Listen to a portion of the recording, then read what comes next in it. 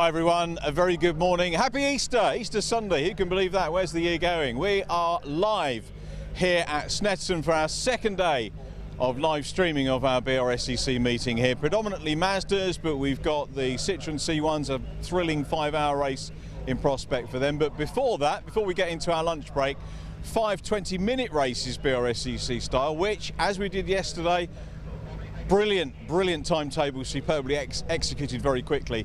Kicking off with the first of 2 Mazda Mark I Championship races. We've got the SuperCup cars coming out a little bit later on as well. And of course action from our guest formula this weekend, the Mini Miglias and the Mini Se7ens, which provided great racing, as did the Mazdas yesterday. The sun is shining. We've got Scott Woodwis in the commentary box once again from the BRSCC, thankfully, to help us call all the action. And if yesterday was anything to go by, we're in for another corker today. Yesterday's races, if you didn't join them, they're still available to watch on the stream.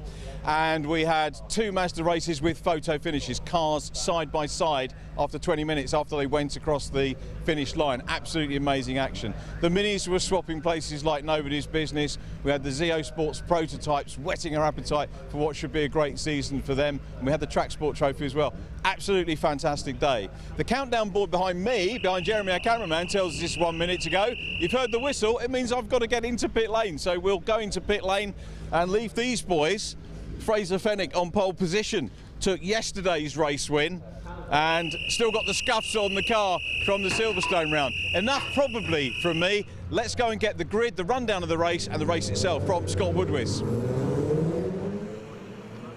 Thank you very much, Richard. Good morning, everybody. And yes, happy Easter to all those who are watching here this morning, wherever you might be around the world that are celebrating Easter. Hopefully you're tucking into your breakfast or your hot cross buns, or if you're just being proper hardcore Easter, tucking into your chocolate. Either way, we've got some brilliant club racing, as we had yesterday back today. As Richard alluded to, we've got 5 20-minute sprint races today, and of course this afternoon we have the first ever, for the first ever time on a BRSCC race weekend, the 2022 Silverlake C1 Endurance Series gets its season underway here with a 5-hour epic. They've just finished qualifying this morning for 50 minutes. They'll be out this afternoon after the lunch break. But as Richard did correctly allude to, we have Mazdas out on circuit, and it is going to be the second race of the weekend, for the second meeting of 2022 for the BRSCC Mazda MX-5 Championship. It was a brilliant race yesterday, which saw a duel for the victory between Silverstone race winner and now 2-time race winner in 2022, Fraser Fenwick, and Tom Smith, who is brother of double SuperCup champion Sam Smith, who himself is pretty handy at the wheel of an MX-5, as he proved yesterday. There was also a great scrap for third at the line, which saw that blue car with the purple stripes take third place. So as a result of race 1, sets the grid for race 2. So it's Fraser Fenwick on pole position for the second time this weekend. He will start alongside Tom Smith on the front row. Then Sebastian Fischer and Jason Greatrex take up the second row of the grid, ahead of Callum Greatrex, who won at Silverstone, and Mike Comber, who's looking for his first win of the season in car 58. Then row 4, we see at Sebastian Fischer's teammate, Oliver Graham, starts 7th alongside Luke Pullen in 8th, who is, I spoke to his dad last night, they are looking for trophies today, so hopefully they can get one in one of the 2 races. And to round up the top 10, impressive rookie Jack Noller starts 9th, and Michael Nibbs, doing double duty with SuperCup, starts in 10th position. Adam Sparrow's looked impressive so far early this season. He will start 11th alongside Michael Green in 12th. The 7th row of the grid sees Adam Craig in 13th place alongside Owen Mills, who start 14th. And then as we go further back into the second half of the top 10, the top 20, it's Tim Dorr, the Australian. He will be in 15th place alongside Oak Richardson in 16th. And as we go back to row 9, Brad Jones, who had to start from, he was a bit of a late entry, but he managed to get through from the back of the grid to start 17th. And Richard Wootton, who did start at the back in 34th, worked his way up to 18th. So watch for him to try and make some progress up through the first half of the order. Kevin Dengate and Scott Leach will round out the top 20 starters. And then we go into the second half of the grid with Levi Acebert and Graham Rumsey on the 11th row. Graham was also out in the MX-5 Clubman Championship yesterday, as were several drivers. Tom Mallett starts 23rd on the 12th row of the grid alongside Martin Compton for Stand 2 Motorsport. His former Praga and Fun Cup experience in that for that driver. Brent Griffiths in the white Monza Sport sponsored car. He starts 25th on row 13 alongside Bo Parry in the ex-John Langridge Championship winning car from 2019. Then Richard Bartlett and Ben Manchett in the ex-Christopher Gin car. They will start on the 14th row of the grid.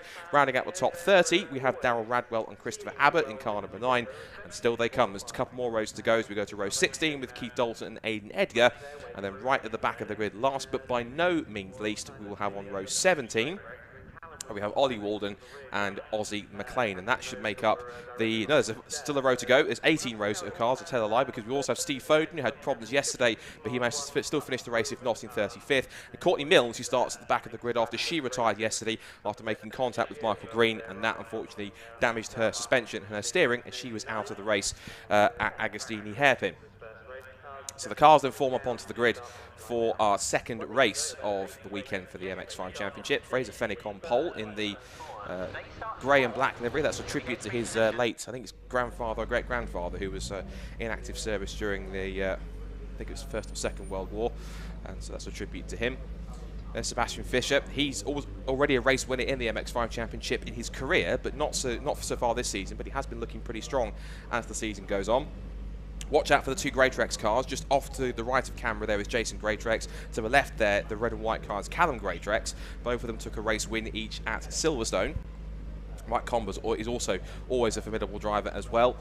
As we get set for 20 minutes of racing, I'm sure that it will be either possibly a second win of the day for Fraser Fenwick, or it will be a first win for Tom Smith or for Sebastian Fischer, maybe a second win for the Greatrexes. So the last couple of the cars start to trickle into position just on the right of shot. Then we'll get the green flag, the 5-second ball will go up, and then just on top of the marshal's post, just to the left of the BRSCC flag, you see a little red light pop on. When that goes on and then goes out, that's the red lights at the top of the gantry, which the drivers will see. So everyone is in place. Let's kick off this Easter Sunday here at Snetterton with a little bit of noise and action. The second race of the weekend for the BRSCC Mazda MX-5 Championship is all set to get underway. Fraser Fenwick on pole, looking for 2 from 2, but can Tom Smith or anyone else stop him? Let's find out as we go racing here in the MX-5 Championship. A couple of drivers in the mid-pack scooting away from the line, but all 36 cars have got away clean. It's a side-by-side duel already between Fraser Fenwick in the lead, but a great start down the outside for Jason Greatrex. He looks to try and get the lead into Richie's corner, but they're going to go 3 or 4 abreast. There's a little bit of smoke from somebody locking up, so we'll have to wait and see if everyone got through. It's just as we go through to the right of shot, lots more dust being kicked up as usual, a couple of cars running wide, and Steve Foden, I recognise the white and gold car, he's already made about 7 or 8 places off the grid, so Steve, who's a formidable driver in his own right, is not hanging around by any stretch of the imagination. So they head out of Wilson Hairpin, up towards Palmer, this very tricky off-camber left-hander that turns its way through, and Fraser Fenwick does indeed lead from pole position. Down the straight towards Agostini. So Fenwick leads. It's then Jason Greatrex in second. Up to third has gone 26. Is that Luke Pullen? Has Luke Pullen gone to third place already? That's a cracking start for Luke Pullen. He surprised everyone at Silverstone when he made a move passing 3 cars in one move at Stowe Corner. And he's done it again. He's managed to go from 7th on the grid to about 3rd. That's incredible from Luke. His dad did say to me, as I said, going through the grid, that he was in good form after he fixed the problems that he had yesterday in qualifying.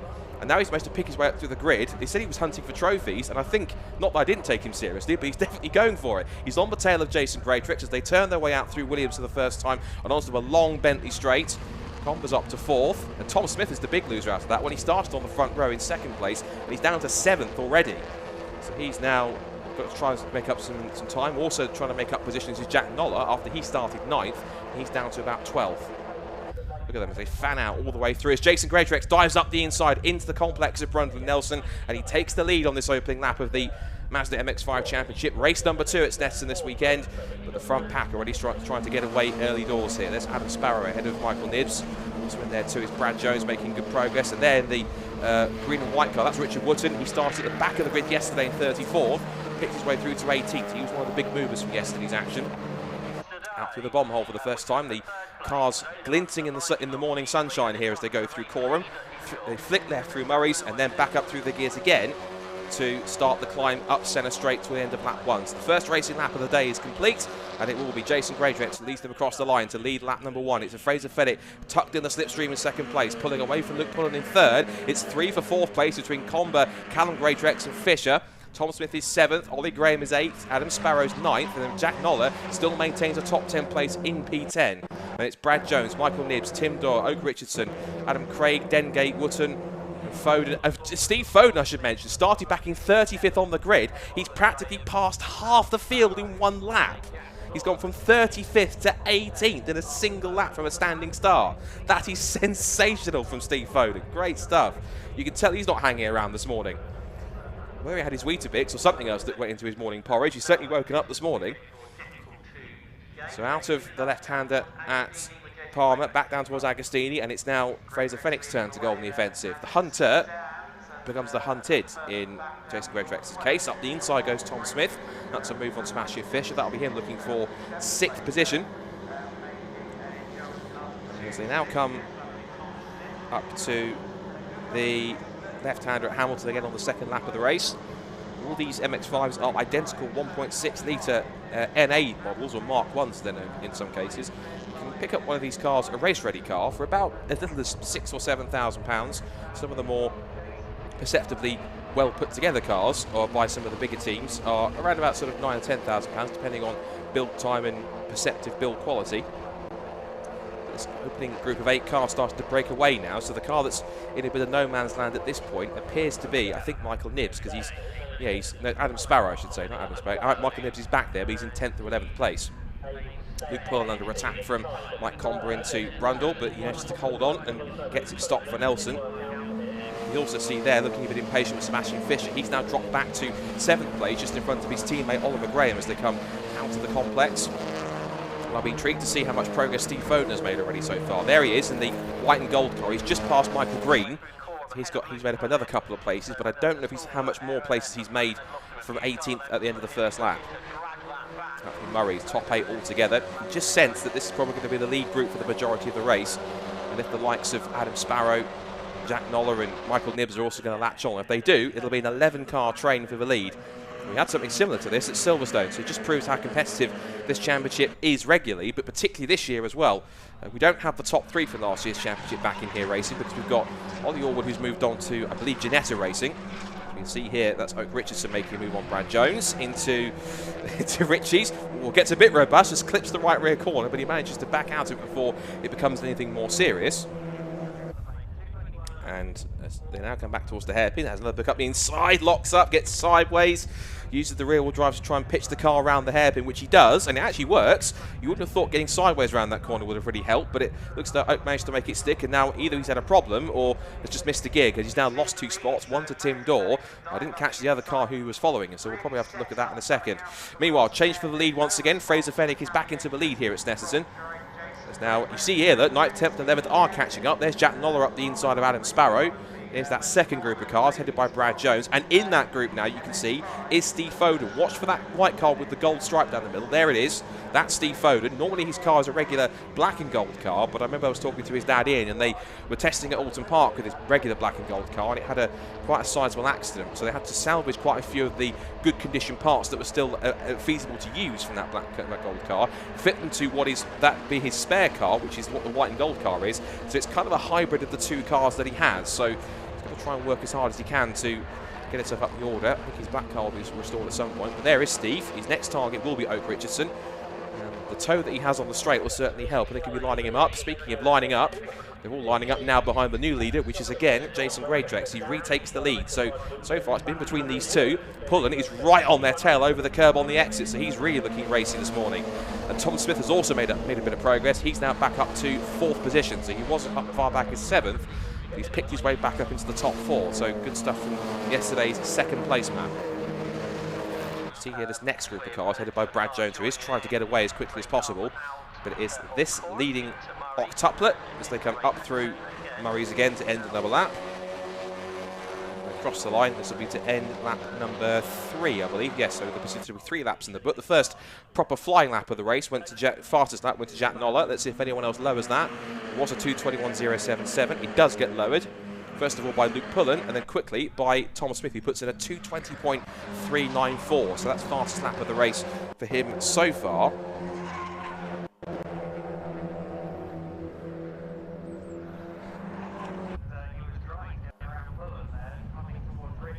And to come back into the hairpin again, more moves taking place. Callum Greydrex now up the inside of Tom Smith, so he relieves him of 4th place.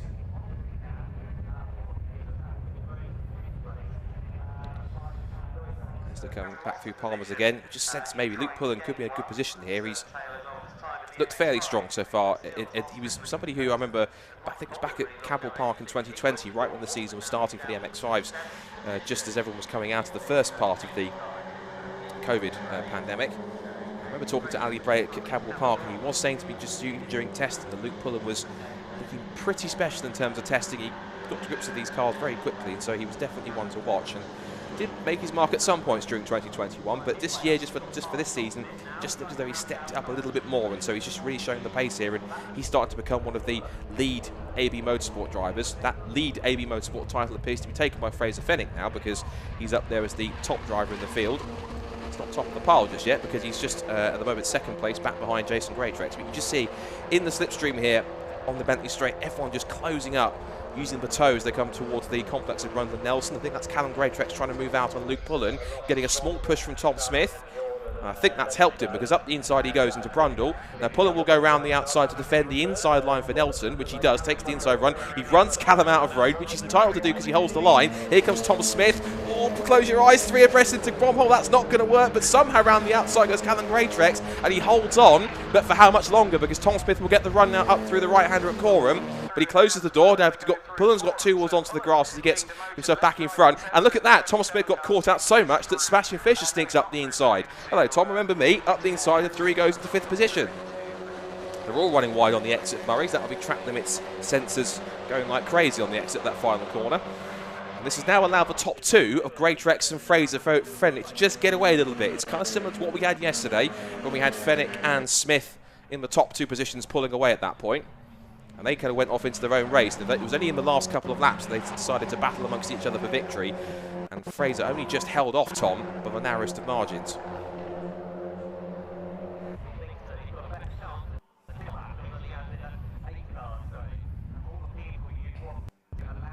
Up through the hairpin.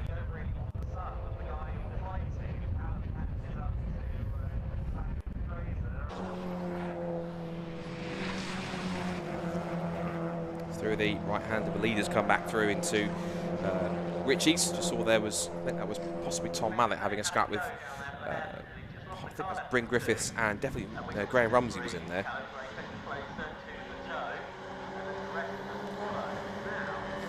Top 8 altogether. Now it's becoming a top 11, because you can now see that both Michael Nibbs and Jack Noller, who's got the novice cross on the back of the car, and also Adam Sparrow, just latching on now. You can see that Jason Greatrex is just starting to extend that margin a little bit more as they come up through Hamilton and Oggies. As they come up through Williams once again. We're into the second half of the race now. 20-minute races in the MX-5 Championship. They've just gone past the halfway distance, so 9 minutes left to go.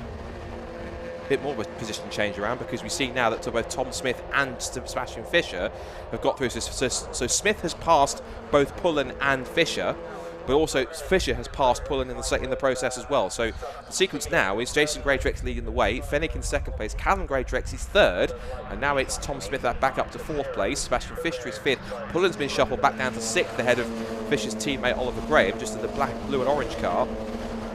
Further back, more battles are plenty. That is Oak Richardson battling away with Michael Green, and just behind him is Richard Woodson. The front of that queue now is Steve Foden. Now he's managed to get himself up now to, that will be, he's got past Brad Jones. He's up to 12th position now. Now, looking at his pace, how's he looking for pace? Well, he's doing the last lap was a personal best, 2:21.841, and the leaders are doing mid to low 2:21s. And that's they with a toe, I suspect, down the straights. So if he can latch on possibly to the back of Brad Jones's car, whose last lap was a 2:22.5 in clear air, he might well do it. Well, the fast lap of the race has been lowered even further now, 2:20.243. That's gone the way of Michael Nibbs now. So that's gone substantially quicker than the previous fastest lap, which actually went to, who did that go to? I think it was Adam Sparrow. No, it was Steve Foden actually. He had the fastest lap of the race. It was a 2:20.718. But now Michael Nibbs, I suspect again, with the aid of a toe, has now lowered that even further to a 2:20.2. 7.5 minutes left in this race. To also make a mention of Courtney Milnes. She started back in 36th on the grid, last after she suffered damage yesterday and retired midway through. She's up to 21st at the moment and lapping in the 2:23. Her best lap that time of 2:22.6. So keep an eye on that one. So there's the leading group making its way up through Agostini. There's Jack Noller in the white Go For It racing car. And you can see that the entire top 11 all in the same shot down the straight. That's how close and competitive it really is this year. I was mentioning that the top 3 in the championship from last year, not here this season. So Oliver Allwood, I believe, has moved on to Ginettas, or at least at some stage in this year. I think he'll be out in the Ginetta. Jack Brewer, of course, has moved into the MX-5 Super Cup, as we have a spinner up at Palmer. Can't quite catch the number, but that's somewhere towards the end. I think I recognise Ollie Walden down there as well. He's battling with the Ollie Walden with at the moment. That's the 87 number 9, which is Chris Abbott, and that would have been around there. It might be Richard Bartlett, I think, because I think there was a 78 on there, so it might well be Richard that's gone around in the green car. Lead us back into the complex again once more. 6.5 minutes still to go in this first MX-5 Championship race of the day. Second of the weekend. This is lap 6 is Michael Nibbs, who just set the fast lap of the race. Now there's a bit of grass tracking, so he's forgotten that Snetterton doesn't have a run across circuit, but he's managed to find the black stuff pretty quickly, and he's back on the circuit once more. He's currently sat in 9th place. He's pulled away from Jack Noller a little bit. As for Steve Foden's pace, his last lap was getting towards fastest lap pace. He did a 2:20.718 as Michael Green goes off the road at the chicane. Now he was battling quite closely with the likes of, he was in there with Oak Richardson, also in there was Richard Wootton as well, so maybe there was a bit of contact between them. He's back across the line again. Callum Greatrex now takes his turn with fastest lap. He lowers it to a 2:20.182. So it continues on.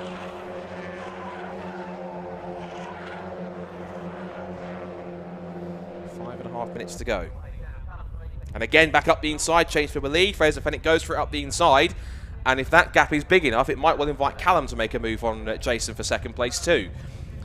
Tom Smith still there in 4th place there in the white car, just ahead of the light blue and purple car of Sebastian Fischer. That car has previously been silver and purple, but it's now a two-tone, 2 different shades of blue on that car with the black bonnet. And there's a second group just forming now. These top 5 are breaking away here because Luke Pullen not quite able to stick with the top 5 at the moment. He needs to start scrapping even harder to bring them back into play. Also just keeping tabs again as he is trying to close in is Adam Sparrow, is Steve Foden. He is 4.8 seconds off the 11th place car, so Steve Foden currently in 12th, and I think again, unless something kicks off here, 11th is probably going to be as high as he rises at this point. Out of Oggies they come again, back towards Williams, so there'll be, in terms of lap time, I'd say maybe at least 2 more laps, if not maybe possibly squeezing in the 3rd if they're quick enough. I think it's going to be 2 more laps, I think, around the full 3-mile 300 circuit here at Snetterton. Some more battles going off on the right-hand side. That's towards the rear of the field, but fantastic sight they're making. They've got a lot of spectators up on the bank watching as well, so good to see them in the mix. So here's a change for second, possibly. I think this could be Frederick, who's fighting back down the outside of Brundle, has the inside for Nelson, slots his way back through into P1, and now it's going to be a battle between the grey tractors. And look at how racy Smith and Fisher are looking. 5 for the lead, and this also brings both Luke Pullen and Ollie Graham right back into it. I said it needed to kick off to bring them back in, and it really has. So it's now 7 for the lead again. 3 3/4 minutes, all the way through Coram they go.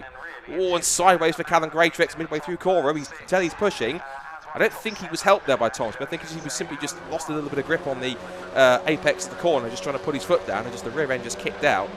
But he has managed to keep it facing the right way. There's Scott Leach, who's having a battle with, I think that's Levi Aisbert in the 113. Michael Green is also back a couple of spots from where he was as well. Position switching galore as they come back into the right-hander. Still, 1st, 2nd, 3rd, 4th, 5th, 6th and 7th all together. And then it's Comber who's dropped back to 8th now. 9th place now is, looks to be, 9th place is now Michael Nibbs now. 10th is now sideways. I think there was a bit of contact there. It looks like Jace Raytrex got sideways. It's 3 abreast for 3rd place behind them. You've got Smith in the middle. To the left of him is Callum Greatrex. To the right is Sebastian Fischer. And Luke Pullen's looking on thinking, I want a piece of this too. Through the left-hander at Palmer. Luke Pullen did take a slightly tighter run. Now he's 3 abreast down the short back straight. It's now Smith on the outside. Fisher's now in the middle. And Luke Pullen might get both of them under brakes. He did this at Silverstone. He's going to do it again up the inside line. 2 for the price of 1, as you like. Up the inside, thank you very much. But you can see Luke Pullen is all arms and elbows on the exit trying to get the power down. He can't quite get it done, but he has made it stick. So impressive stuff again from Luke Pullen up the inside. I think I should call him the opportunist because that's his name. As now Fisher runs Sebastian Fisher, Tom Smith out wide. Smith goes back up the inside and says, not on your life, sunshine. Gets back through into 5th position. While all this is happening, Fenwick and the two Great Rexes are trying to run away here in first, second and third, and Pullen's going to try and get them back again. Fenwick's got a little bit of a gap now. And it's now Jason Greatrex from Callum. And further back here we're looking at scrap. I think Martin Compton's in the mix. He's battling with Bo Parry, who's in the 79 car, and there's also Thomas Mallet, and that's a battle that's going on for further down the pack. That is the moment for 24, I think 25th and 26th, because Bryn Griffiths was also in there as well. So either Bryn's dropped back or has had a problem somewhere. This train of MX-5 gets bigger and bigger at the front of the field, but it's just how competitive it is. You've got, I've mentioned Jack Brewer also has moved on to the MX-5 SuperCup, and Brian Trott, who was third in points last year, and the Masters champion, not here this season, because if he either does a full season or he just pops in and does the odd round throughout the year. And I suspect if he is racing this year, it is the latter. He's doing the odd round from throughout the season, just whenever he's available. So it does basically mean that we have the prospect of three entirely different drivers in the top three positions. More scrapping going further back. That's Michael Green. He's been quite in all the action here today. We've got Kevin Dengate gets run out wide onto the grass, and this brings down Scott Leach into play. Levi Aisbert's in there as well in the BC Cars shot as well. So now onto the last lap of the race. They turn in through the right-hander. And then there's Jack Noller, who's watching all this happen and thinking, I'd quite like to be a part of this at some point. Now through the hairpin again for the last time. There is potential for just a little bit more to kick off here. There's Oak Richardson. Oak is back in 15th place. He was chasing Brad Jones, but he's got around him now, so his next target is Adam Craig for 14th spot. Down the back straight. With a short back straight towards Agostini. Ollie Graham moving out there to try and have a look.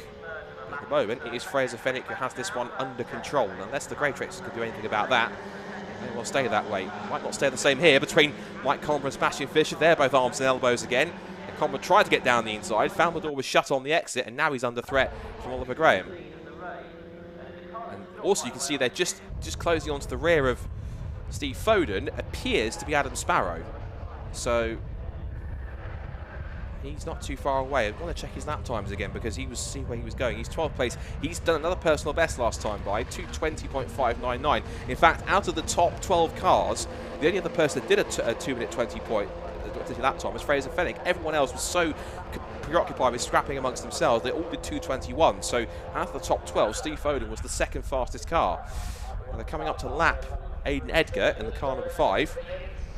Jason Greatrex is now right on the tail as they come up through the right-hander. So this will be quite a sprint to the finish. As they go up through the bomb hole for the final time, and it isn't going to be another situation where we need the cameras out because it was close in the MX-5 Super Cup races. And as it was in race 1, Fraser Fenwick got pushed all the way to the flag by Thomas Smith. This time it's Jason Greatrex who's doing the pushing. Not literally, of course, but it comes to Murray for the final time. It looks clean and tidy. Everyone else would try and charge to the line to make a position on the sprint to the flag. And as it comes to the checkered flag, it's going to be Fraser Fenwick who's still making his marker now as a possible championship favourite. He heads to the checkered flag and takes his second win of the weekend, his third of the season in the MX-5 Championship. It is 2 from 2 so far at Snetterton for Fraz. He takes the victory from Jason Greatrex in second and Callum Greatrex third. It's a Greatrex 2-3 on the podium. Fourth for Luke Pullen. excellent drive for him. Watch for him in the final race, I'm sure. And Sebastian Fisher 5th, Mike Comber 6th, Michael Nibbs 7th. Jack Noller was 8th, so something happened to Ollie Graham on the last lap and saw him drop to 10th. So Jack Noller picks up an 8th position finish. And so same happened to Tom Smith as well. He dropped to 9th, so not sure quite what happened to Tom. And then 10th place for Ollie Graham as well. And Steve Foden actually did catch Adam Sparrow in the end. He picks up 11th place. So he's got a much better starting spot for race 3. And if that's the kind of pace he's got underneath him, I'd watch out for him in race 3 as well. He's got quite a bit underneath him in that MX-5 to make the most of it. So that's one to certainly look out for.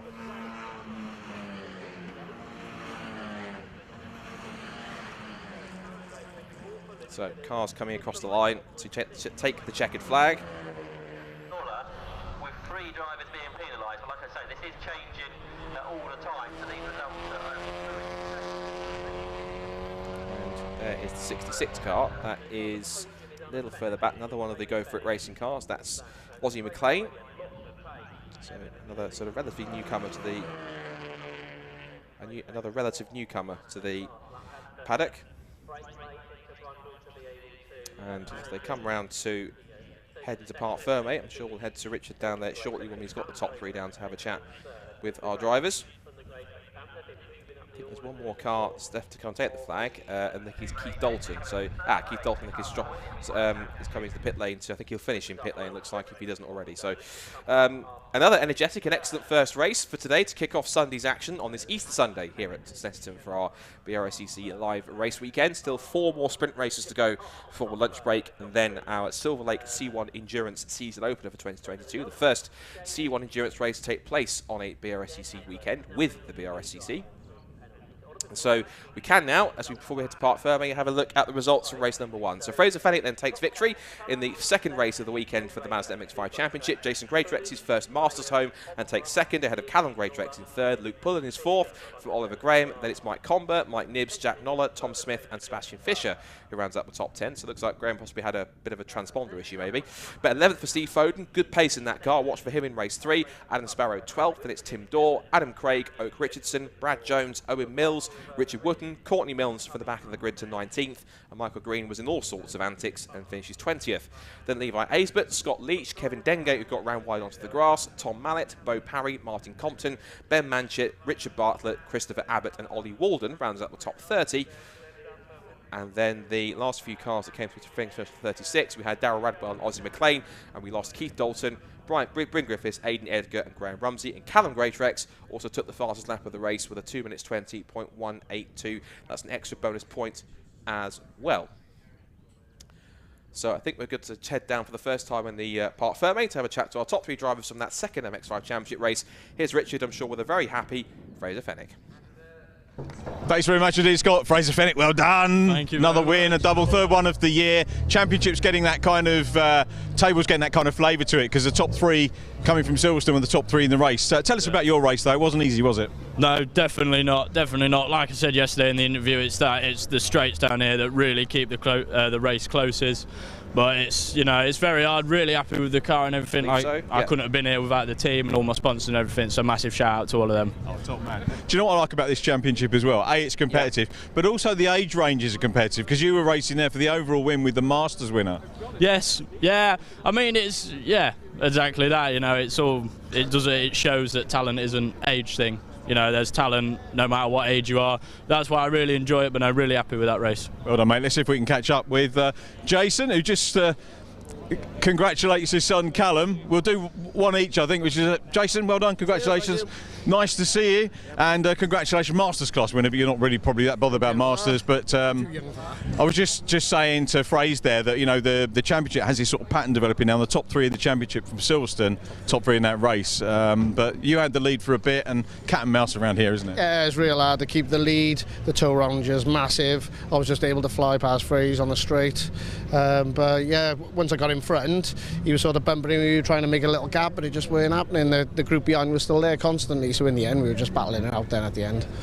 Okay, well done. We're going to have a quick word with your son as well. Thank you very much indeed, Jason. Callum, good to see you. Well done. Congratulations, podium. Fastest lap. Very quick summary. Yeah, real happy with that. Just managed to get through the group and started chipping away at the leaders. Pushed a bit too hard and knackered my tyres though. So I had a few track limits incidents and a few sideways.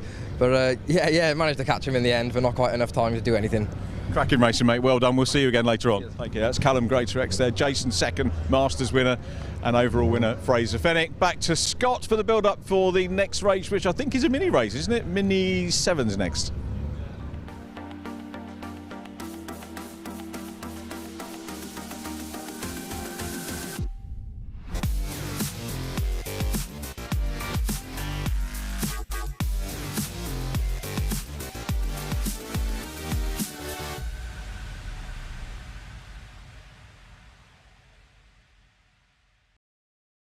Do you want the...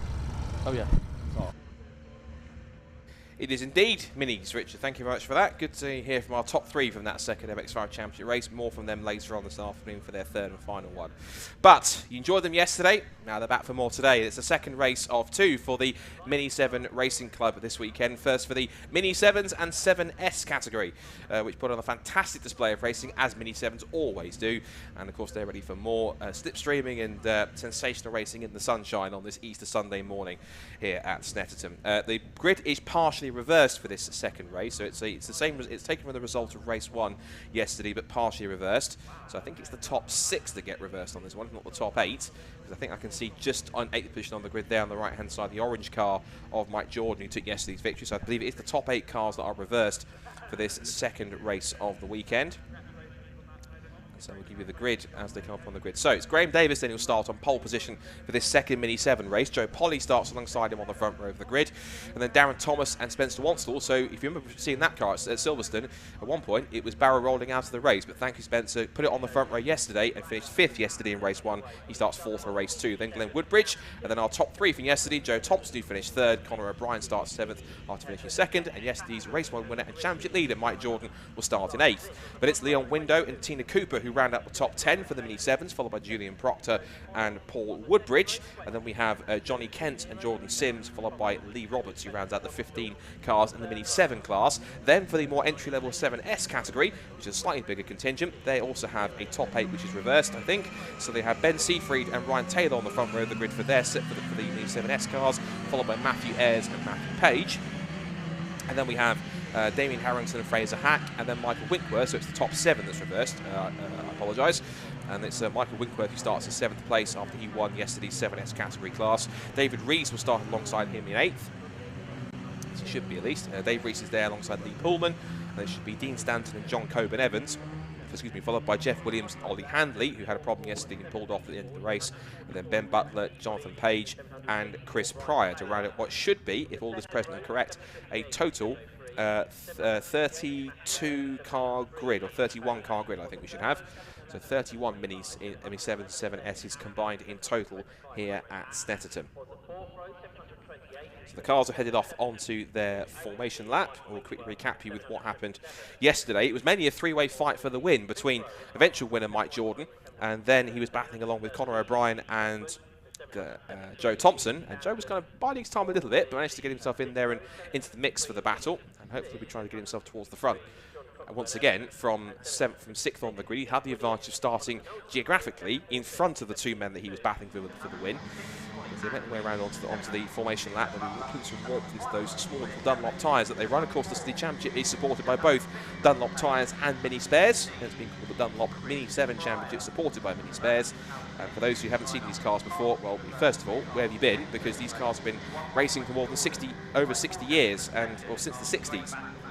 It's one of the longest running club championships that I can remember that's still going in its effectively original format. These cars started out, these cars have, the Mini 7s in fact, have a 998cc modified A-Series engine. They can go from 0 to 60, believe it or not, in 6.6 seconds, and that's just the Mini 7 cars. Wait for the Miglias, they're even quicker. Then we have top speed of these cars is 110 miles an hour, which must feel like 220, given it's the fact these cars are so small and diminutive, but they pack a real punch and they are ones to watch out for. There is the 21 car going around Jordan Sims, who should be starting back on the 7th row of the grid in 14th place. But they have a 4-speed manual gearbox. They run Dunlop tyres with the CR70s or CR65 treaded tyres on 10-inch alloys. You can pick a car up for anywhere between, on average, £9,000 to £14,000, and running costs for the season start from around £5,500. So it really is a brilliant little cost-effective but entertaining way of going racing. And you see drivers of the calibre of people like Mike Jordan and Conor O'Brien. Oops, one car decided he'd had enough, so he's off onto the road. I think that's possibly Leon Window, who had some bodywork damage yesterday, but whatever's wrong with Leon's car, he's quickly escaped down the escape road, which is just on the exit of Brandon Nelson. He's decided that it's a problem that means he may not be able to take the start. So cars then make their way around onto the formation lap. Should mention the 7S category, which is like an entry level for the Mini 7, so they have a slightly bigger engine, but they're a little bit heavier and a little bit slower in terms of top speed. They have a standard 1275cc A-Series engine with limited mods. These cars can still go from 0 to 60 in 7.5 seconds and have about 105 miles an hour. They are about 30 kilograms heavier than a Mini 7 car, so a little bit weightier, a little bit more sort of standard trim, but they run the same tyres as the Mini 7 class. And in terms of cost, again, the costs come down to around about £6,000 to £9,000 on average for a car, and running costs go down to about another grand, about from £4,500. So it's a great way to get into mini racing, particularly with the 7S category. And then when you're ready, feel confident enough, you can then move up into the Mini 7 class, and then also, once you've done that, drivers like Jeff Smith have done, former BTCC racer, won the championship last year, and then has moved up into the Mini Miglia category, which we'll see later on, and they put on just as equally an entertaining race yesterday between the top 6 who were scrapping over victory. So the cars then make their way back towards the grid. Quick colour check, it is on pole position, Graham Davis in the yellow Mini on the left-hand side. On the right-hand side alongside him in the blue and pink car is Joe Polly. Darren Thomas then will start just behind, I can't quite tell the colour on that one, but alongside in the grey car is Spencer Wanstall in car number 2. Glenn Woodbridge is in the blue car, just out of shot behind Joe Polly's car, to just peeking out from the right-hand side. You've got the 3 cars that finished on the podium yesterday. It's white and red for Joe Thompson, the blue car for Conor O'Brien, and Mike Jordan in the bright orange car, number 88. So, stand by for some Easter Sunday action here with the Dunlop Mini 7 Championship and Mini 7S category, sponsored by Mini Spares. 20 minutes of mini racing coming up on the Snetterton 300 circuit. It's Davis and Polly on the front row of the grid. But what will Thompson, O'Brien and Jordan do from back on rows 3 and 4? Bit of creeping from Joe Polly. That might be a penalty for a false start as they get underway here at Snetterton. It's a slightly premature jump from Joe Polly. She's now on the inside line trying to make up space up towards turn 1 for the first time. It looks like it'll be Spencer Wanstall, who led at Silverstone. Turns into the right-hander for the first time. They're practically 3 abreast turning through. And Conor O'Brien with a lightning start from 7th on the grid is already up to about 4th round the outside of the pole sitter. Meanwhile, here comes the cavalry. Here comes the 7S category. Bit of bumping and barging through the mid-pack as they charge up towards Ritchie's. And it's going to be 744. Ben Seaford will lead the way down towards turn 1. At least I think it was going to be, but it's the orange car in there too that I think is possibly Damien Harrington. There's Page and Pullman turning their way into the right-hander for the first time. Everyone appears to have got through cleanly, despite a little bit of fisticuffs in the mid-pack as they got off the line. So back to our 7S class. It's Spencer Wanstall who leads. Conor O'Brien's quickly up to 2nd place. It is 3rd place, I think, for Glenn Woodbridge. 4th place for our pole sitter, Graham Davis. And then 5th place, well, it was 5th place for Joe Thompson. He's now up the inside of the pole sitter Davis into 4th position, and also up to 6th now has gone Mike Jordan from the 4th row of the grid. So out of the complex they go. Wanstall now 3 wheels his way, as plenty of the minis do. Out of Williams into Oggies for the first time. Here comes our Mini 7S class. Lots of battles here. One car going wide, I think that's 703, which is Matthew Page getting a little bit wide there in 3rd place, but he holds on to the position. Come out of the Williams right-hander onto the Bentley straight for the first time at racing speeds. It is Wanstall who leads, but for how much longer? Because he's now under pressure from Conor O'Brien. He gets into the slipstream, darts out to the right-hand side, goes to his driver's right. Let's see if he can, as many have tended to do, sweep round the outside before they get into the braking zone, under the bridge into Brundle. Before they even turn in, he has his nose in front. Here comes Woodbridge up the inside for 2nd place, and Thompson fancies to go as well. So Spencer Wanstall might lose 3 places in 2 corners, gets a shove from Joe Thompson. Come on, Spencer, get on with it. And he actually loses out to both Graham Davis and also maybe Mike Jordan as well. As the rest of the 7 contingent go through, here comes the 7S category charging down the Bentley straight, and it's back into the lead. Goes the 2nd place whatever. Yesterday, Fraser Happ, he gets sideways on the exit through Brundle and Nelson, and now look at that charging up. Is that Michael Winkworth already? I think it is. Michael Winkworth, we're seeing no time at all up the inside of Fraser Happ and already challenging for the lead. So he started back in 7th, he's into the lead already. Now, remember Michael Winkworth, if you watched yesterday, he stuttered away from the line. He couldn't get the car started properly. When he did, it took him about 9 minutes out of a 20-minute race to get to the front of the field, which is pretty sensational. So you can pedal one of these 7S cars pretty handily.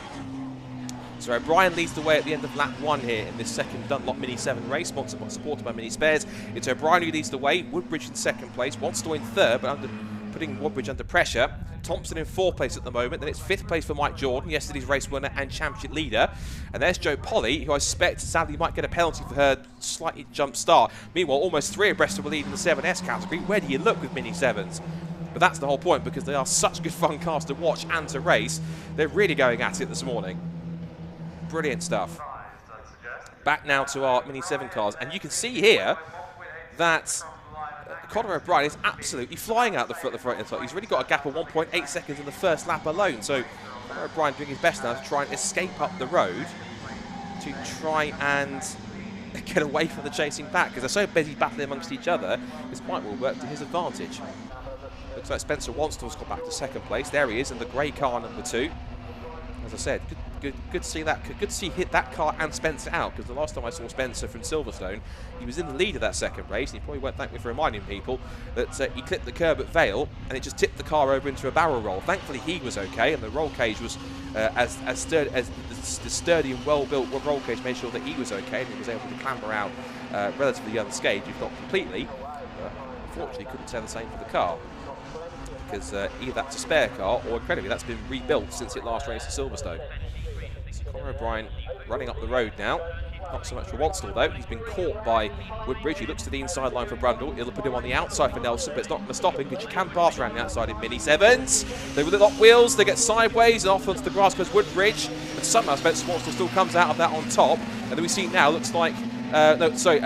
Wanstall comes out on top. Woodbridge gets shoved aside and loses places to both Thompson and to Mike Jordan. And he might also lose another one to Polster to Graham Davis as well. Through Coram. There goes O'Brien, just running away with it. And now it's these 7 scrapping over second place. Wanstall checks them all up into Murray's. Look for the contact there for Joe Thompson. Looks to the outside line. He's now tucked right under the rear bumper of the number 2 car. And here comes Mike Jordan, the wily old fox. He's plenty experienced. He's done plenty of racing in GTs. He's raced at Le Mans. He's raced in touring cars. He's done it all. And now he's enjoying himself in minis and showing his class and his experience. And here he comes. Looks to the outside in the orange car, number 88, with the Swift Tune engine. You can tell by the Swift Tune decal on the grille. Typically, these cars have either drivers' names or the engine builder on the grille of these cars, so you'll be able to tell who's put them together. Thompson getting very late under brakes as he just absolutely scythed onto the rear end of Spencer Wanstall again. Back with our 7S category. Winkworth now leads. It's now second place for, looks like Fraser Hack. There's 703 Matthew Page. And the 784 car, I think the orange car which we were looking at that's been in that battle, I think, is Taylor. So that will be Ryan Taylor, I think, in the orange car. Here's our battle for second in the 7 category. Look, also look for Jo Polly. She's looking up the inside to make a move on Graham Davis. There she goes. She's also trying to think about the move up the inside of Mike Jordan, for that matter. So doesn't quite make past it, but she's up to 5th. Of course, Jo Polly, who's the daughter of short oval racing legend George Polly. And good to see. So we lost Leon Window, sadly, from that start of the race. He pulled off before the race even started, when he went up the service road just exiting Brundle and Nelson. So sadly, he's not part of this race. But we've still got a 28-strong field in this grid. Sideways there on the lock stops for Spencer Wanstall as they turn out of complex. Also, you see Glenn Woodbridge there has been shuffled back to about 7th or 8th position. He's now being chased down by the green car at the back of that group, and that's the 20 of Thomas, I think. So there's that Darren Thomas that's chasing after him. 20, yes, Darren Thomas, who started in 3rd place. Here comes Thompson up the inside, leading on the door Spencer Wanstall. They contact again for the 2nd time up at Nelson, so they haven't learnt their lesson from last time. Here comes Jordan up the inside line. Look at Jo Polly also in the blue and pink car. She's also trying to get in the mix 2 in 7th position. I haven't seen that she's going to get a penalty for a jump start. I hope she doesn't, but also you saw the car was creeping a little bit. But I'm not sure it gained her much of an advantage, because she did stumble away from the line at the front of the field, but she managed to get herself back up there in 5th place. Thompson goes back down the outside again, looking to make a move around the outside of Murray's. That one helped for track limits, that'll set off the sensors, but he gets a good run. And now he's side by side with Wanstall as Conor O'Brien continues to run away, sets a new fast lap of the race. And now with lights ablaze, Joe Thompson has a chance to get through for 2nd place, but he gets the push from Mike Jordan. He might just dart out and make it 3 abreast into Richie's corner. Here they come. Thompson's up to 2nd place. Up to 3rd, look goes Mike Jordan. He turns in 3rd position. And now around the outside of Graham Davis goes Glenn Woodbridge. Also in there too, Darren Thomas in the green car as well. It is 7 of them for 2nd place. It might become 6 in a minute, because Joe Thompson, now he's broken away out of that pack. He starts to try and get a bit of a gap between himself and Mike Jordan here. And the great thing is, we've still got 12 minutes to go. There's still plenty of time left in this race for all this to change around. Here's a scrap going on for 2nd, I think 2nd in the 7S category. Michael Winkler still leads it. It's now Fraser Hack in 2nd place, Taylor in 3rd, Matthew Page is 4th, and in 5th position at the moment is the 758. And that 758 car is of Matthew Ayres. So all sorts going on at this rate between both classes at the front of both their respective fields. It's Graham Davis, who starts on the reverse grid pole. And he's now under pressure from Darren Thomas, who grabs a gear and manages to put that car up the inside line, and that will be him moving up into about 7th position. Bit of a gap now forming between them. No gap here though, because you see Taylor also in there too, looks to be 758. That is Matthew Ayres up the inside of both Graham Hack and also Ryan Taylor. And he's now up into second place in one move. So we started that lap at about 5th. He's up to 2nd now. So that's how quickly it can change. More battling behind them as well. Let's check and see who that one. That's gaggle of cars was behind Ayres. I think that's Butler, Seafried and Harrington back scrapping over what is currently 6th, 7th and 8th in the S category. Someone's kicked up some dust on the exit of Williams, which means there's a bit of a dust screen, just a bit of a dusty mist that's coming up just in the foreground. Only just coming up to half distance now in this second Dunlop Mini 7 Championship race, supported by Mini Spares. A change on here, I think, as Taylor looking up the inside of, looks like Matthew Ayres. Meanwhile, here's the second place because Ray Thompson has been caught by Mike Jordan again. Spencer Wanstorm has got back up into 4th place. He's now trying to go with them in the number 2 machine. So down the short straight. So not the short straight, it's down straight, it's quite long, but Conor O'Brien continues to lap better than anyone else. The Simi seems to be his race to lose. He did a 2:25.4 last time. His lead gap is 7.3 seconds. As Mike Jordan thinks about a move for 2nd, up the inside he looks into the right-hander at Ritchie's, and through he goes. The championship leader is up into 2nd place. Now, he's got 9 3/4 minutes. The only way he's going to be able to really catch Conor O'Brien at all might be a combination of Conor making a mistake, or if, and this is a big if, Thompson, Jordan and Wanstall can all work together in the slipstream down the straights to try and possibly catch him up. It's a big task, but it's not totally impossible.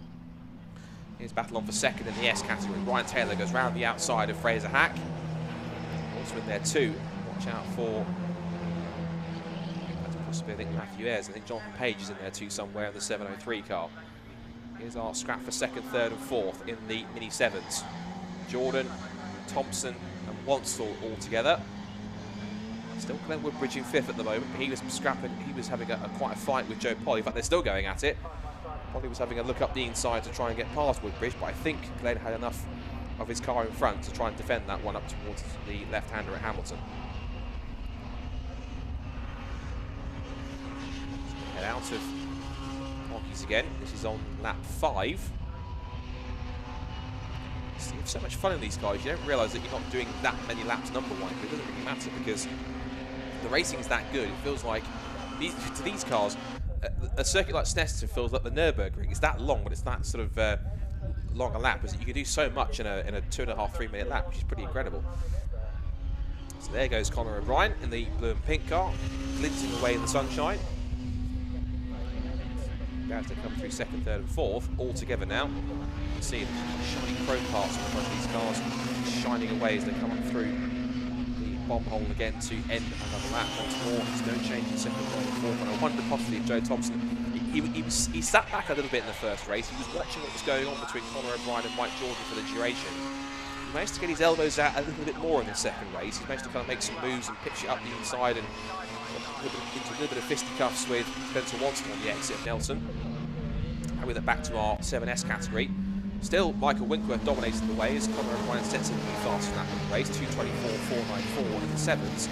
This is now 2nd, 3rd, 4th and 5th. So very similar situations in both, as now here goes up the inside the 784. So that there, of course, going up the inside is the 784 Ryan Taylor. And they're still leaning on each other on each other's door handles. Fraser Hack holds it round the outside and says, "Excuse me, Ryan, I think I'll have my 2nd place back if you don't mind. If you want to get it, come get it the hard way." And so Ryan saying, you can see him there, he's actually signalling to Fraser Hack saying, "Look, let's not fight, let's go, let me push you, let's try and get away from these two." So he moves out. And so I think either they are starting to work together, or maybe Fraser Hack didn't get the memo. Because now they're under big pressure as they still go side by side again, the Ritchie's corner.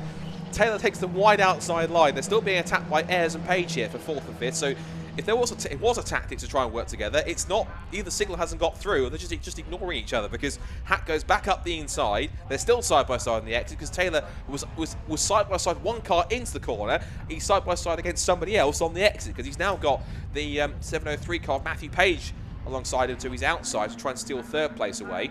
There's Michael Winkworth. He's managed to pick himself past a couple of the slower Mini 7 class cars. That's how quick Michael is. Should also mention that Conor O'Brien is 7.8 seconds to the good out in front in the Mini 7 category. That's very un-Mini 7-like. Usually it's gone a lot closer than that. It's all about momentum in these cars. You have to keep the momentum up, even on these cars and circuits that have long straights and big braking zones. You really have to make sure that you just keep the car in the power band as much as possible and use all the road as much as possible as you go through the course. Now change for second because that has been changed for second, sorry. Mike Jordan has remained in second place, Joe Thompson is still following him. Still fourth place for Spencer Lonsdale, he's also biding his time. A bit further back in the battle in the 7 category, we've got Glenwood Bridge and Joe Polly. I think Joe Polly's just got past Glenwood Bridge because I saw a flash of a pink roof come through first, so I think Joe's got through to fifth, so that'll be a good move for her if she can get through. Checking the timing screen, but is there any penalties? No mention of any penalties at all, so it looks like they've been quite gratuitous to Joe Polly, I think, but that's ever so slight creep at the front of the grid. As we see now, that's Fraser Hack who's pulled away now, so the signals trying to work together hasn't worked because Taylor's request has been quite vehemently ignored. So he's now being under threat once again now from Matthew Ayres and then Jonathan Page in there as well. Come up through four once again. There's Matthew Page and Matthew Ayres. There is Jonathan Page in the field, but he's a bit further back at 7:06. So two Matthews chasing after Ryan. Ayres and Page going through. Oh, is that Mike Jordan? Mike Jordan has stopped. So Mike Jordan is out of the race. That car looks like it's pulled up on the back straight. Oh, that's a shame for Mike Jordan if it is. In fact, it might not be. It's one of the orange minis. I wasn't sure if it was Mike or not. I might have misjudged that, so if I have, I apologise. But it is an orange mini that's stopped on the back straight. Now, who it is, let's see if something comes up on the timing screen. Who is it that's gone tumbling down the timing order? It might well be, again, forgive me, it might well be the number 10 of Julian Proctor, I think. Who started, yeah, Julian Proctor back in 11. So if it's, there's more than one orange car in the field. So it's not Ryan Taylor as far as I can see, and it's not, I don't think it's Mike Jordan. So I think the chap that got out of the car doesn't look like Mike Jordan to me. So yes, there he is. They're still going through. So forgive me, Mike Jordan fans, for scaring you for a second there. I think it possibly could be Julian Proctor is the one that stopped because his car's dropped 12 spots rather quickly down the timing screen. So that's my presumption, my correction to my original presumption that it was Mike. He's still very much circulating. I think he's now just lost second place to Joe Thompson, I think. So Joe's back up into second place now on this lap, but let's see if Mike can get him back. Here's our 7S battle for second place. Still Fraser Hack under threat from Ryan Taylor. You have Matthew Ayres and Matthew Page battling over 4th and 5th, but they're also in the mix here too. So Winkworth himself, looking where he is some 12 seconds up the road now to Fraser. This battle for second down to 6th. Someone else can get the dust on the exit as we come through. There is our 7S leader, Michael Winkworth, who was in good form at Silverstone. Back to his results at Silverstone, he picked up 2 wins and also a fast lap of the race as well. So he did quite a fine job to come into the weekend lead in the championship. Won the race yesterday, so far at the moment it's a perfect 100% record. Further battling here, that is the which that was, but going through there is Winkworth coming back into the complex again. Seeing the 7s towards the rear of that lease and continuing past the comfort box window. Here is the battle for second. Now, I think it's been a change for one of the cars behind because it looks like another 7S car's got into the mix here. Now, because they've got between Matthew Page and Matthew Ayres, and I think it might be, is it 711 of Damien Harrington? I think it might be Harrington, yes. So Damien Harrington then, I think he's got past Matthew Page, I think. Let's check the timing screen. Yes, he has. So Damien Harrington up into 5th place now in the 7S category. Down to 6th has gone Matthew Page. 3-wheeling their way through Richie's Corner. They are a fine sight, aren't they, these Mini 7s? They are wonderful to watch. Big lock up here. This is 717. This is Dean Stanton, I think, who had some problems yesterday. He is having a good battle here with the 766. And that is Jeff Williams. So they are battling at the moment. So you see Conor O'Brien on the screen. That battle that was going on there, that was for 13th and 14th place. That was back in 23rd and 24th and 25th overall in the category, and I think the car that has stopped, yes, I think it is Julian Proctor at number 10. So again, my apologies again for scaring any White Jordan fans there, because he is definitely still going, and he's in 3rd place now. I was correct in seeing that he'd lost the position to Joe Thompson. Hasn't got back through just yet, at least not on camera. Still about 8 seconds. See them now, here they are. Right, he has got through again, so looks like White Jordan managed to switch his way back through past Thompson. Spencer Wansell's still there, and I suspect that he's playing the kind of role that Joe Thompson did yesterday. When it was Conor O'Brien and White Jordan battling over the lead, it was Joe Thompson that was sat there biding his time, keeping his powder dry, didn't quite make a move and had to hold on for 3rd place. This time, it's 2nd, 3rd and 4th as Conor O'Brien just gracefully swings the car through Murray's corner. Let's watch him here again to go through the left-hander. All on 3 wheels, naturally. Now down the pit straight. So they're going to have one more time around now onto the pit straight for the final time to start the last lap here at Snetterton for the Mini 7s. And Conor O'Brien's little gap now between himself and Mike Jordan has now gone out to, as they both set personal bests, has now gone out to 8.1 seconds. In fact, they're getting a bit closer now. Thompson actually retakes 2nd place, so he's got back past on the straight. He had the inside line for Ritchie's, and through he goes again. Now, Spencer Wansell, I said he was keeping his powder dry. Here he comes, because he was in the mix. Winkworth, meanwhile, is in blissful ignorance of what's going on behind for 2nd place. Here's what's going on behind, because we've got Fraser Hack, then that is Matthew Ayres, followed by Damien Harrington. He's on a real charge. He's got up to the back of Ryan Taylor. Taylor clips the curb, and Harrington just drives straight around the outside of him. So if you're going to clip the curb and just daughter in front of him, I'll just pass you any day of the week. So Harrington back through again, takes another position. That now puts him up into, I think, 4th place now in the Mini 7S category. Yes, it does. So next target, if you can catch him, if you can get onto the podium, will be Matthew Ayres. But he's, at the moment, more preoccupied with battling over Fraser Hack for 2nd place. It crazy me, Fraser Hack is a rookie, so you can see the yellow cross on the back there. So incredible stuff from Fraser to be this competitive with one of these cars. Meanwhile, this is just behind the top 4. This is Glenn Woodbridge having a battle with Joe Polly, Darren Thomas, and also in there too, I think is probably a slower car, I think. Yellow machine there, but no, that was Thomas, wasn't it? That was the pole sitter from the first race. So Graham Davis, sorry, Graham Davis was the front runner there. So I must learn more than Mini 7s, but I've been learning on the fly here, as everyone has, because it's been a wonderful day, weekend's racing so far for the Minis. Still got one more race to go, which is their sort of slightly more powerful brethren, the Mini Miglias, sharing the group with the Mini Libras, as Conor O'Brien just gets the tail out a little bit on the exit run with Nelson. Now then, for 3rd place, well, Joe Thompson's away and gone in 2nd place now. For 3rd, it's not settled, because Mike Jordan in danger here of losing his perfect 100% podium record for the first couple of races. Spencer Wansell really took a lot of curb on the inside line. He might well get a chance to out-drag him on the sprint to the flag. There's no chance anyone's out-dragging this man on the flag, because here comes Conor O'Brien off the pit straight for the final time. And Jordan will get a little bit closer to Joe Thompson. I think he might have to settle for 2nd place, or 3rd at least. And up to the checkered flag will come Conor O'Brien to take his first win of the season. It's checkered flag for Conor O'Brien. He takes victory here in race 2 at Snetterton. Checkered flag in the air for Conor. Now for 2nd, 3rd and 4th, it's going to be Joe Thompson in 2nd place, and just at the line, Mike Jordan takes 3rd. 4th for Spencer Wansell. And in the minute, and back behind him for 5th position, it's all kicked off on the final corner. Joe Polly had it, but down the sprint to the line, it's going to be Glenn Woodbridge who will take it back from her, and just as close as you like, it's going to be across the line. It will be, by the looks of it, Woodbridge, then Polly, then Thomas, then Davis at the line. So 5th, 6th, 7th and 8th, close as you like at the flag. And then in 9th place overall, ahead of Tina Cooper in one of the 7 class cars, is going to be Michael Winkworth, keeping up a 100% winning record. For 2nd down to 5th, they're still going at it as they come towards the final corner.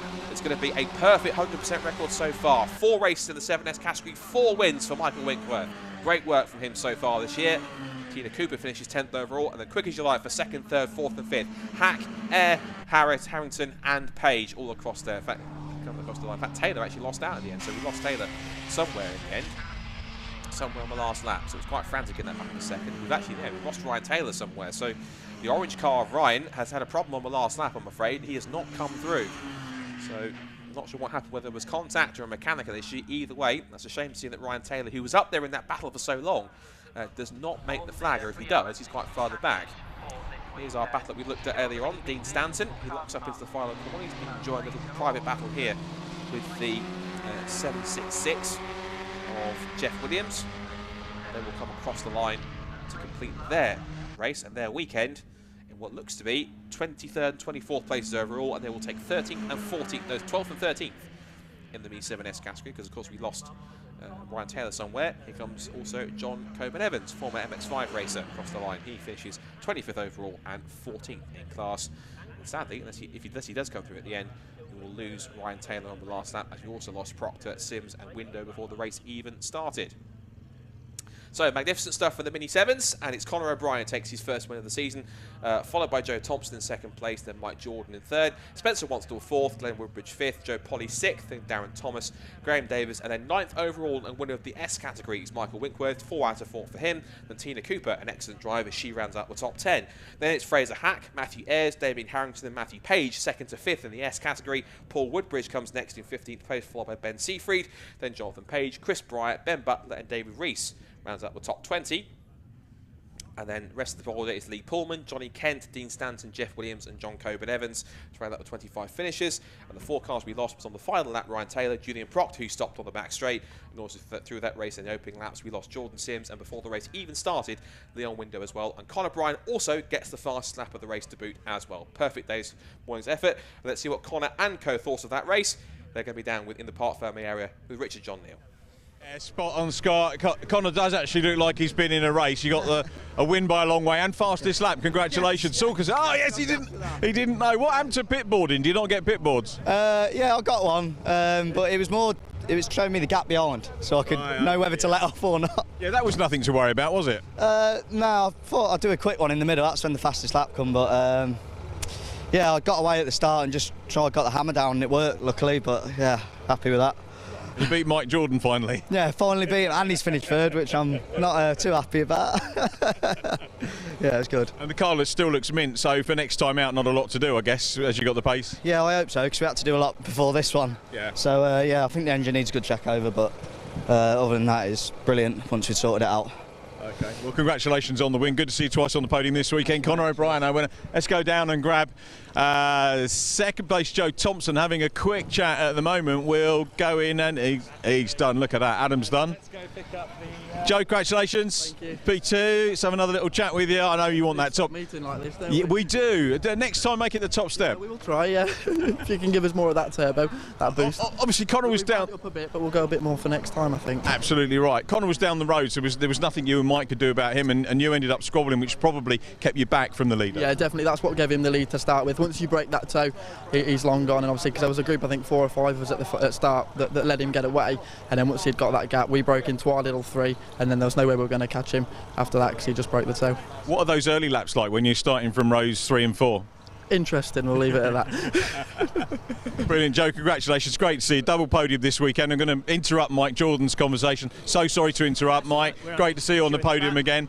And I was just saying to Joe, you know, it's an interesting race, isn't it? You're used to reverse grid racing, but those first few laps are interesting, aren't they? They are. You've got to, I mean, you know, Conor just made a fantastic start and broke us, didn't he? Because you're always going to have a little bit of time battling, but it was great racing with Joe. Really enjoyed it. It was cracking good fun. And then Spencer got back onto us on the last lap, but no, just a great weekend racing. Thoroughly enjoyed it. Some comments on the feed were saying this is spaced out. It wasn't. You guys were all over each other.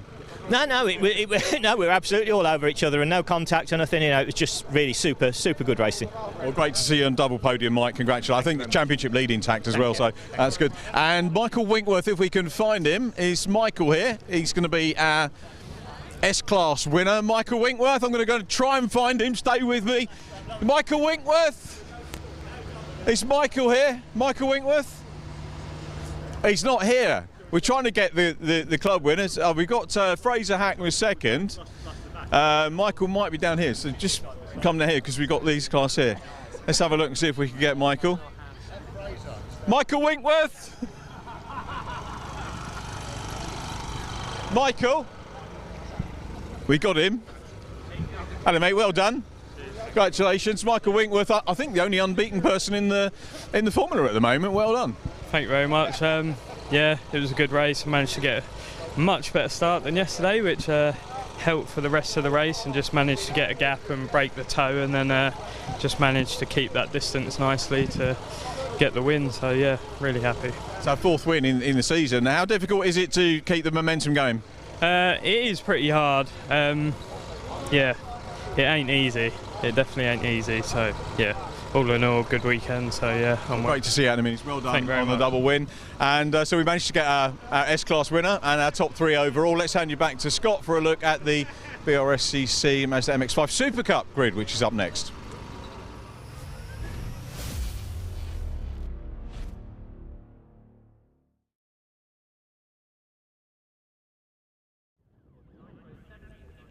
I've heard the TV programme Challenge Annika. We need to challenge Richard, don't we, in the pit lane, because he's quite apt at running around and finding drivers. So, but top job from RGN, as always, of course.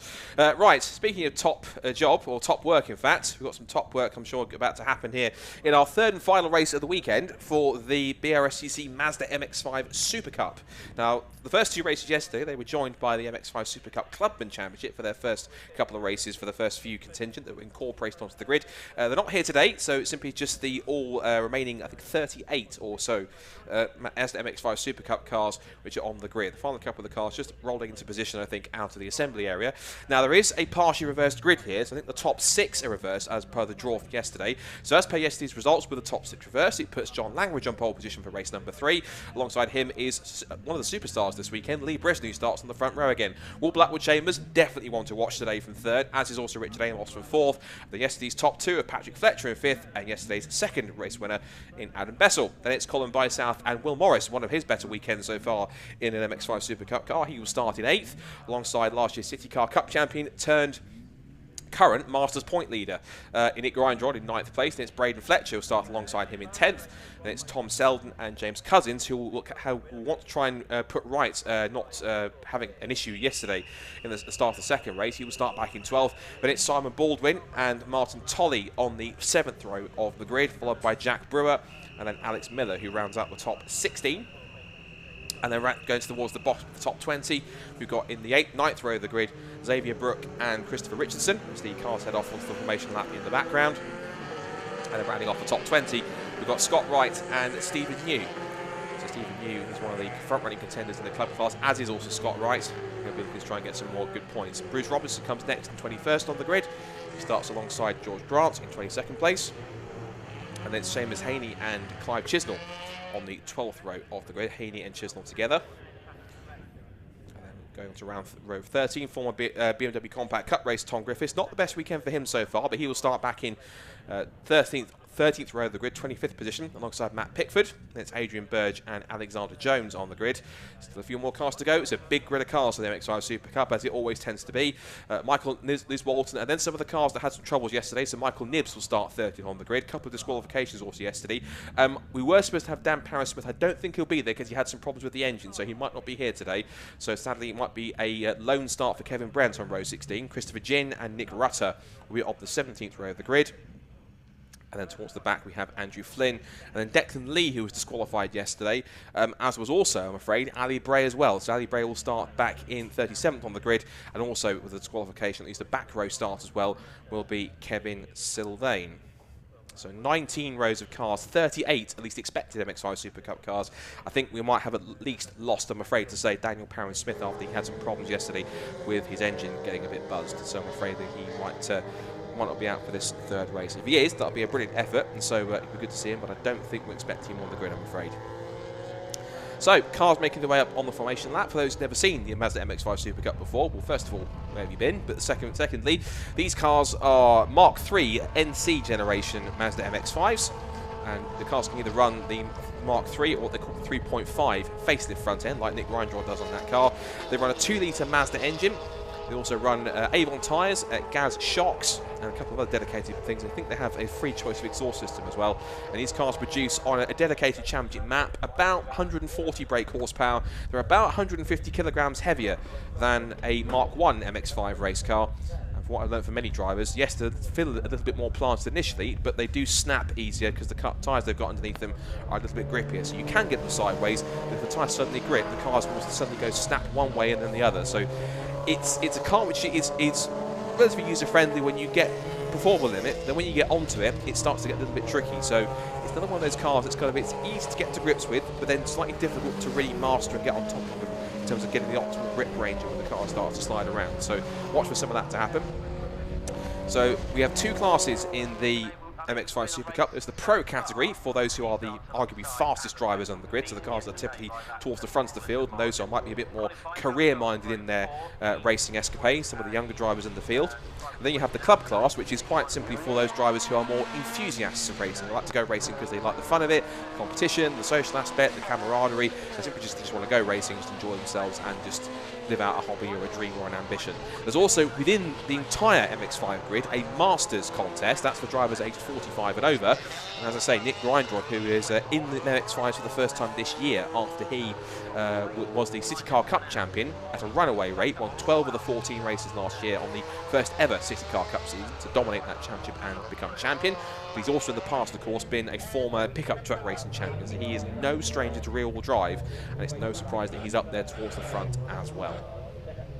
So here they come forming up onto the grid. Quick colour check. So it is John Langridge in the grey, white and green car with left-hand side on pole position. Lee Brisson, who's one of the Luke Herbert racing cars. Luke Herbert, a former 3-time champion. He starts on the front row of the grid in second place. Then row 2 is Will Blackwell Chambers. His car is white, red and black. The white car with the black wing mirrors, that is Richard Amos. And the third row of the grid is the 2 black cars behind them. The black car with the red stripes, that is Patrick Fletcher. And the all black car with the silver headlight covers, that is Adam Bessel as well. Also watch for Colin Bysouth. He's in the one of my favourite liveries, the zebra and pink liveried car number 88. And also in there too will be Will Morris, who is in the black car with the fluorescent yellow stripes on it, back in 8th position. Also watch out for the back of the grid, likes Declan Lee in the British Racing green car number 12, and Ali Bray in his first weekend of the MX-5 Super Cup in the white car with the purple accents for AB Motorsport. So we think 37 cars on the grid. Green flag will fly at the back, and we're set for our final Mazda MX-5 Super Cup race. We've had 2 photo finishes this weekend from this championship. Are we about to get a third? Let's see if we can find out. Language of Britain on the front row of the grid. Let's see who wins the jump off the line. Red lights are on, they go out, and we are racing for final time this weekend in the MX-5 Super Cup. Nice and clean start so far from the midfield. Neil Jocelyn position. They're 3 and 4 abreast already as they tear away from the line. And now down towards turn 1 for the first time. Language leads, already going for second down the outside. Looks Richard Amos. Not such a good start from Will Blackwell Chambers either. He's down to about 4th or 5th position. They're trying to go 4 wide into Richie's corner. That's not going to work so much. More dust being kicked up, but looks like they're all going to get through. Hopefully, he says tentatively, get through just about unscathed. Yes. So Language leads. Britain's back to second place. Up to third has gone Patrick Fletcher. He had Colin Bysouth to his outside. So the initial good start that Richard Amos had has now seen him pushed back from what was 4th on the grid up to 2nd at one point into Richie's corner, and now back down to 5th again. So all sorts of action going on towards the front in the first few corners. So Language then in the lead. Britain second. And then in third place now, just see who that is. It is Patrick Fletcher. Colin Bysouth is 4th. Then it's Amos, Blackwell Chambers. Then we've got Adam Bessel, yesterday's race 2 winner, and then Will Morris under threat from Braden Fletcher. The rest of the pack goes pouring through. Should be all 37 of them. So they've all got through unscathed. My word, they've all got through without pretty much making any contact. That's quite impressive, given that's quite a large field of cars. I might eat my words in a second, but hopefully not.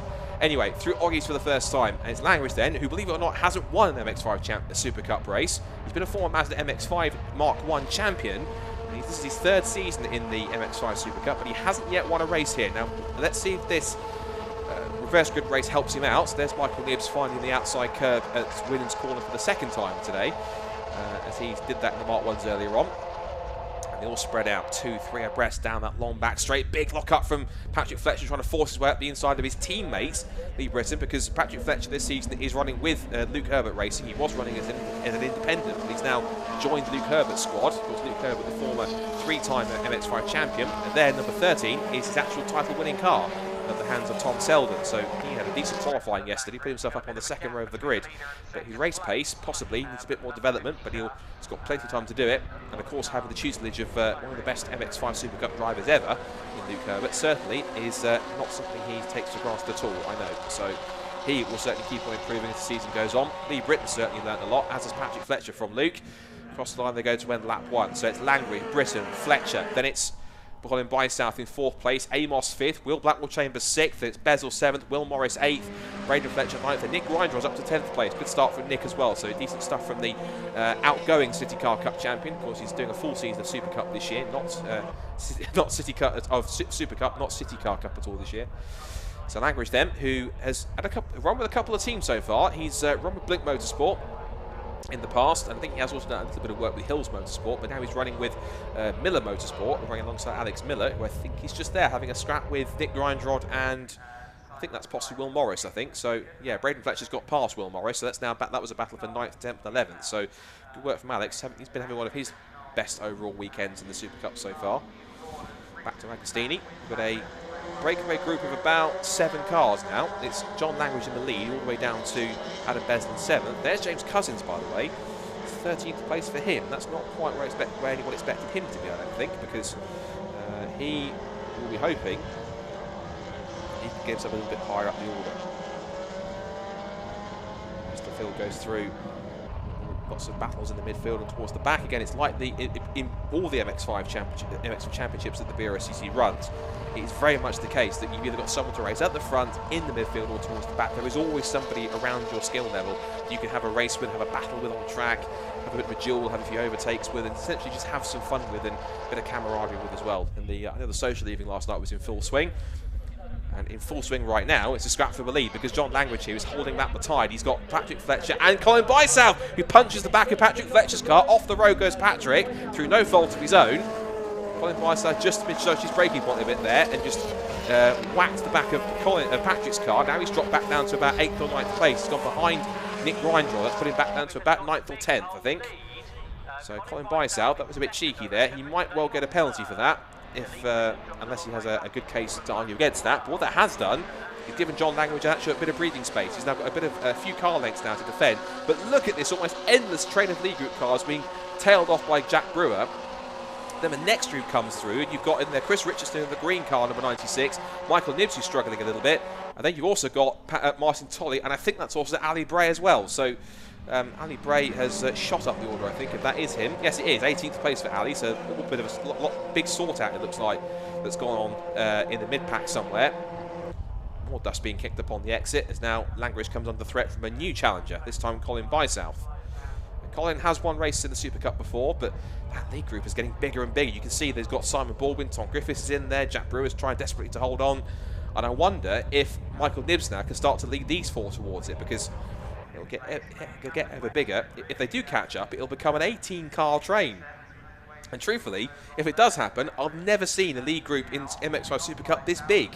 And that just proves in 2022 why it's that competitive. Up the inside looks Richard Amos with a big but late move on the inside of Colin Bysouth. He makes it stick. There's Nick Grindrod looking to try and hold on around the outside of Alex Miller. And Miller does get in there, and you can see that Nibbs and Co are starting to creep onto the back of this lead group now, so it's not getting too far away. There's Tom Griffiths in the blue and white car, former BMW Compact Cup race winner. He's now switched to a different rear-wheel drive machine this time.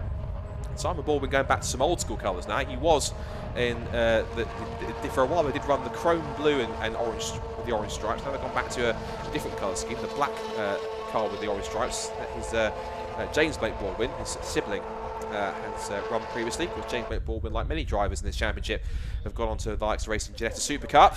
Richard Amos then with a big lock up there, the inside into the left-hander Brundle, puts himself up the outside for Nelson and into the lead. So that's twice in one lap. He's made a daring move and made it stick. Up the inside for 5th position has gone Adam Bessel on Will Blackwood Chambers, and now he's caught out on the outside line. He might have lost momentum, because here comes Will Morris trying to make a move. And he wants to try and make it through too. Also in there right on the tail, I think that's Patrick Fletcher again. So after he got rudely nudged out the way by Colin Bysouth at Nelson, he's back in that group again. Here's that second part of the lead pack, which has Baldwin, Griffiths, and I think also in there too, yeah, Jack Brewer. He's desperately trying to be in that lead group, but he can't quite manage it just yet. Fastest lap of the race has gone to Richard Amos, race leader, 2:16.659, and he's the only man in the 2:16s. Everyone else is doing 17s or 18s, so that just shows how frantic this battle is, that Richard's getting some clear air, and he did that whilst overtaking 2 cars, so that just shows what kind of pace he has. Now there goes Colin Bysouth up the inside of John Langridge. If there hadn't been a pass of Amos going up the inside of both of them and making a move, that would have been for the lead, but as it stands, it is Bysouth into 2nd place now, Langridge down to 3rd. We've got Lee Britton 4th, Bezel 5th, Blackwood Chambers 6th, Will Morris 7th, and then it's Fletcher, Miller and Braden Fletcher running up the top 10.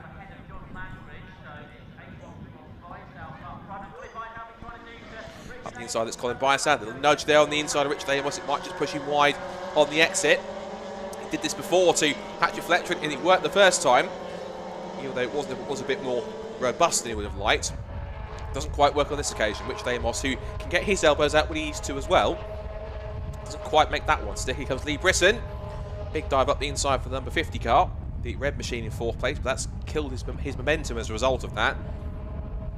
And then we've got Will Blackwood Chambers on his tail, but he's now coming under big pressure from Bessel, who he's now repassed. Will Morris and Patrick Fletcher. Here's that second group, and Michael Nibs, you can see, that has caught. Not only has he pulled away from the 3 cars that were behind him, he's pulled away and caught up to Jack Brewer. So I wonder if these two might start to work together a bit and close up to this second part of this lead group. Here comes our main front runners up at the head of the field. Still Amos under threat, and been here before, haven't we? Colin Biasad on the back of a leader. Thankfully there was no contact this time. A little bit sideways there as he came out of Nelson with James Cousins for company. There's that second part of the lead pack, headed by Nick Reinfeldt. That's the first group, is pretty much first up to 9th. Then you've got in there too, I think that's a couple of cuts. You see, it's like Cousins has now fallen back away from Braden Fletcher, I think. No, that's Cousins and Miller. So Braden Fletcher's the one that's dropped back. So first up to 8th they're all together. Then you've got 9th and 10th on the road, and it's about 11th or 12th down to about roughly, what's that, 16th. So front half of the field looking very good. Fast lap of the race changes hands twice, Will Blackwood Chambers, and then literally bettered by 100th of a second is James Cousins. So he's now into 216.629 now, whereas Blackwood Chambers this time was a 216.639. Small lock up there, I think, from Michael Nibs, as he was not expecting Tom Griffiths to sweep across as he was into Ritchie's. And look at this lead group just keeps on getting bigger and bigger. It's a fantastic sight to see these cars nose to tail.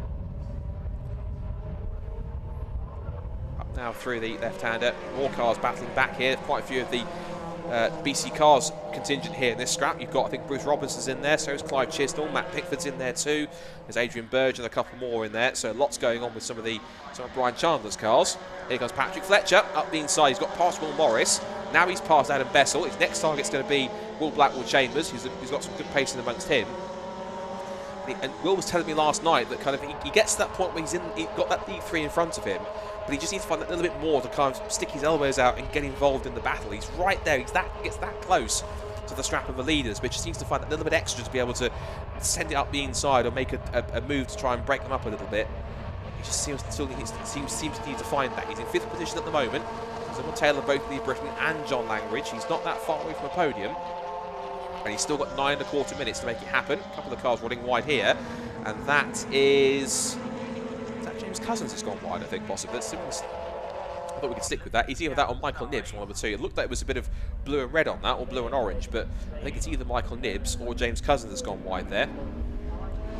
There's this massive battle pack that's going on for 3rd place. Langridge then loses the spot to Will Blackwood Chambers, and those two have been at it several times in the Mark 1 MX-5 Championship. Here comes Fletcher, who's also got through, and now you can see John Langridge. You can see now he's out of the train. He's been mobbed by the cars behind him. He's been passed by 3 or 4 of them, and he's stuck on the outside line. It puts him on the inside for Murray's, yes, but on the inside for Coram, he was a sitting duck. He's lost 2, 3, making nearly 4 spots, because here comes Will Morris, and then in the tow of Morris comes James Cousins. So, unfortunately, John Langridge is going to be shuffled out here. He was about 4th or 5th at the start of the lap. Now he's down to about 9th.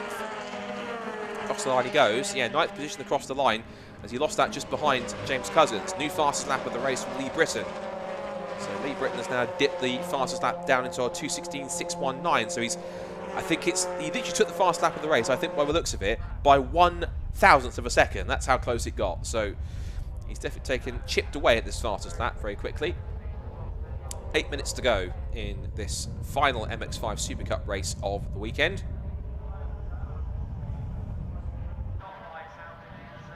Out of Palmer, and now down the short straight towards Agostini. Still Amos, who came into the weekend leading the championship.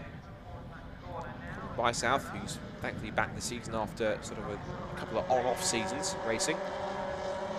There's James Cousins trying to make a move on Will Morris up the inside. Managed to just about get himself level. Morris goes over the curb on the exit. You can see Langridge has a bit of backup now, and his teammate Alex Miller.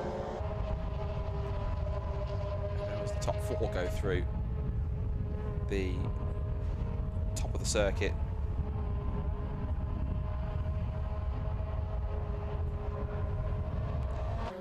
through Williams now once again. Further back, we're seeing here car 11. I think that is Scott Wright, I think that is. He's having a scrap Seamus Heaney. Yeah, Scott Wright and Seamus Heaney, who are battling away. Scott Wright is one of the club class drivers, and he's got quite a few of the BC cars contingent behind him. He's got Matt Pitford, Adrian Burge, Clive Chisnell, and Bruce Robinson all on his tail. Now, change from a lead because we've had our third different leader of this race now. It's Colin Bysouth's turn to hit in the front. He now has taken over from Richard Amos. Now, Will Blackwood Chambers is agonisingly close to I think it's a second podium of the season. He took one at Silverstone. He would love to get back up there again. He knows once he's in that leading top 3 or so, he's that close to get himself in the lead group. He's still got 6.5 minutes.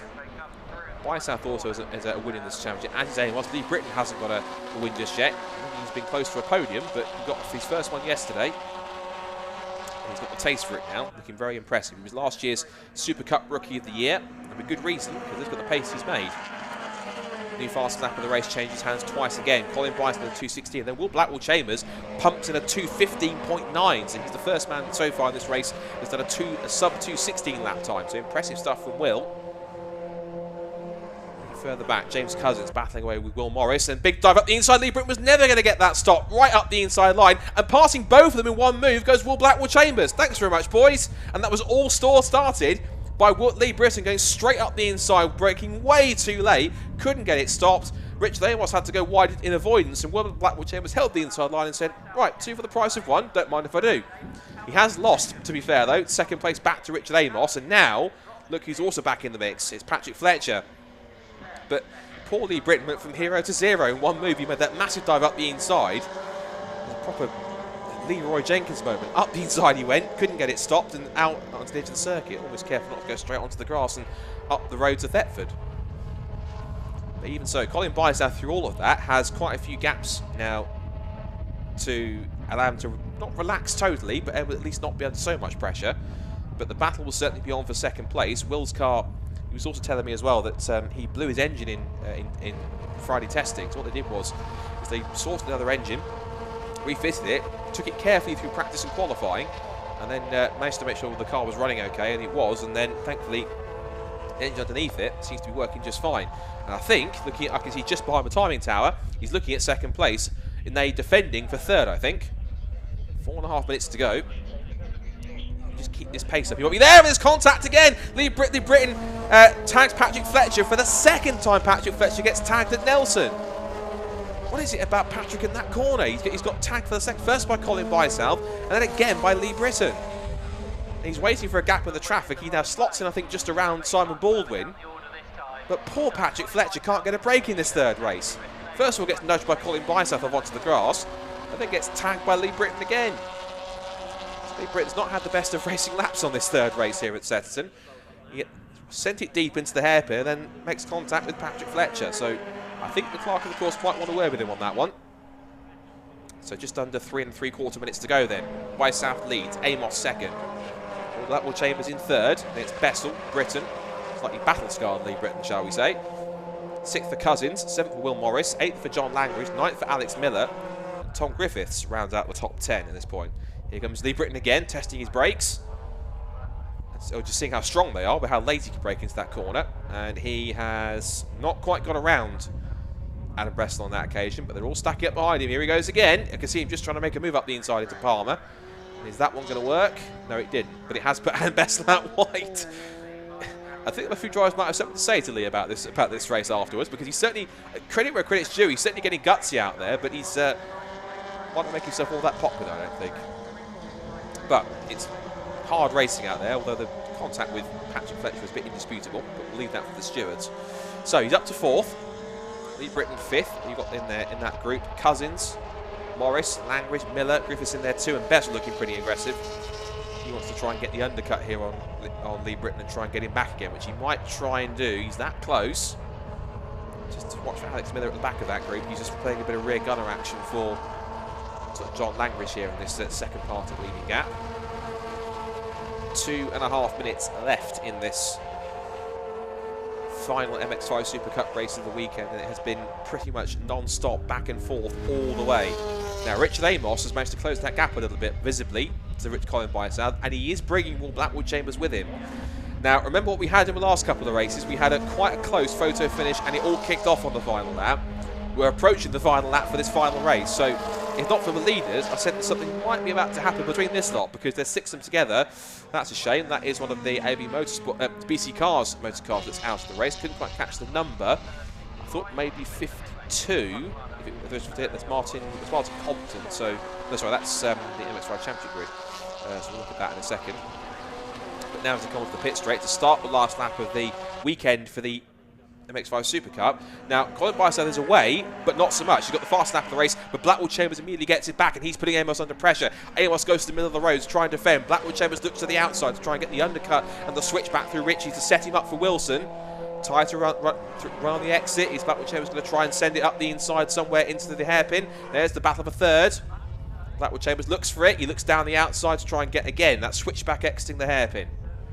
Lee Britton still 4th, but this is the scrap we're looking at then. So, 2nd place between Richard Amos in the all-white car, number 6 with a black roll bar, and then Will Blackwood Chambers in the white and red car with the red headlight covers and the red trim around the bumper. That is Will. Fastest lap of the race as well, so if he finishes where he is, he'll get himself an extra bonus point for that as well. And again, he thought about the inside line, but again, couldn't quite make that one stick. Meanwhile, Will Morris under big pressure from the Miller Motorsport pair, from John Langridge and from Alex Miller himself. But still, 4th down to 9th, staying as it was, as is the top 3. So you get a win for... You get 100 points for a win, you get 98 for 2nd, 96 for 3rd, but of course Will get the extra bonus point as well on top of that for the fastest lap, so he will score 97 points if he stays where he is. But he's running out of options to try and make an attack on Richard Amos if he can make that one stick. Out down the Bentley straight for the final time. Up through the gears again, and Lee Britton might be under threat here for 4th, it looks like. I think Will Blackwood Chambers is a little bit too far away at this point to try and make a move. I saw Bessel was just creeping around up the outside lines trying to have a look for 4th. I'll stay with that for a second because they come 1st, 2nd, 3rd, and 4th. There they go. And Britton then just holds off, but Bessel might try and get him on the run to the flag. There's the rest of the group. And further back, that was Ali Bray, I think, fighting with Jack Brewer. And behind them, Patrick Fletcher is recovering. And he's having a battle with Declan Lee. And the Declan Lee, who started at the back of the grid after he was disqualified yesterday, has to make his way through the field. Meanwhile, the leaders come up towards the checkered flag, and we are going to get, believe it or not, 3 different winners for the first 3 races, because we're going to get a victory for Colin Bysouth in the MX-5 Super Cup. He wins race 3 here at Snetterton, and a sprint to the line, 2nd place, just taken by Richard Amos. Blackwood Chambers swerved to try and make it happen, but couldn't get it done. 2nd for Amos, 3rd for Blackwood Chambers, 4th for Lee Britton. A good drive from him, if not a little bit bumpy at times. Then Bessel, Cousins, Morris, Langridge and Miller, just as you like. Then it's Tom Griffiths finishing 10th. Michael Nibbs takes 11th. Sprint to the line here between these two. And it's going to be Declan Lee who'll just pick up 14th place ahead of, I'm sure, a very disgruntled Patrick Fletcher, having been nudged out of contention both times at Nelson by 2 different drivers. And that is Stephen New, I think. He's just cruising to the line.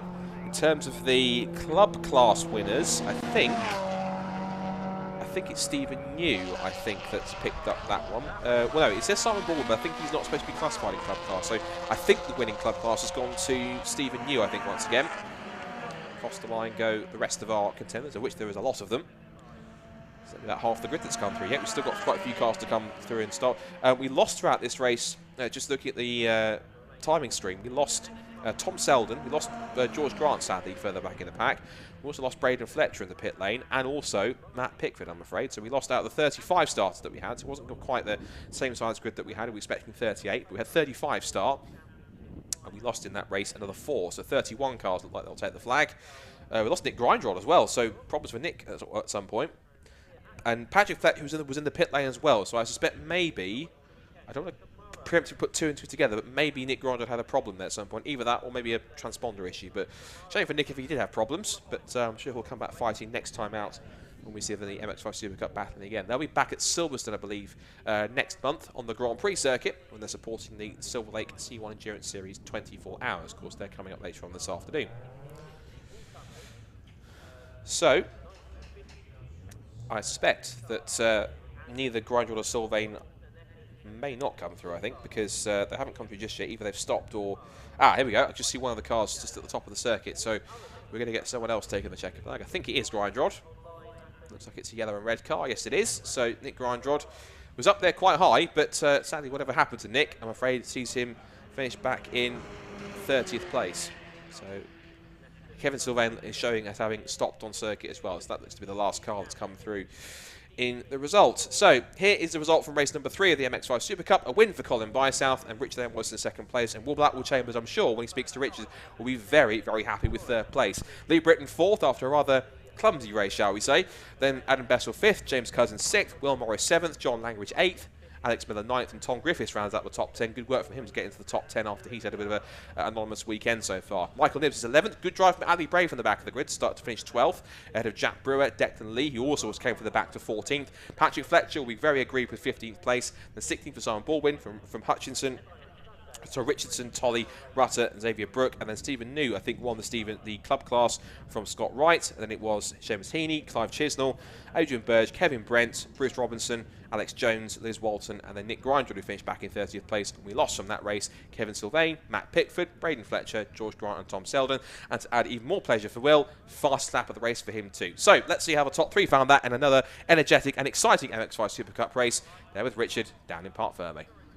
Very much, Scott, mate. Take a well-earned breather. You need it after that. Just after reading the results on the Super Cup. Colin Bysouth, well done. Congratulations. Cheers. Finally get to chat. We spoke on the grid yesterday, but now top step of the podium. Congratulations. Talk us through your race.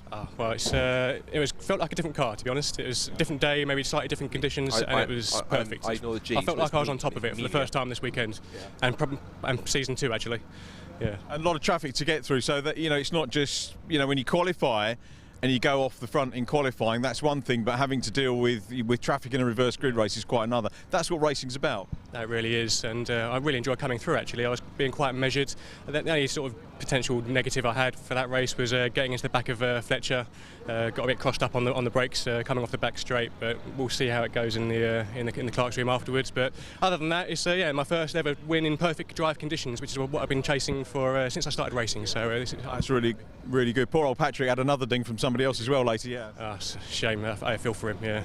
So you're kind of on tenterhooks waiting for that. We'll see. Invite up the stairs. But it's nothing intentional, but it's how it goes. It's great that you're aware as a driver. Colin, well done. Congratulations on the win.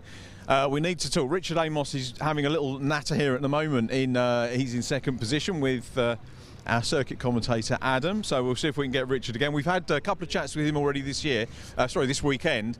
And I was saying year because I'm thinking in terms of the overall year, he is leading the championship coming in, and it's a 3rd podium of the season for him. And he's obviously having quite a good little chat there. 3rd position. We'll tell you what, we'll see if we can get Will Blackwell Chambers. Oh no, we won't. We're going to go across with done. I think Adam's done now. So, Richard, it's a string of interviews, isn't it? Well done. Same question again. Another one. The key thing is for me, I was saying what a good year you're having. Another podium certainly this weekend. A good weekend for points for you. Yeah, so I think I've had a 1st, 2nd and a 3rd now, so it's good points for the championship, but not really thinking about that still. But yeah, it's good, just good to be out there racing, to be honest, and the racing's it's been really good, so yeah, I've enjoyed it. Reverse grids are pretty tough, aren't they? So it's one, as I said to Colin, one thing coming off the front, but when you've got to work your way through, it's a different mindset.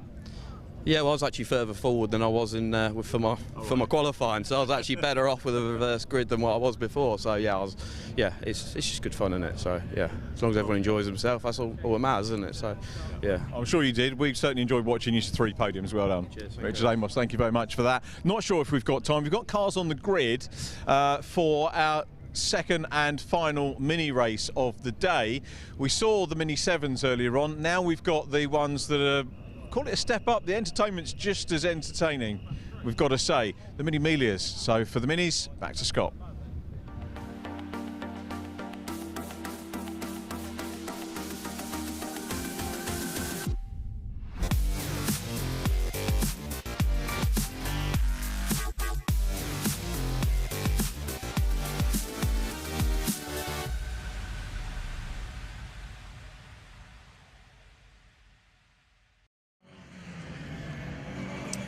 Right on cue, Richard. Thank you very much, and well done to our top 3 in the MX-5 Super Cup. But now it's something I'm sure will be, if you haven't woken up already on your Easter Sunday morning, this certainly should do it, because we've had one excellent mini race. How about another for your Easter Sunday? It's now the second race of the weekend for the Dunlop Mini Miglias and Mini Libras, sponsored by Mini Spares. And I have to say, yesterday's race was nothing short of absolutely spellbinding between the top 8.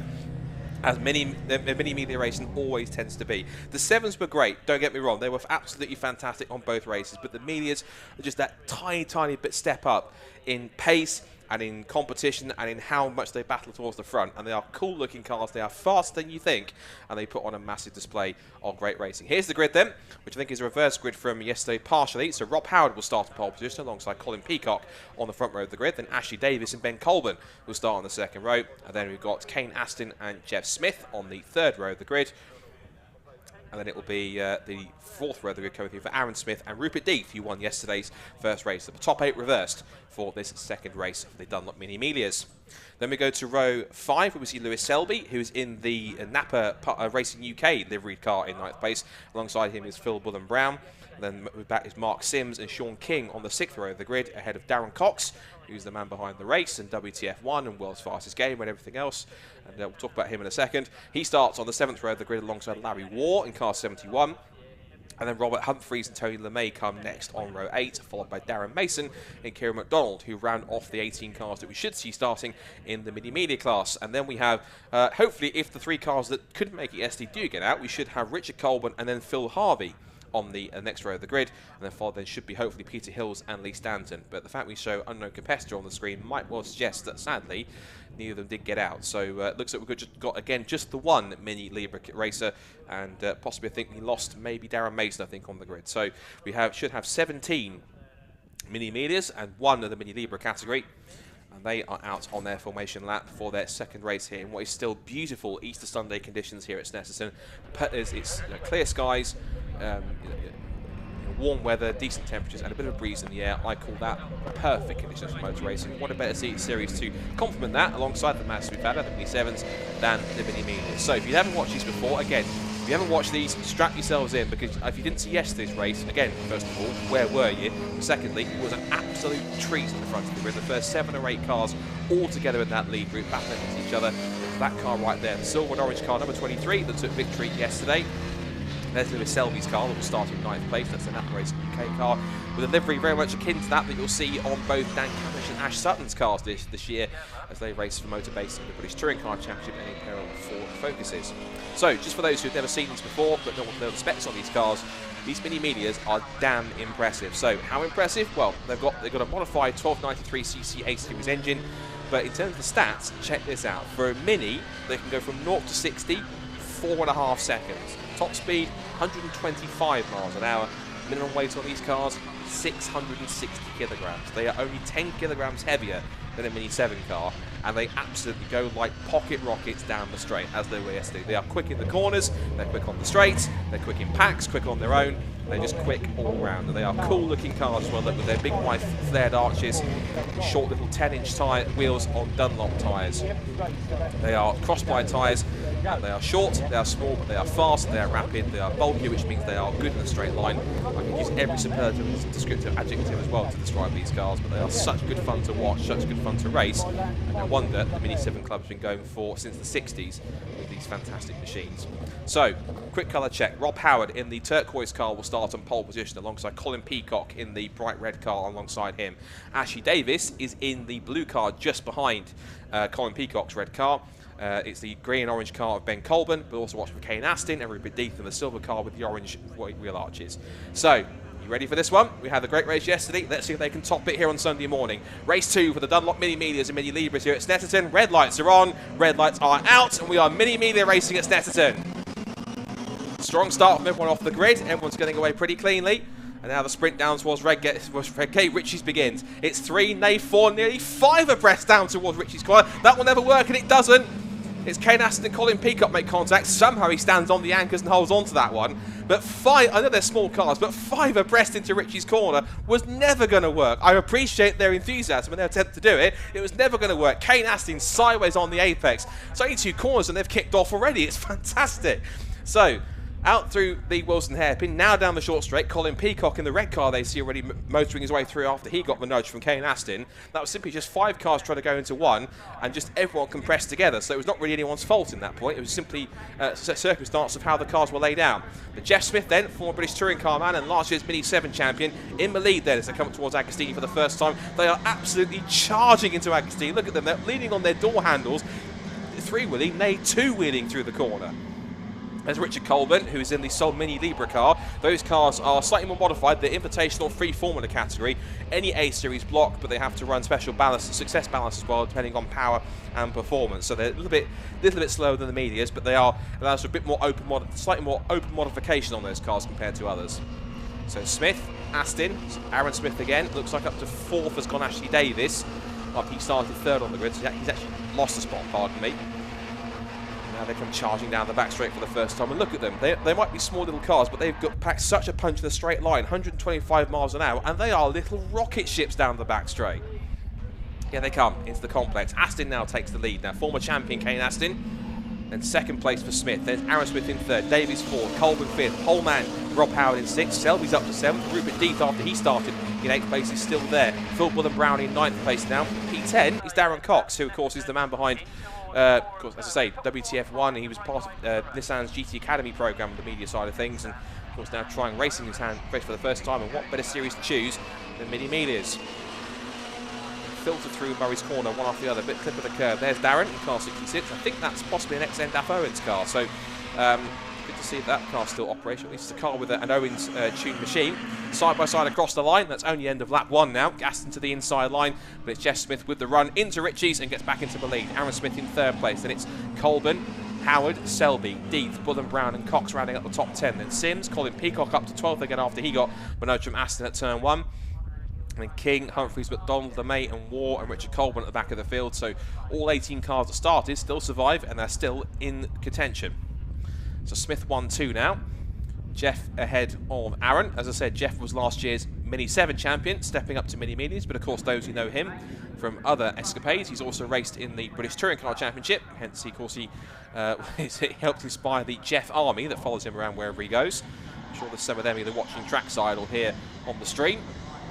Of course, hello to everyone watching on the Mini 7 YouTube and Facebook pages. Hope you're all enjoying the action as you typically do with your favourite championship.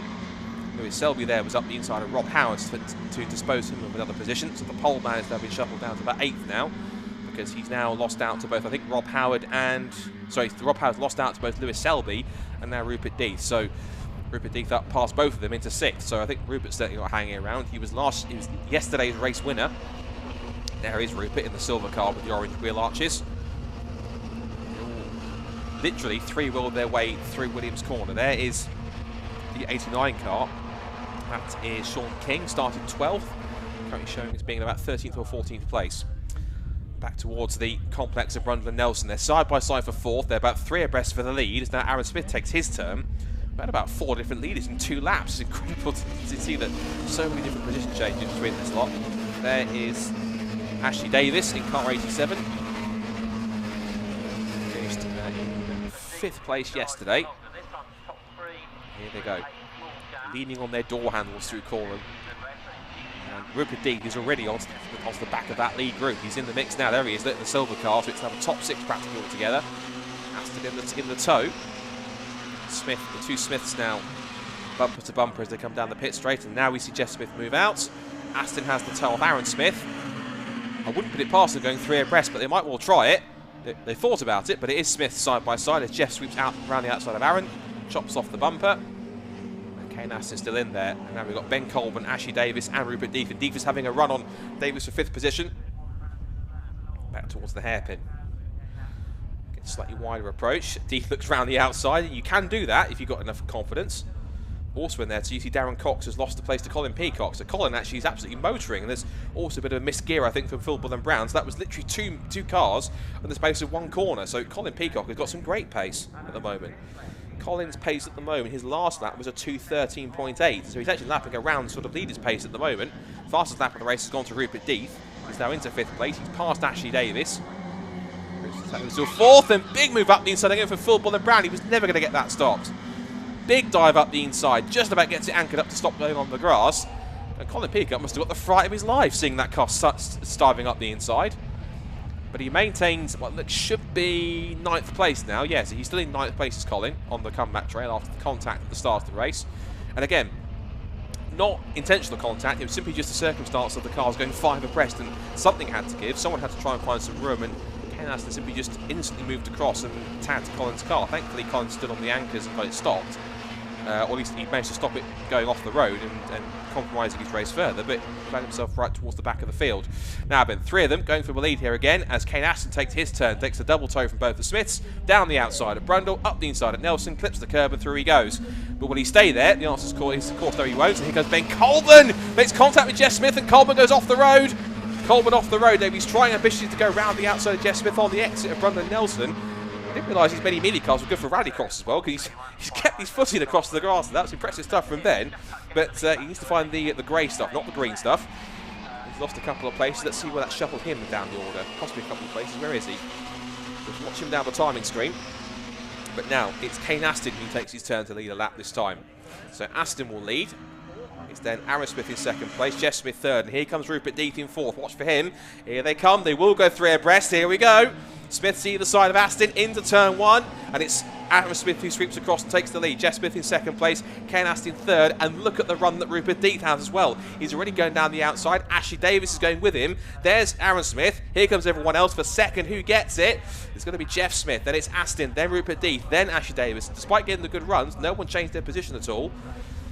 And there's Ben Colburn. He's now behind Phil Bull and Brown down in 11th place. So that bit of contact, I commend his enthusiasm and his eagerness to get past, but just Jeff probably didn't realise that he was that far enough alongside and was so focused on the cars in front, he simply just tried to move across on the line and had to hold on. Here comes the top 5 altogether. Lewis Selby's up to 6th as well. That's a good run from him in the number 18 machine, the Napa Racing UK car.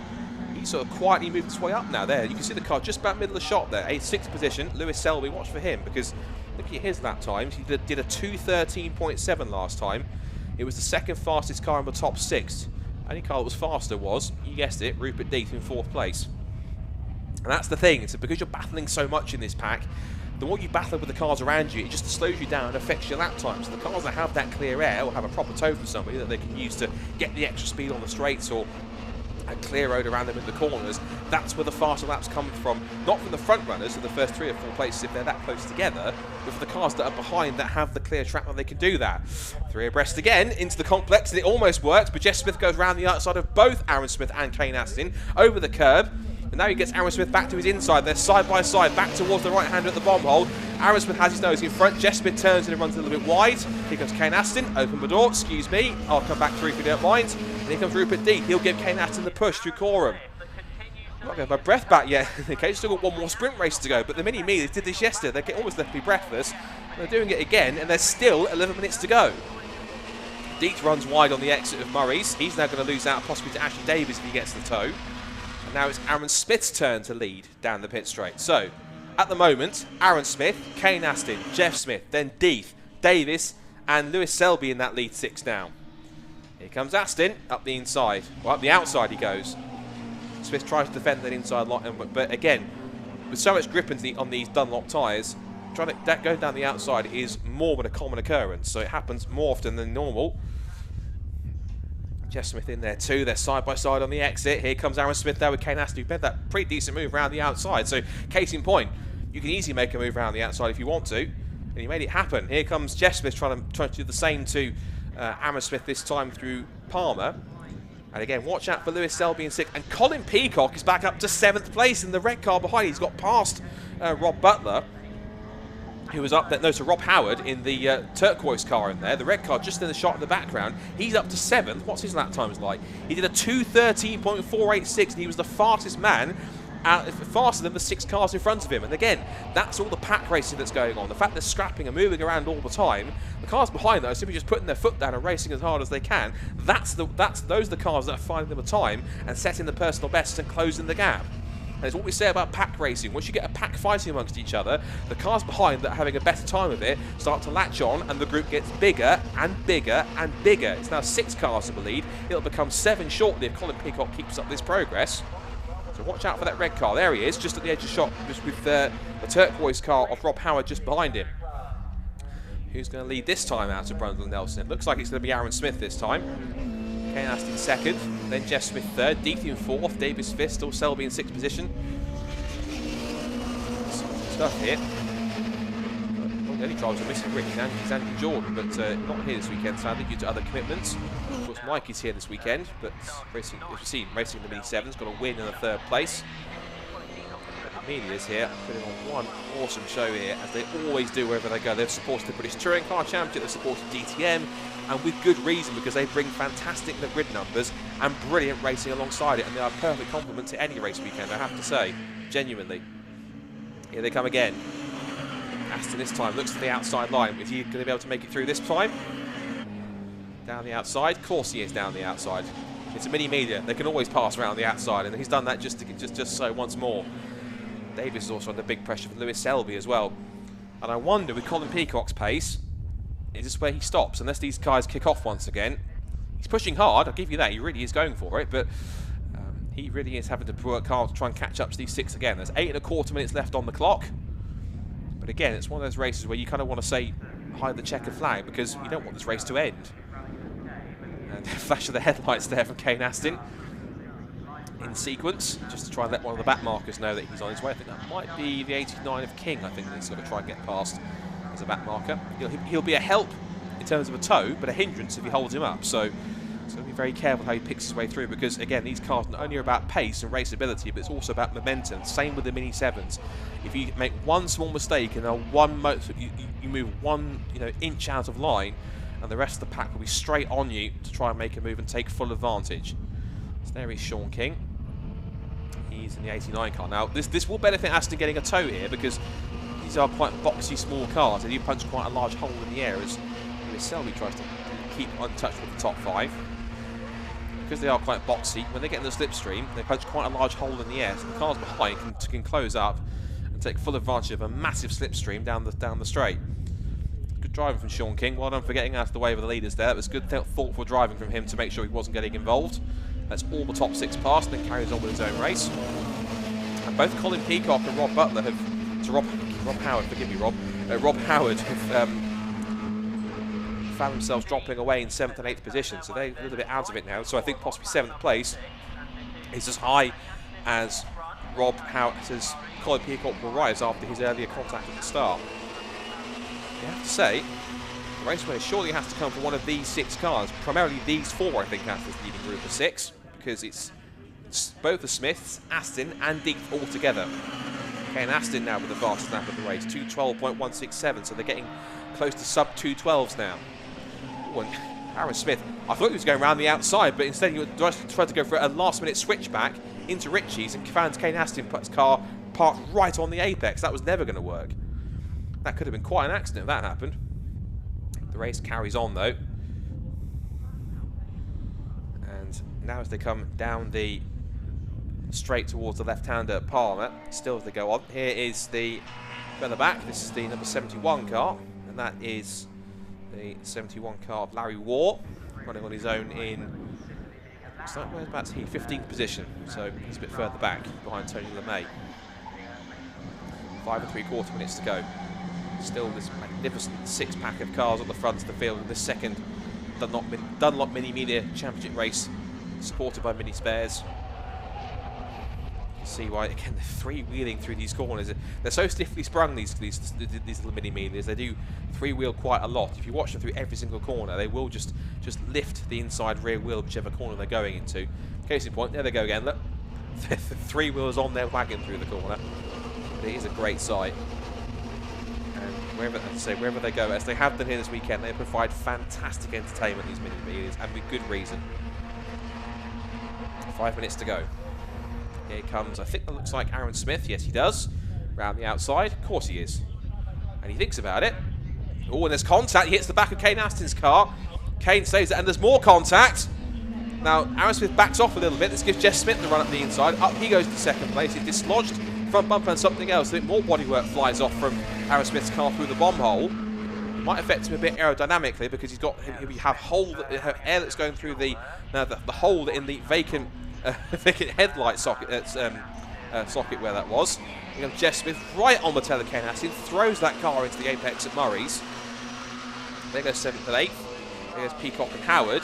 And that is Phil Bull and Brown with a problem. Phil Bull and Brown's off the road. Has he lost steering? Is it just a mechanical problem? Either way, number 48 car's in trouble. And here goes Jeff Smith down the outside. 4 minutes to go. I think they've been waiting here. 4 minutes done. 4 minutes to go now. And they've decided, right, a couple of laps left, fellas. Let's really turn up the heat.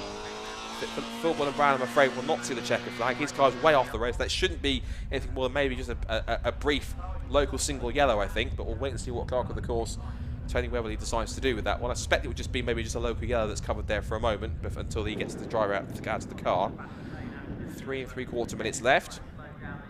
Still, Jeff Smith then, still holding on to the lead. But of course, it's anyone's guess here. Another small piece of bodywork flies off from somebody.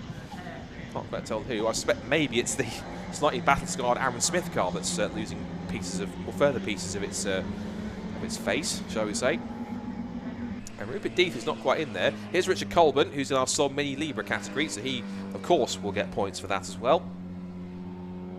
So Colburn exits out of the shots, and he's having a quiet race to himself in 16th place, not too far away from the number 28 machine. That's the one of the last Mini Miglia car. Robert Humphreys there in 15th place. He's not too far away from, so we'll see if we can catch him. Still keep our focus with these two trios of Mini Miglias at the front. So here they come, and they are going 3 abreast. They're daring to do it, and it's going to be Aaron Smith, I think, that will come out on top of that. Yes, he will. Now remember, these two this point last time made contact. It was Aaron Smith into the back of Astin. This time Astin not so robust, shall we say. He holds on to the position. And Rupert Deeth is leading the second group of 3 cars, but he's now under big pressure from Ashley Davis, who is having a look up the inside to try and pick up 4th position if he can. Here they come, back through Corm again. They get 3-wheeling back towards Murray's. Aaron Smith, Kane Astin, Jeff Smith, then it's Deeth, Davis, Selby all together. Look at their lap times. I think this is going to be the last lap of the race, I think. And again, to use a phrase David Addison coined, hide the checker flags. I don't want this race to end. It's been magnificent stuff, but now is the time they're going to do it. They're going to make a move. It has to be now. Here is Sims, Darren Cox, and the number 88 car, which is McDonald. And they are, it's Kieran McDonald. They are scrapping over at the moment, 10th, 11th, and 12th. So that's a good battle towards the bottom of the top 10. Meanwhile, the leaders have now seen Rupert Deeth really close up now. He's right onto the back of Kane Astin here, so he might have a chance. If he plays his cards right, he could still get a podium at this rate, but he's just been sat back the last couple of laps, just trying to close up and bring maybe Ashley Davis and Lewis Selby with him. He's now decided, forget that, I'm going for my own gains here, and he's going to try and push on if he can. Side by side for second. Kane Astin tries to put himself level with Jeff Smith before they hit the brakes. He moves across, trying to force him out wide. This gives an invitation for Rupert Deeth to go up the inside. Meanwhile, Lewis Selby leaves Ashley Davis a 5th. Davis all over the curb, and there's a bit of contact between them. And just about holds on. There's a bit of damage, I'm sure, to Davis's car, but Selby does get through. He just ran Davis out of room a little bit, and that just caused him to fall back a little. Meanwhile, Darren Cox looks down the outside of Kieran McDonald. And Kieran was actually behind both of those cars at the start of the lap, but he's now got himself through pretty quickly. Now, as he goes up the inside, he's going to be under threat from Mark Sims as they come up towards the end of this complex of corners in the midfield. But now, Aaron Smith has now pulled away here at this final lap of the race. 35 seconds left on the clock as the spectators on the bank watch the minis fly down the back straight. Side by side for second. Astin will have a look around the outside if he can. But no, Jeff Smith has that line covered through Nelson. A little wide there for Aaron Smith, and again for Jeff, both of them wiggling the rear of these little minis over the curve. Deeth might be in contention for a podium if he managed to snatch it on the run to the checkered flag. They're not as close as I'm sure they would have anticipated them to be, but I think it might well be possibly the order set, but we'll see what happens on this final sprint to the flag. Up towards Coro, Jeff Smith is really closing up. Is this done yet? I don't think it is. Up through the right-hander at Murray's, he might be in show for possibly a run to the flag here. So up to the checkered flag, and what's been another sensational Dunlop Mini Miglia race here at Snetterton. Up to the line they come. All the 40 is as ones that comes to the line. It's going to be Aaron Smith who wins, Jeff Smith in second place, Kane Astin in third, Rupert Deeth finishes 4th. Ashley Davis and Lewis Selby were side by side over the line, and they finished with Davis ahead of Selby by 0.162 of a second, and immediately Aaron Smith pulls the car up. So either that car was overheating or had a problem. Either way, Aaron Smith was very lucky to hold on to that race win. So the race-winning car of Aaron Smith pulls up with an issue right after the checkered flag. And Colin Peacock manages 7th place, Howard is 8th, Colburn is 9th, Kieran McDonald is 10th, and then Mark Sims 11th, Cox is 12th, and LeMay is 13th.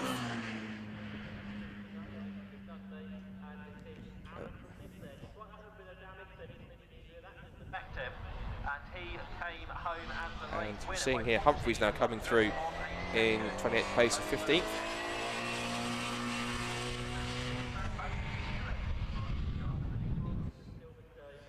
And across the line he will come.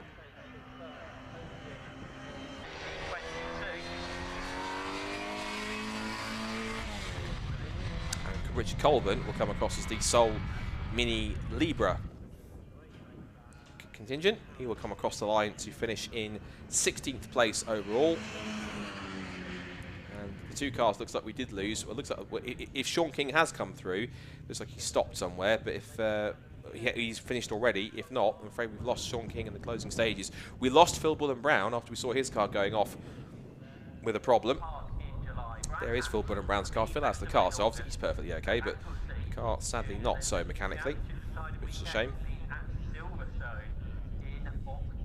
So, great stuff from the Mini Miglias. Of course, they'll head off for their next rounds in a few weeks' time. But of course, here's the results from that second race.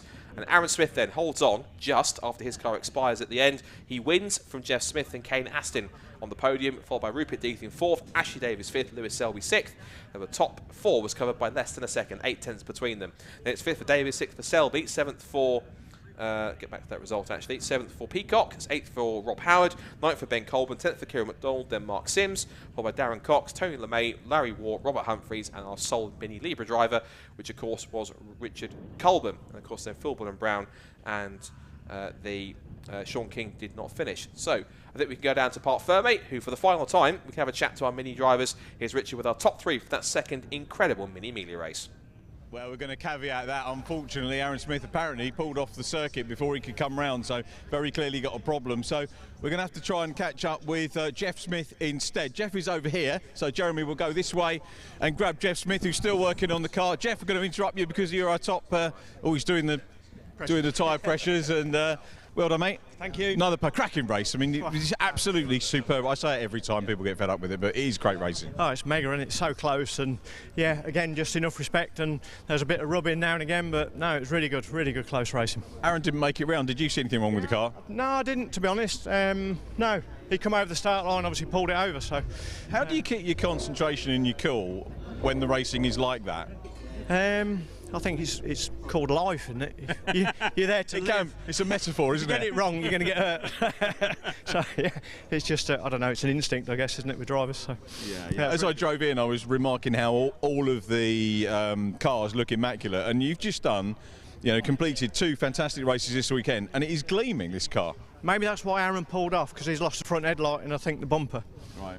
But it wasn't on me. It definitely wasn't you. Jeff, great to see you, mate. Well done on 2 podia this weekend. We'll catch you a little bit later on in the season. So we're going to go to our 3rd place driver, Kane Aston, who's having a little gymwag at the moment. We've got to try and find Colin Peacock as well, but we'll try and get the podium finish for you first of all. Let's see where our other drivers are.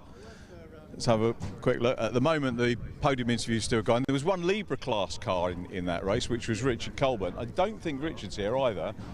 I do know him, so I can't spot him anywhere in the class, but it would have been nice just to have had a little chat about how the Libra cars work.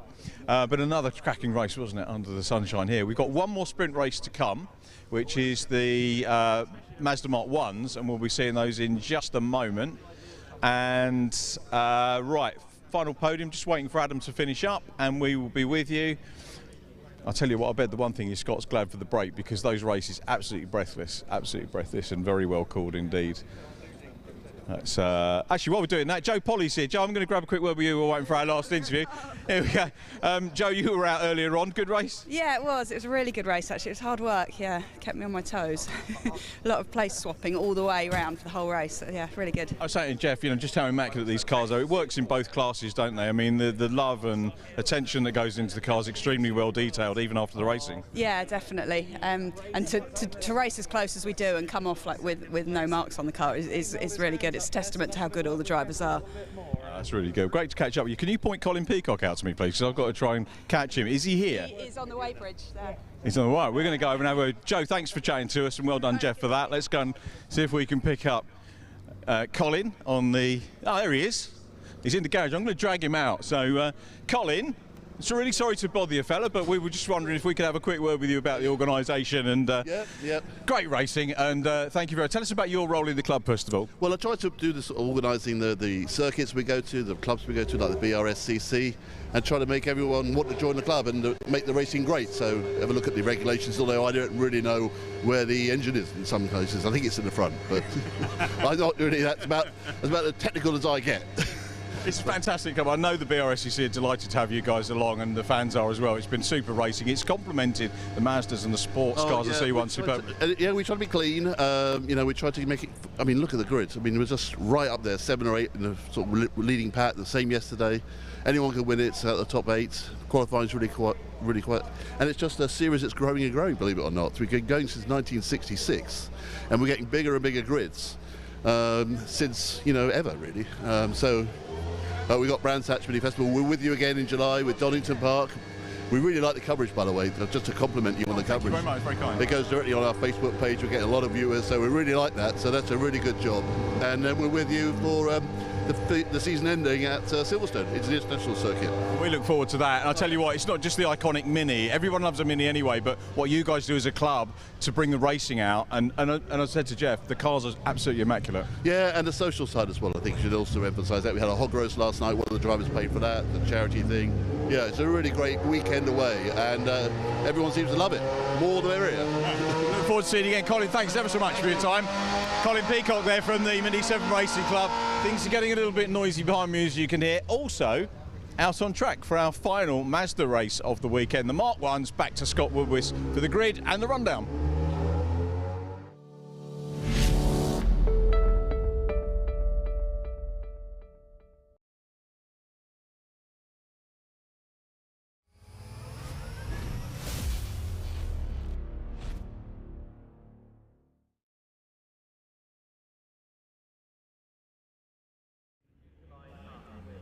I'm not sure I quite got my breath back, even though we had that small gap from the Mini Miglias. It was brilliant stuff. Good to hear from Colin Peacock as well, and we appreciate his very kind comments on the live stream coverage. Thank you very much. And again, massive thank you to Mini 7s and Colin and everyone else who's been involved in the championships for them to come here. And we really look forward to them coming to join us at Donington Park. This should be another excellent compliment to that race weekend. They have been here at Snetterton, so big thank you to everyone from both championships and the entire Mini 7 paddock for joining us. Really, really good stuff from them. Equally good stuff, of course, from the Mazda MX-5s, because we saw them earlier on this morning. Now it's our third and final race of the weekend for the BRSCC Mazda MX-5 Championship, and they're heading off onto their formation lap for our final sprint race of the day. I'm not quite one or two of them actually realised it was actually a formation lap, not the race start, but even so. Off the grid they go for their final time. Of course, the grid is set by the results from race 2. And here it is then, up on the line. So, let's see if Fraser Fennett then can make it 3 for 3. He will start again from pole position with Jason Greatrex alongside him on the front row. And then Callum Greatrex and Luke Pullen then come next. I would watch for that for Luke, starting from 4th on the grid. But it's Oliver Graham and Mike Comber then. Mike Comber looking for hopefully a good result from P6. Michael Nibbs and Jack Noller, who has been a very impressive rookie this weekend in 7th and 8th. And then we have 9th and 10th on the grid for Tom Smith, who was in 2nd place yesterday in the first race, and Sebastian Fish has got some work to do from the bottom of the top 10. After he was 3rd yesterday, stealing it on the line. Then it's Steve Foden, who came from the back of the grid up to 11th, and then we have Adam Sparrow alongside him in 12th, followed by Tim Dorr and Adam Craig on the 7th row of the grid. Tim Dorr, the Australian, and Adam Craig, who's been quite a regular front runner around the top 10 in previous years. Oak Richardson and Brad Jones, he's had a bit of an up and down day, but 16th place for him, see if he can do something to break into the top 10. Owen Mills and Richard Wooten then come next. Richard had an impressive drive yesterday. Let's go 18th. And then we had Courtney Milnes, who she did well to go from the back of the grid after her retirement yesterday. to pick our way through practically half the field to finish 19th alongside Michael Green, who had an eventful second race earlier on. Levi Aisbert and Scott Leach on the 11th row of the grid together, and they are then followed by Kevin Dengate and Tom Mallet. As we continue going through the second half of the grid, it's then Bo Parry and Martin Compton that comes next on the 13th row of the grid, from Ben Manchett and Richard Bartlett. Then Christopher Abbott and Ollie Walden come next on row 15. Row 16 is Daryl Radwell and Ozzie McLean.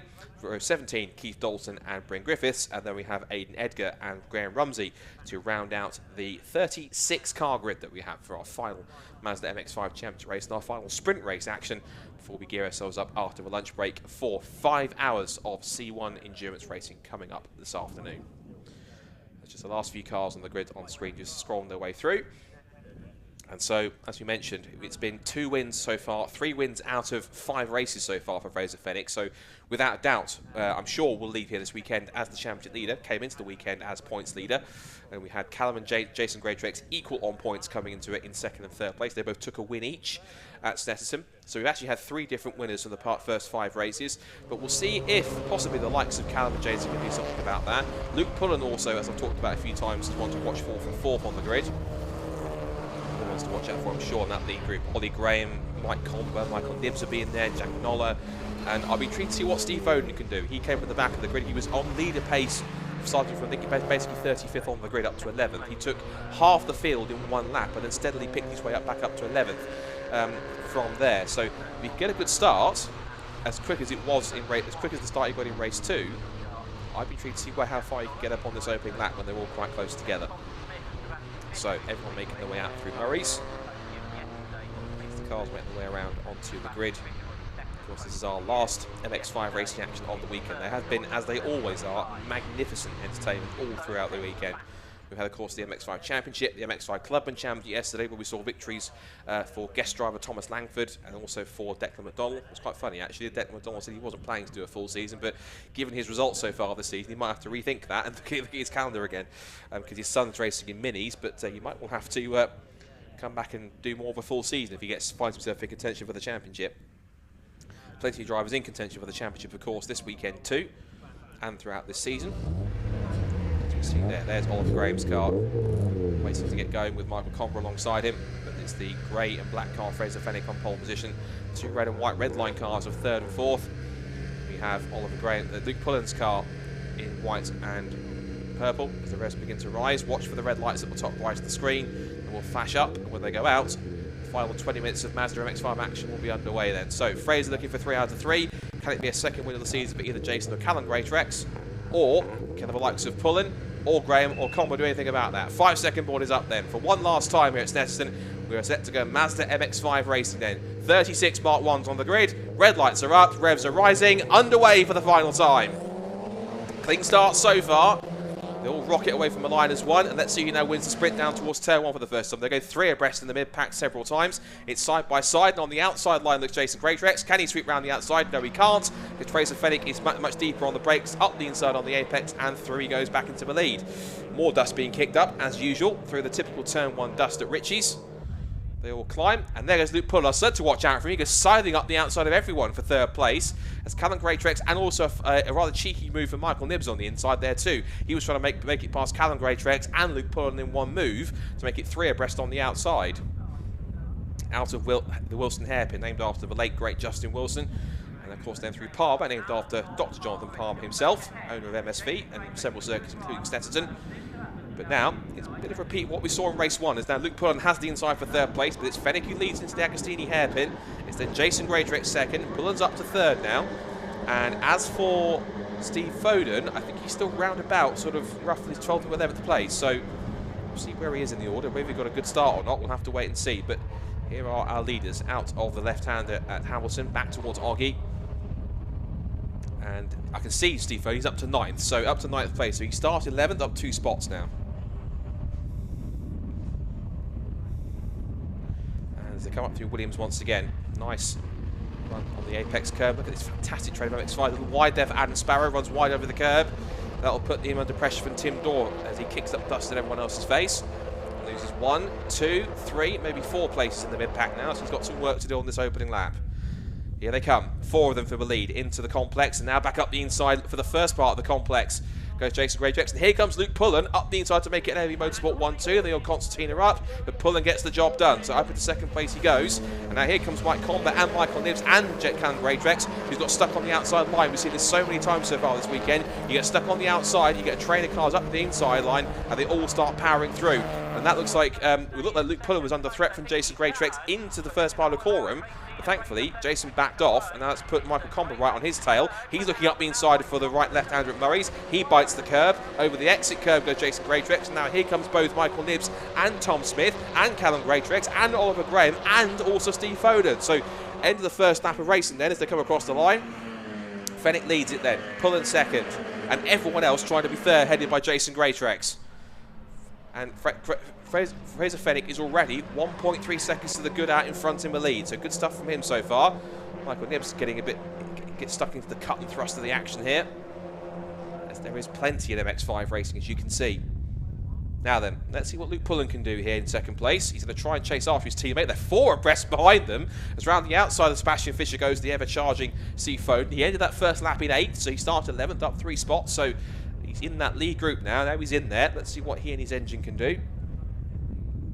Now we go into the left-hander Palmer. He's getting stuck in there, the white and gold car.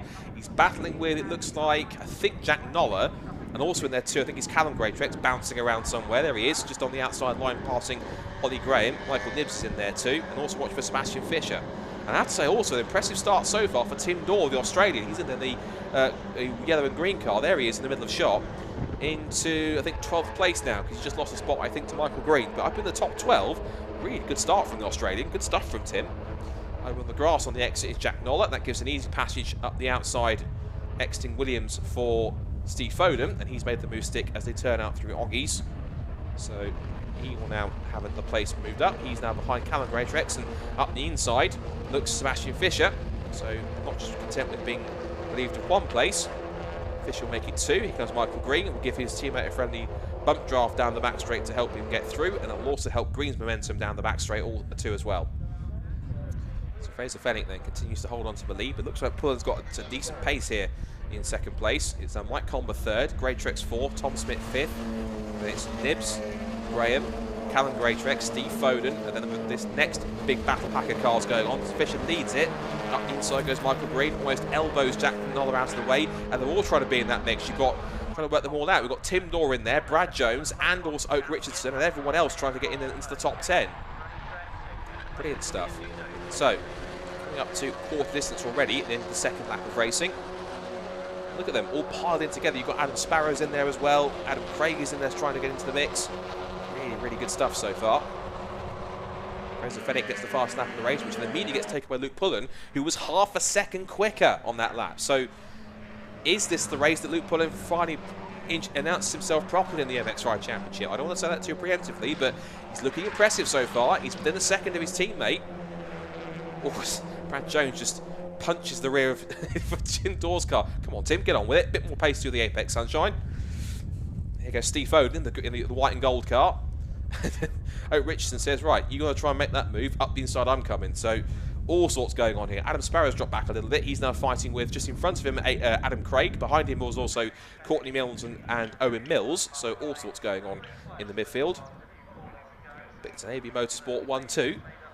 Making good viewing for both Ali and Nicky Bray and the rest of the team, who run several of these cars in the championship. And of course, Ali's been making his MX-5 Super Cup debut this weekend in a car that he bought from Aidan Hills and Hills Motorsport, the exact same car that won all 3 races at Silverstone in the hands of Aidan. So, good caliber car, and I think Ali's taken to that pretty quickly. So, good stuff from him on his first weekend. But of course, he's back into team boss mode right now, watching his squad of cars out on track. Of course, with 2 of them leading the way so far. Here's Jack Noller, who's talked about already so far this weekend. A very impressive young rookie in the championship. Doing a good job. He's also got Michael Green behind him. He's made some strides over the winter. Up in 12th position. Here's Kevin Dengate, the 178, under threat from Richard Wooten. As we go back to our leaders here at the complex. And Mike Con was woken up here. He's had a bit of a slightly, not quite subdued, but not quite as energetic weekend as some others have had. But he's up there in 3rd place now. Managed to find himself some good pace by the end of the weekend here. Greatrex is a bit further back in the pack now. Jason Greatrex is 4th, Callum Greatrex is 8th. So the Silverstone race winners not quite up there at the front, except for Fraser Fennick, who has been kept honest by his young AB Motorsport teammate. There is Tom Smith in car 44, to the 2nd place yesterday. He's the brother of double MX-5 SuperCup champion Sam Smith, so racing ability certainly runs in the family. And Tom has always been quite potent in a Mark 1. He raced in the MX-5 SuperCup last year, but it's gone back to Mark 1s and running in Mike Comber's team. Here comes Tom, picking up the inside line to make a move on Jason Greatrex. But again, Jason just sweeps across to those, and the vastly experienced Jason not quite going to give up that much. But here comes Michael Nibbs, though. He got a good run on the inside, exiting Ritchie. He might have a chance to try and steal 5th place away. He does have a look up the inside. Smith runs wide, and through goes Nibbs into P5. There's Jack Nollett in the 2nd group. You've got Michael Green in there, Dorr, Brad Jones, Oga Richardson. You've got Craig, Milnes, Adam Sparrow, Owen Mills in there too as well. Lots of decent drivers up there. They're trying to break into the top 10 regularly. It's a bit of a stalemate so far between these two AOB Motorsport cars, Fraser and Luke. And speaking to his dad Keith last night, he was saying that they were looking for a trophy this weekend. Well, if he stays where he is, he will get one. The question is, how bad does he want to win? Will he be content with 2nd place? Everyone wants to win, of course, but bear in mind, of course, whether it is in the forefront of Ali's mind or at least Fraser's mind at all, that he wants to try and be building up results for the championship, whether or not it's more going to work in Fraser's advantage rather than Luke's, we'll have to wait and see. I'm sure that at this point in the stage of the race that they are simply allowed to race freely, as they always tend to be. Here's our 2nd group, headed by Jack Nollett. And in there too is a couple more AB Motorsport cars, Tim Dorr being one of them. Also Brad Jones, a very striking black, white, red and blue livery in that car as well. In there as well. Back with our leading pair. Fennick, cool, calm and collected out front. He has got a little bit of call it backup, I suppose, his teammate right there. Just behind that group we were talking about, here's 3 more cars enjoying a scrap amongst themselves. We've got Kevin Dengate battling with Richard Woodman, number 3, is just squeezed through, and behind them is the car Scott Leach. There goes Oak Richardson in the foreground, Rally crossing off the road into the exit of Nelson. Quickly finds the track again. So we've got coming up to half distance already now in this 20-minute race. Just showing just how close and competitive it really is in MX-5s, but also how tricky some of them can handle. Case in point, Callum Greatrex was all over the curb there as he went to try and put the power down. There's another threat from Steve Foden, who's charged so far from 11th, has stabilised at about 9th or so now, but he's in that group and still in contention if it can happen. Now, visibly, I've noticed that Luke Pullen is again not only getting closer to Fraser Fennick, but he's all over the rear bumper of him, so I suspect possibly, as we look at the scrap for 3 wide, oh, that's never going to work, and hold on, no, it's never going to work! Green and Dora off the road, skating off into the gravel, and again, it's 3 abreast into Richie's corner, and I had a feeling that something would have to give, and I'm afraid it did between those two. Off in the gravel goes Michael Green, off also goes Tim Dorr. And I'm afraid, Mike, you can spin your wheels as much as you want. That ain't getting out of the gravel anytime soon, sunshine. Not on onto your own power, at least. So, do I say the word safety car? Because, yes, they're quite far off the road, but it is still in the gravel trap. And I remember before when we had the National Formula Ford finale last year, we had exactly a similar collision between Morgan Quinn and Alex Walker that ended Alex Walker's title chances, and I think that went safety car. But we'll wait and see what Clark of the course Tony Webber decides to do, because if they are deemed to be far enough off the road, it might well just be covered with local yellows whilst they get the drivers out and behind the wall. Now, if that happens, not only is that going to be possibly an advantage for Luke Pullen if he's on the back of his teammate, but also all these cars here that are scrapping for 3rd place backwards, this will benefit them no end, because they'll be able to close right back up, and the lead advantage that the 2 AB Motorsport cars have, we've brought exactly down to 0. So we'll wait and see. No signal of a safety car just yet, but we'll keep an eye on the timing screens, and we'll keep an eye on any movement, if for that matter, on that one. It comes about on the 3rd, it carries on regardless, so Mike Comben out under big pressure from Jason Greatrex, just nibbling at the rear bumper of the MCR car. We've got Michael Nibson there too. The right-hander. And there is the recovery going. So the marshal's quick on the scene. I think it might possibly be going with a live snatch for this one. So the JCB snatch vehicle, I think, is going out. So they're going to cover it with yellows and do a live snatch, I think, which possibly could be a good option to keep this race going. So quick thinking by the by race control to allow the marshals to work. Of course, they will cover that with wave yellows to make sure there is no overtaking, to make sure that the cars are careful into Ritchie's corner whilst there are cars being recovered. It's still Fenwick leads, Pullen still second. No real change in the top few positions. Tom Smith sets the new fastest lap of the race now, 2:20.579. Here's further back we see Dengate and Leach. Also in there we've got Levi Aisbett as well in the 113, the silver and purple car. There he is. He's just in that mix as well. Again, we've said it several times, but we'll say it again. It's great to see that no matter where you are in the pack in an MX-5 race with the BRSCC, there is always somebody to race with. At the front, in the middle or towards the rear, there's always someone to have a battle with. This particular battle, I'm afraid, didn't work out that well for Tim Dorr or for Michael Green. Both have stayed in the car, so the rule is technically that you're not retired from the race until you actually get out of the car, but they're being hopefully trying to be pulled back onto the circuit to gain some points, I'm not sure. 7.25 minutes to go in this final MX-5 championship race of the weekend. Still Fraser Fenwick that leads, and Tom Smith gets sideways trying to get past. Now Michael Nibs somehow catches it on the power, and now he's under the threat from the outside line. Molly Graham moves across trying to block that off. Can't quite make it happen. And now look at Jason Greytrex further back in front of them. Comber and Greytrex's little nudge, friendly tap on the back. I'm just still here, Mike. You might have pulled away, but haven't got away too far. This is over third and fourth position, so keep an eye on that one. Now they've pulled Michael Green's car, I think, towards the grass. Are they going to be able to get him out on his own steam? I think he might do. He stayed in the car, so I think if you unhook him, he might well be allowed to get back on the circuit and continue. But we'll keep an eye on that. But yeah, Tim Dorr still in the car as well. So as one AB Motorsport car tries to be relieved from the gravel trap, there's two more leading this race. So here's Nibs, Graham, and the recovering Tom Smith after he had that Larry moment at the Agostini hairpin. He's sideways again on the exit of Nelson. Now he's put Steve Foden on his rear bumper. Here he goes. The white and gold car all over the back of Tom Smith now. He gets the undercut, exiting the bomb hole. Also similar tactics going on between Michael Nibs and Oliver Graham. They're all pairing off here in this race. And what's also intriguing, I just noticed the gap looks to be between at least Luke Pullen and Mike Comber. Doesn't quite look like 1.3 seconds to me. It looks a bit small. It looks like I think Fraser's pulled away a little bit and Luke Pullen's lost a bit of time and has ever so slightly fallen back towards Mike Comber to get a tow. So see how this is played out. Yeah, you can see just gap-wise, Pullen's now lost 4/10 on that lap. You can see 2:21.4 personal best for Fraser, 2:21.8. Michael Nibs, but Michael Green's car's been pulled behind the barrier, so I think the same is going to be for Tim Dorr. I think they probably told Tim Dorr to stay in the car for safety reasons, so they can get it back behind the barrier as quickly as possible, so they can steer it back there. It wasn't that much damage to the cars. Simply just both cars came together in a three-wide situation up towards Ritchie's, and unfortunately, it was those two that came to blows, I'm afraid.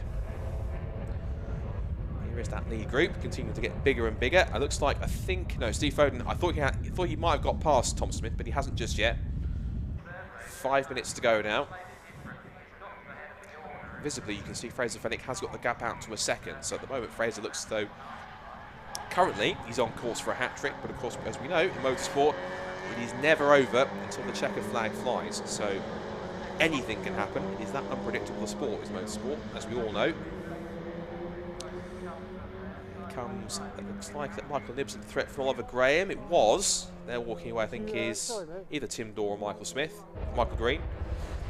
And as for Graham, didn't quite get the move done. Has to slot back into line with both Tom Smith and Steve Foden. Bit of a stack up there. Looks like I think possibly Michael Nibs maybe hesitated a bit on the apex. That's then backed Oliver Graham into everyone else. Now he's under big pressure.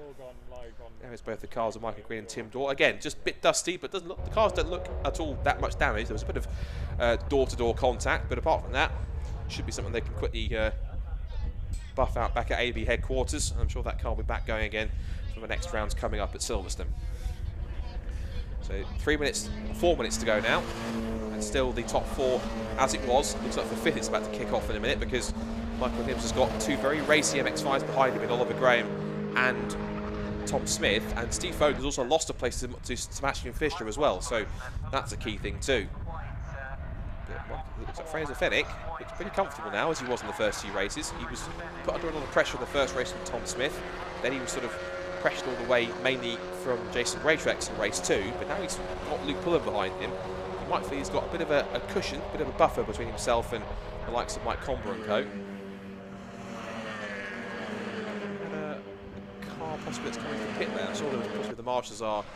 Oh, that's one of the C1s going to the assembly area for their or scrutineering, pulling out for the race later on this afternoon. So I thought there was an MX-5 coming to the pit lane, but there's not. So now we go on to 3 minutes and our final sprint race action of today. See here, almost 3 abreast into the hairpin there. That was Sebastian Fischer actually passing 2 for the. Is he passed? He passed 3 cars. No, he's passed 2 cars. He passed Steve Foden, and in one move, he's passed his teammate and Tom Smith. That's very, very impressive.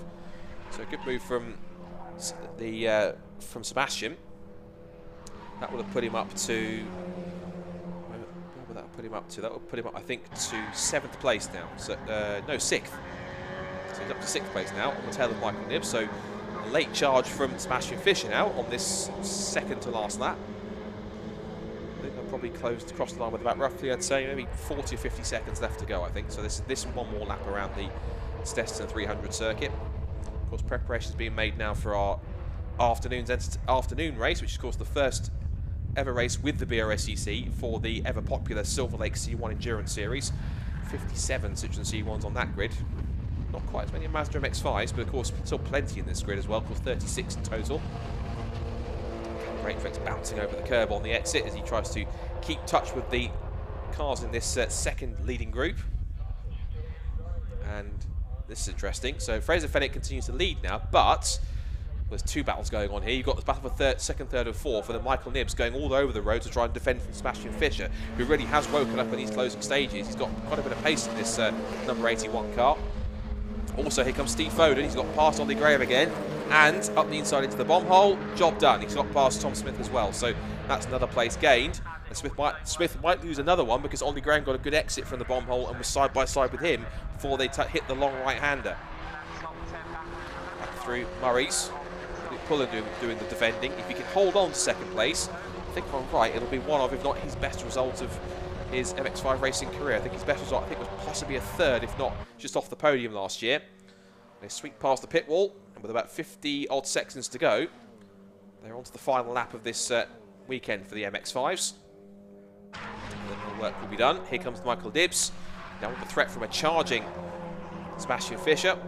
And they've pulled away ever so slightly from this next 4 cars, headed by Steve Foden now, as Luke Pullen defends on the inside line, but Campbell will see that coming, does the switch back on the exit, and he's relieved Luke Pullen the second place. He's over the curb on the exit, and if Luke Pullen doesn't get it together quick enough, he might well lose third as well. But it's not over just yet, because if he can stay with Comber and stay in the slipstream, there's every chance he can possibly try and get him back. So change for second now, Mike Comber up into P2.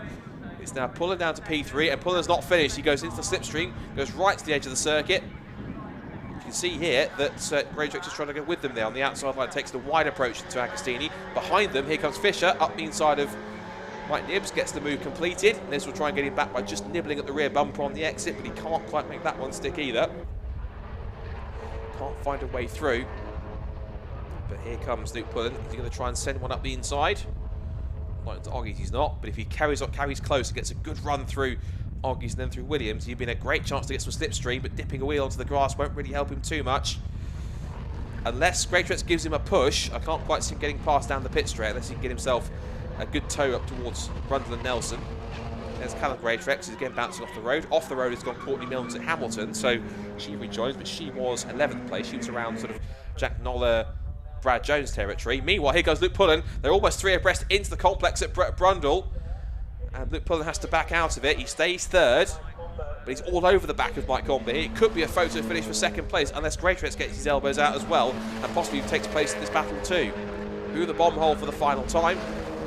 Now up towards Coram, and these 3 will carry on to the flag. But this man, meanwhile, has been absolutely near untouchable at Snetterton. And I'm sure he'll be doing his grandfather proud. Well, Snetterton used to be an airfield, an RAF place, I think I'm correct.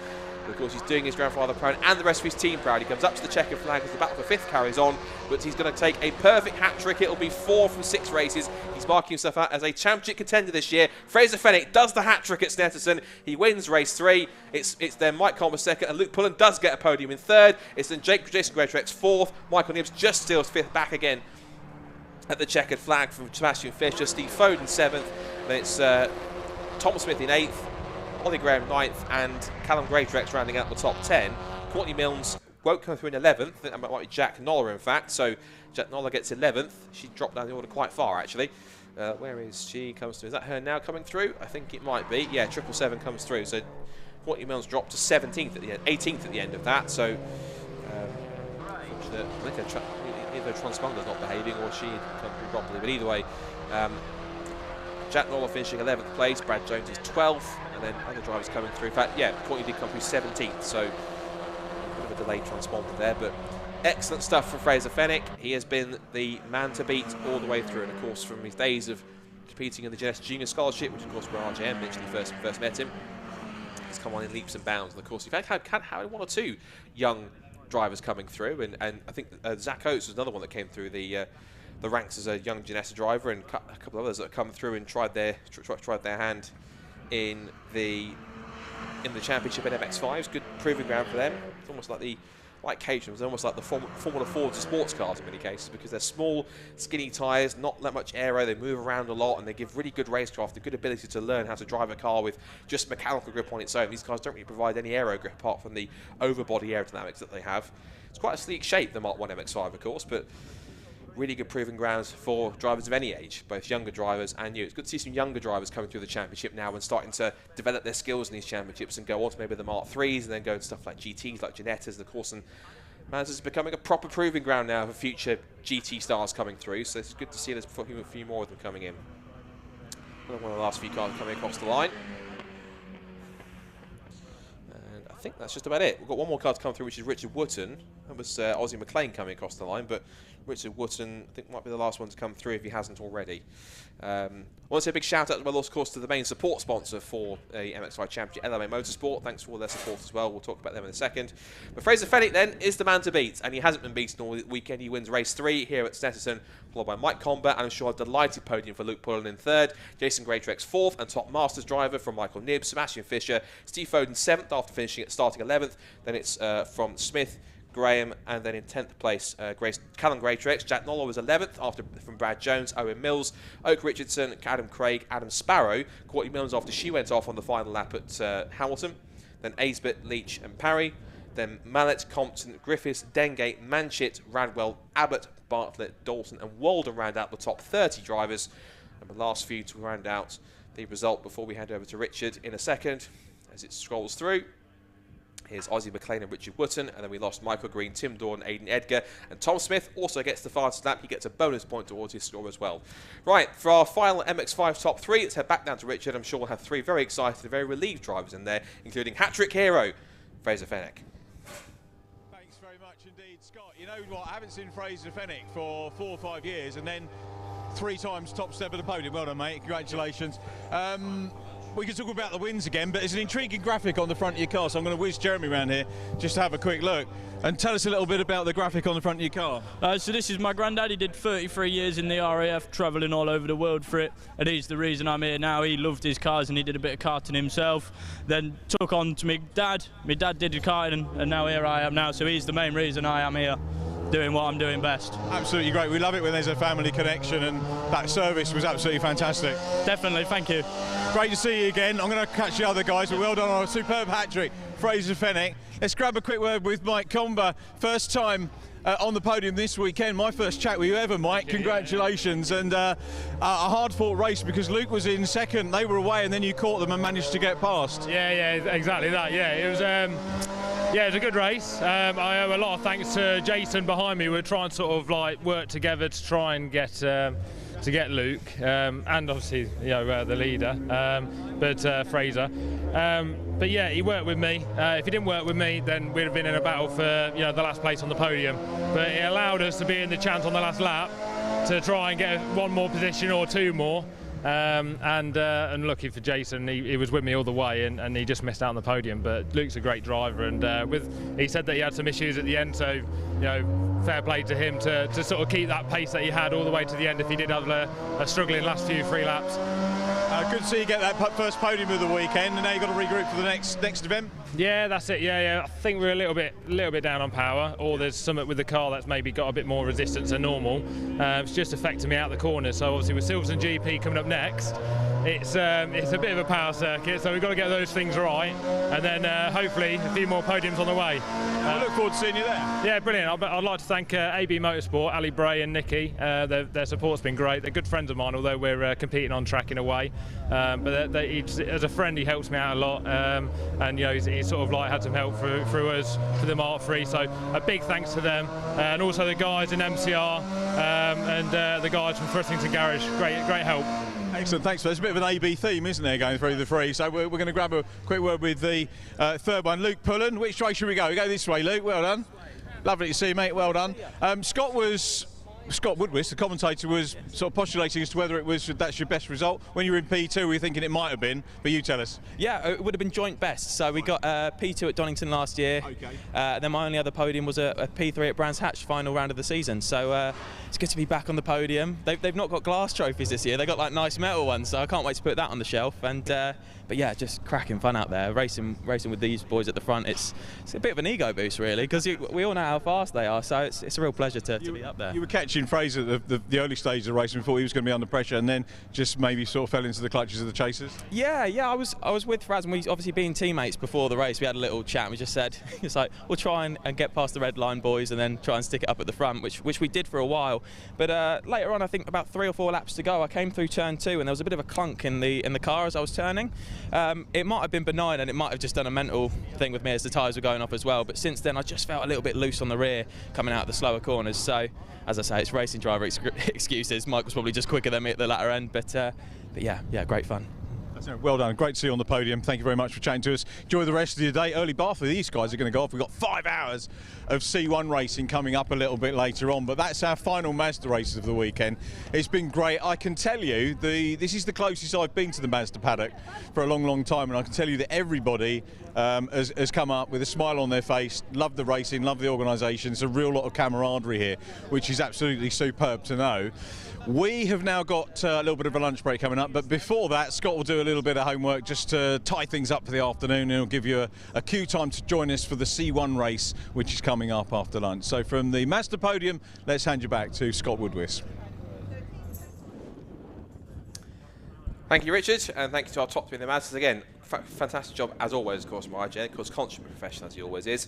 And yes, we'll take a bit of a lunch break now on schedule, which is good to see. So we've got about a 40-minute lunch break before we get ourselves ready for our main event for today, and that is for the first time on a BRSC weekend and on a BRSC live stream, the debut at the club of the Silverlake C1 Endurance Series. Their first race of 2022, 57, yes, I did say that right, 57 Citroen C1s, all on grid together for 5 hours of endurance racing. If you've seen C1 racing before, it's definitely, by stretch, but it definitely is not 5 hours of dull racing. It is energetic, it is action-packed, it is close, it is exciting, it is everything you want from a proper endurance race. So, do not go anywhere, or if you are going anywhere, go and get yourself settled in, go and grab your lunch, go and have some snacks, get yourself settled in, because this afternoon's action is going to be something quite special. Be sure to tune in. We should be getting going roughly around about, I'd say, 20 to 25 past 1, and going all the way until the race to finish, which should be around about 25 past 6.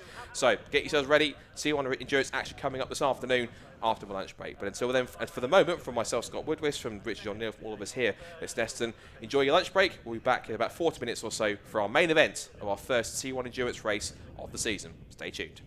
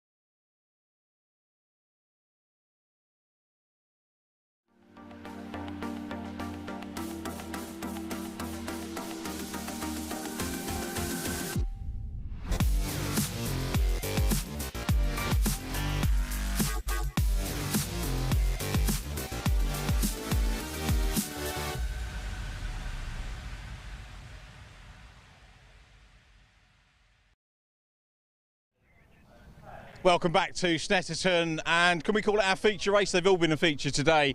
It's the 5-hour Se7ens C1 race. It's the first for the British Racing and Sports Car Club because it's moved over, and this is sort of a prelude to our big 24-hour race that we're going to have later on in the year, and that's going to be absolutely sensational. Paul McCurlin, the boss of the BRSCC, been busy just having a look, but just look at this view that we've got here. Absolutely stunning collection of cars. I'm gonna doorstep Paul actually. Jeremy, I'll get you to turn back.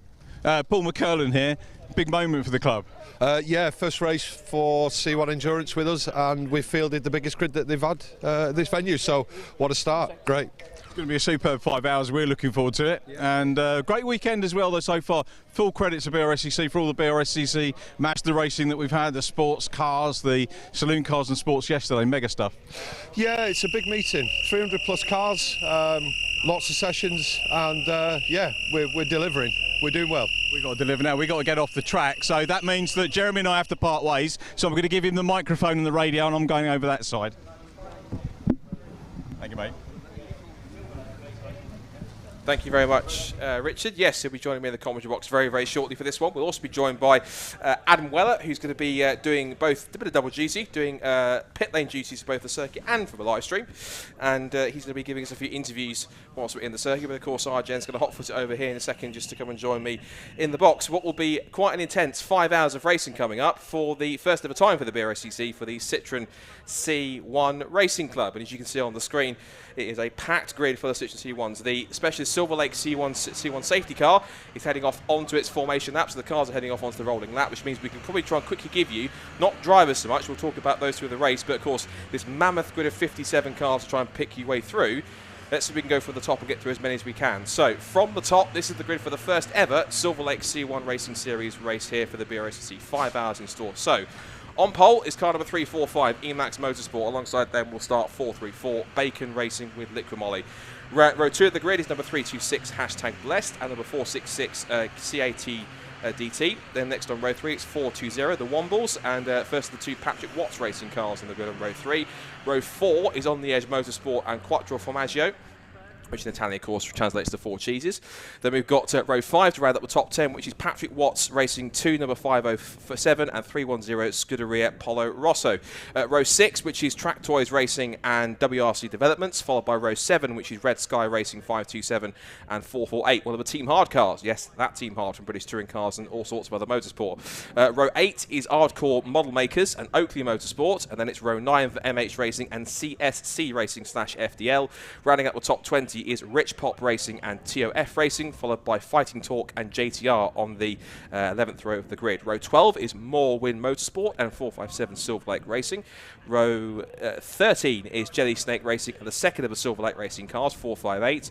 Row 14 is Team Trojan and Auto Park Racing, followed by the rest of the top 30 being SM Motorsport and Texem Motorsport. Row 16 is CML Team Godden and CSC Racing. Row 17, PD56 and DSC Motorsport. Row 18 is RSL Motorsport and Manpower Motorsport. And then so many cars are on 2 grid sheets. We've got 37th place in the grid, A1 Racing and Rusty Nail Racing on the 19th row. Row 20 to round up the top 40 with BPC Tuning A and FSS Motorsport. The second Emax Motorsport car starts 34th on row 41st alongside Amigo Motorsport. Then we get to 43rd place, which is Arable Racing alongside Snail Speed Racing. Then 3 Spark Racing, Tivoli, CMR Racing, AASP Motorsport, RSL Motorsport 2, Swerve Racing, CTS Motorsport, BPC Tuning B, ASP Motorsport, DSC Motorsport, Sandown Motorsport, Purbeck Racing and Glenbrook. Richard O'Neill, I'm out of breath reading through the grid before we even got the race started. Great job, mate. Absolutely. Do you know what? Sometimes I can do an 8-row grid post-production or even live and I'll fluff on the second line, but you just went through that in one go. My hat, chapeau, mon ami. As we're in French mode a little bit, I won't do too much French because that won't work and I'll get criticised, but there we go. Yeah, what an entry we've got. What a moment for BRSCC. Absolutely, yeah. This has been quite a lot of work in the background. Of course, I'm very thankful to Robin Welsh and to all the team involved at Raw Motorsport, who took over the ownership of the series last year.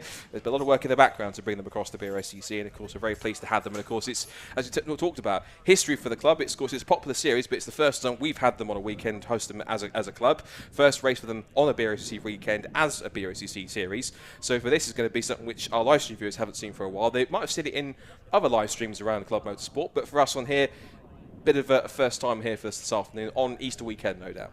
I just, I said yesterday, the weather is absolutely mega. We couldn't have arranged anything better, and well done Paul McCurlin for sorting that out, because I think he can sort most things out. He seems to have done the weather for us this weekend, which has been absolutely superb. There is the, so the grid. I mean, how are we going to pick cars of interest? There is so much to look at here. I was looking down, and I've lost my page, because I think it was on page 2, and trying to pick out some various names. Is Ian Duggan the Fox Motorsport Ian Duggan? And I was thinking it can't be, because it's British GT, but he's not. He's doing SuperCup this year, isn't he? Possibly, I'm not sure. Well, I'm sure there's plenty of drivers that will try and figure out through the 5 hours, because as they come to the hairpin, a bit of history about to be made, because welcome those watching the BRSCC stream for the first time to, for the first race of 2022, the Silverlake C1 Racing Series for the very first time here. So on the front row to kick things off for the first 5 hours of the season, Emax Motorsport and Bacon Racing with Liquid Molly. It will be, it looks like James Little and Oscar Proetti on the front row of the grid, and look at the sight they make as they come around onto the pit straight. 57 C1s for 5 hours of racing on the Snetterton 300 circuit for race number 1 of 2022. Waiting for the green light to go out any second now, which it does now. And we are C1 Silverlake Racing for 2022 as they all pour off the line. They might be diminutive, but they do pack quite a bit of punch in a straight line. And down towards turn 1 for the very first time. Here they go. And into turn 1, it will be Emax Motorsport who will hold the lead. In second place is going to be Bacon Racing, but they're under attack, it looks like, on the inside line from the car in third place, which is #Bless. That's the Mark Bennett, Colin Bysouth, Chris Etheridge car. As they make their way up through Richie's for the first time, plenty of cars, and there's plenty of stories from a couple of the cars I was talking to in the assembly area. But it is in the early doors, Richard, Emax Motorsport in front. But just where do you find time? They might be small, but try and pick room on this circuit, because you just can't. They're all over the place at Wilson Course, and it is fantastic to watch. Yeah, I'm glad you haven't asked me about who my thoughts are on who the winner is going to be. Maybe that will come a little bit later on, but what a superb start, and I'm guessing everybody through turn 1, which is amazing, and they all know that. They all know that they've got this long race, this 5 hours with mandatory pit stops. They've got to nurse the car, that's got to keep running. We've already got a challenge going on for third position there, down at Agostini for the first time, so people getting stuck in straight away, and any advantage that you get may well count at the end, because what you don't know at the end of 5 hours, it might be a big winning distance, it could be a car's length, we just don't know, so you've got to take every opportunity you can on track. Absolutely. Just noticed a bit of contact. It was 339 got tagged by 350. That was TOF Racing tagged by JTR. If the numbers in on bold are our start drivers, that would suggest that John Gladman got a bit of a tag from Jason Tarling there. That was right quite in the mid-pack somewhere. Leaders then make their way up through Wilson for the first time. Emax Motorsport trying to pull away as quick as they can. And of course, the top couple of cars in the mix, they're still 2 and 3 abreast coming off of Williams Corner. See the Wombles going through there too, and also keep an eye for both of the Patrick Watts cars, well, of course, one of which has been driven by Patrick Watts himself, but he's known, of course, for racing in this series for racing with his daughter Amy, who's quite a handy peddler in her own right as well, so doing a decent job, and I think they're going to try and get up there in the first few laps to make up some positions, but under the bridge for the first time, and Emax Motorsport is a unique position, not just in first, but he's the only one that hasn't got any other C1s around him that's in front of him. He's got the clear track, everyone else is staring at the boot of somebody else. Yeah, he's not going to have that clear view for very long, is he? Because although it's a 3-mile track, he will start getting into traffic quite quickly, particularly as the number of cars that we've got start to spread out over the course of the 5 hours that we've got. So it's going to be a little bit of an issue for them. This is one of my favourite shots as the cars come around Coram. Absolutely love this. And then into Murray's, still sorting themselves out. Great liveries, really well prepared cars. I didn't realise, I started thinking about this in the week, the fact that all of these cars are road legal as well.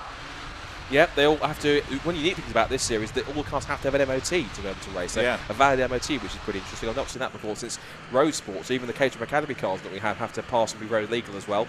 But a bit of history made as well. First racing lap is in the books for the C1, so as they come across the line, we can give you some idea of where they are and which drivers are where. So in the lead, then it's going to be the number 345 car, which is Emax Motorsport. They're giving us drivers on top of that as well. So I have to work out how that looks. I have to bring my C1 grid up so I can see and match them up driver for driver. driver. So it is number 345 in the Emax Motorsport that leads the way then. That's followed by the number 392, which is a great start for Quattro Formaggio. They started 8th on the grid up to 2nd already. As we see on the screen here, we've got 527, one of the Red Sky cars, having a scrap with, I can't see the number just yet, it is 434.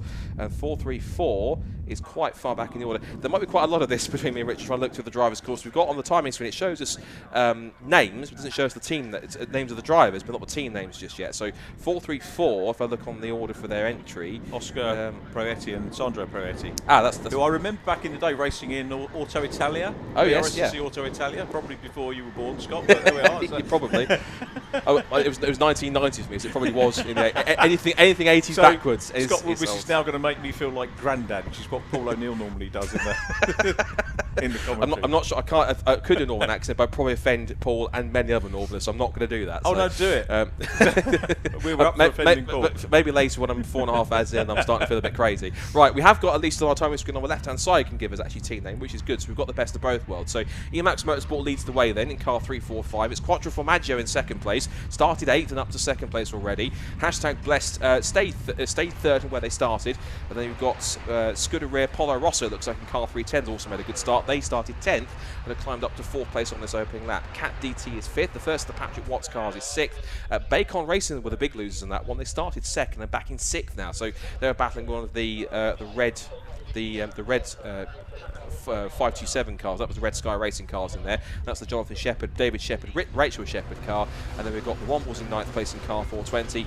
Running up the top 10 in his opening first lap appears to be 415, and that's Hardcore Motorsport with John Ardis and Mike Graham at the wheel. So a few different position shuffles, but the biggest move I have to admit, very impressive stuff, is getting from 8th to 2nd in a grid like this for Quattro Formaggio. Decent start for them. Of course, there's a long race to go, but to get there in the early doors at the front and challenging Emax Motorsport, good run so far. Yeah, it is a good run coming up to the end of lap 2 and starting to pile that pressure on. So really good start. And it's not just endurance, is it? They're going to be vying for track position, vying to get further up the order, and that will help really solve any problems later on. If there is a mechanical problem, then they can sort that through. First flying lap 2:43.192. The wrestling that you have to do, such as the entry. When we're talking to Paul just now, the biggest entry you've had, and 5 pages I've got here of paper to try and wade through to spot who is in which car. I was having to look as you were talking, Scott, about the Red Sky Racing car, Jonathan David Shepherd and Rachel Shepherd, and I'm wondering, again, I don't know because I haven't got the and if I sound vague, viewers, I'm going to make my excuse now. Is I thought originally I was going to be doing pit lane stuff, and because the logistics of this, Scott and I are on the outside of the circuit now, so to be able to effectively communicate with Scott in real time, it's a little bit difficult. So what we're going to do, we're going to have pit lane reporting from the circuit comms, and I'm here. So this is my excuse for not having done lots of notes. To be honest, if I'd have done notes on all the drivers, I probably would have been labelled as a bit sad. My wife would have divorced me if I'd have done all this. But never. What I'm coming round to saying is I haven't had a chance to research this or in the paddock yesterday. But I'm wondering if the Jonathan David Shepherd is the David Shepherd that did Clio's. Possibly. The dreadlocked one. Could be. Not sure. But anyway, someone can ping us and let us know. And good guy, David Shepherd. It's indeed. And look at the other drivers down there. Just can see where the Patrick Watts cars were. The second of their cars, which is the 507 car, which started behind the Patrick Watts, Amy Watts, Orlando Lindsay car, but has moved all the way up now into what is now 5th position. So the Watts and Lindsay car is down to 14th place, where it started in 9th. But one of the biggest movers, again, we're talking about moving up the order from the start. The 507 car of Tilly, Glanville and Glanville, that's, look at where the on was there, that is 507, Ludo Glanville, Merlin Glanville and Wilbur Tilly, is up to 5th position and in that sort of lead group, so he's trying to motor on. But it's these 4 at the front, it seems like. Emax Motorsport, Quattro Formaggio, Scuderia Polo Rosso and hashtag Blessed that are setting the pace so far, and they seem to be sort of working a little bit together in a group here. But it's like Met's different championships and series that we have on the BRSCC roster, whether it's Mazda or anything else. This is the great thing. You've got, regardless of who's in the car, you've always got at least 1 or 2 cars around you that you can race with, have a battle with, and just enjoy yourself on track. And the series even attracts teams like, look, Team Hard, of course, with their distinctive pink, green and black livery. I think I saw social media, I think a day or two before, they were going to enter a second car into this series with an all-female team I saw, which is quite true. I don't know the driver lineup, but I saw a glimpse on social media. So it's great to see teams like Team Harder just jumping into a series like this and giving it a go. And that's what that's what appeals to the layman as well, because if you watch, is that still politically correct? Lay person should be the correct one. Good practice for next week. We get to the casual person that maybe is watching this on the stream or indeed on the banks can get involved and suddenly find yourself racing in something that's extremely affordable and safe, well policed, very well organised as well, with the likes of Team Hard and Patrick Watts and people, and just come in and be part of that environment, which is good. And I've got to admit, and I don't think he's listening, and I hope he's not listening, but I was talking to one of the teams about maybe getting my son into this. He wants to do racing. He wants to do something cost effective. So once he's up and running with his job, this could be a good thing. And they've offered a test, so that'd be quite good for him. But that's the sort of as a 16, 17-year-old doing his sim racing, this is an ideal introduction to motor racing. Really is. Just whilst the back class was going on, I noticed the Manpower racing car was having a good scrap there with the Team Hard car. The 498 car just appears from it appears stage right. That 498 was Steve Mace. Sorry to cut across. No, go for it. Doing that. Steve Mace, Mac Easton, and Ed Allison. Don't know who starts because I haven't got the sheet on that. But the Mace, Easton, and Allison machine back on track, which is good. Yeah, they were 497 before that. They were as far back as, just want to scroll through my timing sheet. That's up the inside. Just want to look at that. Team Hard car, that's having a battle from the 304 car that's also in there too as well. 304, it looked like that from the fluorescent numbers that we had, as we see Emax Motorsport pulling away. So that car now is having a good scrap. So that's quite deep in the mid-pack in terms of where that battle's going on. But of course, lots of scraps going on and plenty going on. The current gap between the top 4 cars is currently 1.2 seconds. So and I imagine that there's a bit of a what I call a temporary truce between those 4 cars. Not going to battle amongst each other. They're going to think, right, let's just sort of work a bit together. Let's get ourselves out in front so we've got our own gap, and then we can start to battle a bit. But of course, with the pit stop strategy as well on top of this, it's going to be quite interesting because with the pit stops here, there isn't a pit window as such. Essentially, the pit window is open from now if you want to do it, because you have to make at least 3 mandatory pit stops, and there is no time limit on the pit stops as far as I'm aware, and there's also no window when you have to make. You can make them any time you want to.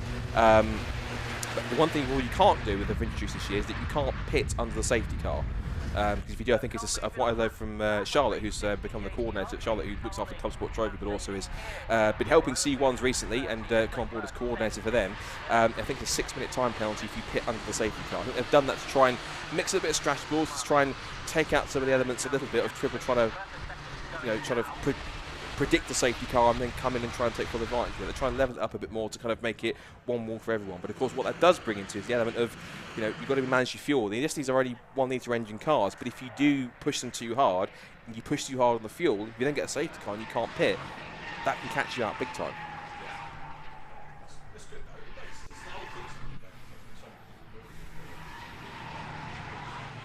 Right. This in a way, and it's not really a dress rehearsal, but we've got the 24 hours coming up. Is that the second event? I haven't got my calendar with me because I left it over the other side. Yes, second event of the season. They'll do, for that weekend, they will have night practice on the Friday, so they'll have to do acclimatisation, so the drivers have to be used to drive at night. Same as do at Le Mans or any other endurance race. Yeah. And then there will be a full day of support racing. We'll have Mazdas again. We'll have the Club Sport Trophy back there as well.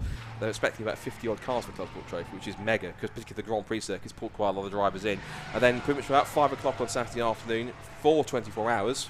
That'll be it, and the C1s will be off for another 24-hour race, which should be quite a thriller. I mean, I myself have covered a couple of the C1 24-hour races previously, and they've been good fun to race, and there've been some epic finishes, particularly the 2019 edition when the Mac Attack racing car went for, I think it was the back of the grid to the lead and passed the leader with half a lap to go, which was just unbelievable at that point. So some great racing on board. We've just seen a position change there. I think looks like #Bless has got through, yes, into second place past the 392 Quattro Formaggio machine. So that's a pass for position there. And also then Scuderia Polo Rosso in the red, white and blue car just piling 4th place is in there too. So, but this is all pretty much at the moment plain sailing for Emax Motorsport. They're 3 cars behind Scrap, and he's got a gap of about 1.4 seconds and taking it pretty steady for a Sunday afternoon. Yeah, all looking pretty good, isn't it, at the moment? What a great thing. And lovely that loads of the fans have stayed to watch the start of this and enjoy it as well. And the live stream a good way. Obviously, CircuitCom's delivering as well for these guys. Patrick Watts dropping back down the order, isn't it? 506 down in 16th place now. First car.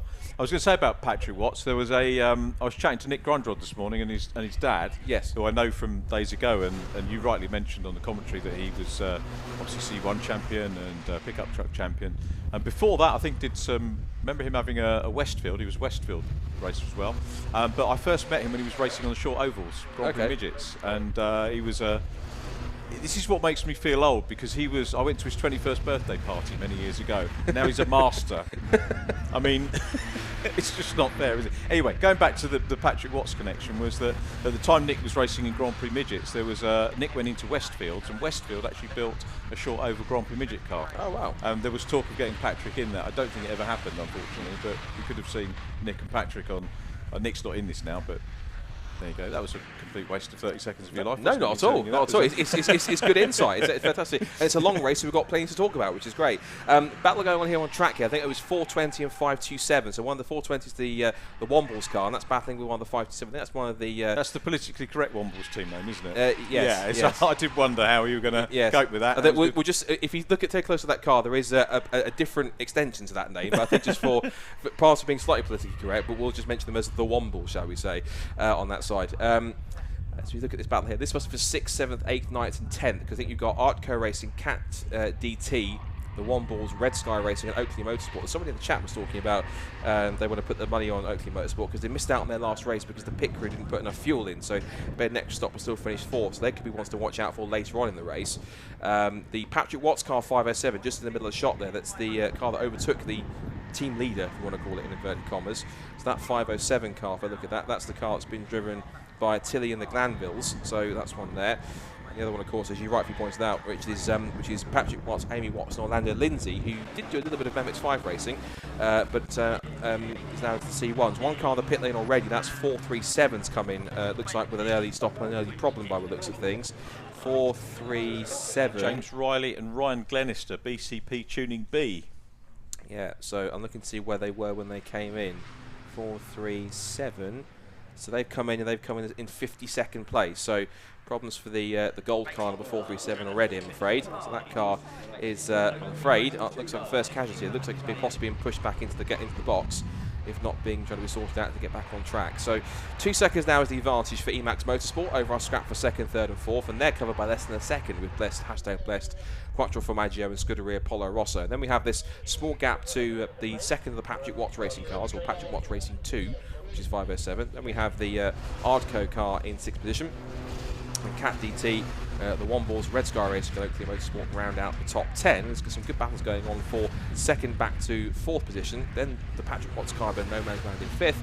And then we have 6th down to 10th all together at this point in time. But so far it seems as though the Emax Motorsport has got the measure, although #Blessed looks like it's going to try and push on. I mean, lap time wise for the leaders is around about 2:42, 2:43. So last lap time by, it was a lap of about 0.8 of a second or so quicker for the Etheridge, South and Bennett car that currently, no, correct me if I'm wrong, it was actually, no, 2:41.951 for the Littles and Ratcliffe in that car. And he sets another new fast lap of the race this time, and he immediately gets beaten by the Etheridge, South and Bennett #Blessed car. So that gap's come down to 1.7 seconds. So Emax had the initial kind of decent pace, but now the likes of, #Blessed, Quattro Formaggio, Scuderia Polo Rosso, now they're starting to warm up a little bit. Tyres are getting towards proper temperature. They're in the rhythm now. Not so much the overall pace that Emax had, starting to just chip away and bring that back in a little bit. Do we know who started the #Blessed car? Was it Colin? I'm wondering who's had the most track time this weekend. My presumption, and forgive us if that is wrong, is that the cars which, looking on the results from qualifying, the 4 results from qualifying, is whoever's mentioned in bold is the one that stopped. Oh, that's 350. That's the JTR car that's stopped, and that's gone off. Whether it's hit the barrier or not, I'm not sure, but that's now finding its way back onto the circuit from Richie's corner. So back onto the grass, which I remember used to be all potato fields back a while, but it's now been smoothed over with proper grass now. So onto the circuit he goes. Also, I see one of them that sands a rear bumper as well. Someone's had a nibble at that, and that's fallen off at some point. We're seeing here, right, the 437 car we saw that just came into the pit lane has just come out, but ironically it's come out just in between, I think, the two leading cars. I think it's the 437 car that had just pitted with whatever problem it had, the 437, which was, the BPC Tuning B car of Ryan Glenister, and I'm presuming James Riley was at the wheel as I come in. Change for position also between Quattro Formaggio and Scuderia Polo Rosso. So again, if I'm presuming on drivers that are in bold as starting, then that was the 310 car, which was started by, according to this, I'm going to go by James Matthews, and it was then past Alistair May, who will be handing over to Chris Parks in that car when he comes back in as they scrap over 3rd and 4th position. So gap is still about 1.7 seconds. The lapped car, 437, just coming back into pit lane so it can, moving out of the way so it can allow the leaders to get through. Of course, change on for 3rd place now. You see the hashtag Bliss car down on the spot, and Otto Rosso will try and push on. As for the 507 car, the second of the Patrick Watts cars, let's quickly check on lap times for them. Their last lap was a personal best. It was 2:42.845. So lapping about the same pace as the cars in front roughly, but they're still got to find another half a second or so to start getting on their pace, and then kind of stop the extension of the gap so they can start closing it back in again. Let's come down the gap. Right, I'm looking through the list, okay, and just seeing what piques my interest. Who is Naughty Bear in car number 495 Jelly Snake Racing? Do we know who that is? I have to say I don't, but that's a great pseudonym for whoever that is. But that's fantastic. So it's a great team in Jelly Snake Racing, and then whoever Naughty Bear is, I have to say I'll take my hat off to you. That's a fantastic pseudonym. There's some great pseudonyms I've seen. There's a couple which are from the fun, from another endurance championship which we have as well, the Fun Cup, and there's two. They're running one of the championship-winning cars, and one of them is called Farkini. And then the surname is D-E-O-T-T. But the reason why I say it like that is because if you say it in a particular way, it sounds like something else. And then there's the another driver who has an Italian-sounding pseudonym, which he has for comedy purposes, which is Fabio Randaccio. So, but I know their real names, but just to protect their identity, just in case, I won't say what their real names is because they prefer to go by Farkini. We always mention just in inverted commas, just Farkini and then Fabio Randaccio. So, so great pseudonym there for that's kind of the equivalent there for Naughty Bear. So intriguing, that car 495, that's currently running in 15th position at the moment. It's a good run so far at the moment, and just not too far behind the 506 car. There was a change of position there. 340 just lost a spot there. That was one of the Amigo Motorsport cars. I was talking to Rob Gaffney about that car, actually, and he was quite impressed. He said that they put that car together in 3 days. Yeah. So, and it's incredible how simple these cars are, but also how quickly you can put them together. And that car, I think he thought possibly had a little bit of rust to it and stuff like that, but he managed to sort it all out. And he said 3 days it takes, but he said typically you can put one together in even less time than that. But he said 3 days was a little bit longer than usual. Right. But I found that 3 days was still extraordinary anyway. So incredible that they can put one of these cars together so simply and put it all together in such quick succession. Yeah. In 3 days you've got a C1 that's ready to race. I find that amazing. Got another boring 30 seconds for you here. Never boring. Never boring. Rob Gaffney went and said hello this morning, and I was digging through some very old pictures for something to do with Legends cars the other day, and we went to. And funny enough, I was chatting to the circuit lads about this yesterday, about European racing. The only time I've commentated overseas, or no, I didn't even commentate overseas, but the only time I went overseas to commentate was Qua. Okay. Which the Legends were at and various other formulae, and they didn't have a commentary box, so I didn't get to commentate. So I went out there, total waste of time, apart from some great racing. But it was when Ginetta Juniors were in the G20s, the bubbles, and I wasn't commentating on Ginetta Juniors then, but I was busy spent the weekend taking pictures. Glorious sunshine, not much like today. And I found a picture, I didn't realise I had it, but it's a picture of Rob Gaffney's dad tending Rob's car in the pit lane, and he is really putting a face. He's really scowling. He didn't know me then, but he's scowling, saying, "Why are you taking a picture of my son's car?" I'm going to dig it out and send it to him. But yeah, John Gaffney in there, and I was telling him about that. I'd forgotten I got that, but that was when you had the likes of Henry Surtees. Oh yes. In the juniors, and I was standing with. I tell you who, I was standing with Bobby Thompson. This is going to go on longer than 30 seconds, Scott. Sorry, if you want to take it back to the race. No, carry on. I'll keep tabs on the race while you do. Bobby Thompson, when he was knee-high to a grasshopper, was there, and he was doing Ace Club's karting back then and doing quite well in that. And I was chatting to him, and we were watching John Surtees, late John Surtees, who didn't just turn up with his son, he got hands-on. And John was underneath Henry's car and working on it underneath, clipboard, real old school, real stuck in. And I said to Bobby, do you know who that man is? And he said, well, that old bloke. And I said, yeah, if you like the old bloke, you know. I said, well, at the time I said, he's the equivalent of Michael Schumacher and Rossi. And he said, really? I said, yes. He's the only guy that won the World Championship on 2 and 4. And I remember telling Bobby Thompson, I don't know if Bobby remembers it. Ask him next week, actually. He might do now if he watches the live stream back and hears that one. Yeah, so he might well do. So. Yeah, but you know, and I think it went in. You know, he was a remarkable technical chap. Yeah, he was, John absolutely. Surtees. And of course, very sorely missed both Henry and also John as well, of course, who passed a bit over the last couple of years as well. I noticed just for the leaders, actually, that the lead gap has come right down to a quarter of a second. So hashtag Blessed, which is the car at the top, which has the 326, which is Etheridge, by South and Bennett. They've been putting in some pretty quick lap times. Their last lap was about 5.5, 6 tenths quicker than the leaders at the moment. We've got this big battle pack we're looking at here, which is being led by the 361 car. That's the car which is of 361. If I scroll down, they're in the battle here. So that's George Grant, who is, I thought he'd done enough this weekend. He's done. George is going to be the man who's done the most, isn't he? Yeah, because he's done the MX-5 Super Cup, and he's done the Clubman Championship this weekend, and he also did Club Sport yesterday. And I found out the reason why he had the black flags because, well, how to put this simply, it wasn't George driving the car at the start of the race. But I won't go any further than that. And then so he's now doing administrative issue. Possibly, yeah, maybe. But right now, change to the lead whilst we talk about that, because now it's hashtag Blessed into the lead. So hashtag Blessed in the distinctive cars now taken over at the head of the field.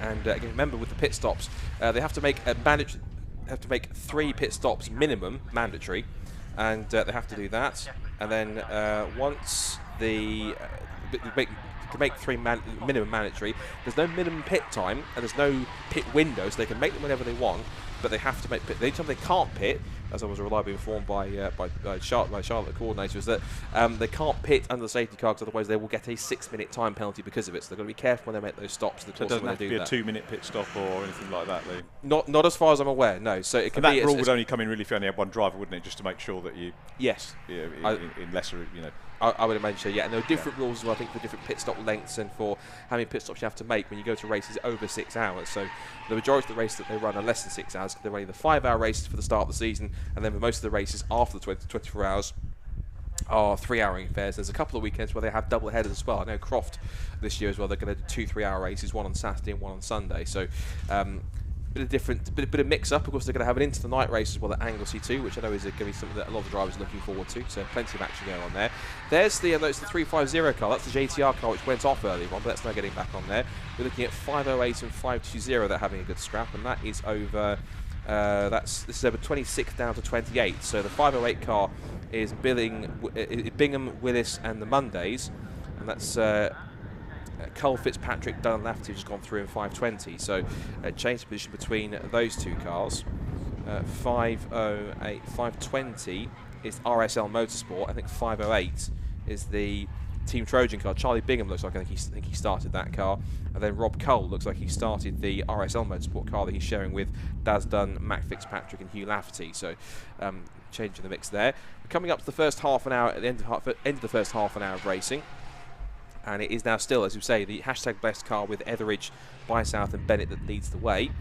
And Emax Motorsport staying with them. So Emax is Jake Little, James Little, and Stuart Ratcliffe. So they're now in the slipstream. You can see these are quite boxy machines, but once you get them in the slipstream, as is being shown evident here between the top 2, they are closing in rather rapidly. So here comes, what I presume, bar process of elimination on the qualifying sheet, that James Little is going to be in the mix there. And he's going to try and get onto the back of the hashtag Blessed car, which looks like he's been started by Chris Etheridge for this first stint. So they come out of the top 2 corners. Still in 3rd place is Scuderia Polo Rosso. That's James Matthews at the wheel, sharing with Graham Wilkins. And then the 392 car, Quattro Formaggio, which is Chris Parks and Alistair May. Alistair May at the wheel of that car, handing over to Chris Parks later on. The Patrick Watts car in 5th position, as we look at our leaders. 507. Which started back in 9th position. That is the Ludo Glanville car that is at the wheel of that car, we believe, and then Merlin Glanville will be next, and Will Batilli will be the next car on top of that, driver on top of that as well, sharing that car. Then we go to 415, which is Hardcore Model Makers. That's Mike Graham at the wheel of that car. John Ardis will share that car alongside. And then we have the Wombles in car 420. That's been started by Scott Lawrence. They've been shared by 2 former catering drivers that I recognise, Zoltan Shabai and Tristan Judge, who have both raced catering in the past. They're going to be in that car. 8th place is the Cat DT car. It's Colin Hode driving that car alongside Mark Hode. I'm not sure if it relates to Jonathan Hode, who also races in a Fun Cup car alongside. So plenty, if they are related, plenty of endurance racing in the family there. 9th place is currently, well, Oakley Motorsport are now up to 8th position. So Oakley Motorsport, if I find him here, is Harry Newman Oakley, who started that car. Graham Oakley, who's taken over in car 455. The Cat DT car is now in 9th position. And then it's in 10th place, which is now 527, which is Red Sky Racing, and that is David Shepherd at the wheel, and of course sharing that with Jonathan Shepherd and Rachel Shepherd. So that's the current top 10. Current top 10 is separated by 22.2 seconds, even after just half an hour of racing. There's plenty of action going up all down the field, as you can see. We've got this group of cars being led here. It looks like by the 458. 458. Again, there'll be a lot of this going through the benches trying to find drivers. So 458 is one of the Silverlake racing cars by the looks of it. That's Michael Chapman sharing with Michael Harris. And comes on the pit straight. I believe that's still 458. Yeah, that's 459, forgive me. So for 459 is the one at the top of that run. You see here side by side 320 and 482. 320 is, again, if I scroll down and find my entry list, 320, this might be towards the back, and 320 is the AASP motorsport car. That's Gary Park sharing with Leon Barrard and Samuel Barrand as well. The Team Hard car's getting in there as well, and they're also in one of the 482 machine as well, which is the Ardball car. 482, which is towards the back here as well. That's Arable Cut racing car. That's Simon Smith starting that car, I think, with Graham Flux and Steve Hurd. So, yeah, half an hour in, and plenty of drivers getting stuck in and getting in and about the circuit at the moment.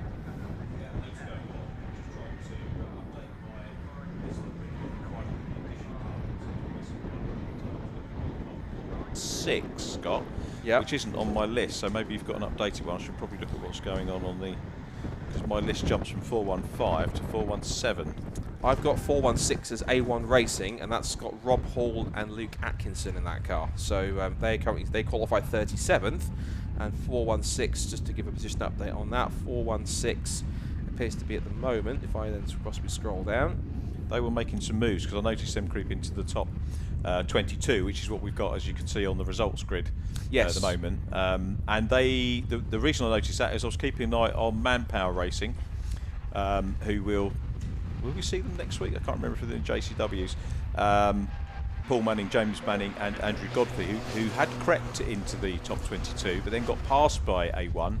A1 went up to 21st and now dropped back to 22nd, but they are still there. Yeah, I can see the Mannings down here, 24th now in car 468. As we now go, believe it or not, 4 abreast up towards Richard Brundle Nelson. Only in C1 racing. Well, maybe the Minis could get away with that, but as they tried to do earlier on, they tried to go 5 abreast down the pit straight, and that didn't quite work at the start. But see here the cars in the mix. It's a bit of a voyage into kind of new discovery for both of us, of course, because it's our first BRSCC hosted C1 Racing Club race. So of course, both of us, we are genuinely learning on the fly, because there's so many drivers to try and research and do that. In many cases, you don't seem to find the times. Because for me, it's kind of new drivers will come across. But as we go through the season, those who are watching this for the first time, you'll learn teams, you'll learn drivers, you'll learn the different driver combos that are there, and ultimately, out of all of it, you'll start to find some familiar favourites. And of course, just by team names or colours, by the time we get to the end of the season, teams will find their favourites. They'll find the teams and the drivers that they like, the teams that they like, the colour schemes, everything else, the battles that they've had. And that's the beauty of this sort of series, is that there are no championship points. It's just everyone going out there having some great fun in great little cars, just simply racing for the sake of it. Not for championship points or for glory, just to be out there to be the fastest, just to entertain themselves. And that's what it's all about. Can't ask for anything more, can you, on an Easter weekend? There's a Team Hard Academy car with the Black Novices Cross on the back. Lead gap is still only, after half an hour, 0.4 of a second. It's pretty impressive. That's pretty good, isn't it? So that 448 car just basically pushing the 537 car out quite wide. 537, if I look back on my list, that's the BPC Tuning A car, which is Neil Adams and someone who I'm familiar to BRSCC weekends in Fiesta Juniors, Lachlan Behrman, who's back in that one. So good to see him out there, because I do wonder sometimes what happens to some of our junior drivers you don't see in the likes of GTs and stuff like that. But good to see Lock. He's had a bit of, I know he did a bit of brief historic single-seater racing only for a couple of occasions on a couple of years ago. But is Lachlan related to the other Behrman that's up the ladder now in single seaters? I'm not sure. I don't think so. I haven't seen some of their stuff on social media. Because it's not a common surname. There's a stock car driver called Brian Behrman quite a few years ago. Actually, just on Facebook this morning repairing his 40-year-old stock car that he races in vintage stock cars. Excellent. Fantastic. Obviously, quick if you've got that surname. Yes, yeah, absolutely. There seems to be certain surnames that are beneficial for racing, shall we say, in terms of if you got one, you might be perceived as being quite fast. So, which is quite good to see. But yeah, good to see Lachlan out again. He didn't start the car by the looks of things, but good to see Lachlan out there enjoying himself. And of course, I'm not sure his first foray into a front-wheel drive car racing since his days in Fiesta Juniors. He was had some good results. But one of his top drives he had back in Fiesta Juniors was back in 2016 or 2017 at Silverlake. He went all the way from the back of the grid up to second place. fantastic drive he put. He was that close to getting a victory. But yeah, good pedaling he was. And I think if I'm right, again, there's so much Van Arak I am, I think his car is now in the hands of Lexi Belk in this year's Copper Fiesta Juniors. I remember when it was testing, the car that he had, it was black with sort of yellow fluorescent grille and lights and everything, and it had a Union Jack on the top. And I'm certain before they wrapped it in their orange and white colours, it was that car that she was testing. So I think, if that's right, that car is now in the hands of Lexi Belk, I think. So that's amazing. Those Fiesta Junior cars, whether they're going to seniors or anything else, they get about a bit and they stay in the pool of cars that come up, either they're going to seniors or go back to juniors. But intriguing how that car, if it is that one, that's had that quite a long life and is back in the grid after 3 or 4 years, which having is great. The resurgence at the moment, Fiesta Juniors as well. It is, it's magnificent. We just introduced the new Mark 7 Fiesta Junior race car, which is coming, which is fabulous. We've developed that with Josh Cook and the guys at Cook Sport, who's been so supportive and so involved in the whole process. And it's the next evolution of the championship now. Of course, the SC150 has been very faithful. It's been a great car for the last 10 years, and now, of course, the new cars coming in. Of course, and there are more coming in. Of course, the couple of cars that we had at Brands Hatch, we have the 2C's Motorsport car, which is, of course, 2C's are a GT big team. They're racing at British GT this weekend, so they bring one of their junior drivers, Aaron Walker, because they've got a new partnership with the Oliver Other Motorsport now, the karting team. So their young karter, Aaron Walker's coming in. And of course, then 2010 Racing, who of course a former Clio outfit, now very established in Fiestas. They are, going to get this right now, they are defending Fiesta Junior champions with Jensen Brickley. They are now, of course, running one of those new cars themselves, and they've got a chap called Harry England in that as well. So there's 2 new cars in there, and of course there's a good crop of the ST150 still. But the plan for those cars is for them to as more and more of these new cars come in to be built, naturally the ST150 to slowly phase themselves out until we get a full grid of these new Mark 7 cars, and then that will be. And if you see them on track, they look like baby touring cars. They're fantastic. They've got a little rear wing on the back, front splitter, nice low down, proper wheels and tyres, everything, proper suspension, the whole works. You can tell it's a car that's been developed by a touring car driver. It looks a business, and yeah, the club is very happy with it. And it's a really smart move, a great development. It is great. And funnily enough, I'm surprised, just thought of this actually, you mentioned Josh's name. We've been having a lot of conversations about who's going to win touring cars this year, and Josh's name hasn't come up, and pity the people that haven't said that. That's, I'm surprised. He was strong last year. He was, He was very strong. And with Plato for a teammate and Jade Edwards this year, it's going to be absolutely the whole of motorsport. I think just so many people revelling in post-COVID restrictions now, which is great. You know, we can get out to the tracks. I've got an interesting fact, something to clarify. You know, we talked about one of our favourite drivers with his name Naughty Bear, thinking it was a pseudonym. I've got even better. It's not a pseudonym. It's his actual name by deed poll. Is he really? Apparently so, yes. So his name is Naughty Bear. So I don't know what his name was previously before he changed it. One of our comments. Thanks to thanks to Mr. Nick on YouTube, who's just given that comment. So Naughty Bear is his real name. He says he changed it by deed poll. That is magnificent. That's brilliant stuff. So not only is it a great team name with Jelly Snake Racing, one of the best names in the series. So I've got to get out of the habit not to call it a championship, because it is a series. There's no points off here. So keep an eye on that one. Good battles going on here on track as we again. We will do this every time and again. We don't apologise for it. Back and forth with different facts about drivers and all sorts of things. But that's part of the whole endurance factor of it. Of course, we can. There's plenty to talk about on all factors. But there's this little scrap cars going on here. There's next battle going. We're looking at here is 508 and the Team Golden car. Just trying to catch the number 477. So 477.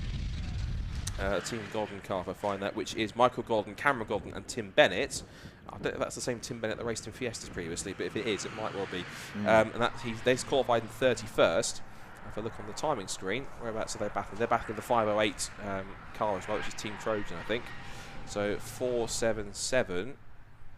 As I say, there will be a lot of this screwing down up Tim and down. Bennett have a blue ST back in the day, or misremembered that. He might have done, but he also had a white. He did at one point switch to a white Z-Tech as well. At one point, I think he switched to.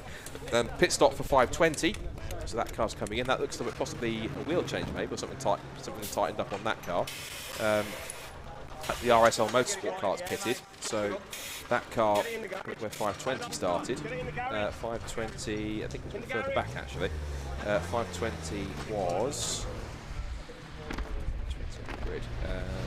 We got 35th position. That's the Dun Malk Fitzpatrick, Rob Cullen, Hugh Lafferty car that started back in 35th position. So that's quite quick. Now this is the lead battle. We'll come up through some of the back markers. This is hashtag blessed with.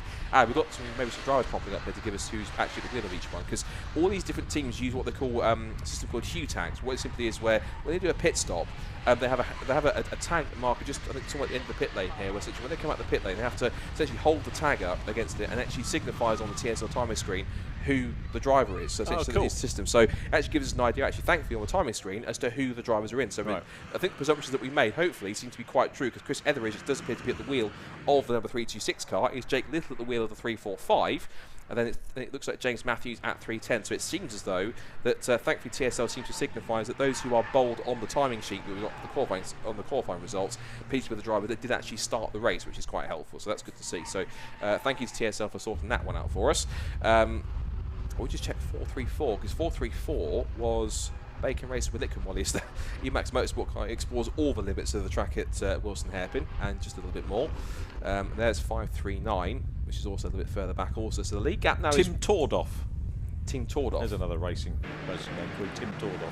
Yeah, Tim Tordoff is sharing that car with Guy Butler, Gordon Davis, and Gary Jones. Yep. 467 is in pit lane for a stop. 467 with a rather striking sort of flames on the front of that car. That's Track Toys Racing by the looks of it. 467. They started a bit further back, I think. 467. Whereabouts are they on the start? They started back up in 11th place. That's the Phil Marsh David Altstadter car, which seems to be just an early pit stop, or possibly hit an early issue. So that's one to look out for. But Chris Etheridge, meanwhile, in the #Blessed car, keeping a nice strong presence at the front of the field, and has that gap of 1.7. We saw just now that the 345 car, which has been driven at the moment by James Little, got a little bit caught up in the traffic exiting Murray's Corner, so managed to pick his way through that, and now he's going to try and go through. He's got, I think, the CMR cars are going to try and get through as a lap, but this is the thing with the lap traffic in terms of these kind of races. We see more action going on here. The 467 guys have jumped out of the cars. Looks like there's just some work going on to try and fix that. They're just trying to open and close in the fuel system. So looks like possibly doing some work. These cars, of course, you see that they're entirely stripped out, apart from all the mandatory Motorsport UK modifications that they need. But looks like not all is well mechanically with that car, Richard.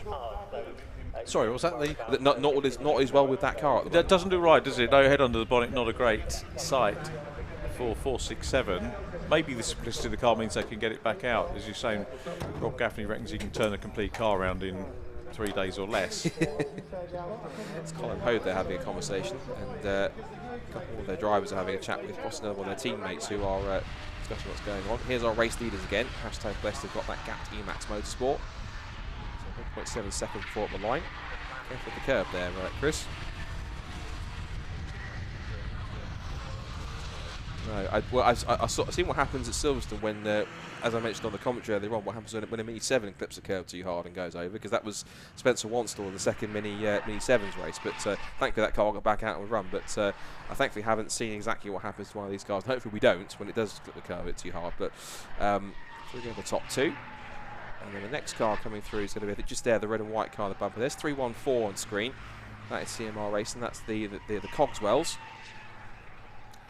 And there is the Scuderia Apollo Rosso car just going through shot. And here's one of the Patrick Watts cars as well, I can see. That's the 506 machine. And that car, I think, was started by Patrick himself. So I believe it is Patrick at the wheel. And he's there battling with 495 and 339. So 495. Once again, we do some more scroll. 495 here. So that's the Jelly Snake Racing car. That's our favourite team at the moment. James Cannings and Naughty Bear. And James at the wheel right now. So James at the wheel of that one. And 495, that's the yellow car with the Ian Jack at the top, and he's just behind 339 as it pitches its way into Richie's corner. 339 is TOF Racing, or TOF Racing. That's Steve Glynn and John Gladman at the wheel of that car. He started, where does John start? He started back in 20th place, he's up to 13th. So, bit of moving and shaking in these first 40 minutes or so. Yeah, all just bedding the cars in, bedding themselves in, finding their level. I mean, say the Patrick Watts car's sort of levelled out now. He dropped a few places off the start, but it's kind of settled in, isn't it? That's in, say, 5 or 6, 12th place. Actually made up a place since we last had a look. The gap for the lead, though, has gone out a second in the last lap or so, 2.543 seconds, and then a further 6 seconds to the third place machine. So yeah, the gaps are there, but they've still got plenty of time.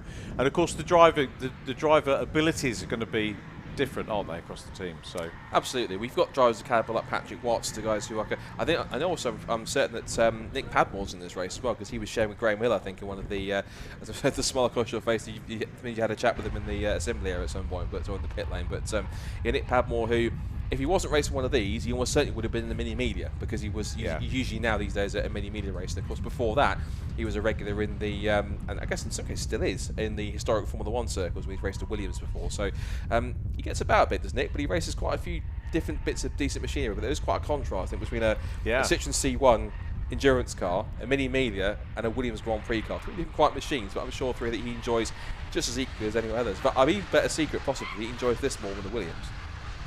Yeah, maybe he probably will. He was on screen last weekend, Nick Padmore, obviously at Goodwood, and I did smile then, because Ben Edwards was calling him out as, I think he's the lap record holder at Goodwood in sports cars, if I remember correctly. It might have been usurped. I believe so, yeah.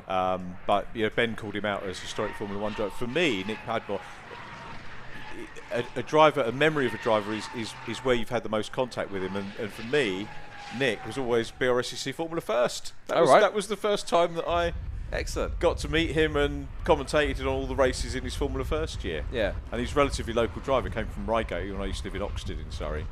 So and that was the area I covered when I was in journalism as a 13-year-old, believe it or not. Yeah, I always sort of kept a strong look at him. But yeah, he's a great.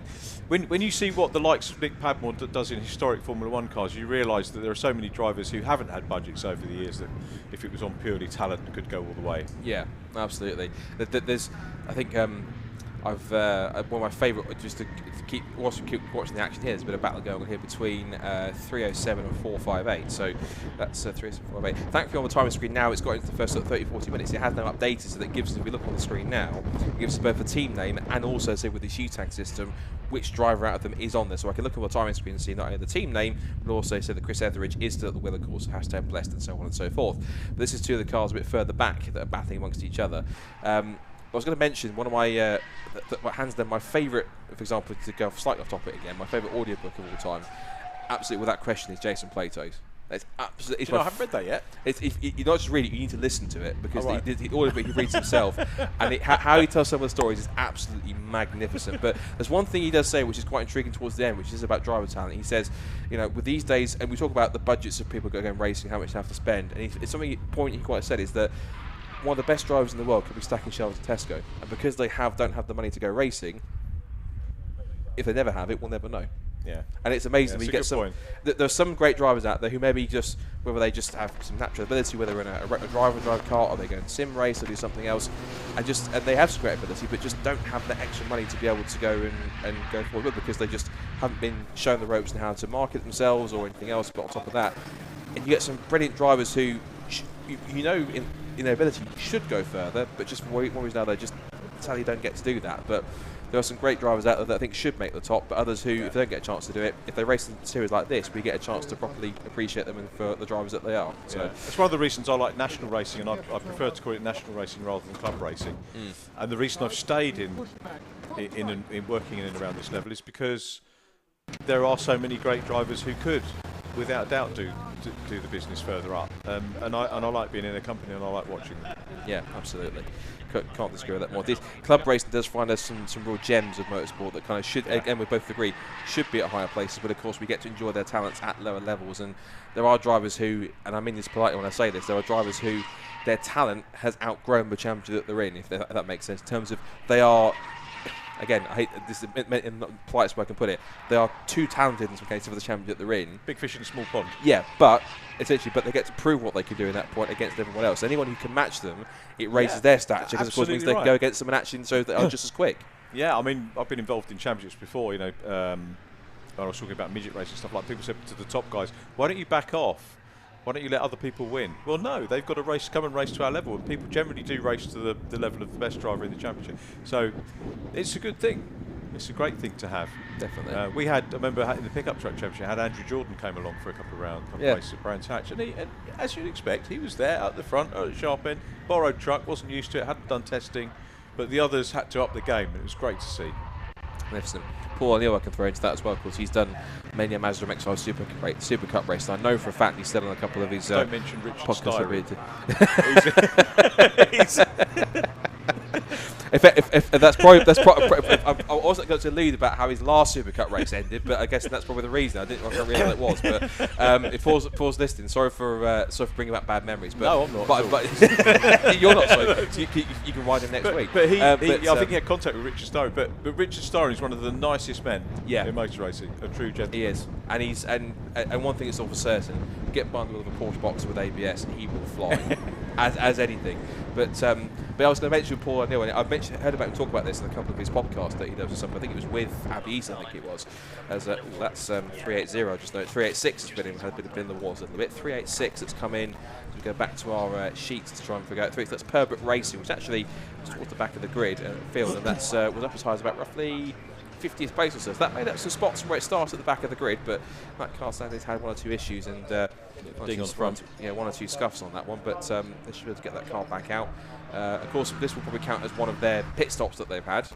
I can see that Adam Weller down there, of course, who's doing a bit double duty both for circuit and for us. Of course, when we get any chance to throw to him any interviews that he might have, we will do, of course. But go back to what I was mentioning with Paul O'Neill, was that he was mentioning with Abby Eaton is that obviously because Abby's come through with the SuperCup and won it in 2014 and gone to all the heights she has with W Series and Grand Tour, did a little bit of Super 2 Australian supercars and everything else like that. But I remember Paul O'Neill saying is that whenever you get any young drivers that are coming through that are probably maybe Ginetta minded or kind of wanting to go into that kind of Toka palette thing, and they ask him for advice on where to go. Not always, but kind of he generally tends to advise them. If you want to go into a good championship, get used to one make, kind of probably competitive, like small sports car racing, get used to that kind of area. He just goes to the MX-5 SuperCup because he's raced it and he knows how good it is. And yeah, as we met him, his last race it didn't end as well as it could have done, as we know. But in terms of, but he has won a couple of races in it. But even he would admit that he goes up against some of the regular guys in that, and he has to work hard for it. And even some of the tough guys, again, like Richard Starring. He did a couple of rounds in it, and he preferred, again, just because of his own preference, he decided to go back to Porsche. But the 2 rounds he did do, I remember talking to him at the time, and thinking he can get used to racing without ABS, to racing with the kind of cars he's got. And he's not, we never know, he's an incredibly quick driver, but he tries to slot himself straight into the pack with everyone else. He was up there in the first 10 or 15 cars, but I think it was a bit of a culture shock for him a little bit in terms of realising, crikey, these guys really are quite quick. And Paul had the same thing as well, from what I remember, is that he recognises some of the drivers in there are magnificent. And you get some of the drivers that have come across like that, like James Baldwin and Tom Roach, have come through that. They're now in GTs. I think Tom Roach he's driving a McLaren in GT Cup this year, and James Baldwin's been becoming a front runner in Ginettas that he wants to do. And it just proves how some of these great club champions, whether it's here or anywhere else, are great proving grounds for some of the great talent. You think about other drivers like Ash Sutton and Colin Turkington and Gordon Shedden, they all started in stuff like Fiestas, whether it's on the national package when it was back when there was a Ford supported championship, or when Ash Sutton did it when it was the main senior Fiesta championship in an ST somewhere.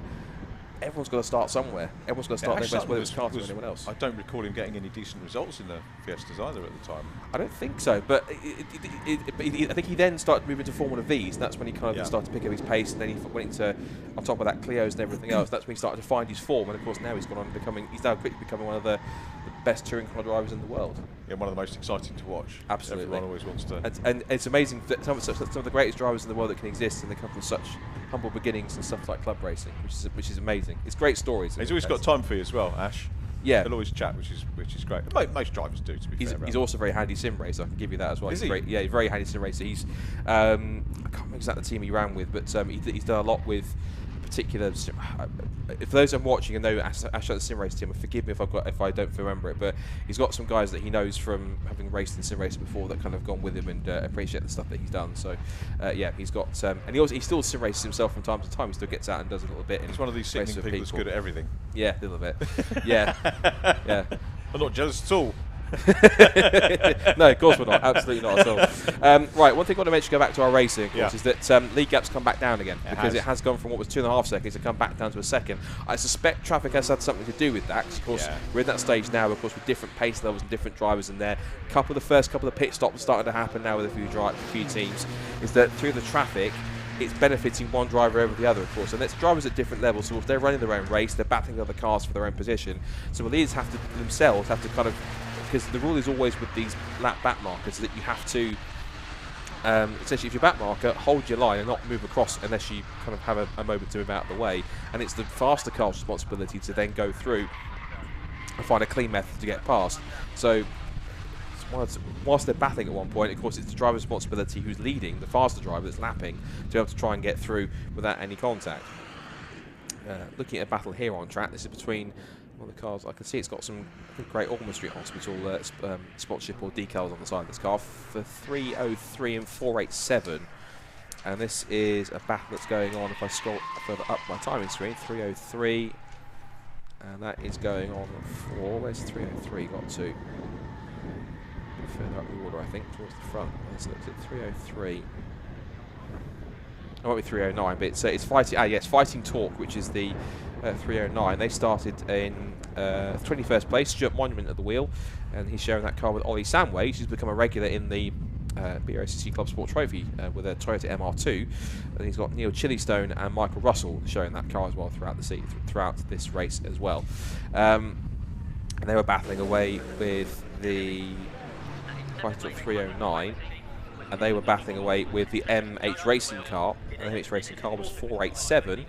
487 started 17th, and that's Andreas Kello sharing that car with Lorenzo Di Placido. So that car will be coming in very shortly.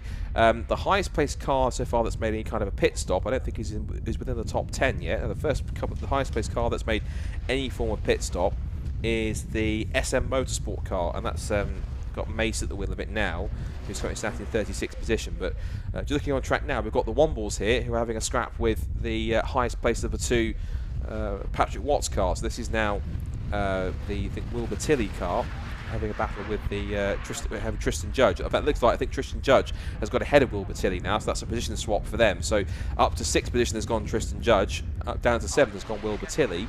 As for the other one, as they go past some of the back markers and force his way through as they turn through the right-hander. The car immediately behind them, I think, is 455, I think, just behind them. Either that way it's a lapped car, but we'll have a look. We come towards the end of our first hour of C1 racing. Yeah, 455 is right behind them, and 455 is Oakley Motorsport, and that's the Newman Oakley at the wheel of that car in what is now 8th position. So lap time wise, all fairly evenly matched. The 415 car is not too far in front of them either. So 415 is the car in 5th position. That's the Ardcore Model Makers machine, and Ardcore currently have at the moment of 2 drivers. 415, that is John Ardis and Mike Graham. So Mike Graham at the wheel of that car at the moment. Here's that on-track battle, has gone past a lap on 307.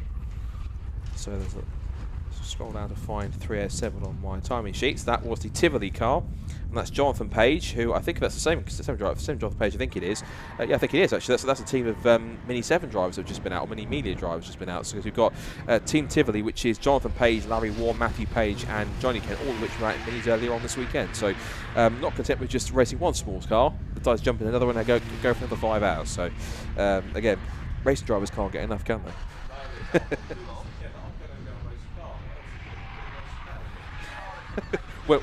when I finish racing that car, I'm racing another one. So, and I'm sure there will the same situation when we get to the 24 hours. Of course, there'll be drivers, I'm sure, that we're racing in Mazdas and racing in other series that will also then stick around and then do the 24 hours to do their stint at Silverstone. So that's one to watch out for there. One of the things I'm looking forward to, I'm not sure, I think I'll be at Silverstone, I'm not sure whether it's for Circuit Commons or BRSCC. Yeah. But it's going to be interesting. I need to look into, from a research point of view, what's the medical advice for somebody racing over that period of time? Because Nick Grundrod's dad was telling me, as just engineering front, he said I was actually after the last one I was too tired to drive home.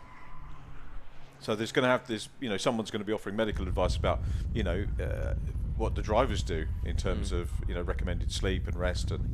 And this is to my knowledge. So if there is anyone that's medically trained that understands motorsport at the same time that I get it wrong, I forgive them this one. But I think it's a case, as long as you're considered fit and healthy and are still deemed as having medically fit from your license, etc. Obviously, because depending on age, depends on when you have to have some kind of medical, what kind of medical you have to have. But I think so long as you're, as far as I understand, as long as I guess you're of sound mind and body when you go out onto the track, as far as I'm aware, then that's me out on the first count. But no, I think there has to be an element of people obviously looking out for themselves and looking after themselves on that side. Because drivers will naturally say, look, if they're racing, of course, one thing I was about to mention on the radio, but with this series, unlike other endurance races that you have, you're not allowed pits team car communications. That's not allowed in this series. You can in others, but not in this one, because it's probably more a different kind of car, depending on other ones like GT cars or Fun Cup or anything else, where it's more of a spoke race car where you are allowed that system. Whereas here in C1s, that's something you're not allowed to do. But I guess there's some kind of communication you can make so that you have to come in, or if you have to come in, you have to come in and your team members will be there. Because it is such a long race, of course, if someone has to come in and hand over to somebody else because they are feeling tired or dehydrated or anything else along those lines, that they have to then, of course, go forwards and then have someone else jump in and let them take a break. Because, of course, as you know, endurance racing does get tough. It does get arduous at points where you have to go sit in the car for long stints and do double or triple stints. Although in this series, I think you're not allowed to do more than a particular number of particular time-wise of driving. I'll get the regulations up in a second and find that one out just to make sure. Whilst we're talking about that, we've noticed that our first, I think, few, if I call them proper pit stops, have been taking place. The team hard car just came in and just left. And what I was going to point out, just if we do get to see it, if not on the stream, at least from what we can see in the commentary box here, is whenever a car comes towards the end of the pit lane, we're talking about this hue tag system where each driver has a wearable tag that they have on typically on their arm.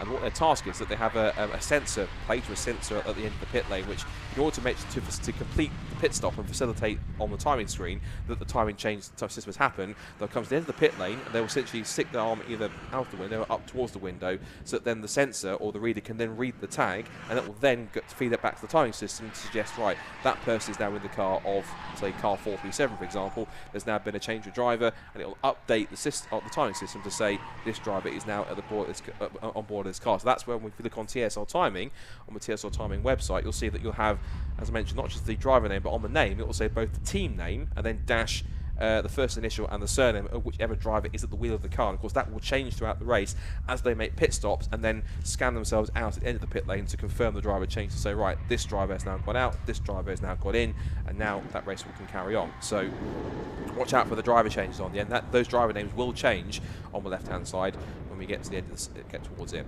So incredibly, we're coming up to our end of our first hour of racing now, which here at the C1 Racing Club, the Silverlake C1 Racing Series 2022, and it's still 326 car of #Blessed that leads with Chris Etheridge at the wheel. It is then James Little in second place for Emax Motorsport in second place, and the gap is still, incredibly, only 0.8 of a second between them, so very evenly matched between the two cars. It's then Scuderia Polo Rosso in third place with James Matthews at the wheel. Quattro Formaggio in 392 is fourth with Alistair May. Then it's Mike Graham in the Hardcore Model Makers car, and then we've got the next three cars all in a line together, which you've got the Wombles of Tristan Judge, Wilbur Tilley in the Patrick Watts Racing 2 car, and then Harry Newman Oakley in the Oakley Motorsport car in 455. They're all together. This is the battle we're looking at on screen. This is now for 6th, 7th and 8th overall and in position. Well, I mean, on the road and in terms of position on the timing screen. And again, pretty feisty battle an hour in. It's not too bad. Yeah, very good, isn't it, after all this time? And I suspect this is going to carry on all the way through the 5 hours. And if you're wondering why it's just a run out of time, is it? It's why it's only 5 hours, because we've got the curfew, haven't we, at 6:30 or 6:30 time for the slowing down lap, and then I'll have to dart over there and find a microphone and grab the podium if we can. Yeah. Yeah, good stuff. I think we have the signal. I think that for the first time in this race, we can hand over to our very capable pit reporter for us on the broadcast and for live and for the circuit comms. Adam Weller has an interview down in pit lane, so Adam, let's hand over to him, see who he's got to have a chat to. Hi guys, so just talking at the moment to Robin Welsh from the C1 Racing Club. I thought it would be good to grab him for a couple of minutes and maybe give us a bit of a guide to the championship, what we should be expecting for maybe people watching for the first time. But firstly, I mean, such an amazing field of cars we've got here at Snetterton. Yeah, it's absolutely amazing. We're really, really proud of what I've managed to continue, let's say. Previous owners, Philip and Carol, you know, they built a huge legacy of what a series it is, you know, and quite proud to be able to continue that for them. And yeah, it's great, it's all going good. We're excited about a new season. So excuse my voice, I've just lost my voice recently. And yeah, we're just going to see what happens to the season. Great support as always. Biggest grid ever to start Snetterton as well, so that's quite an achievement. That really is. I do love that statistic from a historical standpoint. But one thing I did want to say, like, you know, if someone's watching this for the first time, I mean, what do you think they should be keeping an eye out for? What do you think are the main talking points for someone who's new to the championship, trying to grasp it all? Yeah, so it's interesting. It's not racing like you'd normally consider racing, really, because so much of it is about strategy and thinking. using your brain and being clever. A lot of it's about gambling, because you've got to decide how long you run the car on fuel, how long you leave the driver out for. If you risk leaving the car out too long and the driver out too long, you may need fuel, and if you do that and the safety car comes out, you've got a minimum pit stop time, so you get really punished for that. So there's a lot of scenarios that you need to consider, and it's a real strategy game, so it's really exciting. You've actually got to understand what's happening. The racing itself, it's great when you're in the cars, but obviously not the fastest things to drive. But the racing is very close, so no matter where you are in the grid, you're always having a good race of whoever you're with, which is exciting. But the main thing for me, the thing I love about it is the thinking, it's the strategy, it's how the pit stops are doing, how the team, how the team work together as a team to get that car back out turning laps. Because ultimately the team that wins is the team that does the most laps, not the fastest. So it's such a different aspect to normal racing, And finally, if there are 4 mates on a sofa somewhere who think, I want to have a go at this, starting from scratch, how much do you think they'd be parting with to get on the grid? Money-wise? Yes. You can buy a car, built car, running car for about £5,000. Okay. Excuse me. Most of the used cars come with all the kit you need. And then, God, I don't know, maybe £1,000 worth of kit and licensing each, but once you've done that you only do it once, right? Yeah. So buy a car, get your license and £5,000 worth of car, and then come racing. It is probably the cheapest way you can possibly go racing. Well, there you go. It's a cheap, accessible way to go racing. Great racing as well, as you can all attest watching the stream. Back up to Scott in the commentary box. Once you've got the car, that's as long as you don't trash it, that's got resale value as well, isn't it? So it has, yeah. It's not even a gamble because you've got that asset that you can resell. You was talking about it was like a thinking game and Pep being an intelligent way of racing. Well, that's me out of it. I can't do that because that won't work with me at all. But anyway, have you ever raced?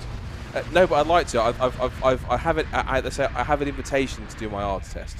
Which I will certainly take up as best as possible this year. Yeah. And then in terms of once I get that, truthfully, it's a case of whoever's willing to be stupid enough to let me loose with a race car. But I did have a go properly in some caterums. I think out Pat's Bedford Cater very kindly invited me up to Bedford to do some try a couple of their cars on a development day. And one of the cars I did try was it was not this year's life spec, but the previous specification 420R race car on top of that, and that was quite a machine. But the one thing I was pleased about is I got around a decent pace. We were just getting the cars around the circuit and I was to drive them competently without actually doing any.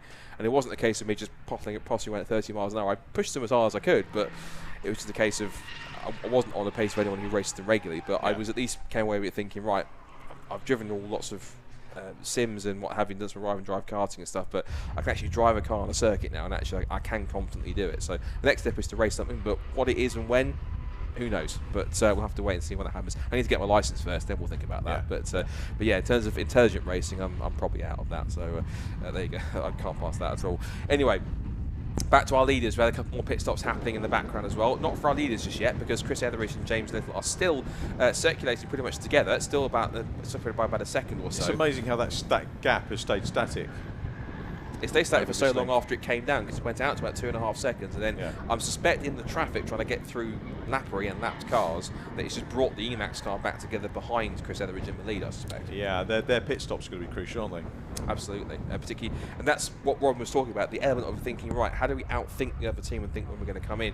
Of course, fuel comes into it, and I think I have to remind myself of a rule change on top of that as well, where they did bring out just recently, just before the start of the season, Robin and Tom, they brought, and the guys at C1's a rule change where we're talking about pitting under the safety car. I think what I meant by that is that you technically can pit under the safety car, but in order to kind of get around the whole thinking of just get in and get out and then make a pit stop on the safety car and gain loads of time, there is a minimum pit stop time you have to make if you have to pit under the safety car. Right. I think that is 6 minutes.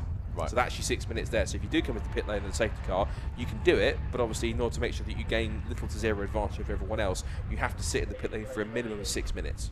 So it means then when you go back out, essentially you haven't gained anything really over anyone else, to make it as fair as possible, to kind of keep it as equal, as open as possible to everyone else that's competing. So that's the key thing there. Our top team has just got past the laps car, which just got around there, so they're going to head down towards the bomb hole once again. Lap-wise, they've just completed 24 laps, so it's taken about an hour and a bit to complete. An hour and a bit, say 24 laps. So they all hit about safety cars, depending about 100 laps, I suppose, plus in this first race, which is quite something for the Se7ens 300 circuit, given that it is quite a long 3-mile circuit, and lap times are in the 2:40. So to get 100 laps of that, I mean, typically you probably get that in any other sort of kind of car, like a GT car or something. You probably get that in half the time or so, given the speed, if not less than that. But for these small cars, which, to be fair, to go on to another point as well, is that there might be small little C1s, but stripped out and just with many sort of fairly standard engines. But for the small cars that they are, the weight they are, they still shift down the pit straights. They are pretty fast on a straight line in many cases. Yeah, gaps come down. Half a second, Jake Little fastest lap. So Jake then is going to try and keep closing in on Chris, and he's bringing one of the back markers with him. Let's see, currently the highest car that has made a pit stop, just to go back to them, is Red Sky Racing. So that's 527, which is Shepherd, R Shepherd at the wheel of that one. Rather than call him R Shepherd, let me just get his name first of all, probably, so I can actually give him the name that he needs to. 527, which was one of the Red Sky Racing cars when they started in 30th place. So that's it's Rachel Shepherd who's now taken over that car. But David Shepherd started it, and it'll be Jonathan Shepherd that will be taking over that car for the third stop. So looking at the battles further back, I think one of the Red Sky cars was there, and there are our two leaders. So as we say, after an hour and about 10 minutes or so, the gap is only half a second. It doesn't look like half a second, it looks like a bit closer than that, but of course with the cars going so slow, half a second in two faster cars looks different than half a second in two slower cars sometimes. It can look a bit different. I reckon we might see a challenge on before the pit stops here, Scott.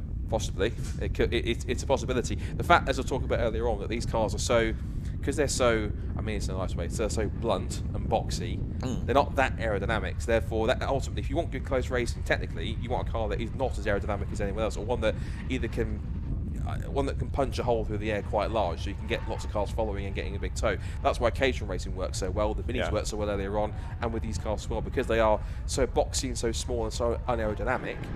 They don't punch, because they punch these massive holes in the air and pick up all this turbulence. It's easier for cars to follow and actually get clearer runs through to unpick their way past. They're going to overtake them. So I think you're right. I think at one point they're probably going to be changed. I thought there was for a second there, but it's a different car that's white and orange. Here are our two leaders, and this is the trouble you've got. Flashing the headlights. This is the trouble they've got to find, is that yes, they're all the same cars in identical spec, but in terms of straight line speed, you haven't got an advantage. It's in the corners where you have to make up that pace in order to try and get the advantage of everyone else, because the Red Sky car, for example, that's just pitted recently, has exactly the same car underneath him as anyone else. It's the straight line. It's not the straight line speed. It's the way they can take the corners and handle the cars in the corners that kind of makes the difference in terms of whether you can put a quicker lap time or not. And the different skill levels means it adapts at different points as well. That's the Rachel Shepherd car that you were talking about just a few moments ago, that they're happening across now and having to work the time out, and Rachel will be wondering when they're going to get past, and it's not easy. Rachel's doing a good job. I was mentioned actually, Adam actually gave me a piece of information right at the start of the race, which I was going to mention, which is 434, which is our front row guys, Bacon racing with Liquid Molly, who at the moment, you see 444 coming to the pit lane for its stop. That's the Swerve racing car.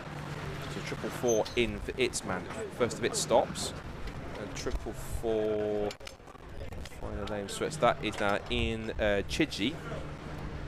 He will hand that car to either Hadley Rossiter, Phil Spokes, or Colin Mitchell, which there are four drivers in that lineup. So if there's 3 mandatory pit stops, they'll hand over to, I guess each driver will take a stint.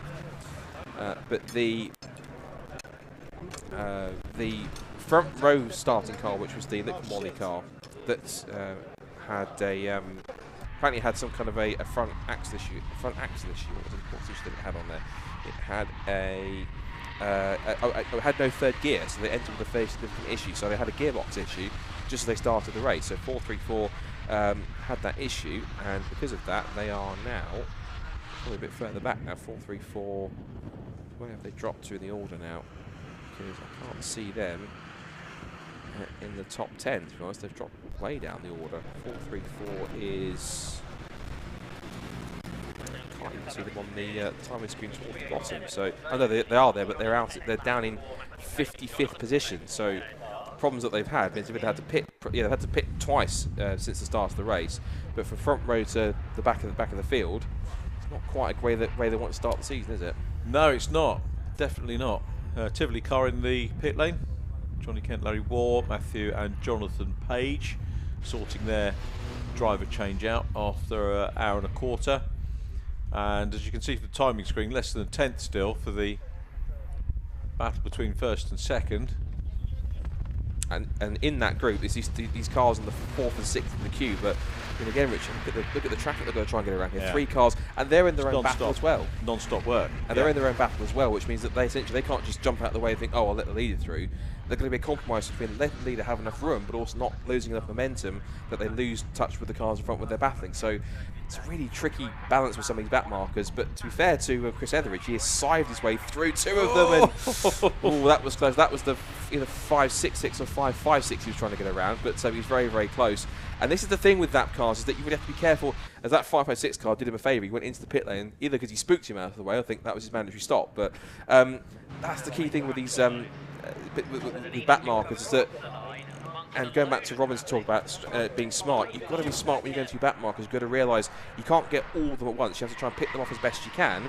And this is pretty crucial now for the hashtag blessed, because Emax Motorsport with Jake Little at the wheel is doing his best to try and weave his way through, and where one person gets held up at one point, another might pick off the same back marker much easier, and they gain much more time. So that'd be quite intriguing at some point, so trying to see how they pick their way through those traffic. But they've done it all at the moment, so managed to get through.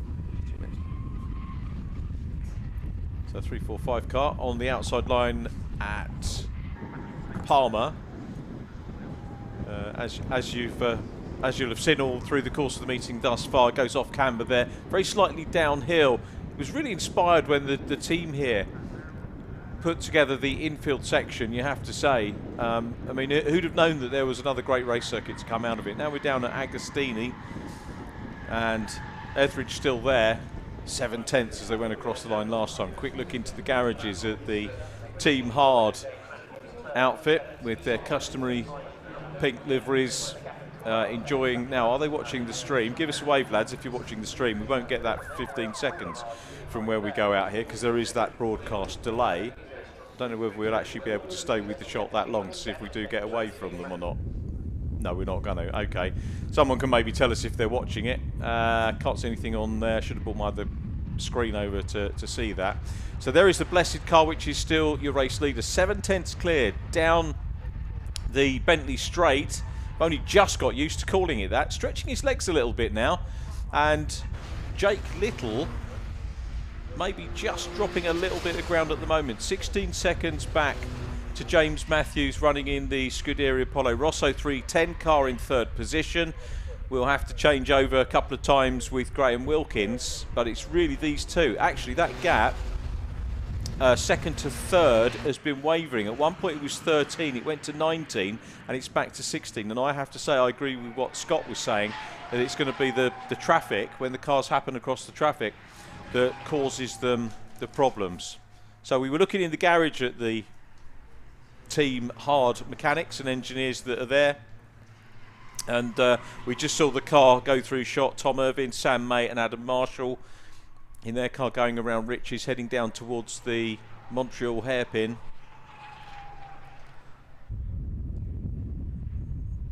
So it's cleared that now, and the camera shot across here, we can see the latter part of the infield as well as the cars going into Palmer. This is the shot of them coming out of Palmer, and you can see how off camber that is, and then the run down into probably the corner where you're going to see the most passes over the course of a meeting. You can pass in several different places, but this is probably the most inviting corner for most drivers to have a little nibble down the inside. If you sometimes see a brave driver having a go around the outside line and making it stick, not too often though, but that Team Hard car very much on its own at the moment. The gap's gone out now, so Etheridge, we said Jake Little dropping back 1.599 seconds now, the gap. So seemingly, now the traffic's gone, Chris Etheridge really making a little bit of hay while he's got clear track and starting to build the gap again. Yeah, it seems like it. Looks like one of our front runners, Rich Pop Racing, which is rose up as high as 9th position, has now decided to make a pit stop in car 336. So 336 has made a stop, and they were so they started Richard Cook. So Richard Evans has taken over Richard Cook. They've got all the Richards. So Richard Cook with Richard Evans, and then Richard Stafford will take over that car for their 2nd stint. And that they came in and they were currently as high as about 9th position, but they've dropped down to about 14th now. 2 cars on screen there, just having a good scrap, and there's the Team Hard car that I'm sure she was no doubt having a chat about just then. We saw a shot in the garage, but we didn't stay long enough to see whether we were going to get away from them watching our coverage or not. But right. once they saw it, they started running. So that's all along those lines. But yeah, 465. Yeah, see all this. I think there's 3 cars that are pitted all at once. That's the Rich Pop Racing car, and then Auto Park Racing and JTR. JTR is the 350 car that had the spin, and I'm not sure if there was any contact at all, but at least the spin that they had on Richie's corner, and they're currently pitting in 19th position. So it looks like Tarling is going to possibly hand over that car. JTR car, Jason Tarling handed over to David Pearce. The other car is also is 304. 304 is Auto Park Racing, and it's Albon who is, I think, handing over that car. Yeah, so it's Tony Albon jumping out. Trevor Hurrell's getting in on top of that one. They started 28, so they've risen a little bit throughout the mid-pack. And now, as we watch our leaders, no pit stop for them just yet. Still Etheridge and Little carry on at the head of the field. So 1.6 seconds or so between them. Cross the line, they will come to complete another lap. And it will be 29 laps completed now in this first Silverlake C1 Race Series event of the year, the 5 hours at Snetterton. And the gap is down 0.9 again, so it's now gone back down once more. It's constant back and forth between these two. More back markers excuse me, for the top two to get to grips with. 520 is the next car just that, which is the RSL Motorsport car, which is Rob Cull that started that car, but the 520 has now dropped down to 56. That's one of the cars that pitted early on with 1 or 2 problems, but now Lafferty back on the wheel. I think Harry Lafferty back at the wheel of that car now and trying to at least make up some time, but they're 11 laps off the lead, so again, not quite in contention for victory anymore, but can still try and push on and try and pick a couple of laps back and try and make up from some misfortune of others, as we see the 304 car making one of its first scheduled stops. 304, and actually an iconic East Anglian stock car number back in the days. I was staying over in Dis last night, which is where the driver of 304 in the stock car days came from. Not that you needed to know that. Tony Elborn and Trevor Hurrell. It's quite funny actually, in the hotel, I say just outside Dis, and I was trying to connect to the Wi-Fi, and it came up with Hybrid Tune. Right, yes. I thought, oh, there must be someone from Hybrid Tune staying here. Not putting 2 and 2 together, they're actually based in this. Because when it was light in the morning, I opened the curtains. Hybrid Tune's workshop's just over the road. that's convenient. So the good thing is Hybrid Tune are getting quite involved in motorsport these days, particularly because they also have the ECU supplies for a couple of the championships for BRSCC, like BMWs and city cars on top of that, and they also do some stuff with. I think the guy who also runs it also does run himself, or at least a team of a couple of cars, including himself in mini challenge as well. Because I've seen a couple of mini challenge cars with Hybrid Tune in place them on the side. So. They're starting to get around a bit in motorsport, which is great. They've got Joe Tanner, I think, is racing with them this year, amongst others. I think you're right, yeah. Hannah Chapman. Yes, Hannah Chapman, yeah. I remember I first met Hannah when she was racing in Scottish Compact Cup, and they came down to Rockingham for an away round a couple of years ago. Right.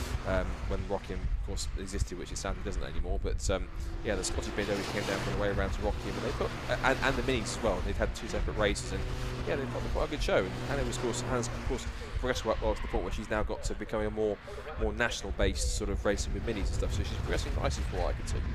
Yeah, she's done well. I think she was newcomers champion in the Scottish Mini Cooper Cup and ladies champion as well, because they've had that running a couple of years. Really healthy racing up there, SMRC.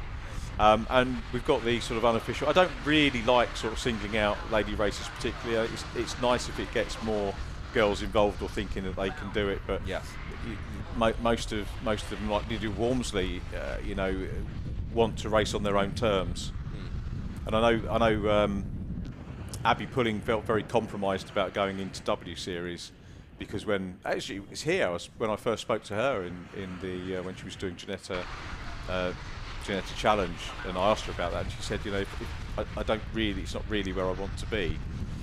W Series, she wanted to make her own way in the sport as a whole. She has gone W Series, and I think she was right too. I think it's good for her. I actually don't think there's anything wrong with having separate sports like men and women's tennis. It's why not? The W Series races have been very entertaining.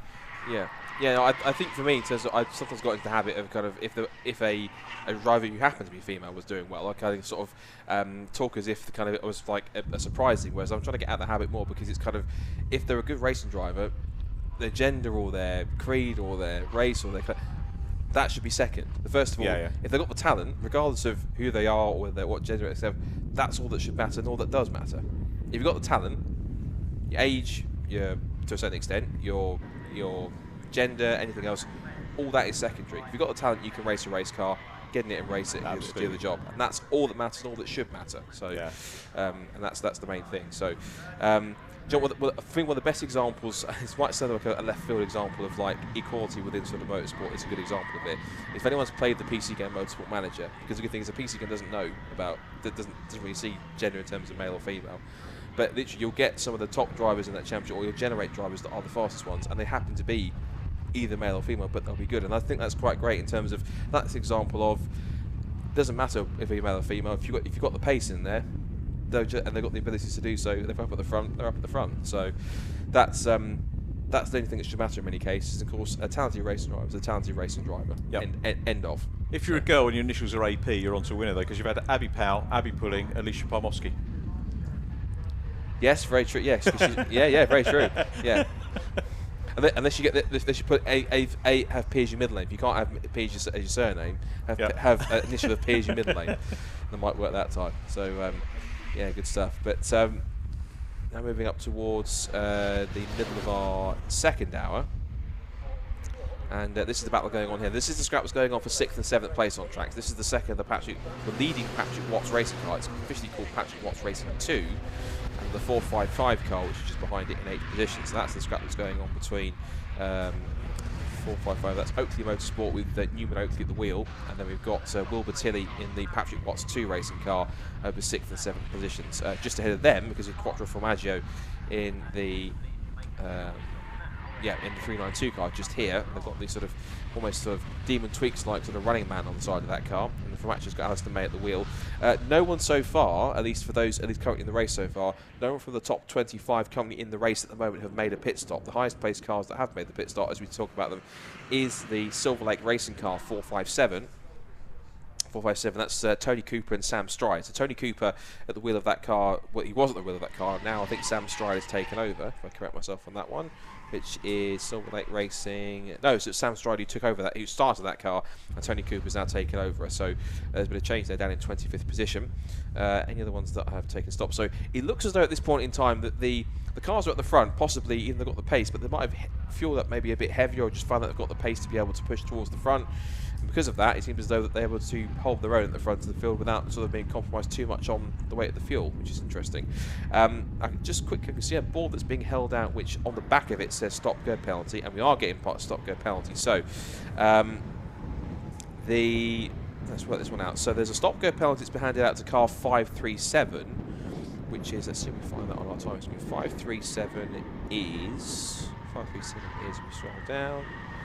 537's down here, which was, I just spotted it for a second, BPC Tuning A, and that's the Lachlan Behrman car. Now that car has got a penalty for failure to scan out, so that's obviously one of the nuances of this series, because we talked about the scanning system with the Hue tank system, where the drivers have to go into the pit lane and then make sure that they scan their tank so that it registers on the system to change the driver on the timing screen and then go out. So I think they've obviously had the realisation that that's happened, and therefore now they've been given the penalty to failure to scan out. There's also, it says here, a penalty of 1 minute. I'm not sure if that penalty, that's the penalty that's been applied to the 537 car. It just says penalty 1 minute a couple of minutes afterwards. So if that is a penalty, that looks like it's possibly the length could be 1 minute or so, if not just a quick stop and go. But that's a different element of the endurance race they've got to get used to for some of these drivers who haven't maybe done it before. It's this whole system of being able to scan yourself out of the race, whereas typically in an endurance race, if you're racing and kind of like in the moment and full of adrenaline, oh, that's the 466 driver that stopped. Just we cut that conversation for a second. 466. Now that was one of the front running cars earlier on. That was the Cat's DT car that was up towards the front of the field. That was the Cat DT, and that's down in 42nd place now. So that car's sadly come to a stop. So the Cat DT car, which qualifies high as 4th, that was Colin Hode at the wheel, and I don't think he's handed over yet to Mark Hode. So Unfortunately, no, so I've looked at Mark Code who'd been driving. Colin Code has taken over. I correct myself. That car sadly has come to a stop. So unfortunately, that's a problem for one of our early front-running cars towards the head of the field in terms of qualifying, and just shows that whether it's back or front, reliability problems or any kind of issues can hit just about anyone. Yeah, absolutely right. Looks like we've got a great shot there. Camera on the ground. In comes the 399 car. Apologies for any interference on the camera there. It's obviously our receiver just trying to pick it up, whilst of course there's a lot of pit garages around, but of course we'll do the best to try and hopefully just tweak that a little bit if we can. There we go. It was Vince Fitter and Nick Goff in the Morwin Motorsport car. I was just looking as near as I can to in the old school days. We'd have done a lap chart, and obviously you can't do that here because we can't see the cars going past. It's a bit of a nightmare. But I did write some positions down and worked out some changes, so apologies if you've already covered this off. No, go for it. Hardcore model makers overtook Quattro Formaggio since the last time I wrote the numbers down, and the Wombles have dropped down behind Patrick Watts 2 and Oakley Motorsport. Correct, yeah. So yeah, it's a 4th and 5th now for Hardcore model makers Quattro Formaggio, as you mentioned. Yeah, and Patrick Watts 2 racing ahead of Oakley Motorsports and 420 the Wombles. So that Wombles car's dropped down to 8th. And of course, it's Patrick Watts is racing 2 cars up in 6th position and the 7th place car. The other Patrick Watts racing car, which now has Amy Watts at the wheel, which is Patrick's daughter, she's down to 13th place at the wheel of that car. And again, but some of these, so Amy started that car by the looks of it. So Amy started it. So Patrick, of course, I'm sure all the other driver of the mix will also take over. That car will also be shared by Orlando Lindsay, of course, who is from MX-5 race. I think he wants to go towards GT racing, I think. But yeah, Orlando did a couple of MX-5 races a couple of years ago to kind of start getting his license signatures. So interested to see. We'll give you a quick rundown as we get to an hour and a half, of course, in this first Silverlake C1 Racing Club race. So at the moment, still got waiting for some of the main front runners to make their first pit stop, but it is the hashtag Blessed car that leads the way in car number 326, but only just by 1.4 seconds. So if we go through, I will try and give you both names and numbers as well. I'll shrink my window on my TSR timing page so I can kind of get a bit more compressed information. That's better. So yeah, leader is hashtag Blessed with Chris Etheridge, 326, and of course that's Chris Etheridge. That is the Chris Etheridge car shared with Mark Bennett and Colin Bysouth. Second is the Emax Motorsport car 345. It started the pole position. That's it's Jalen. It's either James or Jake that starting that car, and of course they're also sharing with Stuart Ratcliffe. In third place is the Scuderia Polo Rosso car, which was started by James Matthews, sharing with Graham Wilkins, car 310. Fourth place now after their sort of shakeout. We've got the Hardcore Model Makers car, which has Mike Graham at the wheel. They've risen quite well from 15th on the grid up to 4th. So they're making steady progress up the order. Fifth place now, you see some more on-track battling, Hardcore and Red Sky. Well, this is on track actually. This is actually Hardcore and Quattro Formaggio battling for position 4th and 5th. So a good job our cameras caught this one. So the Hardcore Motorsport car just out of shot here for a second, so more passing going on here. But then we see there, look, the Hardcore Motorsport car, the red car with the black middle section, that is the 415 car, which is currently in 4th position. That's got Mike Graham at the wheel. And then we've got the Alistair May car, which is the Quattro Formaggio, number 392, where it's sharing with Chris Parks. This is the blue car with the Demon Tweaks running man on the side of it. And one of the Red Sky racing cars also running wide there as well. So there's a bit of battling throughout the pack here for 4th and 5th position overall. You know, you get a Demon Tweaks voucher if you get mentioned in print. Did you know that? I did know that. Yes, there's some kind of incentive. If you mention them on telly. No. Well, I wasn't initially going for that. But if Demon Tweaks are listening, I'm happy for them to send me one. That's not a problem. No, they don't do it. We tried that before. Oh, did you? Right, okay, didn't work. Now, what I'm noticing here on the screen here, this is going to become a 4-car battle shortly, because I've just seen in the background, just closing up to them, is both 507 Patrick Watts Racing 2 with Will Battilli at the wheel, and then Harry Newman Oakley in the Oakley Motorsport car in 7th place. They're starting to catch up, so watch for them out. So it's this red and black car just at the front of this, what will become, I'm sure, a 4-car queue for 4th position. Then the blue car with the white stripe, that's Quattro Formaggio. Then these 2 cars coming through here. But actually, there's been a change, in fact. So Oakley Motorsport has got through past Will Battilli of Patrick Watts Racing through the traffic, and so the black car that's going past another one of the lapped cars there, just kind of the 3rd car in shot to the left. That's the Harry Newman Oakley 455 Oakley Motorsport car. That's now up into 7th position, and then into 6th position now, because it's got past the Patrick Watts Racing 2 car. And he won short. Looking at lap time, what's his pace last time? His last lap time was a 2:42.757. So he's lapping on the same pace as these 2 cars in front, or 3 cars in front. Just obviously with the traffic, he's managed to pick his way through better. Jake Little, who thank you for the wheel of that car now, so thank you for the confirmation of the timing stream. So Jake Little then sets a new fastest lap of the race, 2 minutes 40.442, but it must be getting the benefit of some kind of a toe. In fact, both of the top 2 cars set personal bests.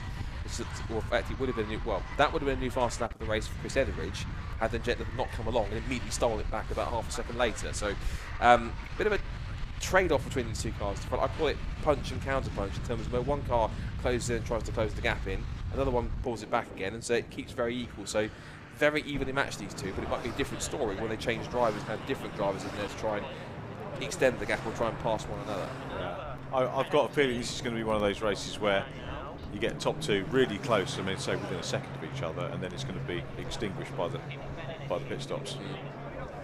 But you do get the beautiful thing sometimes where you get some races where you get the leaders quite close at the front, and then things will spread out a little bit more throughout the middle part, and then once everyone starts pushing at the end to try and get the gaps down, that's when you might get sometimes the last pit stop happens. Then you get the kind of the chase to the end, kind of like the car that might be going a bit quicker starts lapping a bit quicker and it gets close towards it. And that's what you get. That's what for me makes a really good endurance race. Yeah. When it comes together at the end, you get the first 2 or 3 cars all together, and it's after what 3, 4, 5 hours, or as long as 24 hours.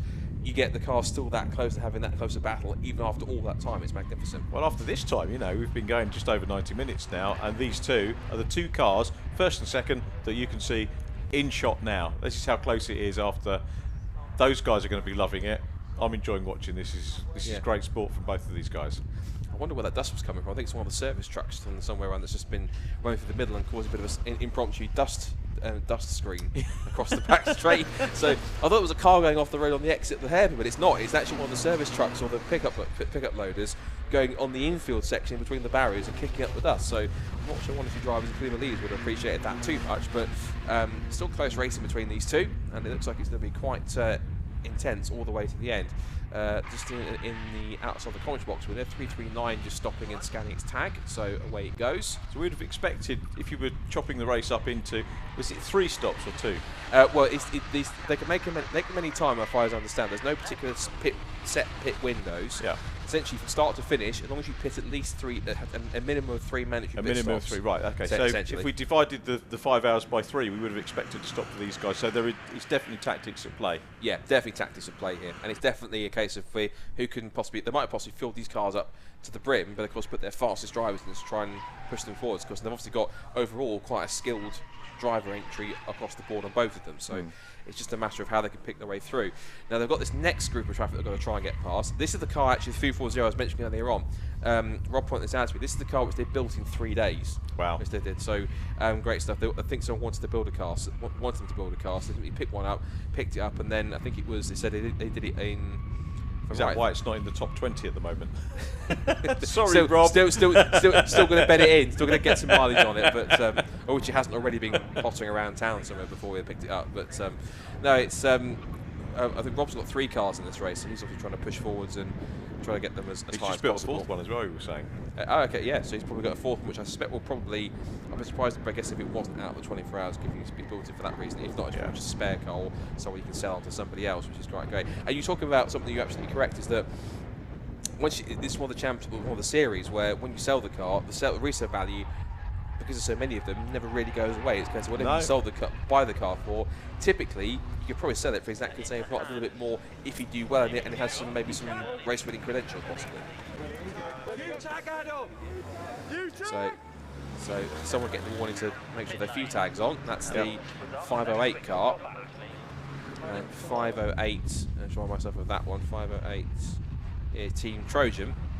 And that's going to be Bingham. So that's Charlie Bingham now, who's going to be handing over that car to either Adam Willis, John Monday, or Austin Monday. So it's now, we'll find out in a second. I think they've just got to they've just got to the pit, and they've just gone out of the pit lane. Just gone out of the pit lane, but we'll see. If it was a 24-hour race, they could hand it over to Easter Monday.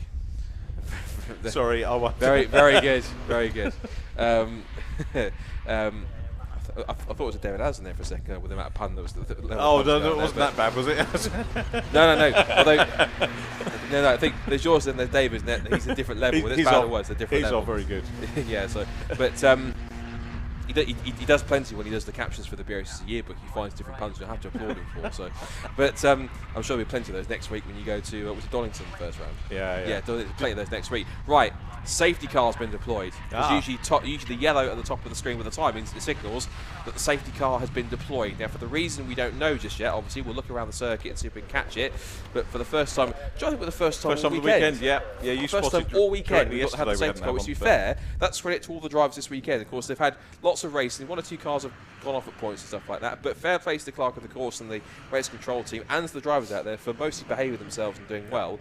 It's only in the case it has to be something that would severely require a safety car that would need to do so. For this race, of course, it's not the regular Run Your Fleet safety car. It's the Silverlake Citroen DS3 safety car that goes out. It's a series-specific safety car. So thank you, of course, to Silverlake for all their support for the C1 Racing Series, and of course for the Citroen DS3 safety car as well, which is caught up with one of the first couple of cars. Now, of course, as we say, it's all well and good for the safety car coming out. I guess one of the things we have to determine now is who or what has caused the safety car, which, given the fact there's about 57 of these cars around the circuit, and it's a 3-mile circuit, and there's also lots of grass area around, trying to figure out what it is. I'm sure our camera crews are frantically trying to scrabble around to see who it is that has caused the problem and has required the safety car.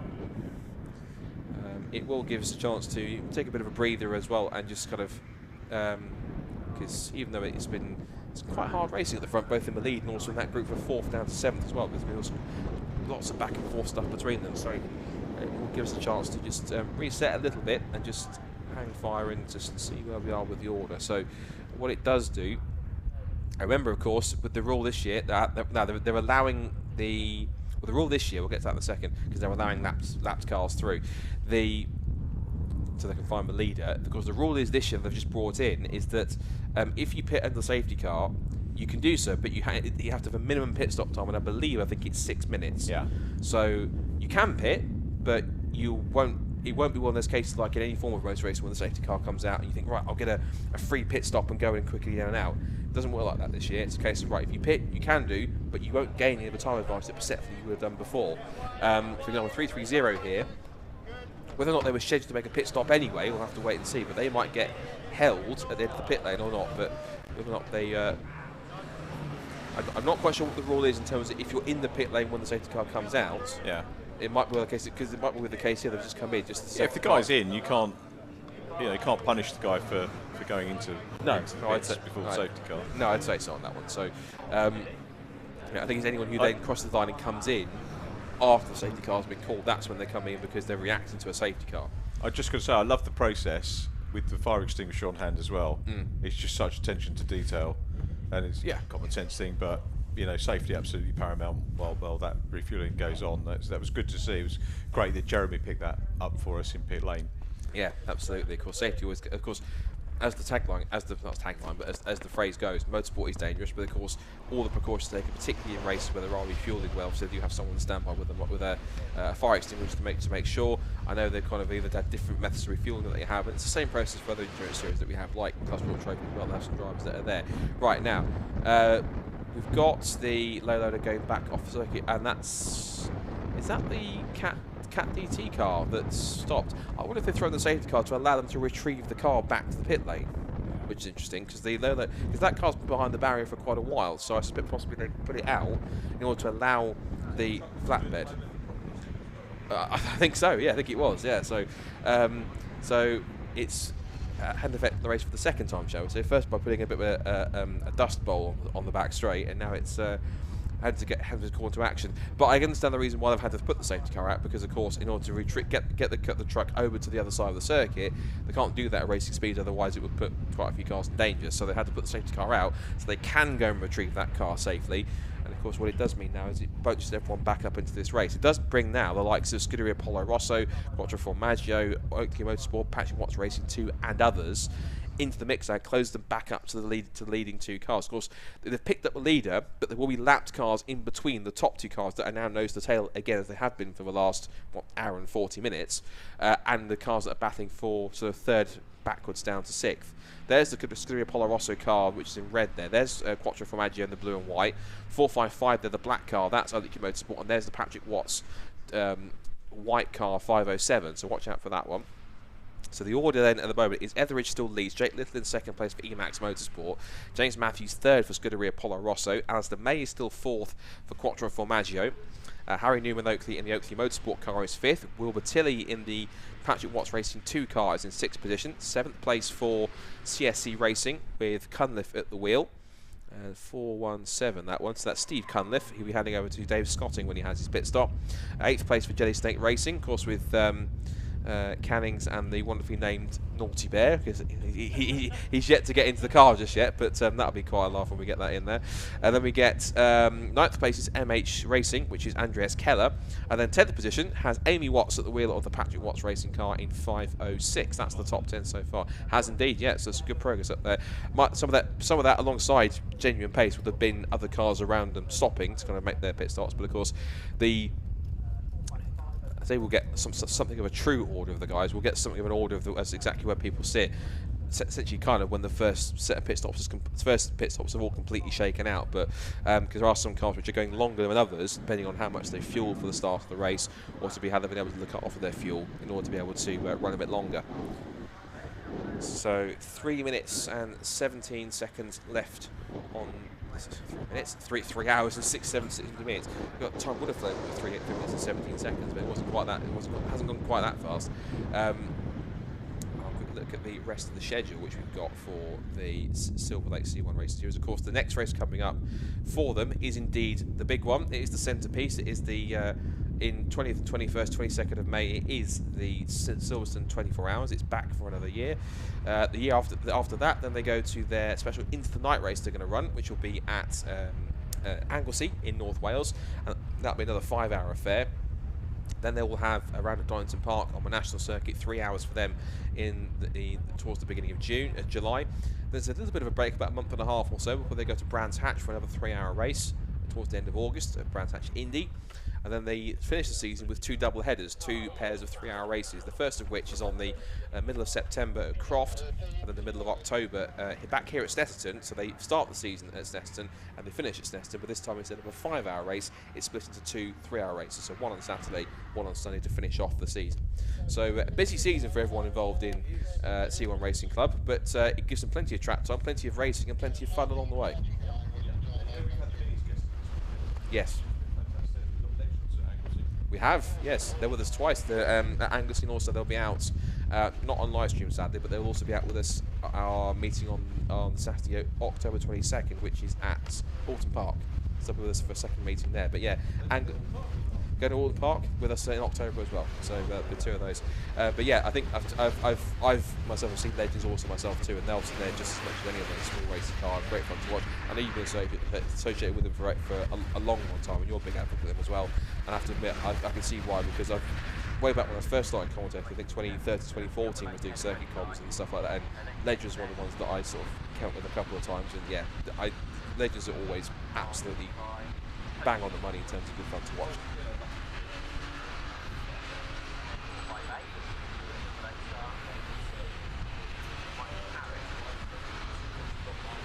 Okay. Yeah.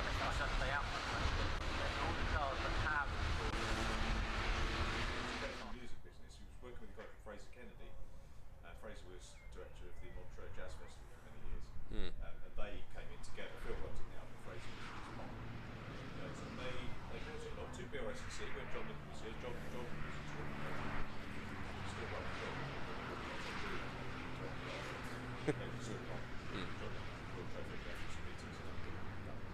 Yeah. And lovely we've got that tie with BRSCC Club again. And yeah, Fraser then retired. When they came in, because they were, they'd seen the concept in America, bought the cars over, and they'd seen motor racing, but they wanted to run their way. And it kind of fitted in with Eurocar, which again was BRSCC at the time. Yeah, correct. And you know, Sonny and John and Bob Armstrong, was he BRSCC back then as well? Sounds familiar. We're happy to like listen and take that sort of into, and it hasn't changed. They haven't changed barely changed the formula in over, well, it's nearly 30 years now they've been running. And it's, you know, they've got a capacity grid of brands this weekend, so yeah, it's a good championship. It has got faster, and I think the driving talent's got a little bit strong, but yeah, still. Yeah, it is one of those series where if it isn't broke, don't fix it. So it's worked pretty well. Same, of course, with C1s, of course, where that first started several years ago, and of course it was taken on. Of course, Barry Welsh and his team that he's put together at Raw Motorsport took it on, I think, towards the beginning of last year. And Barry Welsh? Robin Welsh, sorry. Barry's next door. Yeah, Barry's next door. I'll get my Welsh and Welsh mixed up. So it is Robin Welsh and Barry Welsh. So who's our guy who's directing the coverage for us to start the weekend. Who again has done a fantastic job. All the guys at Digitex have done a brilliant job, as I'm sure you'll agree. But the yes, Robin Welsh. I'll get his name right. You won't thank me for getting that wrong. But Robin Welsh and the team at Raw Motorsport again took it on towards the beginning of last year, and since then they've kind of been developing it and kind of pushing it forward to kind of make sure that they still keep the same proper ethos in the series. And yeah, and of course they have now come on board for us for this season. Of course, and it's great to have them as an addition to the BRSCC portfolio, of course, and it's nice to have them in the mix, and good to have them on this first weekend. Well spotted, of course, because the safety car lights are now no longer on, which means, I think that's a classic signal, Rich, that we're about to get back underway, I think. Yeah, very good. So the drivers have had a little bit of a break, so maybe they can squeeze those stops into the end of the race if they need to do that. I don't know what the idea would be out to go in, swap over again. I'm fascinated to see how it's going to play out with how the leading drivers handle it, but we are getting nearly 2 hours into this race. Out of the leaders, we haven't seen it. It's going to be fascinating now. Need to try and pick out any back markers between the front runners, though, Scott. That would be quite useful. Yeah, particularly when, of course, you've got the likes of the cars 3rd to 6th. They're going to try and make their way through to pick their way up to the leaders, who are now getting this race back underway, because Chris Etheridge decides he's going to pitch the car through Murray's, put his foot to the floor, and get this race back underway. As the Silverlake Citroen DS3 safety car heads into pit lane, green flag flies on the pit straight, and we are back to racing underway for our first Silverlake C1 Racing Series event of the year at Snetterton for 5 hours. So we are now coming up to 2 hours worth of racing completed as the racing gets back under green. And the Polo Rosso car is, at the moment, across the line 3.6 seconds back thanks to the safety car, so he'll be trying to make up that gap as quick as he can. Alistair May still there in 4th in the Quattro Formaggio car. In the pit lane has come, I think, possibly timing it just in the pit sequence. It's 372. Although the way it was pushing it, either pushing it into position to properly do some kind of a change, or possibly might have been something that was a little more serious, so to speak. Now then, the Quattro Formaggio car is a bit of contact there with the Team Hard car 448 just as he came through. I think the Team Hard car got squeezed out onto the edge of the curb, and because of that, didn't have any room to move. And I think the Quattro Formaggio car kept on moving across, and because of that, didn't realise that he was there until there was a bit of contact, and then they kind of managed to separate. So it's hard cheese, wasn't it? Better that, yeah. As an Addisonism for you. Indeed, yeah. Yeah, indeed. Get a bit of a nibble as you went past. But that's more mice than cheese, isn't it? But anyway, 445 is in one of the Emax Motorsport cars. That's the teammates, the car that's currently in 2nd place, one of the Emax Motorsport cars, 445. That car, when it came in, was running at about 13th place. As also the pit lane has come both the CSC racing car of Steve Cunliffe, and also we've got Amy Watson in the Patrick Watts racing car, number 506. That car we handed over to either her dad, Patrick Watts, or to Orlando Lindsay, one of the two. But looks like Amy has completed, if not her first, at least her stint in the car for this first race of the season. And she will hand over to either Orlando or Patrick, of course. So looking at our leading groups here, from your cars fanning out, 336, and is in there too, 336. Who's a bit further back than they were, some of our leaders. 336 is Rich Pop Racing, which is Richard Stafford at the wheel now. He's coming back in 30th place. But this battle looking as close as it's ever been now between these top two, between Chris Etheridge and Jake Little, who again, we remind you, have not pitted yet. They're one of a few cars that still have to make their first few stops. The first 9 cars in the order at the moment on the league lap so far have not pitted, and neither have the 3-Spark Racing car 459, Manpower Racing 468, or Rusty Nail Racing 383. So those 12 cars are yet to make their first stop. As I mentioned a few times, there is no minimum window they have to kind of make their stop in, and there's no minimum pit stop time. It's simply a case of they are free to pit whenever they want within the 5 hours. They have to make at least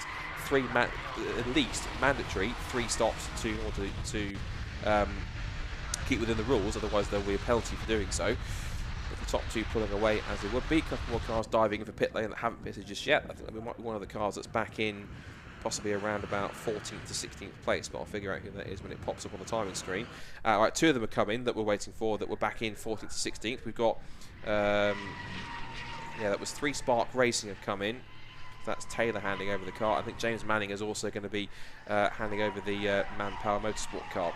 I think James Manning, if I'm right, I think is another driver. This is how far my anorak goes by in these circles. I think James Manning, I think he's another one of the ones who started out his race, I think, as a Fiesta Junior. I think back in as far as in the early days, 2012, 2013. Yeah, so I think he did. I think he went to set up Manpower Motorsport, and of course he now runs a car in Citroen C1. So yeah, nice to see another BRSCC Fiesta Junior alumni returning back again.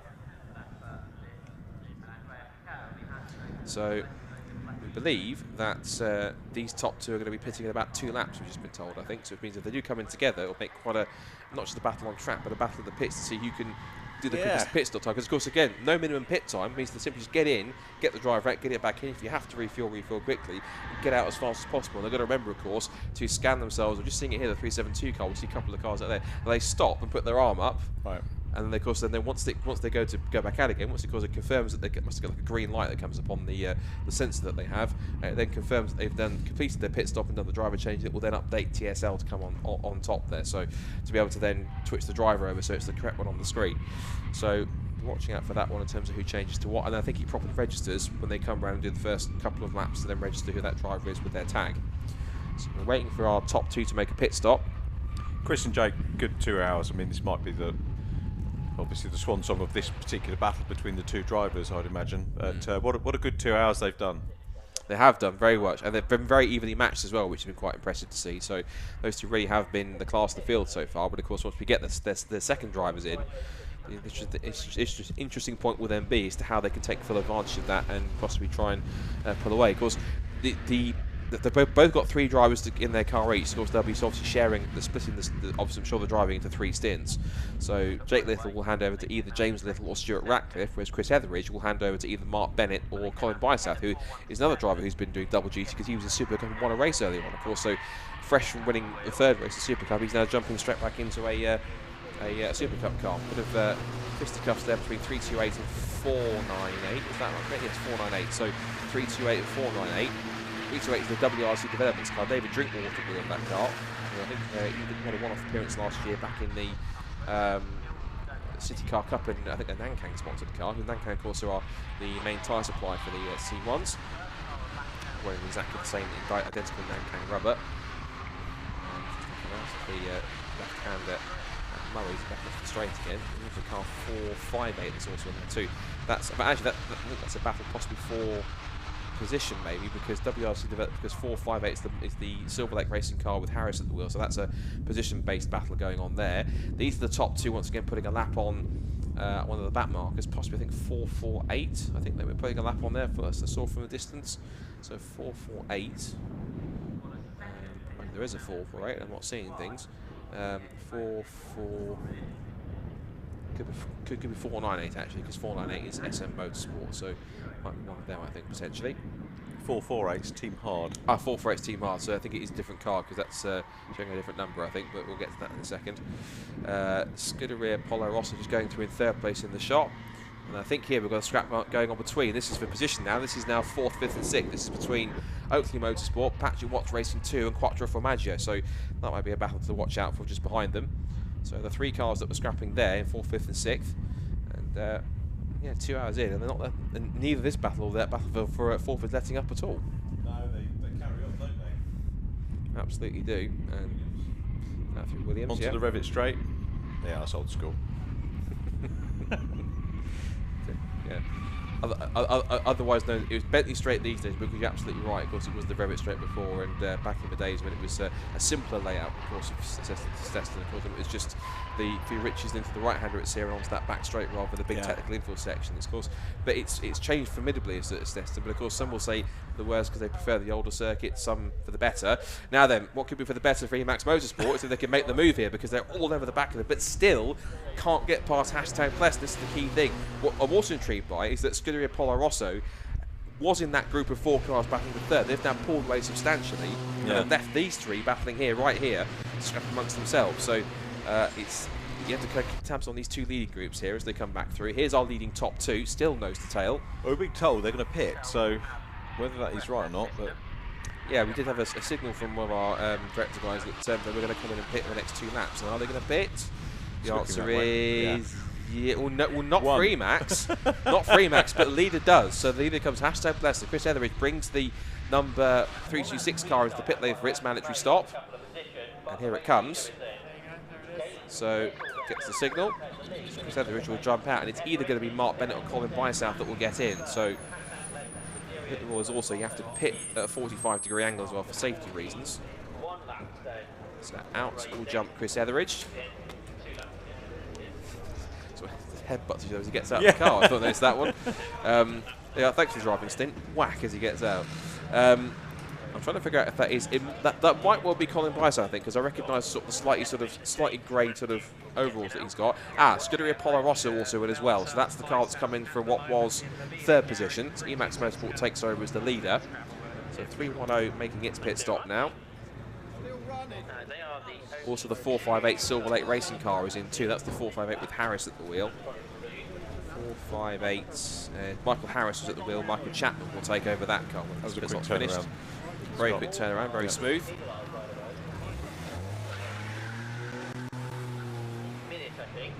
445 is also in. I think that's the car post I was thinking maybe came in before.